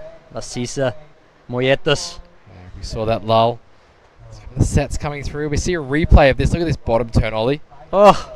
Off the top, whips it around in the pocket. That back foot. That was sick. So critical on the bottom turn there. Almost like you just see the fins come up in that slow-mo and cranks it off the top. And again, driving that board back around into the white water.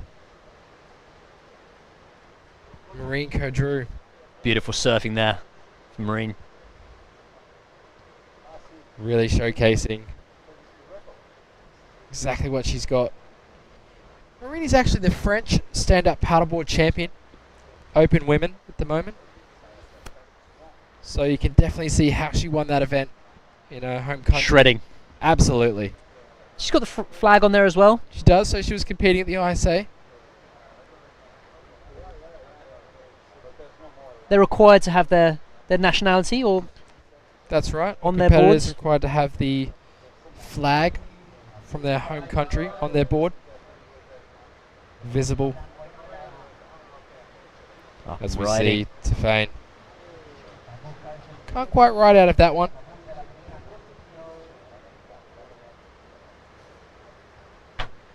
And Marine dropping a 5.67 to extend her scoreline.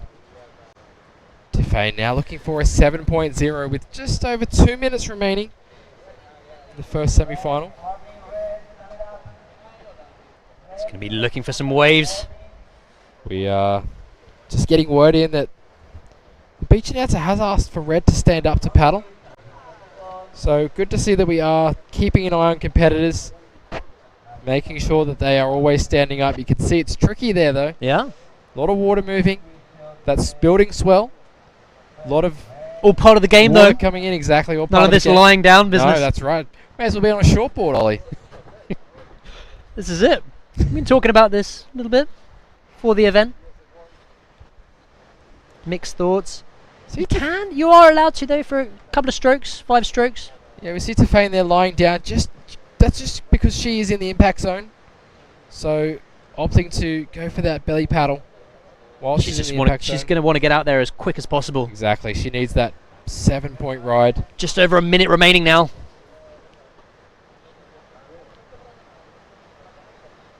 What does she need? She needs a 7-point ride. Marine. She's just going to take this wave. Does really well. Catching a bit late.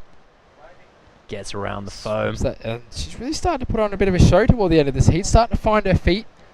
Getting ready for the final. It's going to be happening later on today. We're getting to that pointy end. Semi-finals here. The second exciting times though. Coming up next of the trials of the women. And then trials of the men semi-finals. And then we're going to go into the finals. Longboard. And men and women trials. I mean, that last wave really attacking on a backhand there. As we see a small wave coming through, is Tiffany going to be able to get onto this one? Looks like it's just gone underneath the last her. ride if she can get it. She's on it. Looking for a 7, but just closes out in front of her. Not going to be enough. I'm going to count this heat out. So really well done from Marine there. To get some nice high scores. You see getting into the double figures, 10.50. Some great surfing by Marine. She'll be going through to the finals. Yeah, we'll see the a women's replay trials. Let's of check the out a action. replay here. Marine just biding her time on this wave, waiting for it to stand up on the inside. Like we said, she had some great scores. Cutting across to the right, banking that turn off the white water.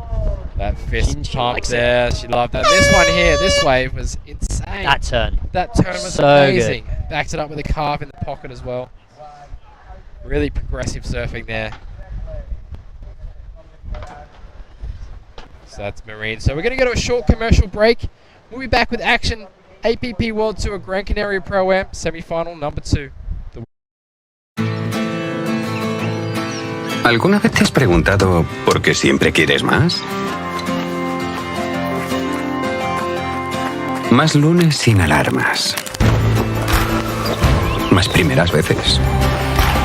Más saltos al vacío.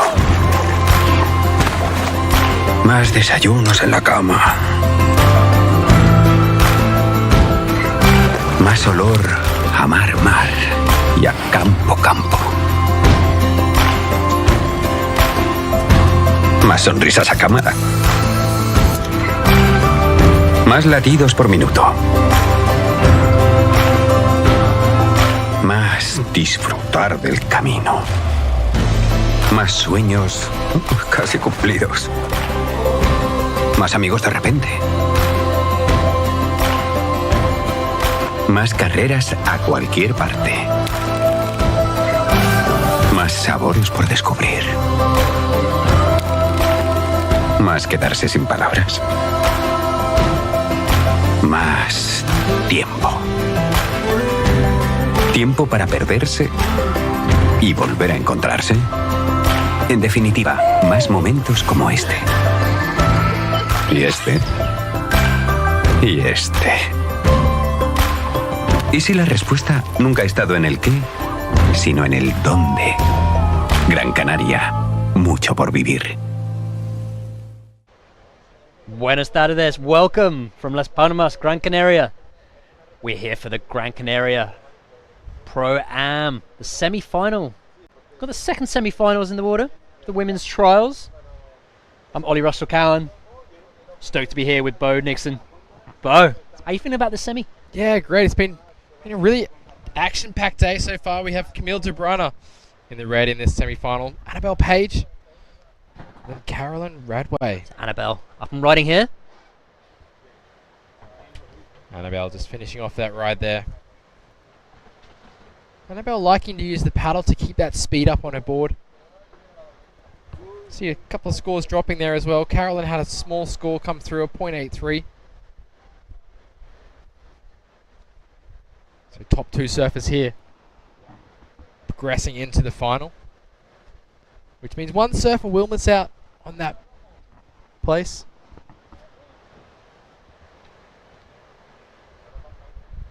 So Annabelle's last ride of 1.43.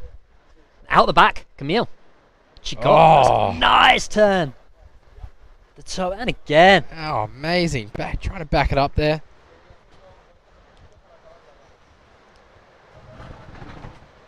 Camille just laying it on the rail there.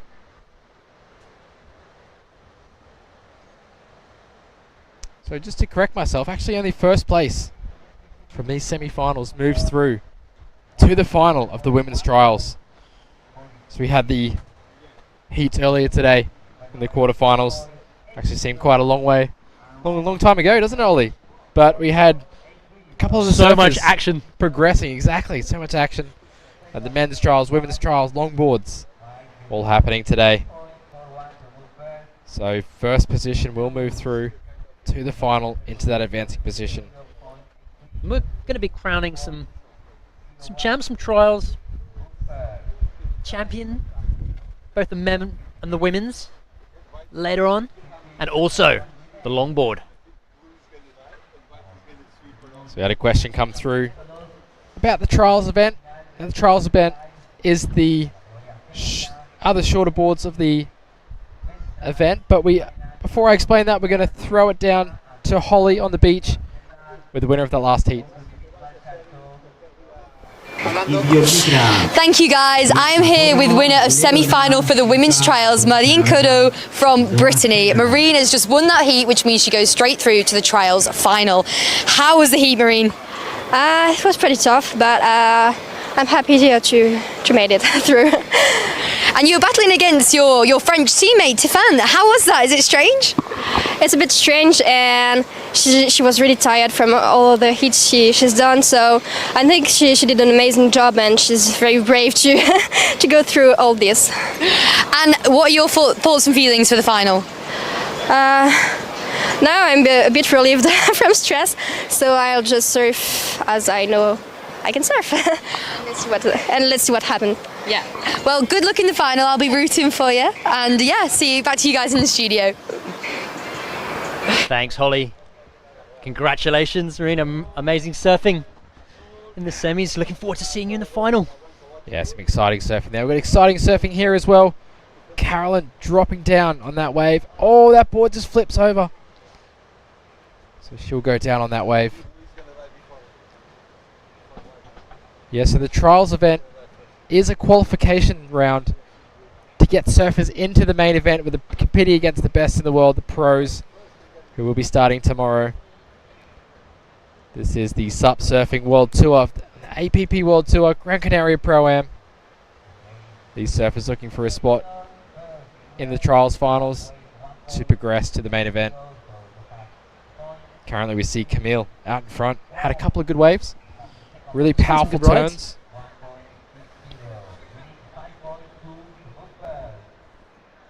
Some scores coming in.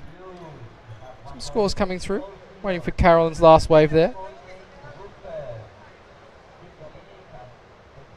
So Camille had a 4.83 to start. 1.80. That's for that nice turn, and then she fell off, but We'll see her paddling for this wave right now. She's going to look for a big turn out the back as she banks it off the top there. These competitors throwing everything they have. Laying it on the line there. They need to. They have to get to the first position to advance into that main event. So competitors really need to push hard. We see Annabelle there just diving under the white water. They're opting for that knee paddle kind of in that critical zone. To just get out. Exactly. A lot of these competitors don't come from that surfing background, so might not have that prone paddling skill. So opting for the knee paddling such as this is a better way to get out there for them. But with the prone paddling, only 5 strokes. Only 5 strokes. Same with the knee paddling. Same with the knee? Yeah, same with the knees. Need to be upstanding. It's not called kneel down paddling.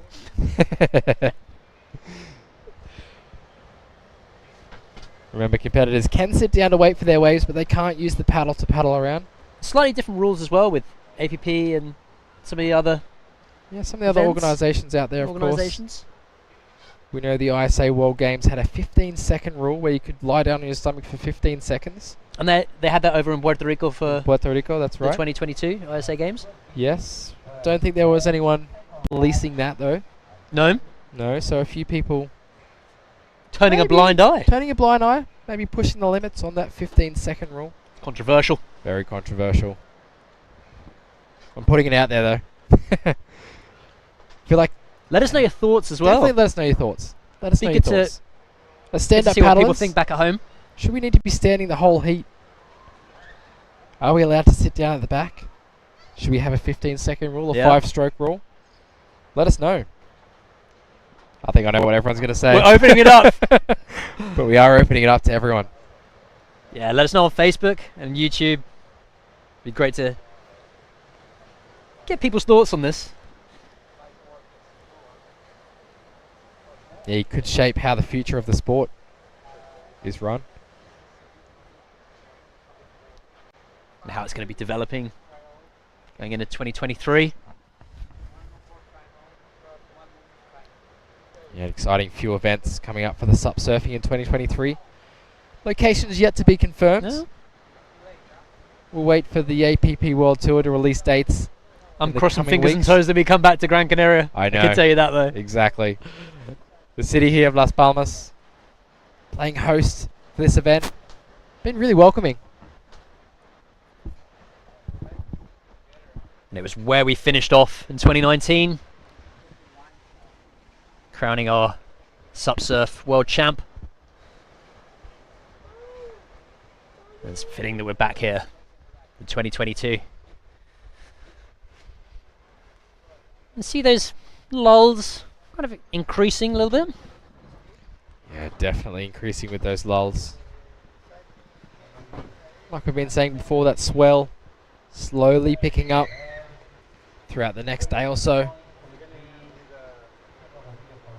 Until Thursday morning, where we're greeting competitors with some pretty sizable conditions on the forecast. See if it eventuates. By Thursday evening, that swell really packing a punch. By Friday, possibly closing out in majority of spots here on the north side. That's what we've been hearing, that it's just almost going to get too big. 21-second period. Jumping up into the sort of 8 foot, 6 foot, 8 foot range, huh? That's right. We're looking to wrap up this event by Thursday. In time for that building swell. And so many options here in Gran Canaria for water sports. An epic windsurfing down on the southeast.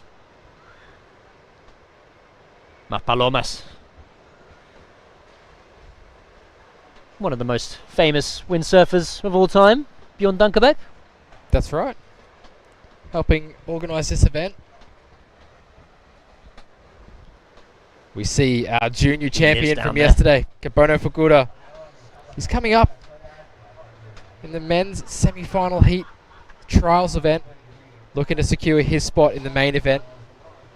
After winning the juniors, Kabono was on absolute fire yesterday and this morning. And this morning as well. You've been reading the waves really well out here. La Sisa, Moyetos. You see We're on top of the double-decker bus, right in front of the break. Bit of a breeze coming in. Let's see a little bit of a chop on the water. But we still got some time left. We've got 8 minutes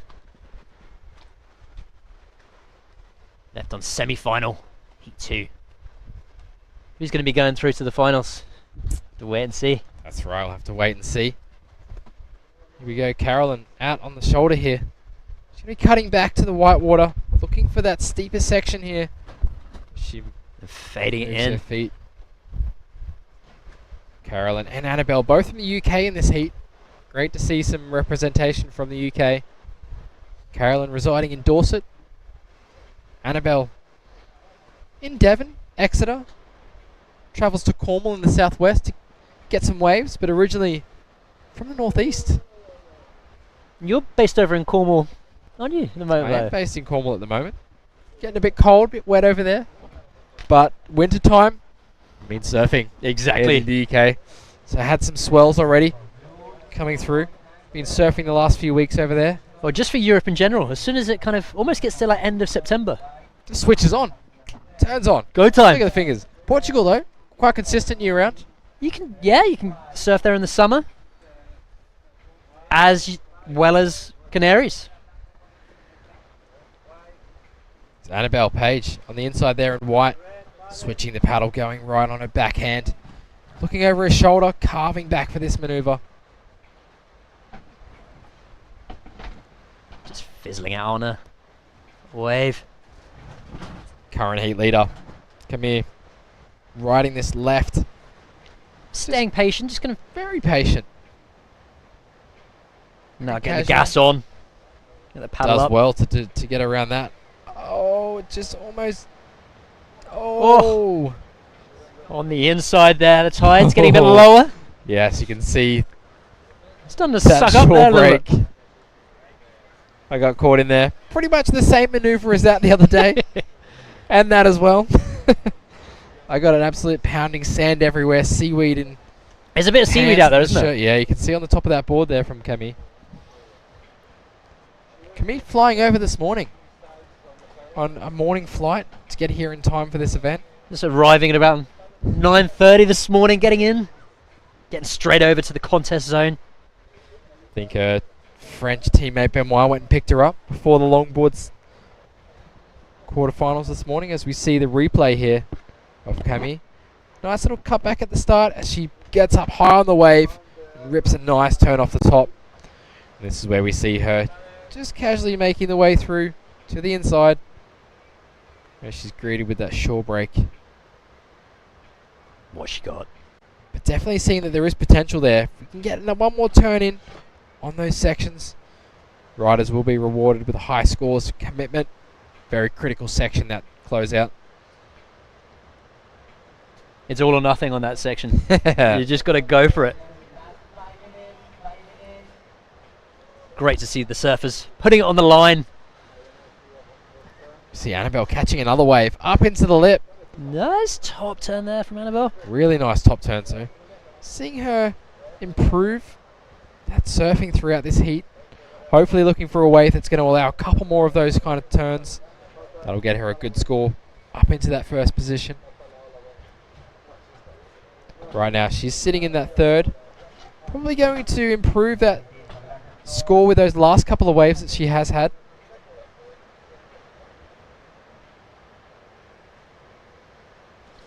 There's something at the back here. Is Annabelle going to spin and go for it? See Annabelle again. She's up. Fading back into the pocket. Using that paddle to line up so she can get back on now.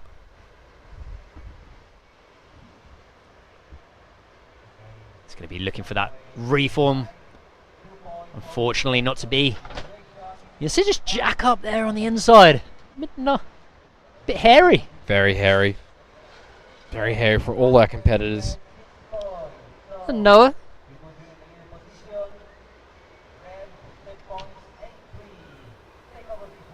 See our current heat leader paddling out, Camille Dubrano. So just under 3.5 minutes remaining. The second semi. And Camille out there in front with a 10.83. And Caroline just jumping off there in the last minute. As we see red, Camille cutting back on this section. So yeah, just really patiently waiting to place her turns in the right part of the wave. Just coming unstuck there. Annabelle Page improving her situation slightly for those last couple of waves. A 2.40 and a 1.73. Still looking for an 8.43 though to get up into that first position. And Carolyn as well. Looking for a 9.86 for her to be able to advance into the trials finals for the women. It's exciting times. Got the men's semi-trials coming up after this. Yeah, that's right. 8 surfers left. Only 4 will advance through to the main event. Top 2 in each heat. But now the focus is on who's going to be going through to the finals of the women's trials.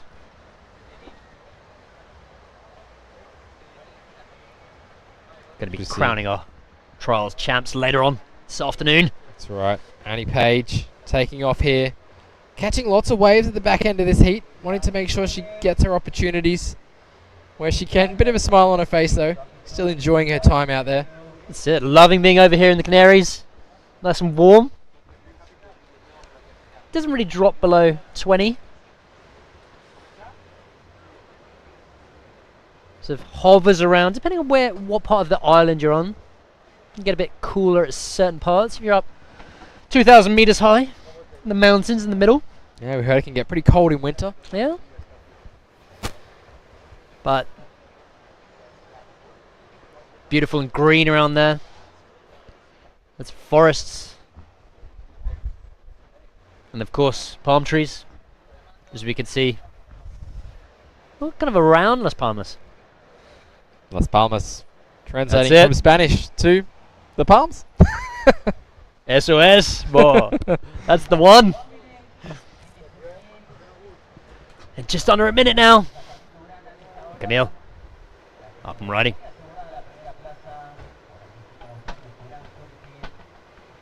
Nice top turn there. See Cami finishing off this heat. She's going to see if she can improve her scoreline. I like the way that Cami surfs. Really powerful in the pocket. Be great to see if she can find some of those lefts. It opens up a bit more for her. Just jamming that heel in on the front side. Gonna bust out the tail a little bit. We do see the surfer in white, Annie Page, trying to get onto this one. Not quite getting onto it, so 15 seconds remaining in this heat. It looks like the French surfer, Camille Dubrano, she'll be progressing through to the final of the trials and also the main event for the Women Pro. And that is the end of the women's semi-finals of the trials. Some great action. We'll be back with the semi-finals of the men's trials coming up just after this short commercial break.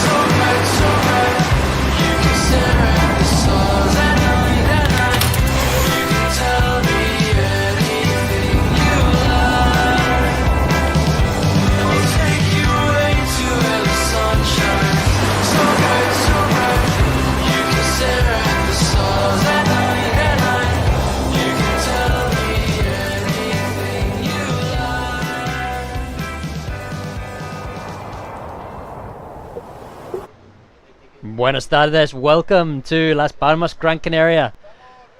We're here for the Gran Canaria Pro Am.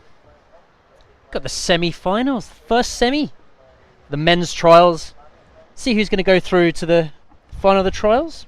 Get a chance to compete in the main event, the big leagues.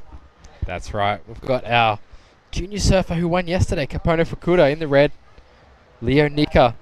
He's from Italy. He'll be in the white. Antonin Salavera. He'll be in the blue, and Noah Stender in the yellow. Pretty stacked semi-final heat for the trials. 25-minute heat.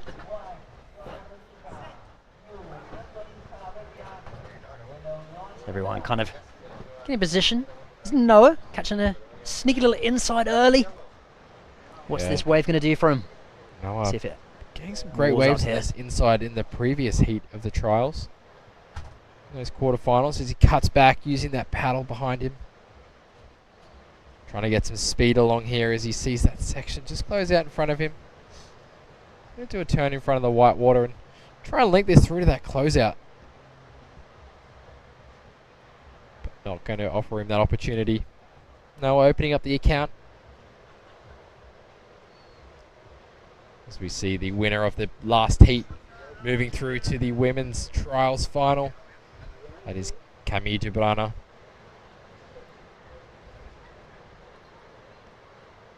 Just making her way back to the athletes area.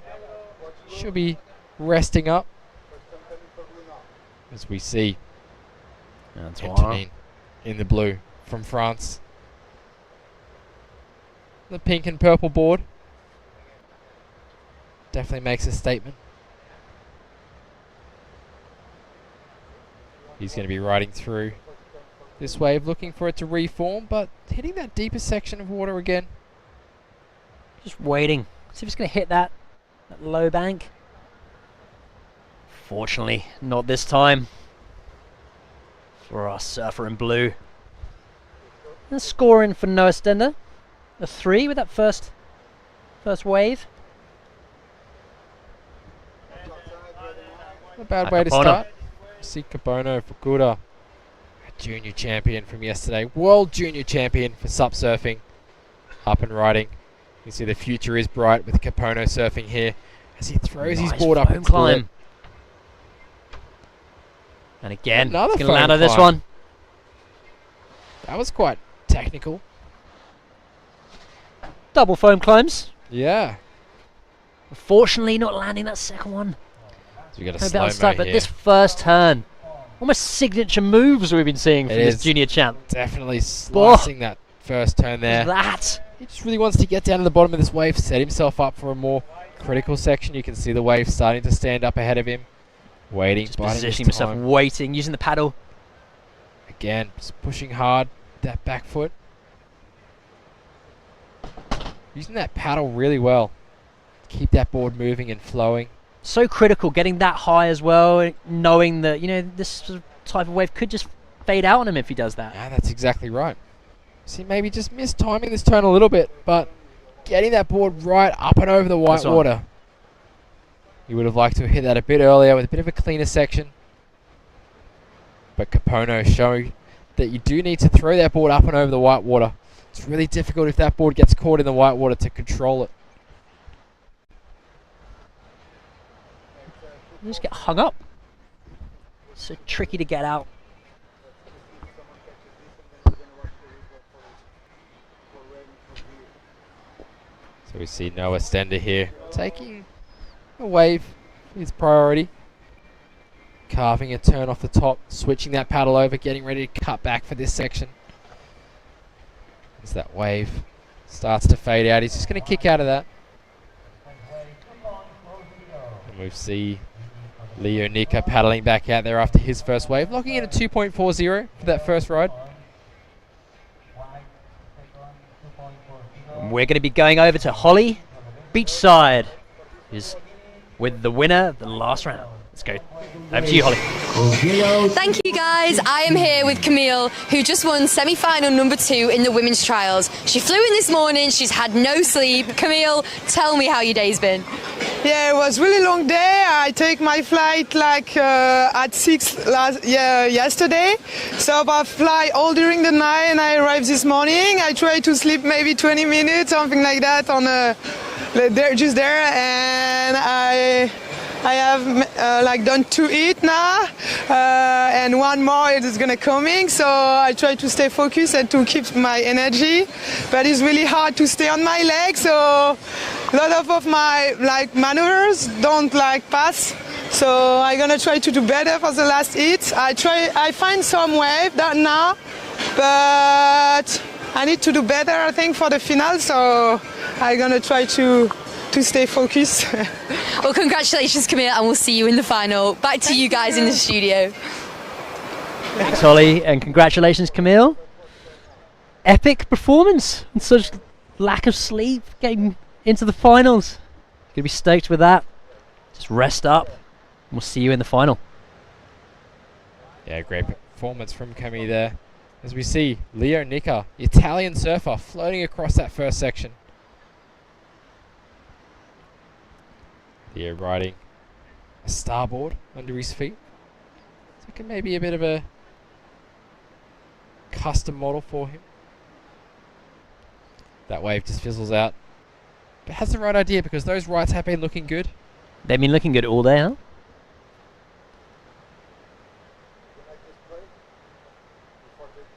Welcome everyone around the world. Stoked to bring the stand-up family back. The APP for the Gran Canaria Pro Am 2022. And Capono up on this one. Nice turn. Just jams it off the top there. Keeps on going through the flats, using that paddle. Big hit.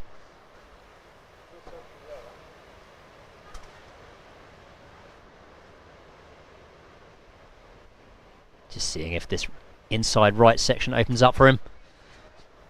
What's it going to deliver? Push! Off the top there. Bush indeed. Indeed. Great finishing turn there from Capono. Some nice turns on that wave. You get rewarded highly. Slashing turns out the back and some more critical stuff on the inside. It's not over into the bitter end. You think he's going to kind of... When he was on that left section, I was like, that's it, it's done. Yeah, right. Well, not for Capono. No. He's going to keep on going through the flats to the bitter end till he's standing on the beach. That's right.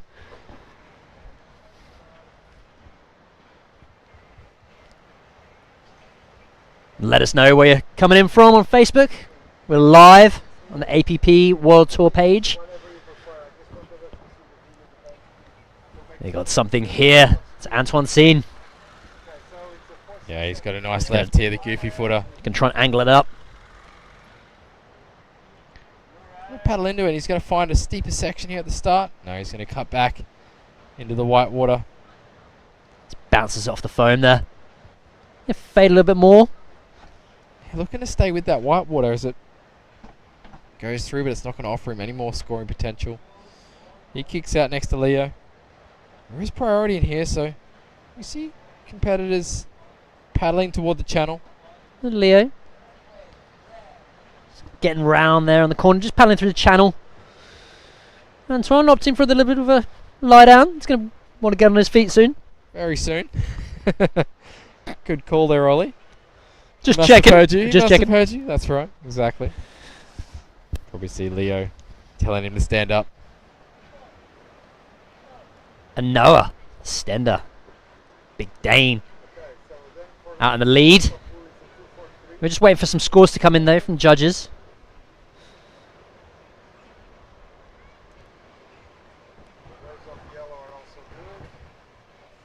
And just as I say that, there they are. Antoine.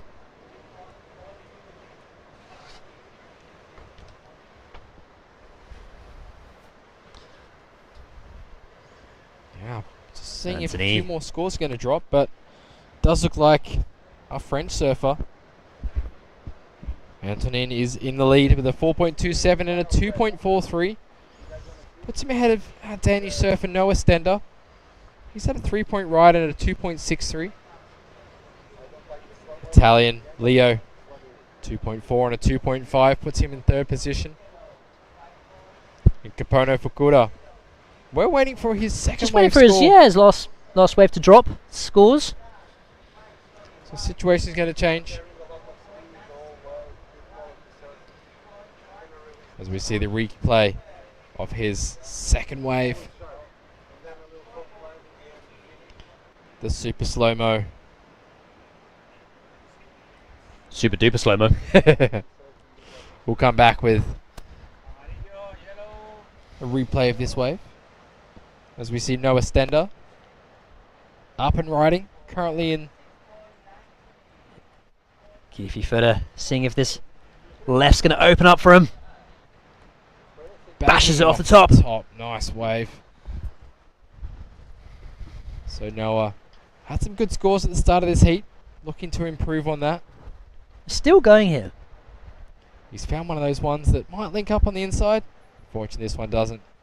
We do see Capono boosting his way up into first position with a 6.93. What was that score? Nice. Capono into the lead. A combined score of 11.76. That's right, as we watch the replay here. From Noah, taking off, cruising along this left. He's going to wait for things to stand up as he cuts back to the white water.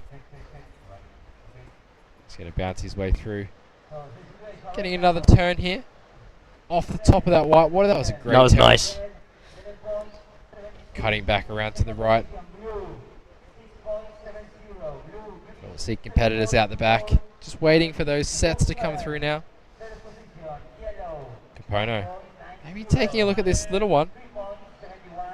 He's going to stand up on the inside. He knows exactly which waves to take out here. See him bank off the white water. But Capono, 16 years of age. Oh, how was that slide tail? Just blowing out the tail there, Capono.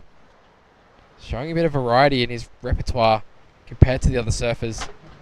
Definitely a point of difference from the judges. They're going to like that. So he's connecting this wave through. See if he can Another get little slash there. Speed. Really compresses, just gets low down, just busts the tail out.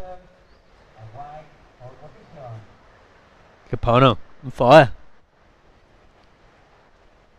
He's paddling hard to get back out the back. Not going to waste any energy. He wants to get through this heat because the top two will advance to the final, but they'll also secure a spot in the pro event for the main round of the men. Up against the world's best, fighting for a world title this year at the Gran Canaria Pro Am. And looking like we're going to be going around the corner. Del Loret, the premium right point here in Las Palmas.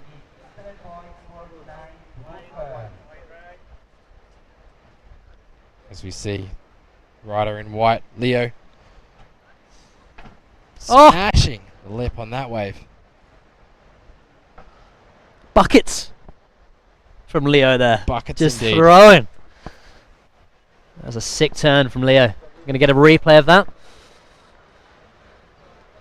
Yeah, a bit of a closer angle to see exactly how he performed on that wave. Maybe even a cheeky slow-mo. It's my favourites. What's Capono got here? Scratching over that one. It's not going to entertain it. And Noah and Leo heading back out there as well. Here we are. The replay of this one. This is Leo as he goes up to the top there. Nice turn. He's trying to bank it off the white water on the inside. Does quite well to hold that. We'll see what score comes through for Leo, but he's currently in fourth position, needing a 4.21 to jump up into advancing position. That is that second place. Not sure if it's going to be French enough. surfer. I don't think that one's going to be enough. See his rail get caught on that top turn there.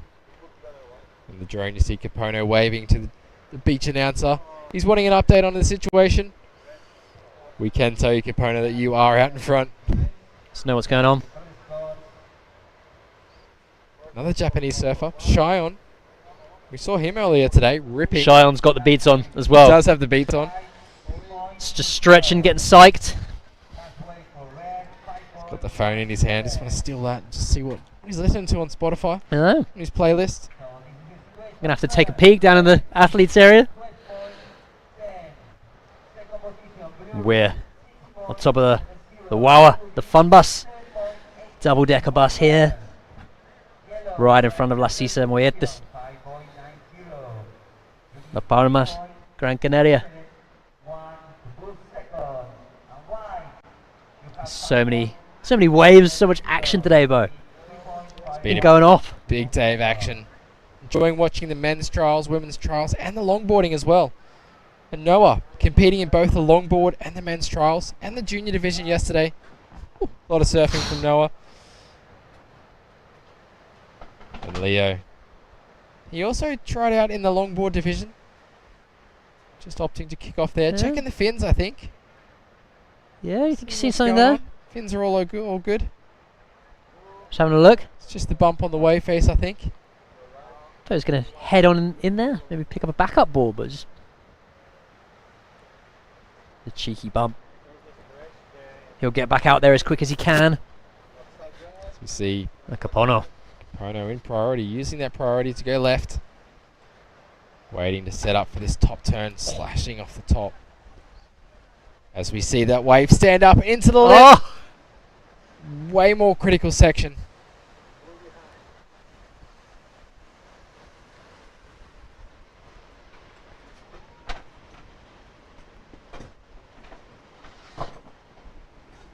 Antoine behind.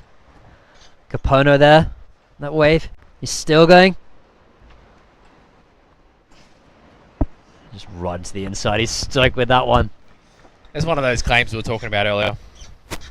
You got to. You have to. You had two great turns on the outside. Or you could just leave it and give it just a hard, stern stare at the judges. Yes, exactly. Stare right into the head judge's eyes. Yeah. Probably see them. You go, you know what I did. You know what just happened right there. Exactly. All judges watching the action as we see Leo sliding, carving, getting through to the inside here. Gonna have to get some replays on that one. That's right, Leo looking for a 3.51. Not a huge score to move up into advancing position. We are waiting for scores for all 4 competitors in this heat with 8 minutes remaining. Get those scores as soon as they come through from the judges. We're going to head to a replay of Capono's wave. See that first turn. Nice slashing. Talk us through this turn, Ollie. This one is just eyeing it up. Bashes it off the top. Bit of an airdrop there. Into the flats goes again. Just keeps his composure. He's not done yet, though. He's not done yet, but he knows he's got a good score already. He knows. Yep, he's just cruising. Doesn't want to give the fist pump straight away. Still got work to do. Here on the inside. He's looking at this left now. Taps it off the top.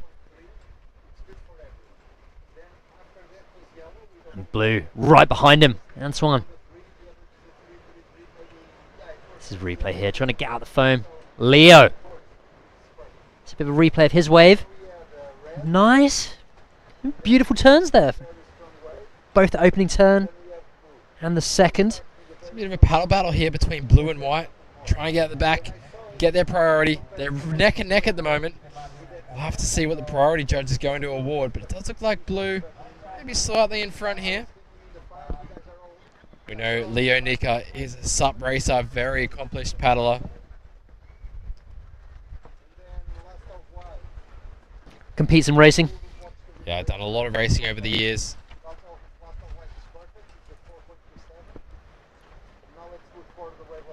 So scores starting to trickle through all competitors. We'll let you know when they do come to hand. See priority. Leo actually getting the jump with priority on blue. Capono on the inside, finding these little ones that just have a bit of wall to work with. This one just fading away. I could see he was eyeing up that section there. He thought he was just going to wall up. Exactly, but he just couldn't quite get onto the wave quick enough. Loves to get busy on the wave, Capono. He sure does. Just tying in those different sections, working the wall, a few lip smashes, power hacks on the inside. Here's Noah. Stenderwood. Noah's priority. Competitors there, that's right. Noah with first priority. Leo thinking he had a bit of priority there. Had to pull off the wave, but Noah, great first turn. Nice wrap around with the cutback. And again, wrapping cutback, Noah. Needs a 6.41 to get into that advancing position. Definitely on his way to a good score on this wave already. A few nice turns out the back. He's going to be happy with that. It's probably his best wave of the heat so far.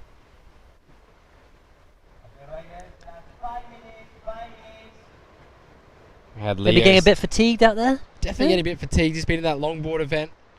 Been in a lot of events recently. So Capono. So this first Tombo, run us through that. Oh, that's right, that sliding, slashing turn. This was a high-scoring wave, and then up vertical into the lip. You can see Capono looking down and getting on his back foot to keep that nose from purling on the wave. I love it how his back knee just touches the deck, just drops right down how he's compressed. Yeah, those intricacies in technique really favouring Capono. It's really torquing his body. See live action here, Capono surfing it right. Getting through using that paddle to get over this little flat section. He's going to line it up for a finishing, just hit off the lip. Just over 4 minutes remaining in this heat. Capono out in front. And Leonardo Nica up and riding. Things getting a bit steeper. Banks it off the top. Oh, great turn there, but just loses it. Here we go. Current second place in this heat. Nice snap under the lip there. Remember, the top two do advance into the final of the trials, and the top 4 men advancing to the main event of the Gran Canaria Pro Am. Tantan got. So he's going to get a nice reform here on the inside. We know it stands up very steep, so he's going to be quick to get up to the lip. Gets that board up and over it. Nicely done there. Cheeky little phone climb there on the end.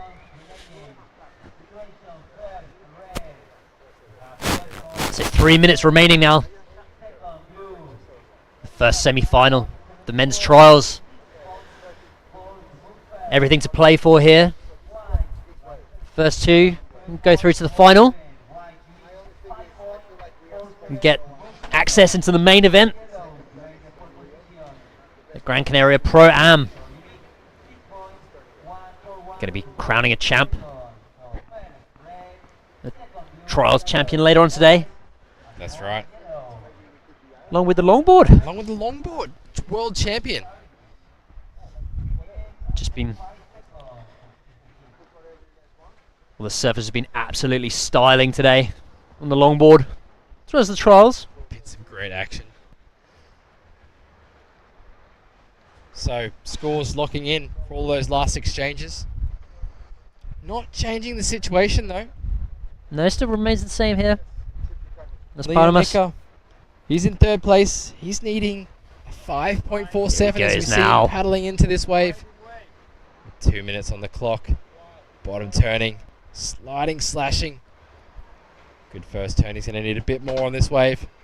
Cutting back into the white water. Leo Nica finding a nice little reform here.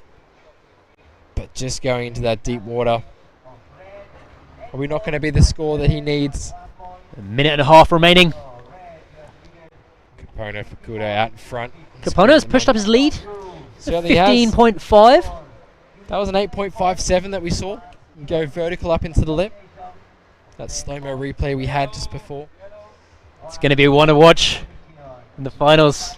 As we see Noah on screen here. Cutting back. And a couple of turns already on this wave. Noah looking for a 6.41. To be able to get himself... Oh, nice off the top. That was a wicked little tap there on the top. No.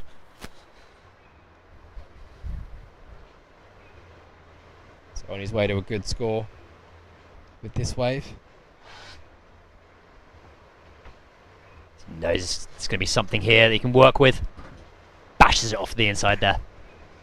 So he finished that wave all the way at the back to the inside. He looks pretty tired. He's been surfing a lot of heats today. Puffing and panting going on, but exactly. he's been surfing his heart out today and yesterday. But, you know, taking on the trials and the longboard. Yeah, and mixing in between the two boards as well. And like we've been talking about that today, and like how tricky that is just to get your mind around, you know, the different styles of surfing. Going from stand-up longboard, just your regular stand-up. Yeah, between those big boards and small boards, as we see the situation not going to change here at the end of this heat. Waiting for a couple of scores. This is the replay from Capono. Yeah, that first slashing turn. turn, just slashing His it out turn top. here. Waiting, biding his time, and bang! Oh! Isn't that knee just completely just drops right there on the pad?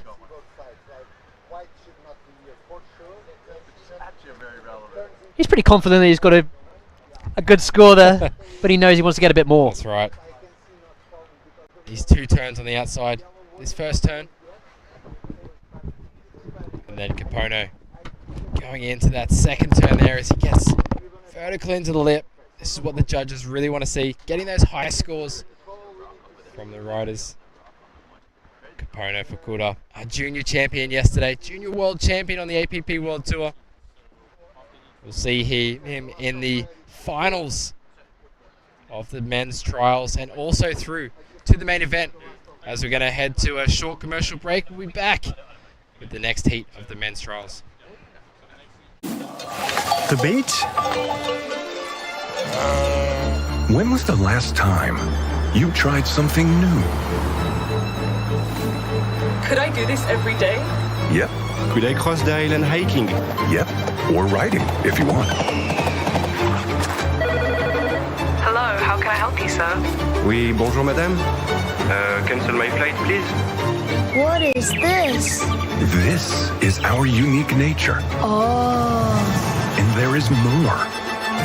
A lot more. Could that be why we smile so much? Or is it because of this? Because every day is a new discovery. Start your vital movement.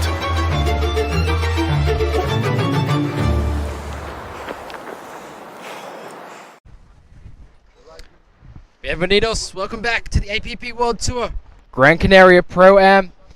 My name is Bo Nixon, joined in the booth now by Tristan Boxford, the APP World Tour CEO. Tristan, we've got the men's trial semi-final heat number 2 in the water. Some big names in this heat. There are. You know, I've been, well, first of all, we've seen a lot of Taka through the event. He's been putting on stellar performances, as we've all seen. But this kid, Shion, I'm really keen to see him in action. I haven't actually seen him yet, even though he's been in action already today. So I'm excited to see him surf. I've heard a lot of great stories from Suzuki-san, our great ambassador over there in Japan. A big aloha to everybody over in Japan watching. John Fu as well, an integral member of the APP team and supporter of this young man here. He's the Sanova distributor, so very proud supporter of Capono, who was absolutely ripping, I heard, in that last heat. Absolutely ripping. Scored excellent score. 2 turns on the outside, 1 turn up into the lip. Very happy. He's through to the main event. Top 2 surfers in that last heat, advancing through. Yeah, great to see that as heat underway. And we've got an athlete. This is Shion himself, right into action, straight off the gun. Yeah, we'll see Shion here, up into the lip. They're compressed style. Surfing fast and loose. See him cutting back here into the white water. You can see a lot more aggression in his surfing. He's got a really wide, kind of low down stance, huh? He does. Is that low center of gravity? Good balance? Yeah. Very Zen-esque, one would say. It is, yes. Very true. We did see Shion have an amazing heat this morning as well. As he rides through to the inside. Keeping this wave going all the way through. As he finishes us off there. A lot of turns on that wave, Tristan. Definitely a lot of turns. I felt like it missed a little bit of connection with the lip, though. as you said with Capono in that last heat, he was able to really find those sections where he connected with it. That makes a difference. But very early days, that was within the first 10 seconds of the heat, so I think he's got some time. That's true. Just really a wave catching contest. Got to choose the right waves out there today. Making sure you find those critical sections in the lip, placing your turns high on the wave. It's going to get you those big scores with the judges. Definitely seems like we're seeing a little more motion in the ocean, like a little bit of that swell starting to show, I think. 100%. The lulls are a little bit longer, seeing that period maybe stretch out a little bit more. And those sets getting slightly bigger tomorrow. We're going to see that swell building throughout the day. Yeah, I think we've got a couple of swells back to back. The first one, we're starting to see the first forerunners of it. Should be pretty solid over at El Lloret tomorrow. I think it'll be a really exciting full day of action. And then Thursday we've got the big mama coming, so it's definitely going to start rising quickly with a 21-second period by midday. So definitely some exciting action to come. A lot of exciting action to come. You think we're going to be heading over to El Lloret? We will be. It's official this evening. Where this party bus that we're in is moving over to El Lloret to take on the right-hand point break that we've been so lucky with the last couple of years, and fingers crossed, looks like we're going to be lucky with again this year. Very exciting to be heading over there. Been talking a lot about it, but the viewers at home will finally get to see what it's like tomorrow. Because we catch the action here. Felipe Martin from Brazil finishing off his ride in blue. Felipe been surfing really well throughout the trials event. So he switches the paddle over for a cutback. So Felipe is actually resident here in Gran Canaria. He runs a surf school right here, and he really takes care of all the Brazilian family when they come over here. So really great guy, good ambassador for the sport over here in Las Palmas. And actually Carlos Fidalgo from Peniche, just up the road from me, about 45 minutes north. He had a second in the Portuguese Nationals. He did. He's definitely, he's a bit of a sparring partner with Leonardo Nica up there in Peniche. Super nice guy. Runs a surf school up there as well. And definitely great to have a Portuguese representation over here in Gran Canaria. I'm loving the board color too, and the board shorts. Yeah. Brings a bit of color to the event. Definitely. And normally, obviously, very sunny over here in Gran Canaria. Unusually a little bit overcast today, but I think some of the team are quite happy for the overcast. Not quite so sweltering weather when you're in mid-production, but still lovely warm weather. We're all in board shorts. It's a beautiful place to come visit this time of year, no? Really is such an amazing place. Gran Canaria playing host to the APP World Tour yet again. We're here in 2018, 2019, forced break, and then back here in 2022 to crown world champions. I think it's such an epicenter for water sports. In the same way that Hawaii became a melting pot for the development of sports, I think the ongoing support and evolution of sports has really been a hotbed over here for Europe, here in the Canary Islands. With windsurfing, we've seen Pozo Izquierdo be the sort of capital of the development of windsurfing for many, many years, with Björn coming from here. Björn Dunkerbeck, the most titled windsurfer, if not sportsman in the world. It's exciting to see the stand-up paddling up here now, and then of course they have the bodyboarding over in El Fronton. Amazing wave over there. So real melting pot for ocean sports culture here. It certainly is. Obviously, the Moreno sisters, Abaya and Dida, windsurf champions from Canary Islands. Yeah, longevity in careers is something they do a lot of over here. Definitely. As we just saw Shion up there. Quick little ride, but he's out in the lead currently. Yeah, now actually I think he's he's not the current world champion. He was the last year's world champion. Philip Coster in windsurfing was from here. A powerful guy that lives down in kind of the southeast of the island. And then, just all these world champions coming from here. Daida and Ibaya, between them, had the title for about, I believe, 17 years or something. So, they're just almost handing it back and forth as we've got on a wave Taka Inui. Yeah, the fellow Japanese surfer in this heat, Taka, showcasing what he had in the longboard division earlier today. But it's just showing that he can slide the tail and compete against the world's best here in the men's trials. Taka recovering well from a little bit of fatigue this morning. Yeah, it's interesting. His mother told me it's something that happens quite often. I think he's such an overexcited Grom in spirit. You know, he's ready to go in, and I think he forgets to really make sure the nutrition side of things are covered. Often going out without eating or drinking water before going to surf, and I think he literally hit the wall. And I guess it happened in Puerto Rico. It's happened a few other times, so it's not uncommon. So it's not something necessarily to worry about, but definitely seeing what a talented athlete he is. You know, I think it's time to start looking at that and making sure that he gets ahead of that. Yeah, definitely. And we're going to throw down to the beach now with another Japanese surfer, Kapono Fukuda, the winner of the men's trials semi-final number 1. Take it away, Holly. Thank you guys. I am here with Japan's Kapono Fukuda. Kapono absolutely smashed it in the junior division yesterday and became world champion. And today he's only just gone and done it again and won the semi-finals for the men's trials. Kapono, you've qualified for the main event. How does it feel? I'm glad to qualify the game. I'm so happy. Cool. And then do you want to tell us in Japanese? プロの本戦に出場することができてとても嬉しいです。Perfect. Well, good luck in the final and good luck in the main event, Kapono. Thank you so much. Thank you so much. Back to you guys in the studio. Thank you very much, Holly. Kapono Fukuda, smile on his face, always with a smile on his face, getting around, but through to the finals of the men's trials and also through to the main event alongside French surfer Antonin Salavera. Yeah, Antonin Salavera. Yeah, he's a great surfer actually. He was here a few years ago in Gran Canaria as well. Definitely a name to watch out for. So both of them already securing their place in the main event, which is fantastic. You know, obviously wanting to get the win here in the trials as well. Always good to have a title to your name. But great performances from both those guys. Yeah, exciting performances all day as well. So we'll get caught up with the scores in this heat. Shion Machida, he had a 5.67 to open his account.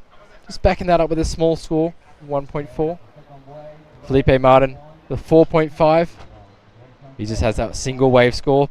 Taka Nue, 1.57 and a 2.73. And Carlos, on that one wave score of a 2.9.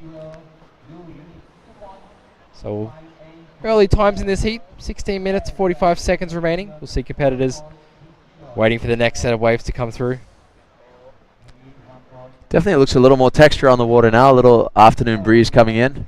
Yeah, I've seen the wind pick up and drop off throughout the day.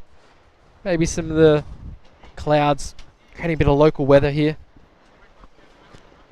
I'm meant to see that wind drop off throughout today, tomorrow, the next day as well.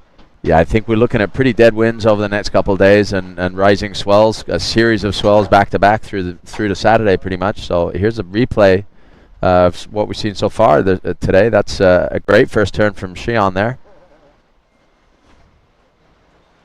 A little bit of mix. That was a remix version of it. Exactly. We'll catch up on that replay shortly again, but we'll see live action here in the water. This is Felipe Martin. Didn't realize he was actually living here in the Canary Islands, but originally from Brazil. And a nice snap in the pocket there. Felipe, one of the older statesmen in this event. You know, it's great to see the nationalities really coming together when we see them on tour here. You know, the Brazilians are probably the most famous for that, of everybody sticking together in a pack, and a real family vibe between the Wellington, Luis, Leco, all these guys, and then Felipe taking care of them all. But, you know, we're seeing it with the Japanese typhoon, as it's being called by Suzuki-san, which is very appropriate. Seems like there's something in the water over there. I think there must be something in the water. Junior champion yesterday in the boys and the girls from Japan. As we'll see a replay here. Felipe Martin getting some small turns on the outside, but this turn here, really where he's going to get the bulk of his score from the judges. Snapping it in the lip. And finishing off on the inside with a little backhand snap. Really great style Felipe has. Really smooth. Quite a big stand-up paddleboard scene here in the Gran Canaria. You know, it's not a huge stand-up paddle scene, but it's a growing stand-up paddle scene. I think in the south of the island there's a lot more entry-level kind of leisure-style paddling down there. Up here on the North Shore, not as much in terms of the core paddling, but it's growing, you know.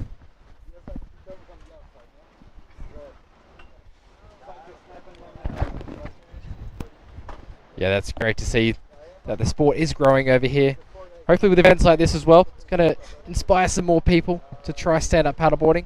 We're right here in right at the front of the city of Las Palmas. So spectators using the promenade at the front here, watching the event. Had quite a few spectators today looking and watching the event, and hopefully they'll join us around the corner tomorrow. Definitely. Well, I mean, I think this bay, particularly La Cicera, it's quite a good tool for this wave because a lot of flat spots, a lot of weird sections in the wave where you can kind of carry through it easier on a stand-up board than you can on other boards, right? Yeah, very true. We're very grateful to the local surfers for allowing us to use their break here, La Cicera. There are plenty of waves though around, so they're probably not too fast. Yeah, no, I think so. I think, and obviously El Lloret, a bit more of a revered local break, a beautiful point break, and again, we're very fortunate to be able to run the competition there. So a big thank you to all the local community, as you say, for allowing us to run this event. As we see our two Japanese competitors out there having a little bit of a chat. Yeah, Taka's been a little quiet in this heat so far, but it seems like he's surfed about 76 times today, no? I think he has. Between the longboard, the trials. Short session with the doctors. Yeah, that's right, exactly. Back into action. Yeah, we're a little bit worried before about him. People concerned online about his state, but like Tristan said, just getting a little bit low on energy. Yeah, I think it calmed my nerves because his mother seemed very relaxed, and generally when the mother is relaxed, things can't be too serious. So that's always a good sign. Yeah, that's very true. We do see Shion Machida way out in front in this heat. Combined heat score of 12.34. Felipe in the blue, just navigating the bumps there on this face. So he has a nice off the top. He's currently in second position, looking to increase his scoreline to make it harder for other competitors to reach him. Remember, top two will make it through to the final of the trials and secure their spot in the main event up against the world's best, fighting for a world title here at the Gran Canaria Pro Am. Definitely. Felipe staying active. He's got a couple of pretty okay scores in his scoreline. The conditions aren't easy right now. This little bit of wind that picked up is putting a lot more chop in the face. Taka wanting some scores. He's got some work to do, though. He's definitely sitting behind here, and Carlos needs to get active as well. He certainly does. Carlos just with that one wave score at the moment. Taka only a couple of small scores as we see a set. Have been talking about this increasing swell. This lull's getting a little bit longer, the period's getting a bit bigger. We'll see Carlos taking a paddle here as he looks at this right-hander. Doing slash off the top. One of the bigger turns we've seen from Carlos this event, and again off the top. Really nicely done. So linking those maneuvers together. Carlos from Portugal. Riding this wave through to the end. Looking for that reform. I've seen a lot of competitors opt to surf these waves right to the end to be able to get a finishing section. Especially on that higher tide, we've seen a lot of waves reform on the inside, but this lower tide, a little bit tricky for competitors to get all the way through. Carlos trying to work it through. Stoked with that wave. That was my favorite claim of the day, I think. I think it has been. There's been a few claims, but that was by far. Actually, Taka's got a couple of good wave-ending claims, huh? Yeah, definitely. As we see him taking off here. Nice opening, slashing open turn. Really loose and free, huh? Yeah, Taka again. Just drifting the fins for that top turn. And again, sliding away. Seems like he can put this board on rail and slide the tail as well. Yeah, he's got the fin release down. Bit of a Mo Freitas-esque style. It is definitely. It's that full drive, quick reactions, and really driving through the lip each time. So it's not like a flat fin release. It's very much a rail-driven fin release, which are always harder to do and better and look much better and score higher for sure. Definitely, all those three for sure. Definitely be surfing on rail. Haven't seen any surfers, I think, with that flat style during this event, which is great. All surfers wanting those high scores on rail. So it'll be really interesting to see what score comes through for Taka on that last wave. See if he's going to overtake Felipe. Yeah, it was a smaller wave, but he definitely he milked it all the way through. Got some really critical maneuvers on a wave that really wasn't necessarily giving you critical maneuver opportunities. Just goes to show what a good surfer Tucker is, to be able to make something from these waves. And we'll be seeing a lot more of that throughout the week from the pro competitors in both the men and the women. They'll be starting the events tomorrow. So Tucker, he has moved into that second position. His last wave came in at a 6.10. As we got Xian here setting up.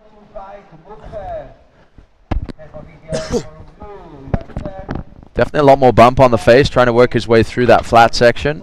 Now he's going on his forehand. Gets right up into the lip, unfortunately just coming out unstuck there. A little bit of missed time there. Bit of a bump on the face as well. I think Xian just waiting patiently. Knows he's got a couple of good scores already. Wanting a wave that's going to improve that situation for him.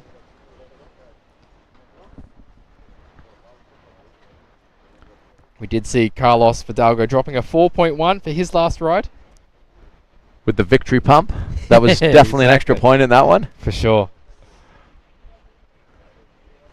Yeah, there's two nice turns on the outside. But not much happened until that fist pump on the inside. As we see a wave coming through at the back. Tucker is in priority. He's going to take on this left. See if he's going to stand up for a critical section. This is a nice looking wave. Tucker, beautiful opening turn. Really nice, powerful turn. And again, back into the pocket. Xian just watching on. His fellow competitor. Again, just Tucker, the ability to drive on rail and throw the fins. As he's going to adopt his longboard style and head to the nose. And he's going to find another small scoring potential on the inside. That was a no-claim claim if ever I saw one. Exactly. But that first turn was beautiful. It was really maintained his speed, really did a beautiful carving turn under the lip there. Stayed right in the pocket, power source, kept up his speed. Yeah, that's beautiful performance surfing. I'm sure we'll see a replay of that from Tucker. Surfing with speed, power, flow, matching the judging criteria. And critical surfing. Exactly. You know, he put himself in every critical point of that wave, and he didn't just let the wave do the talking. He kind of powered through those sections, which is the way to do it. And using the paddle too, utilizing that paddle to maximize and amplify his turns. It's coming down to 6 minutes remaining in this heat. Waiting for that last wave of Tucker to come through. So I heard there was a bit of a barn burner earlier with Sakura as well. She had a great heat, no? Amazing heat, Sakura. Oh, here's that turn. Just full extension and getting right on his inside rail, back into the lip. Switching up that paddle again. Nice carving turn back into the white water. This next turn here, where he carves back into the white water and slides those fins. Gets really low, compressed, extends, jumps that board up into the white water, and slides the fins here. Gets that knee right down on the board. Impressive surfing for sure. So Tucker jumping up into the lead with that last score. That came through as a 7.43, so getting up into the very good range of the judging scale. Fellow Japanese surfer Xian in second position. And Felipe looking for a 7.84 now to advance into that second position. Just under 5 minutes to go. See Felipe quick in and out. Carlos out the back, wanting to get over this wave, and he does. He'll switch that paddle, trying to get his feet in the right place on the board for that cut back. He's going to cut back again into the white water.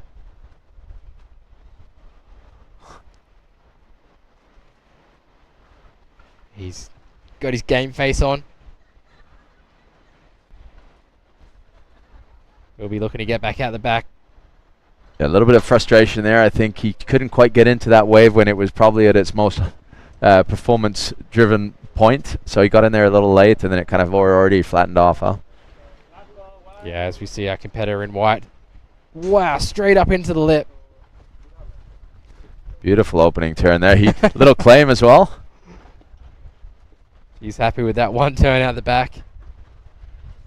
The way he fit that bottom turn in, really quick, straight up into the lip. He reacted fast there. That wave looked as though it was shutting down, and he managed to get up there in time and put on a really critical turn there. So I'm sure the judges will enjoy that one. Some smaller turns in here, just adding some small points to his score. He's going to finish off on his feet on the inside. Again, a no claim. Stand tall. Taka behind him, up into the lip. Smiling at one another. Currently sitting in the first and second position. And comfortably so. Exactly. Yeah, they both have 2 solid scores on their scorecard. Some great surfing as we look at this replay of Taka. Cutting back into the white water, switching the paddle up. Leading on that paddle to get back to the white water. Just a smaller wave on the inside. Taka maybe using priority to keep other people off the wave. Got to get a score.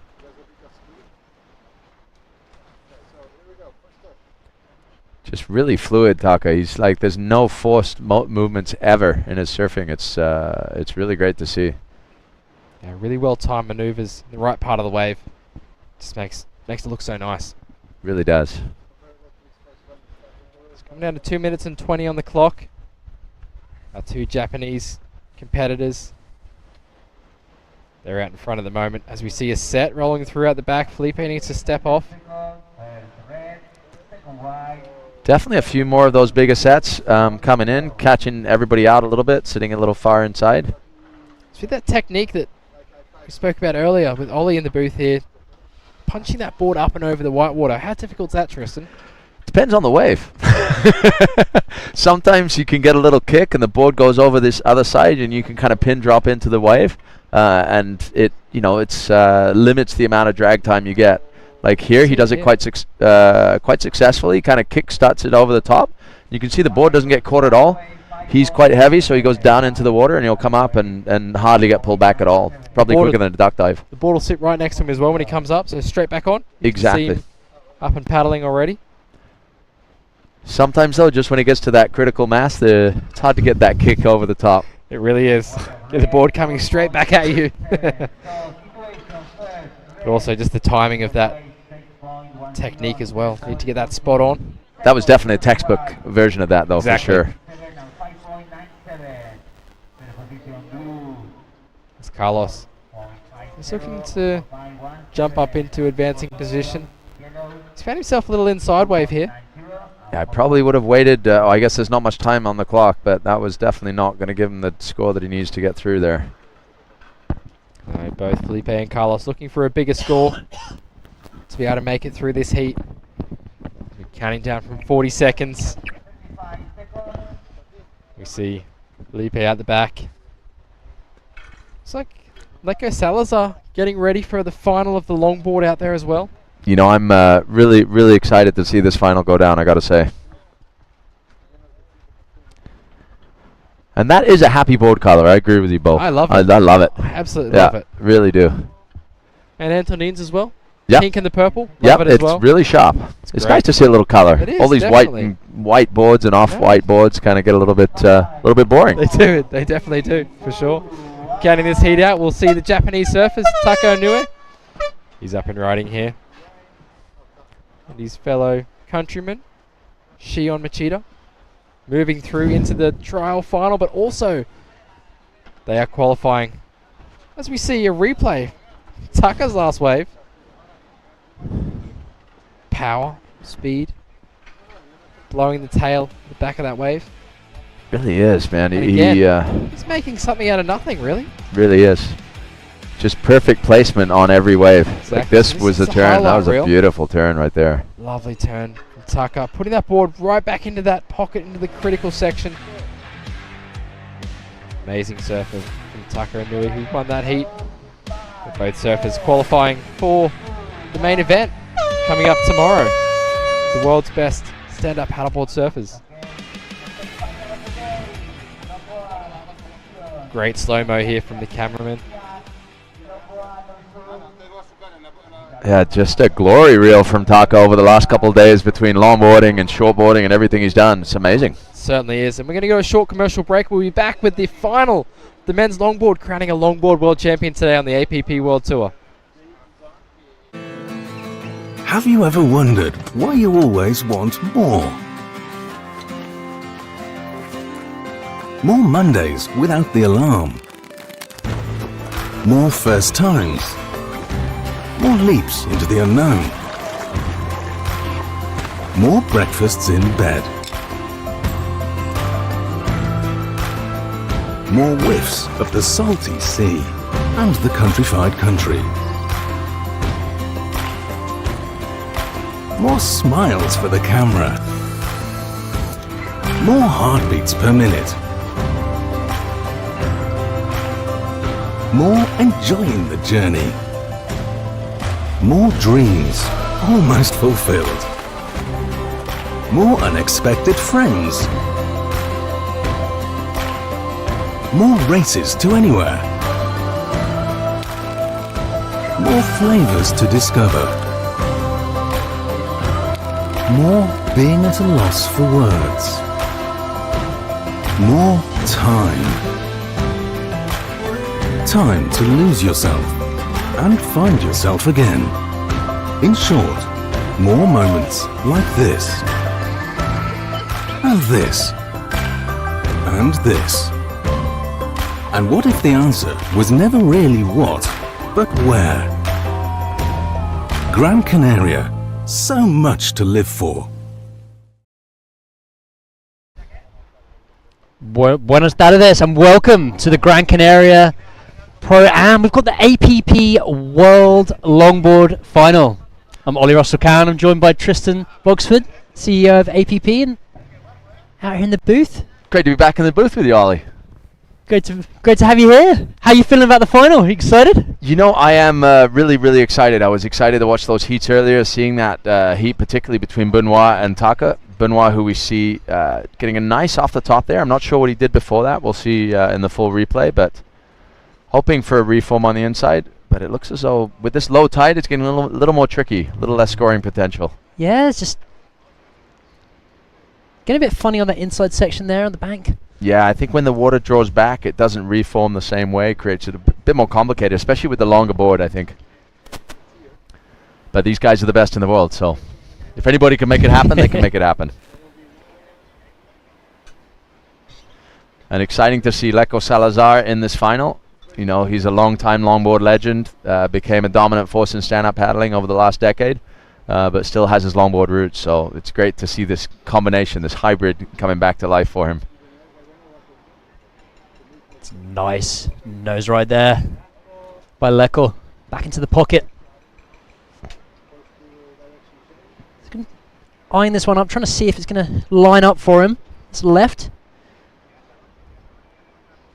Beautiful nose ride up into the foam climb. It's getting some cheers. The Brazilian storm on the beach. Gonna be loving it. Nice little drop knee turn there. He's definitely got that fluid. It's very natural for him. He's not thinking about what he's got to do. It's kind of the maneuver matches the wave. And Benoit and Leco, both legends on the stand-up tour. Absolutely. Benoit's been around for many years. I think he first came on in La Torche. He was 15 years old. And it's just been fun to watch him grow, but both as a person and as a surfer, and now obviously so accomplished across so many different disciplines. Following, I think he was second in Europe, or even a European champion, I can't remember. I think he was second in Europe longboarding.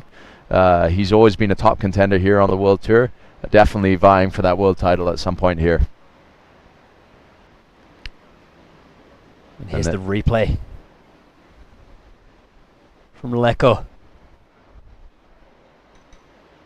He's getting busy on this one, walking up to the nose, getting those toes right the way over. Yeah, really emphasizing to the judges that he does have his 5 on it. Yeah, I think there's some of these athletes like Benoit, Leko, and Taka who actually are traditionally longboard surfers and really compete at a professional level on this, and Zane too. I think this is a great progressive moment for them, because I think Benoit particularly is a big believer in the SUP longboard division. He's been working on prototypes with Starboard for several years now. So it's something he's been very committed to, and I know he was really excited to see this come this year. And this board that he's on, that's a prototype for 2024? Yeah, I was actually lucky enough to try one of the prototypes for 2023, and it was really good. Nice. So, I know they work really hard with Ollie O'Reilly from the product development team at Starboard. Work really hard on their prototypes, as we see Benoit reaping the benefits of that hard development work. That was a nice wave. Unfortunately, just getting caught there. Caught there. Yeah. Put up on the lip.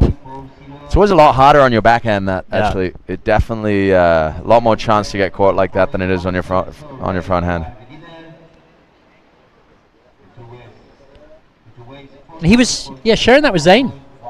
He was. That's Benoit's precious board he's been holding on to.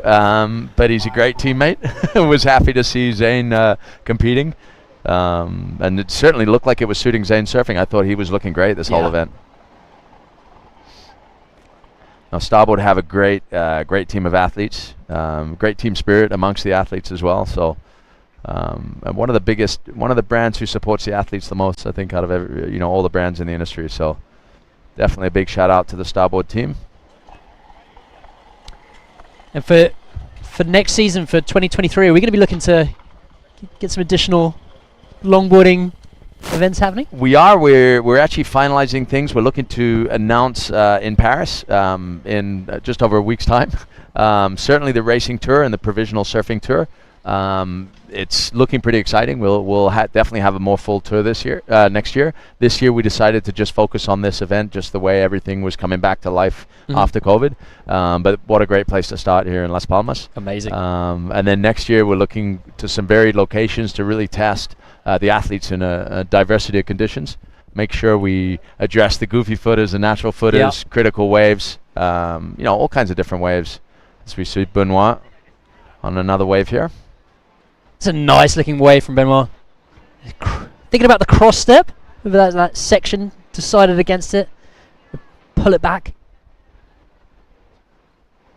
Benoit, there's never anything rushed. It definitely looks like everything flows. Just style. Yeah.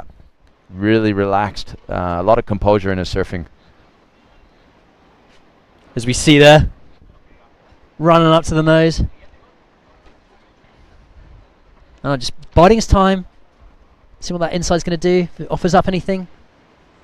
Yeah, unfortunately, it's that dead end low tide situation there. It looked as though it might have a section, but it just kind of went to nothing. Saw it working really nicely earlier on today on the higher tide. Yeah, that higher tide, those semi-finals look good. Yeah. There was definitely a lot of great surfing, a lot of good opportunity for the guys to do some real performance surfing. And how tricky is it for the guys out here, being on this beach rake and having that sort of left and right option?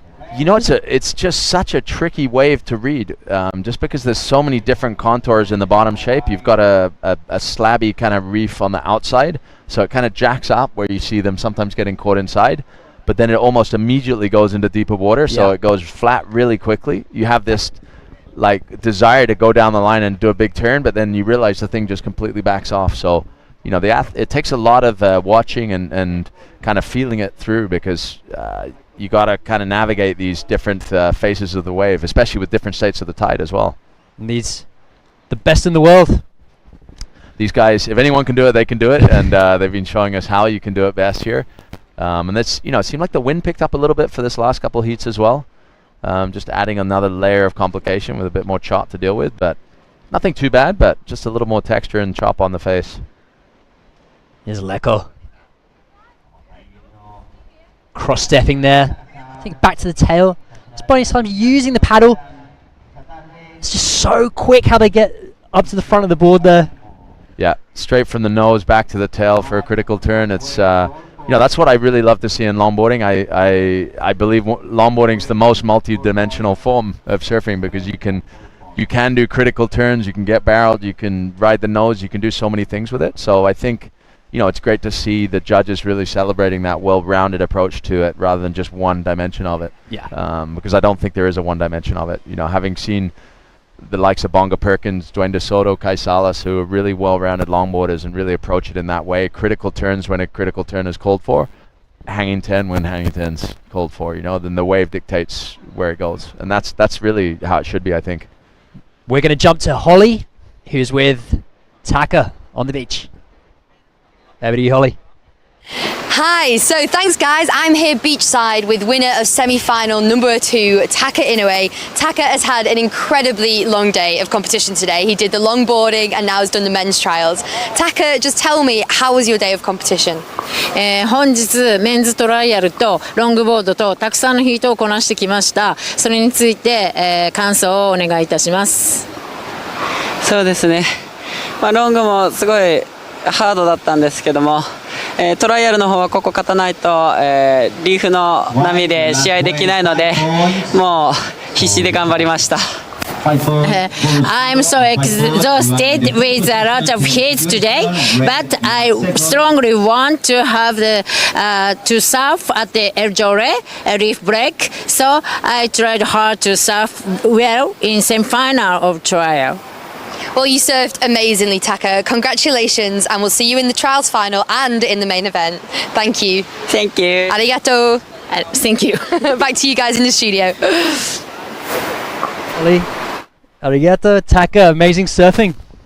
Definitely. Continues to impress. I'm really excited to see him in the point break round the corner as well, see how he adapts to that. Seems like he can adapt to a pretty diverse range of conditions, so be good to see what he's made of tomorrow and also as the waves start to build. Yeah, and do you think we're going to be heading around there Definitely. tomorrow? We're our party bus here is headed west, so it's going around the corner. We got a little replay here of Benoit's last wave. Just really fluid up to the nose, riding through the section. A little bit of a stylistic steeze going into that turn. Wrap back into the whitewater. Another clean wrapping turn back into the whitewater. So nice. So smooth on those turns. Yeah. That board definitely looks like it's got a lot of flow. Benoit maximizing it, obviously being a pivotal part of developing that board. But yeah, so I think we'll be over to El Lloret tomorrow, so looks as though we should have some solid swell. We're starting to see the first signs, the forerunners of that first swell that's coming through, and it should build through the day. It should be pretty good size, very performance driven, I think, tomorrow, and then leading to some bigger conditions on Thursday. Yeah, Gonna be awesome to watch. But in the water, live with the APP World Tour longboard. We've got 12 minutes remaining. You got some scores coming in soon. Yeah, I think we're probably awaiting one or so two. Benoit, this is last wave of 6.5. Just jumping into the lead there. So this is the first actually stop on the World Championship Tour for longboarding. We did like an exhibition a few years ago in New York, but this is the first official stop. So an exciting moment for the sport.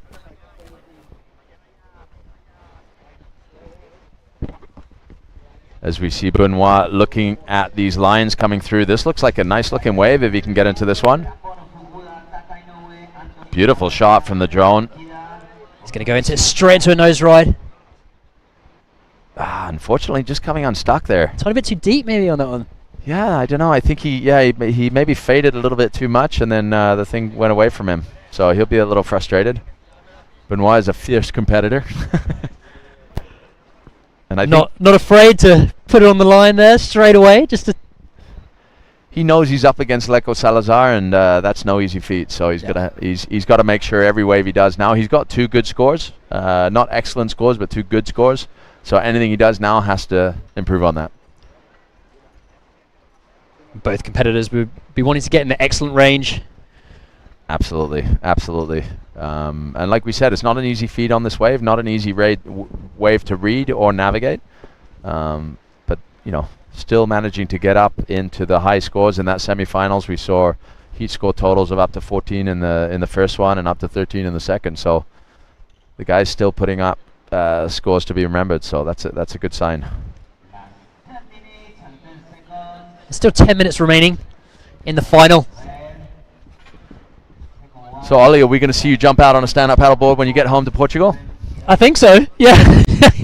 Been talking a lot about it with Bo here in the booth. And, I mean, just seeing the best in the world out here, just putting on an absolute incredible show. Yeah, it's pretty inspiring. Well, I think if you're feeling that way already, I think the next 2 days might cement that belief. But yeah, Bo's the right person to be talking with. Bo, outside of his on-screen work, is a coach. He's a writer. He's a multi-talented guy, as well as having been a very celebrated stand-up paddler himself on the world tour for many years. Really beautiful style. Very technically minded and a great background of longboard, shortboard, stand-up paddle. Good, well-rounded athlete. Now, I've been loving the two different styles from stand-up longboarding as well as the stand-up shortboards. Just the whole, like, the progression, the levels, turns I've never seen before. It's not like you see that down at your local beach break. The guy is absolutely ripping out here. Absolutely, and I think it's been interesting as well in the evolution of the sport, seeing the different approaches. Like, Bo came from more of a longboard background. Bonga Perkins, Dwayne De Soto, like I was mentioning, Kai Salas, all these guys came from more of a longboard background as the sport was evolving. Then you had the kind of more radical upstarts like Kai Lenny coming in. Zane, who's well-rounded actually, because he's been always longboarding a lot in his life, so he's kind of got more of a well-rounded approach to it. But same with Leko and Benoit. Exactly. Would you say? Exactly. No, Leko and Benoit. Exactly. They both had a very strong foundation in longboarding. But then if you look at the other side, like Mo Freitas, Kai Lenny, Poinaiki Raioha, but actually he even rides a longboard, but his approach is very much a more critical, shortboard, full rail turn kind of approach. And we're going to be seeing both Leko and Benoit back around the corner for the men's. Exactly, and Leko last, a few years ago, I think he was considering retirement, and then he was here in Gran Canaria, and then he realized that he's still got a lot more to give, and he's still very much up there with everyone. He was kind of getting a little bit in the shadow of the young Brazilians, but no shadow here as he's in another final. Just banks it off the top there. The crowd loving it in Las Palmas, La Cesar, Gran Canaria.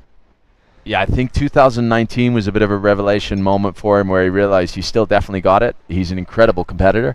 He was thinking about hanging up his hat. I feel like, the new school was coming through. Wellington was becoming a real force to be reckoned with. Luis was in title contention. I think he felt like, maybe it's my time to step away. And then he realized that he could hand it to the boys still. Yeah. And he finished third. I think he was third last year here. It's a beautiful drone shot here of Leko smoothly riding his way through to the inside. Nice floating turn off the end whitewater there. But yeah, so I think it really inspired him to kind of stay engaged, stay involved, and we can see here he's still very much the competitor that he's always been, and every bit as talented and finely tuned as he's always been. So it's great to see. And actually, his family is. His brother is a phenomenal surfer and stand-up paddle surfer, very progressive, probably more progressive than Leko. Leko's more that traditional style. Mateus is more that breaking the boundaries of aerial surfing and things like that. Unfortunately, he couldn't make it to this event, but we'll be seeing him again next year. But together, the family have launched a Salazar Ocean kind of brand. Oh, nice. Clothing brand in Brazil. So excited to see that launch. I've been seeing the clips coming out over the last month or so. So the family coming together to create some legacy. And looking at, is it going to focus on multi-water sports? Going to look at different... It's definitely a Waterman brand. I think, they're not into necessarily the wind sports. Beautiful snap there in the pocket from Benoit. Doesn't look as though that wave's going to offer much more, though. Oh, this is a recap of the heat so far. I think that was his first wave. This is Benoit's best waves. Love that. Just throwing the hip over the nose. Really styling it out on those hang fives. So laying it back. There's a yo-yo battle going on. It looks like Leko just took the lead again there. with that last wave, getting all the way through to the shore with some flowing turns. So we got just over 5 minutes to go. Yeah, Leko picked up a 6 with that last one. It's anybody's though. 11.4 total to 11.17. 5 minutes left. It's super close. It's anyone's game at the moment. Looking at it, whether Leko is just ahead of Benoit, but Benoit, I think needing a 4.9. I think both of them just want that one really solid wave. They both got okay waves for them, but I know they're both looking for that one that links through where they can, mix it up with a solid critical turn and a nose ride or something like that. But at the moment, they've kind of been having some okay turns and some okay connections, but not as radical as they would want. And both more than capable.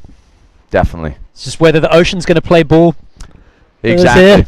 Exactly. And you can see Benoit, smart competitor, being very selective. He could have taken that wave and wasted energy and time, lost priority. He's got priority right now, so he's going to sit and wait for the right wave to come through. So let's check out the slow-mo of Leko. Just watching that footwork. So eyeing up the top turn here. Using that paddle. Pivotal, and then again. The foam climb, just jacking it around on that closeout hit there. So it should be said as well that Leko's borrowing a board over here. He didn't bring a stand-up longboard. So, showing that he doesn't really, he can get on anything and rip. Yeah, that's the reality. Not like this is his everyday longboard. It's just, he grabbed one literally from the local surf school, and that's what he's riding. So, impressive stuff. And here he is, out here in the final. Leko Salazar in the lead. 11.5 on the scoreboard. There's 3 minutes remaining. Benoit with a 11.17. Super close. Well, here's a little factoid for you, Ollie.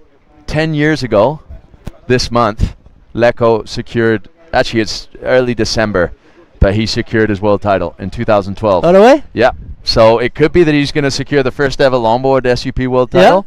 A decade later. A decade later. The anniversary. Literally almost to the day. It's a couple weeks off. I mean, I think we were in beginning of December in the BVI, British Virgin Islands. We did a roving event in the Moorings yachts, traveling around the BVI. Oh, nice. And we scored some really fun waves. Nothing dramatically spectacular, but really contestable. And Leko was able to put it together in the final heats. Kai Lenny just going down to a guy called Kiahi Diaboy. It's another amazing, well-rounded waterman. So Kai having to forego his third world title at that point to Leko, but he came back with a vengeance. As Benoit just handing over priority there to Leko. And going for that wave, and just didn't stand up, didn't do anything for him. Going back to the lineup here. One minute 40. So Leko got priority, and he's going to go on this one. This looks like maybe a nice wave. It might be lining up all the way to the inside. It's a beautiful hang five there from Leko, pulling it back in. He's going to wait for it to line up here. Oh, just jams it off the top there. The spray. Down to that high five. It's impressive Nice for how Leko. flat that section was, how he was able to lay right into that turn. Just the use of the paddle as well, like switching it up in directions. And a final little tap. And Benoit answering back here. What's he got? This is an important wave for Benoit. Nice slash off the top. Back into the pocket for Benoit. Just casually. Casually, he was So looking casual on the a little tender flat on those section. first turns, so I felt like he was holding back just to be a little safe. Didn't look like the normal Benoit, like attacking it. I think he just wanted to make sure he made it. But let's see.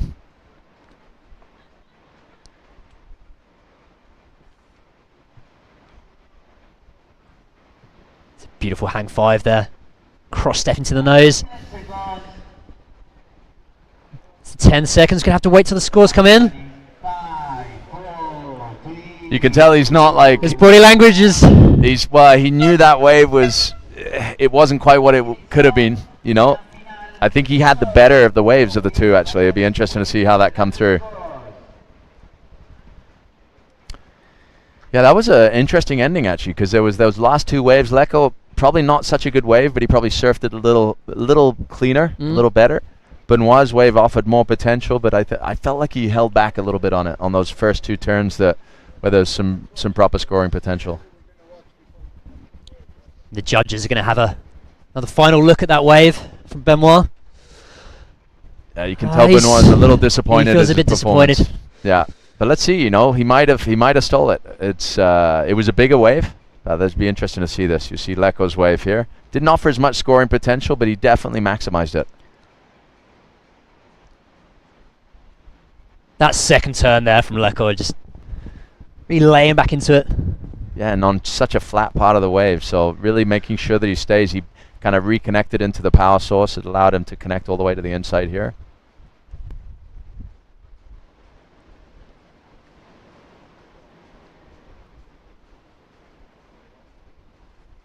Just getting right to the inside with that one, Leko.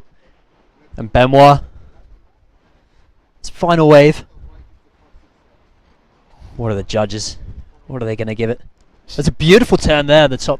The first turn was good, but you saw that second one. He had in his mind to drive right back into it, and he kind of went a little bit tenderly and he didn't quite connect with that lip. But the first turn was good, so it was a better wave than Leko's, for sure, I would say. So, yeah, it'd be interesting to see where it stacks up against the other waves this heat. I think it's going to be a tight finish here. This needs a 4.9. Yeah, it's going to be tight. It's going to be super close. Yeah, I think we got two scores coming too, right? The final. Who's going to be crowned the longboard champ? For 2022. You know, this is the first event of hopefully a long story here of longboard SUP championships. Leko looks pretty relaxed. Benoit looks maybe a little bit more on edge. Leko smiling.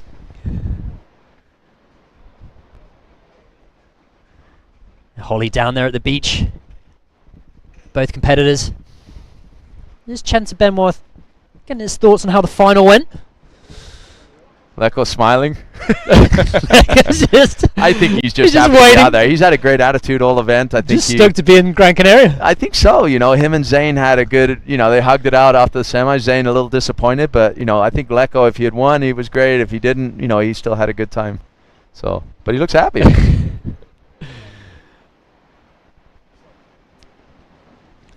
So we're just waiting for that final score to drop. Yeah, you can see the frustration in Benoit. Yeah, he's frustrated.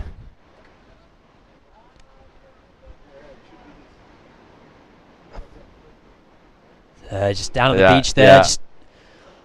I feel he's reliving that. I think he's going through it. That second turn, definitely, he was. That could have been a. If he'd had to come right back into it, it might have done it, or if he had chosen another maneuver. Leko doesn't seem phased at all. Smiling. Oh, it looks like it. The result might be in. Leko looks like he's looking pretty happy as we wait for the official word here, but just waiting on the scores is pretty tense. There's a little punch there from. There's some celebrations. Zane coming down. Let's see.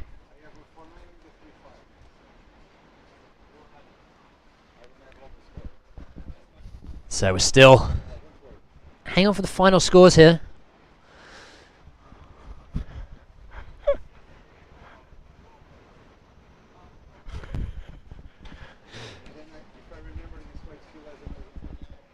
So Leko looking happy, but I don't think we still have the scores, but I think he feels like he's got it. He certainly got his support camp on the beach who've been cheering on every time he gets onto a wave. Every turn. Every turn. Every hang 5 they were hooting him on. Absolutely.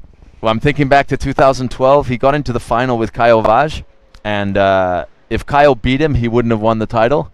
Caio did his first wave, and then he wrapped himself in the Brazilian flag and basically handed it to his friend. Wow. It was quite a moment, actually. It was pretty cool. It was a good sporting moment, definitely. So, both athletes here, Benoit and Lecco.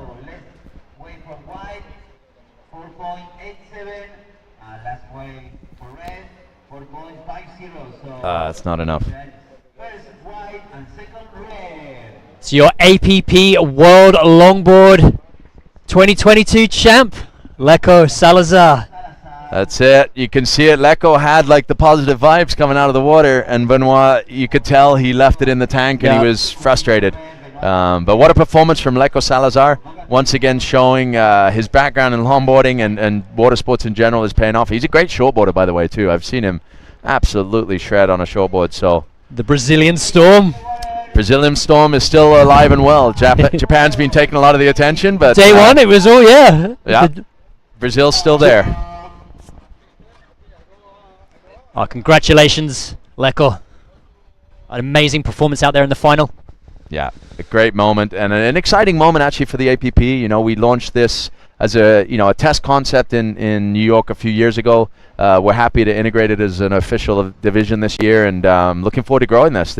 Certainly, judging by the response online and the general chatter, everybody's been pretty psyching about the format and the performances and the athletes. Zane, I know, came up to me and said this is really reinvigorated energy for him. He loves it. He thinks it's a really great addition to the tour. So yeah, it's great to get this feedback and excited to grow this. Yeah, everyone I've been speaking to is just, they've been amped on the longboard. Just seeing that progression, seeing the style. Yeah, well, that was a great final. Difficult conditions. Wasn't as good at conditions as we might have hoped for the final, but the athletes certainly put on a great show, and worthy win from Lecco. Congrats, Lecco. We're going to jump into a commercial and we'll be back with the trials final.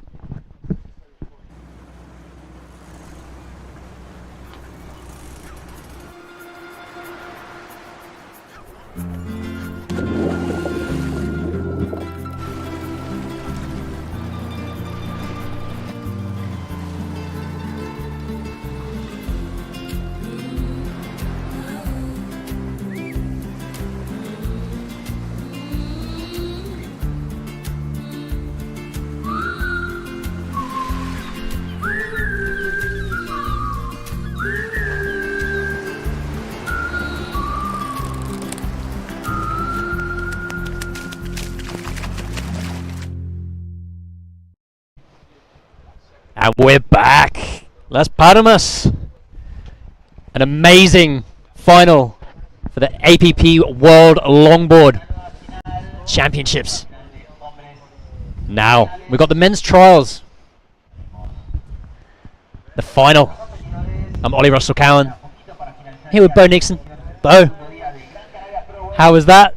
Some serious action went down in that last final for the men's longboard, as we see Capono Fukuda hitting the lip just there. been relentless. He has been throwing that board above the lip. But just going back to that last final on the longboard, I had to watch that as I was out of the booth. Just so there, sick. watching the two competitors. I was getting goosebumps just waiting for the results I know, to come exactly, in. me too. I was nervous for them. Is it going to be enough? That's right.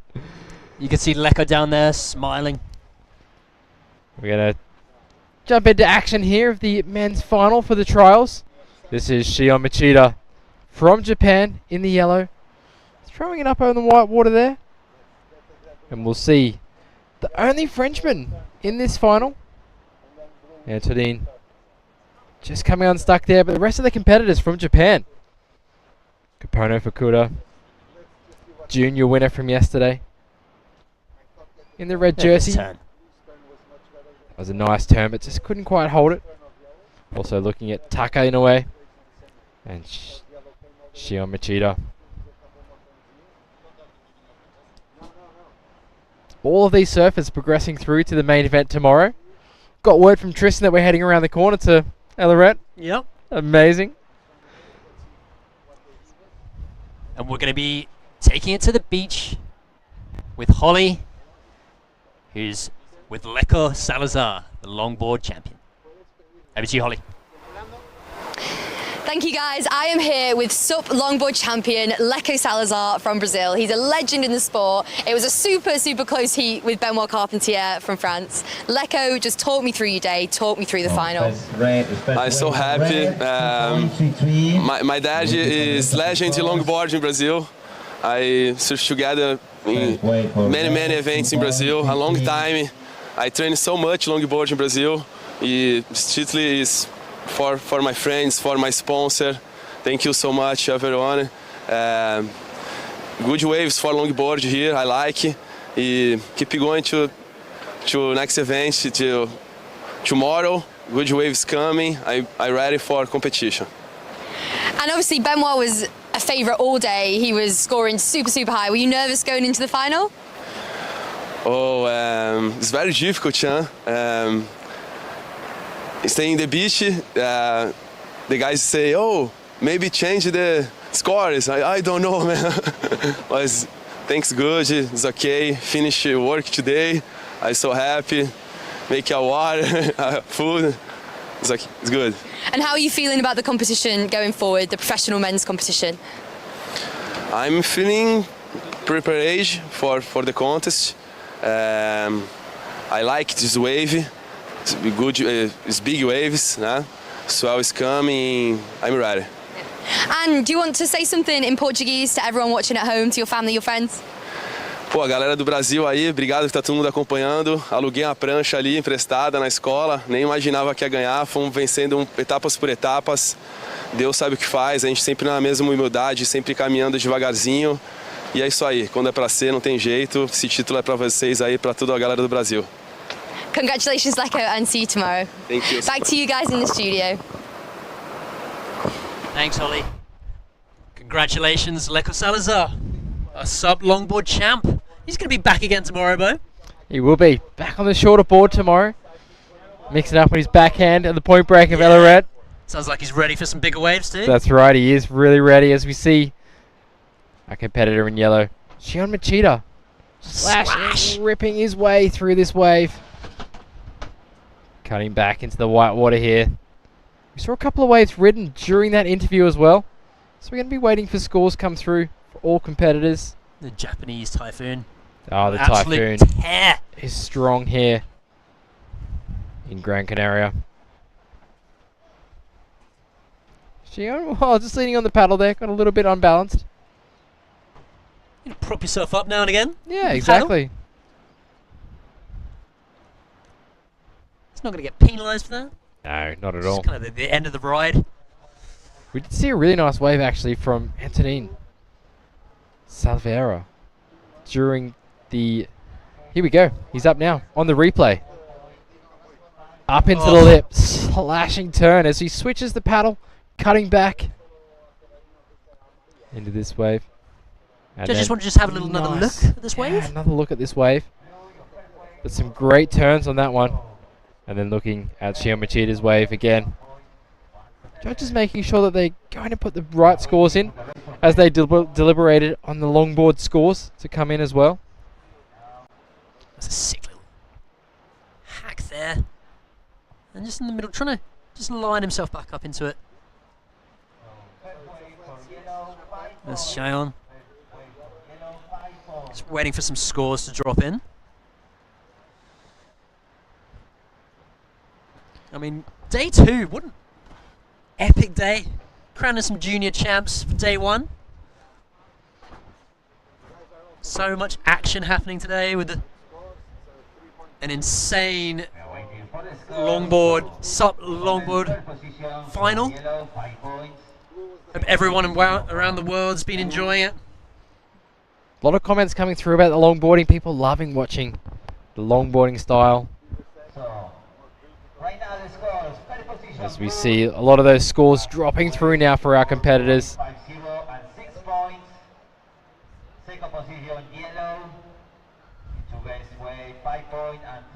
Bringing those scores as they update now.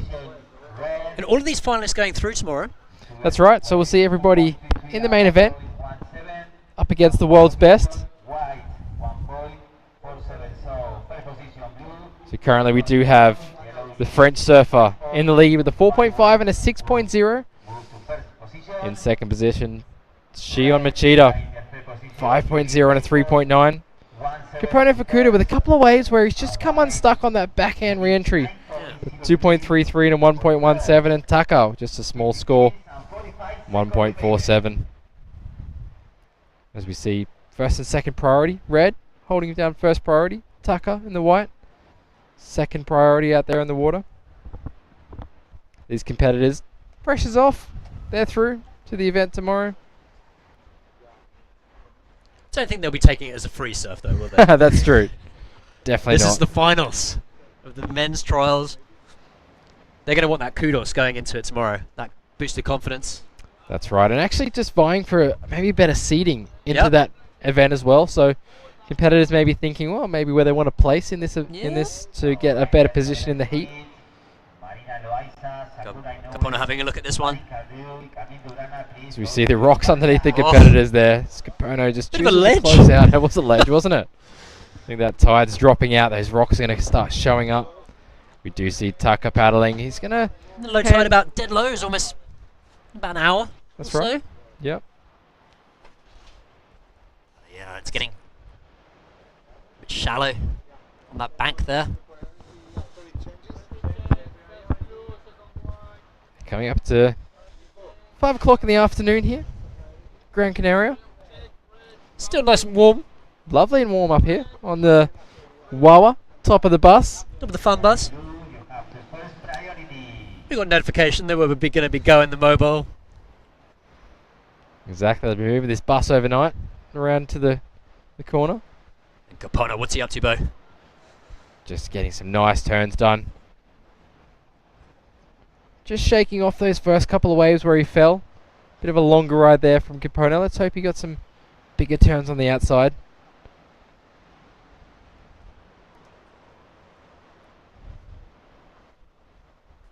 Great to see all these Japanese competitors, the Japanese Typhoon. We're going to look at the replay here. So we did get a nice turn off the top at the back. And another slashing turn, and then he just works his way through. Clean style. Really clean style. Fast as well.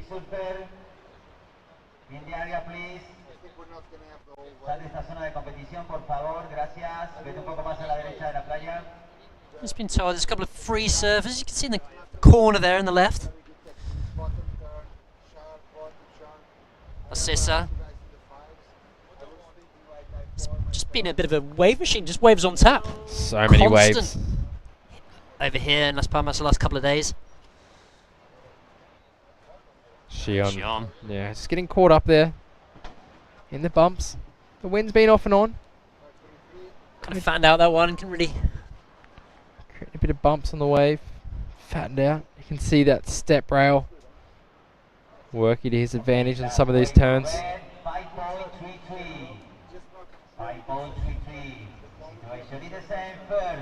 So score coming through for Kapono Fukuda. He stays in that third position. He does have a 5.33 though. So a higher score as we see Shion, the replay. Just how he fell on this wave. Just put himself in like a little bump on the wave. It's a bump and then just fattened out for him. Yeah.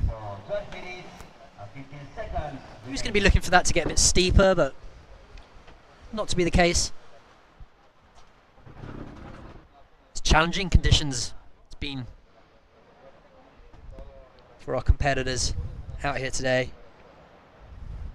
Really down to just seeing who's been, I guess, picking the best waves off and maximising that scoring potential.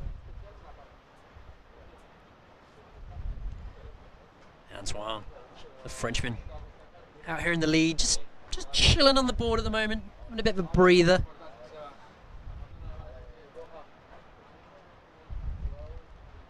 Seems our competitors are all kind of opting for that the sit-down mode, just waiting, catching their breath, waiting for some sets to march in. All competitors choosing to sit down to wait. His priority out there in the lineup, so don't really need to fight for positioning. No. Got plenty of time too. Got a bit Just over 11 minutes left on the clock. The men's trials final. Up next will be the women's trials final. Exciting to watch the women take to the water again. Just a finals fest today. That's right, it sure is. 3 in a row. Crowning champions.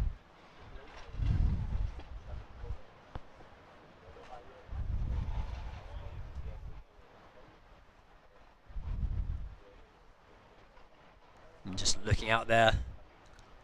You see any bumps on the horizon? That swell? Yeah, it's going to be starting to creep through the next 24 hours. See that period extending. A bit more power in the waves. Waves do look a bit bigger around the corner, Lorette. You managed to have a peek around there today? Little peek, yeah. Went for a little walk, stretched legs. Nice. After in the booth, and any free surfers couple of surfers out there, yeah, definitely. The Brazilians were all cheering on Leco Salazar in the longboard heat, but a couple of free surfers opting to surf around the corner there. Some stand-up? No stand-ups out there currently. But definitely the wind looking a little better around there as well. Better direction. Here we're kind of at the end of the bay where the wind can get into it with that rock wall. Get a little bit of protection from that wind around the corner. Sort of ruffles up the faces a little bit. See Capono looking to stand up. Maybe seeing something come through. Sitting on the inside. You can see there's a little boil there just to the left of Capono. So the other three competitors sitting a little further out. I think he's seen it and he's getting out of there. Yeah, that's right. Don't want to be near that thing. Especially in the tides just getting lower and lower. That's right. Is Shion having a look at this one? Capono. See Capono. He's up and riding. Found something on the inside, possibly. He's going to stand up for him here as he gets up into the lip. He holds that backhand re-entry. It's a nice little pump there on the bottom turn, just getting ready. You know he means business when he sort of lines this up, looking for the slash on the top. I've seen the waves, in that 3 to 4 feet range the last couple of days. Be interesting to see how these competitors will fare as that swell builds. Round the corner, Eloret. That's right, we'll see some of these competitors, such as Shion here. Oh, Shion! That's that really shallow rock shelf just dropping out of that wave there. Just dropping from the sky, Shion. See how shallow it's there? Yeah, really shallow. Some rocks poking through, for sure. Competitors opting to sit right on that spot, though. Maybe pushing themselves a little bit too deep. Capono we saw sitting on... Got to be all in. Got to be in it to win it. That's right. Capono sitting on the inside, getting those waves just to break on the inside of that rock shelf. 7 minutes 45 on the clock. As we see the heat leader. Antoine. Cutting back on this one. Looks like it might even offer some good scoring potential here as he bangs it off the lip. We did see Anthony setting that tail free. Saw him competing in the 2019 Gran Canaria Pro Am. So he's back here again for revenge. It's great to have him back. We see him riding this wave all the way through, trying to link up with that reform on the inside. He's not going to be able to get it, so it's a really bit of a game of strategy whether to surf all the way through. That wave there, he wasted a lot of time, not much on the inside. He's in the lead position though, as we see Shion just getting way out into the deeper section of water. Yeah, and whether they take that gamble, like you said, I mean, they do then have to get back into the lineup, they lose priority. Yeah, a lot further to paddle out as well, as we see Taka. He's going to make his way across on this left, try and get in front of that white water, but he's not going to make it in time for it to stand up. So he's going to opt to go to the right. Much opportunity in the final so far, Tucker. No, he hasn't. Wave choice. No bother though, he's through to the main event. Yeah. he's going to be saving his energy for that. He's stoked. Super stoked.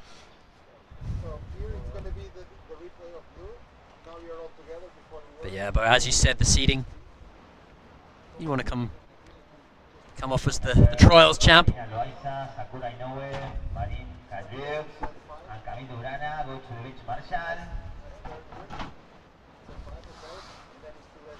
Yeah, we'll see the 4th place from the trials go into that first heat of the men's, which does feature the top seed Wellington Race.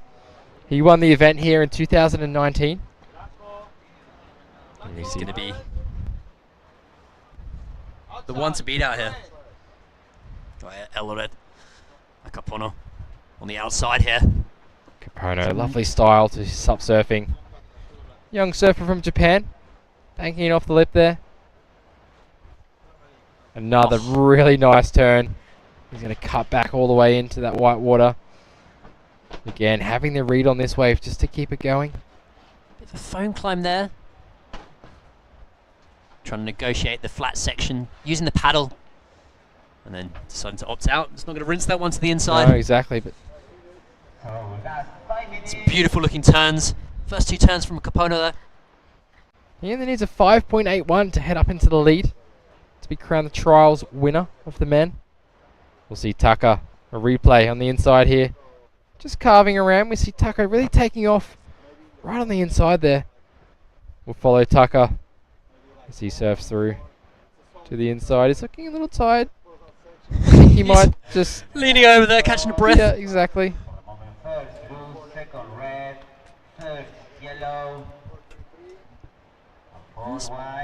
Starting to go all the way. So look at this first turn for Kapono. Yeah, into the lip. The second turn he connects with it even better. Just here, throwing a bit of spray out the back. Carving it back around. Just negotiating through the whitewater on that. Just before the second turn. That's right. More face to play with. Yeah, exactly. We do see. Just comes out, just jams it off the top there. We see our women finalists in the trials heading out. Shion Machida makes his way through. He's going to bank that one off the white water. Slide the tail a little bit there. Riding his Infinity Blur V2. Okay, last wave for white, 2 points. White, you stay in the pole position. Your 2 best wave, 4, 4, 2, 3, and 2 points. So 3.5 minutes remaining. Not enough on that last wave from Taka. 2-point ride. So blue, your last wave, 5.13. You are the leader. 2 best wave, 6 points and 5.13. Yeah, Antoine. Best 2 waves, a 6 and a 5.13. He's been patient during this heat, but the waves he has caught, he's really made the most of. Some of the highest scores in this heat so far. Caprono's last wave coming in at a 4.3.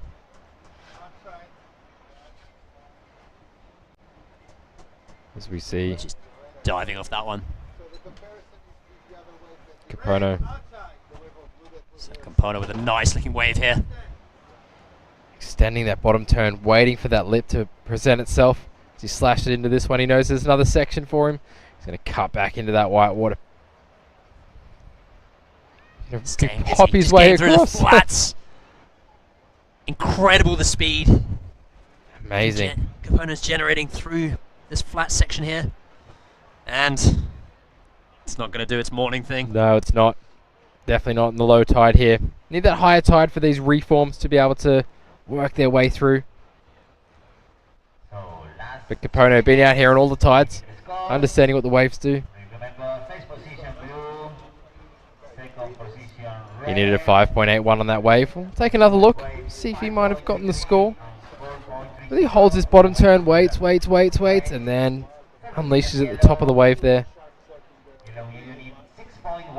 And then a bit of a flatter section. Great timing there from Capono. Like you say, good timing. Really just waiting, making sure he's just going to get in the optimal point of the wave. And then just try and blow the back out of the thing. Exactly, so we did just see a score drop for Capono Fukuda. It's a 6.13, so situation change. Capono up into the lead. Into the lead with a minute remaining. Took the win yesterday in the juniors. Take the win today, possibly, in the men's trials.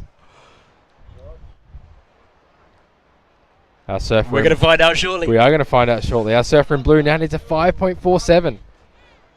He's paddling for this one. He's going to use his priority. 45 seconds on the clock. He's lost his priority there. Shion now with a chance. So, priority for Shion. Antonin, he's going to go on this one. He's looking at this, walling up. Banks it off the top, slides the tail. He's beautiful. Slide off the top there, Antoine. As he cuts back right around to the white water. Continuing to carve on this wave. He only needs a 5. No, he's actually, his requirement's been raised. 6.9 he needs. That's right. Capono, another wave dropped to 6.77. As we see Capono. So on the buzzer, taking off. Taking this one through. He must be pretty happy with his performance today. That's it. I'm just going to wait and see. We'll wait and see if Antonin gets a score. He needed a 6.9. I think he knows, Capono.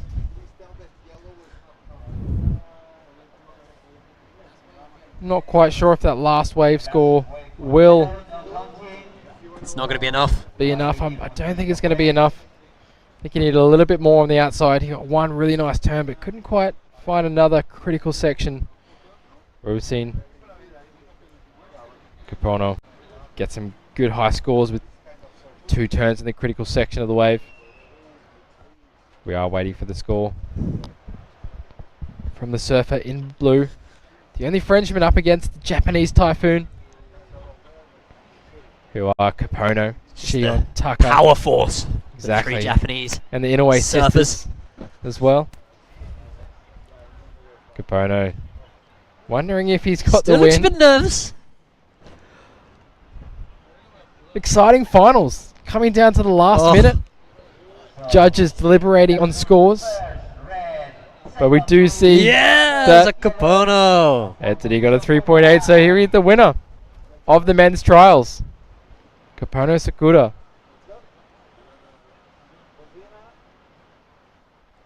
Our trials men's champ, Capono Sakura.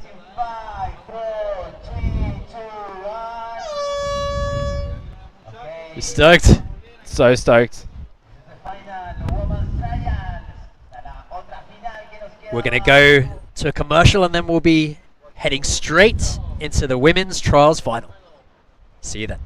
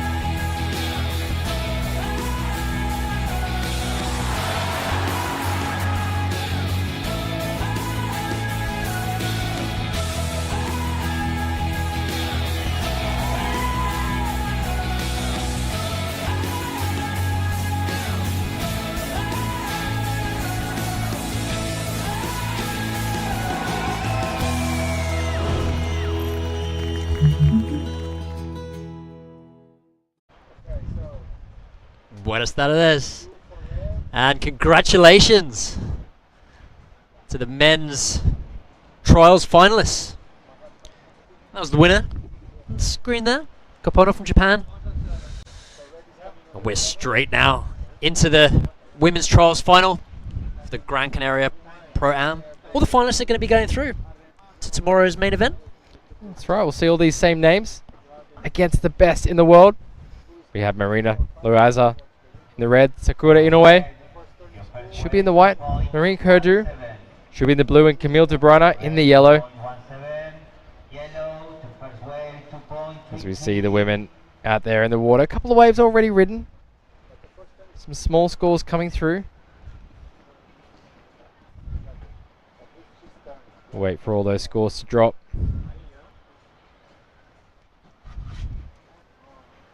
As we see some replays here of Camille. Carving through on that first turn. She's going to get a bit of an opportunity here.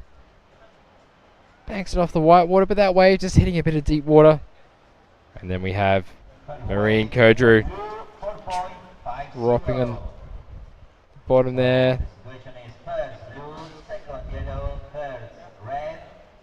This is Marina actually surfing in there, so she's going to drop a score with 2.17, and here we are. This is Marine Kurdru up and riding. We saw that she wanted to improve her surfing into the final of this event. Young surfer. She dropped the highest wave score of the heat so far. Winning the semis. That's right. She'd be happy with that. She looked in a 4.5 for that ride. So leading this final of the women's trials. I'm waiting for surfer in white, Japanese Sakura Inoue, to open her account. Seen some great things from her.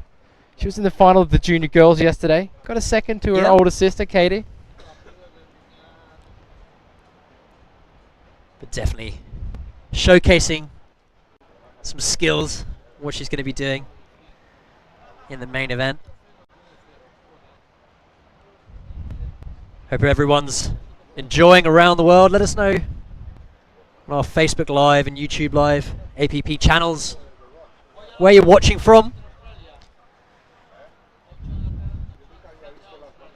Hope everyone's as stoked as we are watching the longboard final. Just an insane performance from Leko and Benoit. Yeah, some big support for Leko and Benoit on the Facebook, on the YouTube. Some hello from Cocoa Beach in Florida. People saying what a great final Famous that surfer longboard from was. Cocoa. Just one of them. Mr. Kelly Slater. There's actually a number of surfers from Florida. Not renowned for big waves, but it's like if you get the beach breaks around there, close proximity to Central America, Caribbean, some serious juice over there. Yeah, quick trip to some great waves. And then when they do get waves, they get some serious waves in there. Yeah, they certainly do. They get some serious waves here too. Ollie, we're in Las Palmas, Gran Canaria. The capital of Gran Canaria.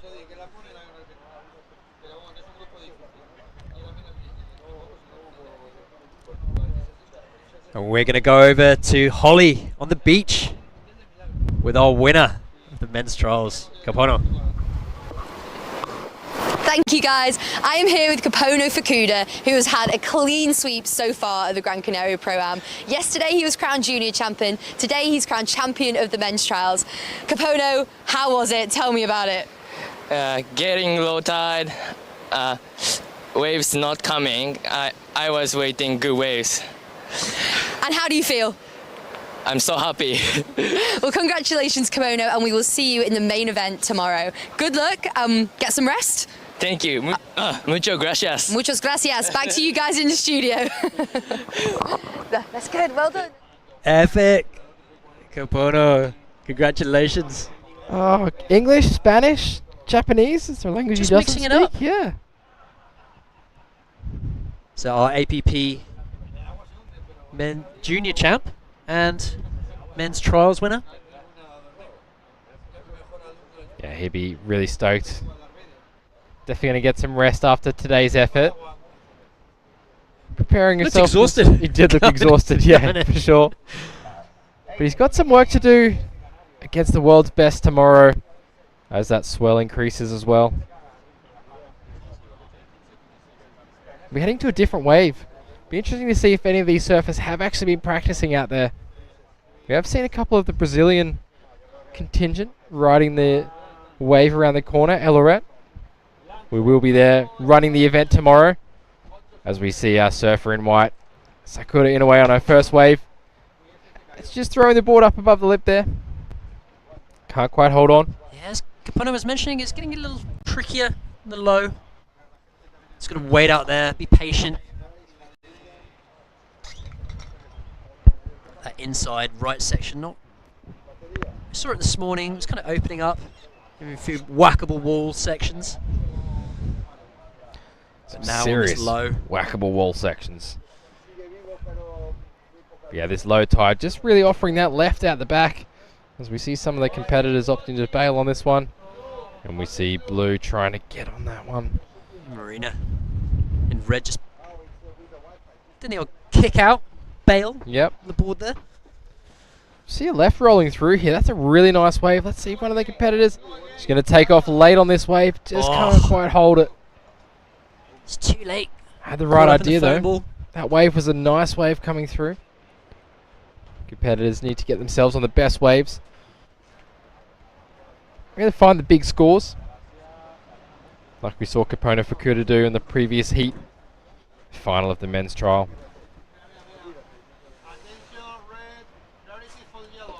But we are watching the surfer in yellow. Unfortunately, just went down there.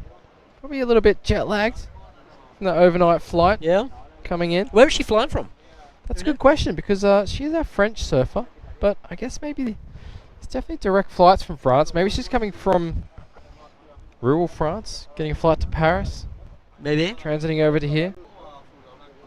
It's that Paris flight. It's not only a couple of hours. 3 hours. Get over here. She might have been on a surf trip somewhere. Yeah. Made the right call to come over though. Definitely. In the final, the trials, and then she's going to go through to the women's, the main event tomorrow. Elorette here in Gran Canaria, Las Palmas, just right on the corner. We're going to be going mobile there. Be making a call nice and early. Deciding, I think around 7:38 tomorrow. Yeah, hopefully kicking off at 8 o'clock. With either the men's or the women's main event. We'll have to tune in to our live feed tomorrow morning as we see our surfer in blue opting for the right. As she banks it off the top there, one of the biggest turns we've seen in this final so far. Still offering up more. Exactly, our heat leader currently. She's going to extend that scoreline with that ride. Great to see some progression from our women surfers. Got some scores dropping in. Some scores. We'll wait for that score from blue, but Sakura Inoue dropped a 3.33. As we see this replay. Run us through this, Bo. Oh, up into the lip. Throwing that nose above the lip. Showing that real critical section turn. That's what the judges like to see. Oh, French rider. One turn. It's going to score quite well. Just waiting for judges to lock it in. Actually hear them discussing that ride next to us. Get a bit of inside. Exactly. They really like that first turn. Obviously not much happening after that, so they have to take that into account. It's just a single maneuver. But it's going to come in pretty close to her first score. That was a 4.5. She had a small score of a 0.5. And that third wave drops as a 4.33. So she's now out in front with an 8.83 heat total as we see Camille Dubrana shredding in the pocket there. Nice slash there off the top from Camille. And again, cutting back into that white water. Another French surfer just pulling out of that wave. So a couple of turns. Be interesting to see how that stacks up against Marine's single turn. Up into the lip. We do have 13 minutes remaining in this heat. counting it down. In this final of the women's trials event, crowning a trials champion today.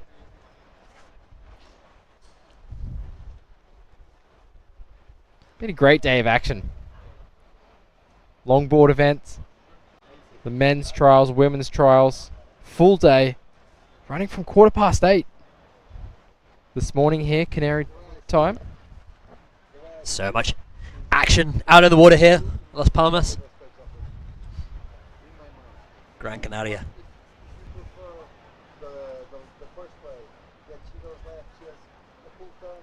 Going to be interesting to see what we wake up to tomorrow.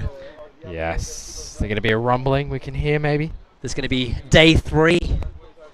It's finishing off day 2 here though. Still live with the women's trials final. Welcome everyone watching from around the world. Surfer in red. Oh, just losing her footing there, Marina. And Camille just finding another left here. I think she got Keep it some on work the front done. side, likes those lefts. Exactly. Stick to what you're good at. So we will see her previous ride coming to the 3.83. She's climbing up. Let's put her into second. She'll probably drop another score for that ride. Maureen in blue out in front. As we do here, a warning being given to Red for paddling on her stomach. Been warning then. But yeah, that's good. Like to see the more than 5 beach announcer. That's right, warning them, giving you guys the insights into you do need to stand up when you are paddling out. So we see her just kick over that wave, and our current heat leader surfing this wave through.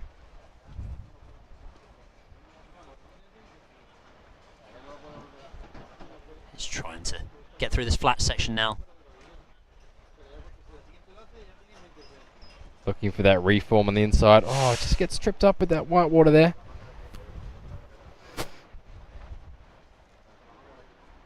As we'll see some scores starting to come through. We're still waiting for that last of yellows as well. Kami on that left. Sakura Inoue just with a single wave score of 3.33 so far. She's really waiting patiently, waiting for a good wave. She knows she's got the ability to get high scores, and she's going to really try win this final. Her sister Katie going to be in the main event tomorrow.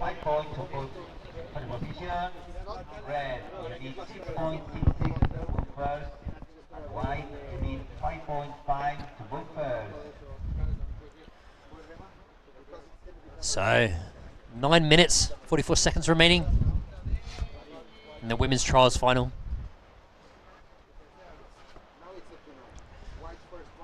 Sakura Inoue from Japan. She's got priority.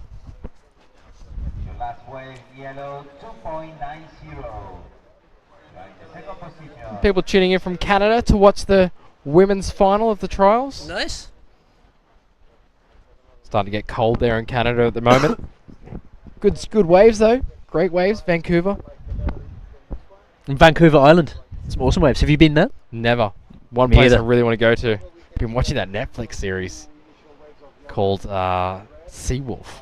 It's all about Vancouver Island. Yeah? It's amazing. Yeah, just all about the wildlife there. Sick. But obviously some drone shots of the amazing scenery and some waves as well.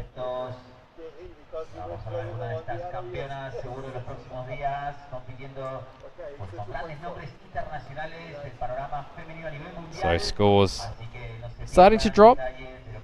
See Marina look just opting to crouch down on a board there. Yep, just patiently waiting for the waves. See, she's got that low center of gravity with that squatting. You said that's easier, Bo? Depends on your standings? flexibility. Depending on the. I know I wouldn't be able to pull that off. That's I for sure. definitely cannot pull that off either. So I'd be opting to sink the board, but yeah, definitely squatting down, lower center of gravity for the riders that can do that. So I think going to help them. And you are still standing technically as well. Yeah. But kneeling, it's not allowed if they're on both Kneeling's knees. not allowed. It's going to be penalised by the judges or a warning. Just let That's you know. right.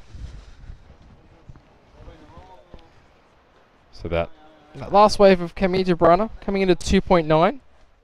It's not going to be enough. Not enough. Marine's last wave at 2.4. Not enough to go into her top 2. She's still out in front. So 7.5 minutes left remaining on the final. The women's trials.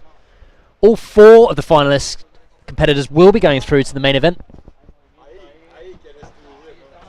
And Camille looking for this one. Yeah, she's got there in second priority. She's going to catch this wave.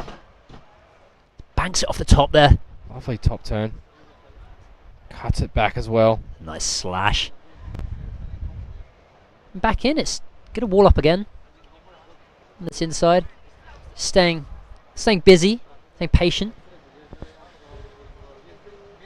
Yeah, doing the best she can with what was on offer on that wave.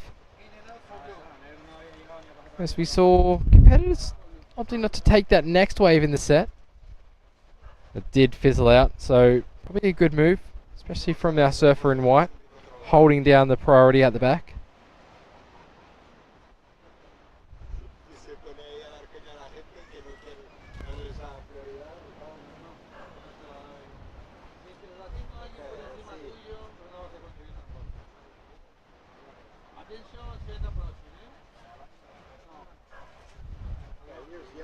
Some support coming in. Set coming now. From France. They'll all be on high alert. Definitely. Looking strong on her feet and out the back, like you said, Ollie. Who's going to take this one? Whew. Who's going to spin and go? Blue on the inside. Current heat Marine. leader. She's seen an opportunity. She's going to take this one. She's going. That wave, though, just hitting that deeper It's a water. Bit of a bump there. It was a bit of She a bump. took off. That wind starting to come Starting up to pick again. up a little bit. Yeah. Expecting a bit of an afternoon glass off here in Las Palmas, but we can't complain. It's been God, no. 3 to 4 foot all day long. And Here we Sakura go. and White's up. She's finding out just this little one on the inside. Something's going to stand up. She could definitely see something down the line. Oh! Thought she was going to just fade it in and then swing it back round to the left. But Try for something pretty radical, but couldn't quite hold it on the top what do you think turn. she's going for there? A bit of a foam climb. Not quite. I think she was in a bit of two minds of what to do, whether to just bank off the white water or to really go progressive. Just under 5 minutes now left in this final.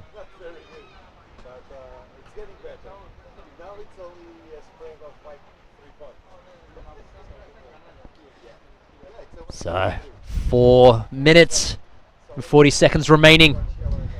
This final heat. This will be the final last of the day. Yeah, we will be doing Last action from day 2. A small presentation after this for the longboard champion and trials winners. And Sakura from Japan on the inside. What she's seen here. Just decided against it.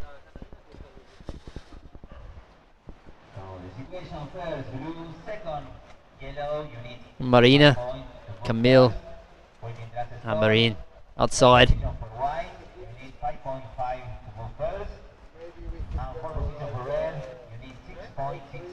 Marine in red, she's got priority.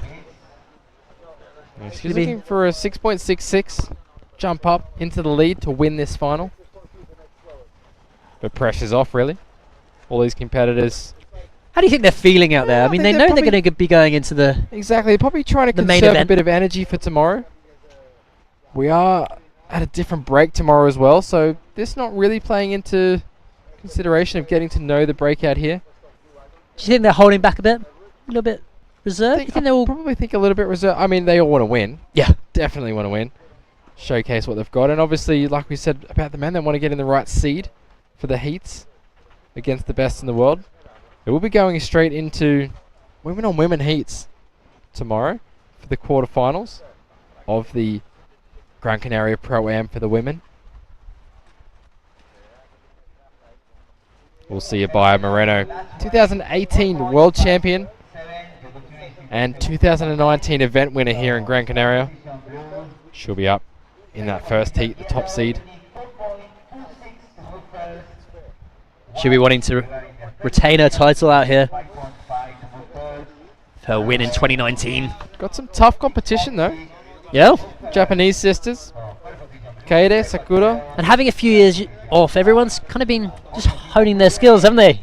Exactly. Definitely honing their skills. These Japanese kids riding a whole different range of boards. Yep. Long board, short board, SUPs.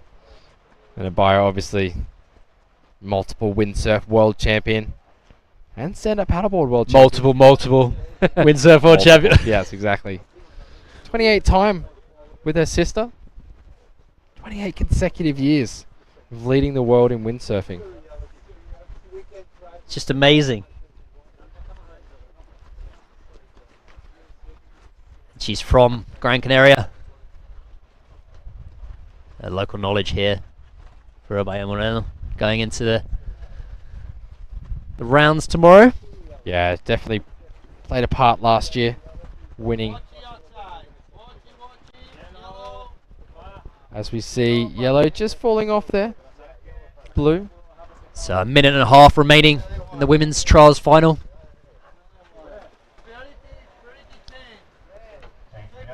Red found a nice little right hand on the inside off the top. Really aggressive top turn. Marina looking for that 6.66 to be able to take the lead. That turn definitely going to be up there, high on that Trying to scoring see if anything range. else is going to come. Nothing else, but she's One big maneuver. One big Nice. maneuver. Here we go, Sakura in a way, showing what she's got here. Nice, Beautiful single slash back turn. there from Sakura. She's going to wait for this one to wall up on the inside. Switching the paddle, opting for a little bit of a cutback, but probably the wrong choice of maneuver there on that wave.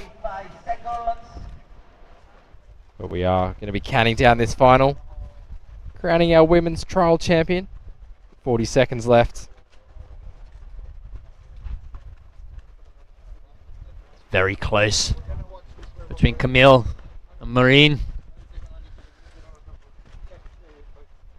Maureen just in ahead with 8.83 and Camille with an 8.4.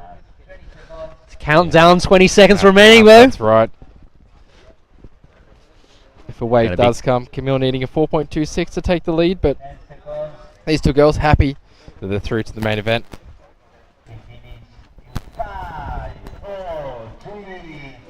And counting this one out. There we go. That is the women's final of the trials That's done. Marine Code Congratulations. taking the win. Camille De Bruyne in second. Sakura Inoue in third.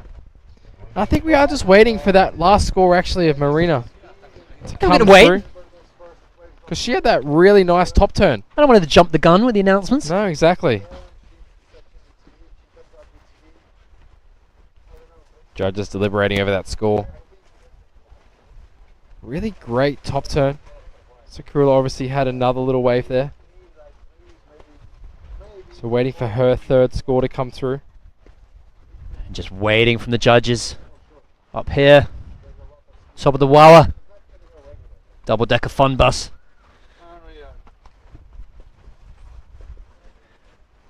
See our competitors coming in. Marine Kodru. She was out in the lead. Waiting for the last wave score of red on the screen there, Marina.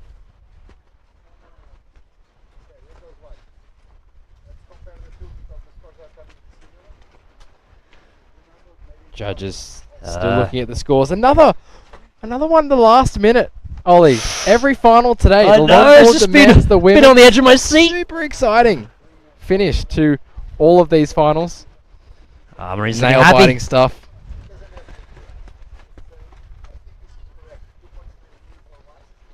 So we're just waiting anxiously for the final results here on the women's trials. They're all going to be stoked that they're going through to the big Definitely. show tomorrow. All stoked. So we're going to start getting some scores through. Sakura Inoue She dropped a 2.7. And last wave for red, a 3.57. Doesn't change the situation. So on screen blue, Marine Kojuru taking the win. The women's trials final. Gemi Debrano in second. Sakura Inoue in third. Marina Liaza in that fourth position. But all competitors will be into the next professional event tomorrow. And congrats to our women's trial winner, Marine.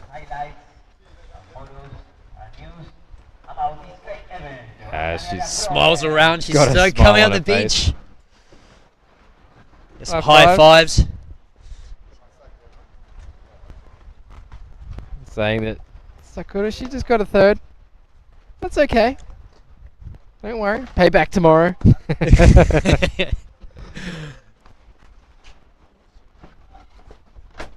We see Cami pretty exhausted after that early flight this morning.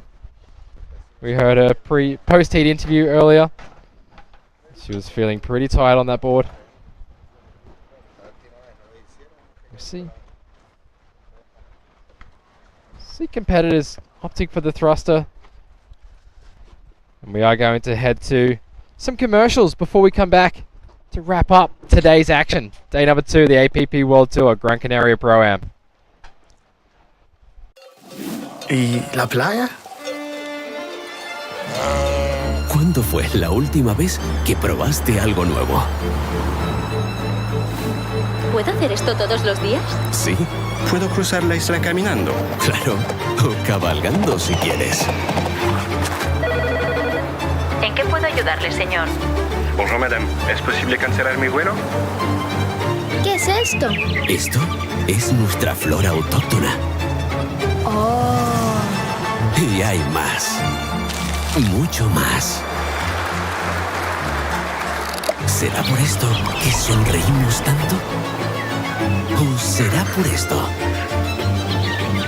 Porque cada día es un nuevo descubrimiento. Dale un giro a tu vida.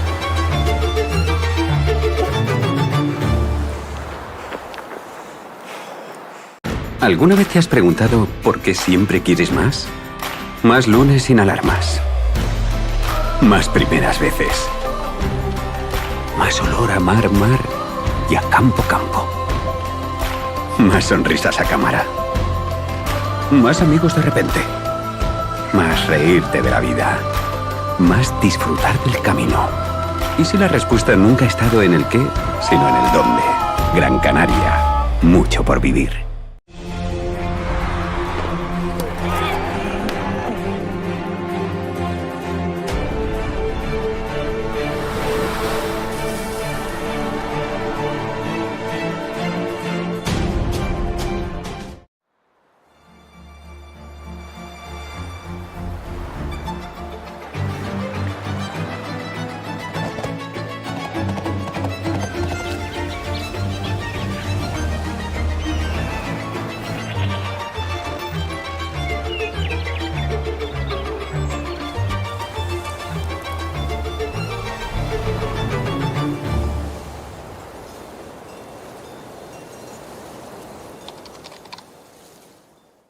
¿Alguna vez te has preguntado por qué siempre quieres más?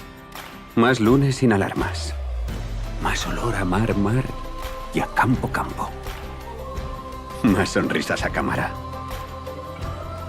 ¿Y si la respuesta nunca ha estado en el qué, sino en el dónde? Gran Canaria. Mucho por vivir. Well, there we have it. Day 2 of the Gran Canaria Pro Am. I'm Ollie Russell Cowan. I'm here with Bo Nixon. Bo, how good was that today? So much action. So much action going down here for day number 2. We saw junior champion Kapono Fukuda yesterday winning the men's trials today, so double champion. What a really action-packed day we had. We had the longboard out there as well. You were covering the longboard final along with Tristan Boxer. Tell us about what you saw out there. The progression of the longboard, the sub longboard, it was just amazing. After seeing, like the rounds earlier on, well, yesterday, and then obviously the semis, the final, Benoit Carpentier against Leco Salazar. Lecco taking the win. And, well, Brazilian Storm just bringing home the championship. And, yeah, the crowd was going absolutely insane for Lecco. And the progression, the turns. Obviously keeping that traditional style as well, Bo. Yeah, definitely Lecco Salazar throwing in some nose rides, but really getting progressive with some vertical re-entries I saw on his backhand out there as well. Benoit a little disappointed after his performance, but he shouldn't be because he's put on some stellar performances all day in the longboarding. Some excellent scores, 9.6 as well from Benoit, the highest score of the day. So that was a really amazing heat to watch, and they should be both proud of themselves. But yeah, Lecco Salazar taking the win in that. And then we finished up with the women's finals there of the trial event. All competitors heading through to the main event tomorrow. Mm-hmm. Some really progressive surfing that we saw. Yeah, and the longboarders, I mean, they're going to be in the main event tomorrow as well. So going to see some impressive things from Benoit and from Lecco, and from our finalists in both the men's and the women's trials. So, yeah, we're going to be making a call, I think, tomorrow, probably about 7:30, and whether we're going to decide to go ahead at about 8 a.m. It's going to be good times ahead, and potentially, well, speaking with Tristan Bogsford, the APP CEO, he's talking about the bus. Maybe we've got the option of moving. We've got that whole double-decker mobility option of the Wawa, so we can go across to El Loret, and we've got a rising swell. So the waves are kind of, you know, they were going to be picking up, looking at the forecast, and the period is going to be jumping to about 16 seconds maybe, kind of coming into tomorrow. So yeah, it's going to be exciting times ahead. And congratulations to all our competitors. Thanks for everyone watching around the world. And heading over now to the beach for some interviews with our winners and the finalists. Thank you guys. I am here with the winner of the women's trial, Marine Cadou from France. Marine, just tell me how it was. How was your day? It was complicated because this morning it was really, really hard. I didn't find my waves, and finally I won the trials. So, yeah. And how are you feeling now going into the professional women's event? Now you've absolutely smashed this one. Oh, I feel very excited. Like, I can't wait for tomorrow. The waves is really good, so yeah, I want to surf it so bad. And being with the greatest women of the world is just awesome. Yeah, and that was my next question. I mean, do you look up to these women? What's it going to be like surfing with them? Oh, it's going to be good. I met them mostly at the World Championships, so it's like great to see them again. Yeah, that's really, really cool. I don't have any words to explain this. Well, congratulations, Marine. We will see you tomorrow for the professional event.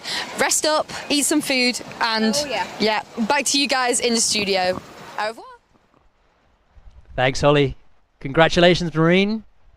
What an amazing performance, winning the trials and heading straight into the main event tomorrow for the women's Gran Canaria Pro Am. Bo, you excited? Oh, super excited, especially if we get this bus around the corner to the point break over there. Like you said, Ollie, that building swell, going to be exciting to watch the best men and the best women in the world take to the stage. We will be crowning world champions for the SUP surfing at this event for the Gran Canaria Pro Am APP World Tour.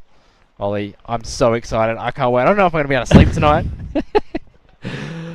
We maybe not be able to with that with the rising swell, with the waves smashing on the reef. Well, thanks everyone from watching around the world. Hope you can join us bright and early tomorrow for the APP World SUP Championships. We'll see you then. ¿Y la playa? ¿Cuándo fue la última vez que probaste algo nuevo? ¿Puedo hacer esto todos los días? Sí, puedo cruzar la isla caminando. Claro, o cabalgando si quieres. ¿En qué puedo ayudarle, señor? Bonjour madame, ¿es posible cancelar mi vuelo? ¿Qué es esto? Esto es nuestra flora autóctona. Oh. Y hay más. Mucho más. ¿Será por esto que sonreímos tanto? ¿O será por esto? Porque cada día es un nuevo descubrimiento. Dale un giro a tu vida.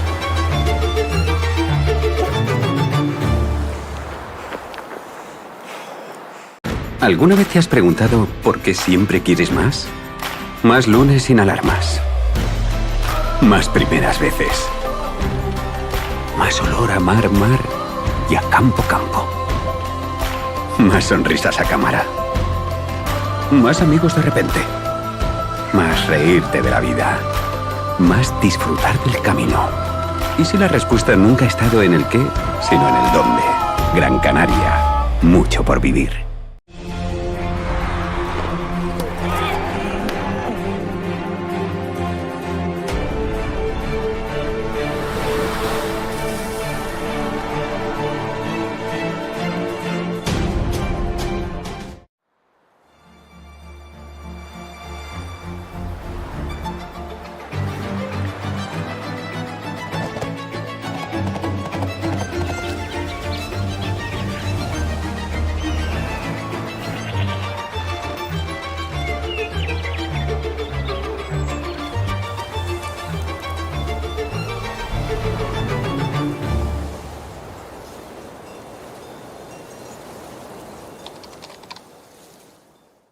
¿Alguna vez te has preguntado por qué siempre quieres más? Más lunes sin alarmas. Más olor a mar y a campo. Más sonrisas a cámara. ¿Y si la respuesta nunca ha estado en el qué, sino en el dónde? Gran Canaria. Mucho por vivir.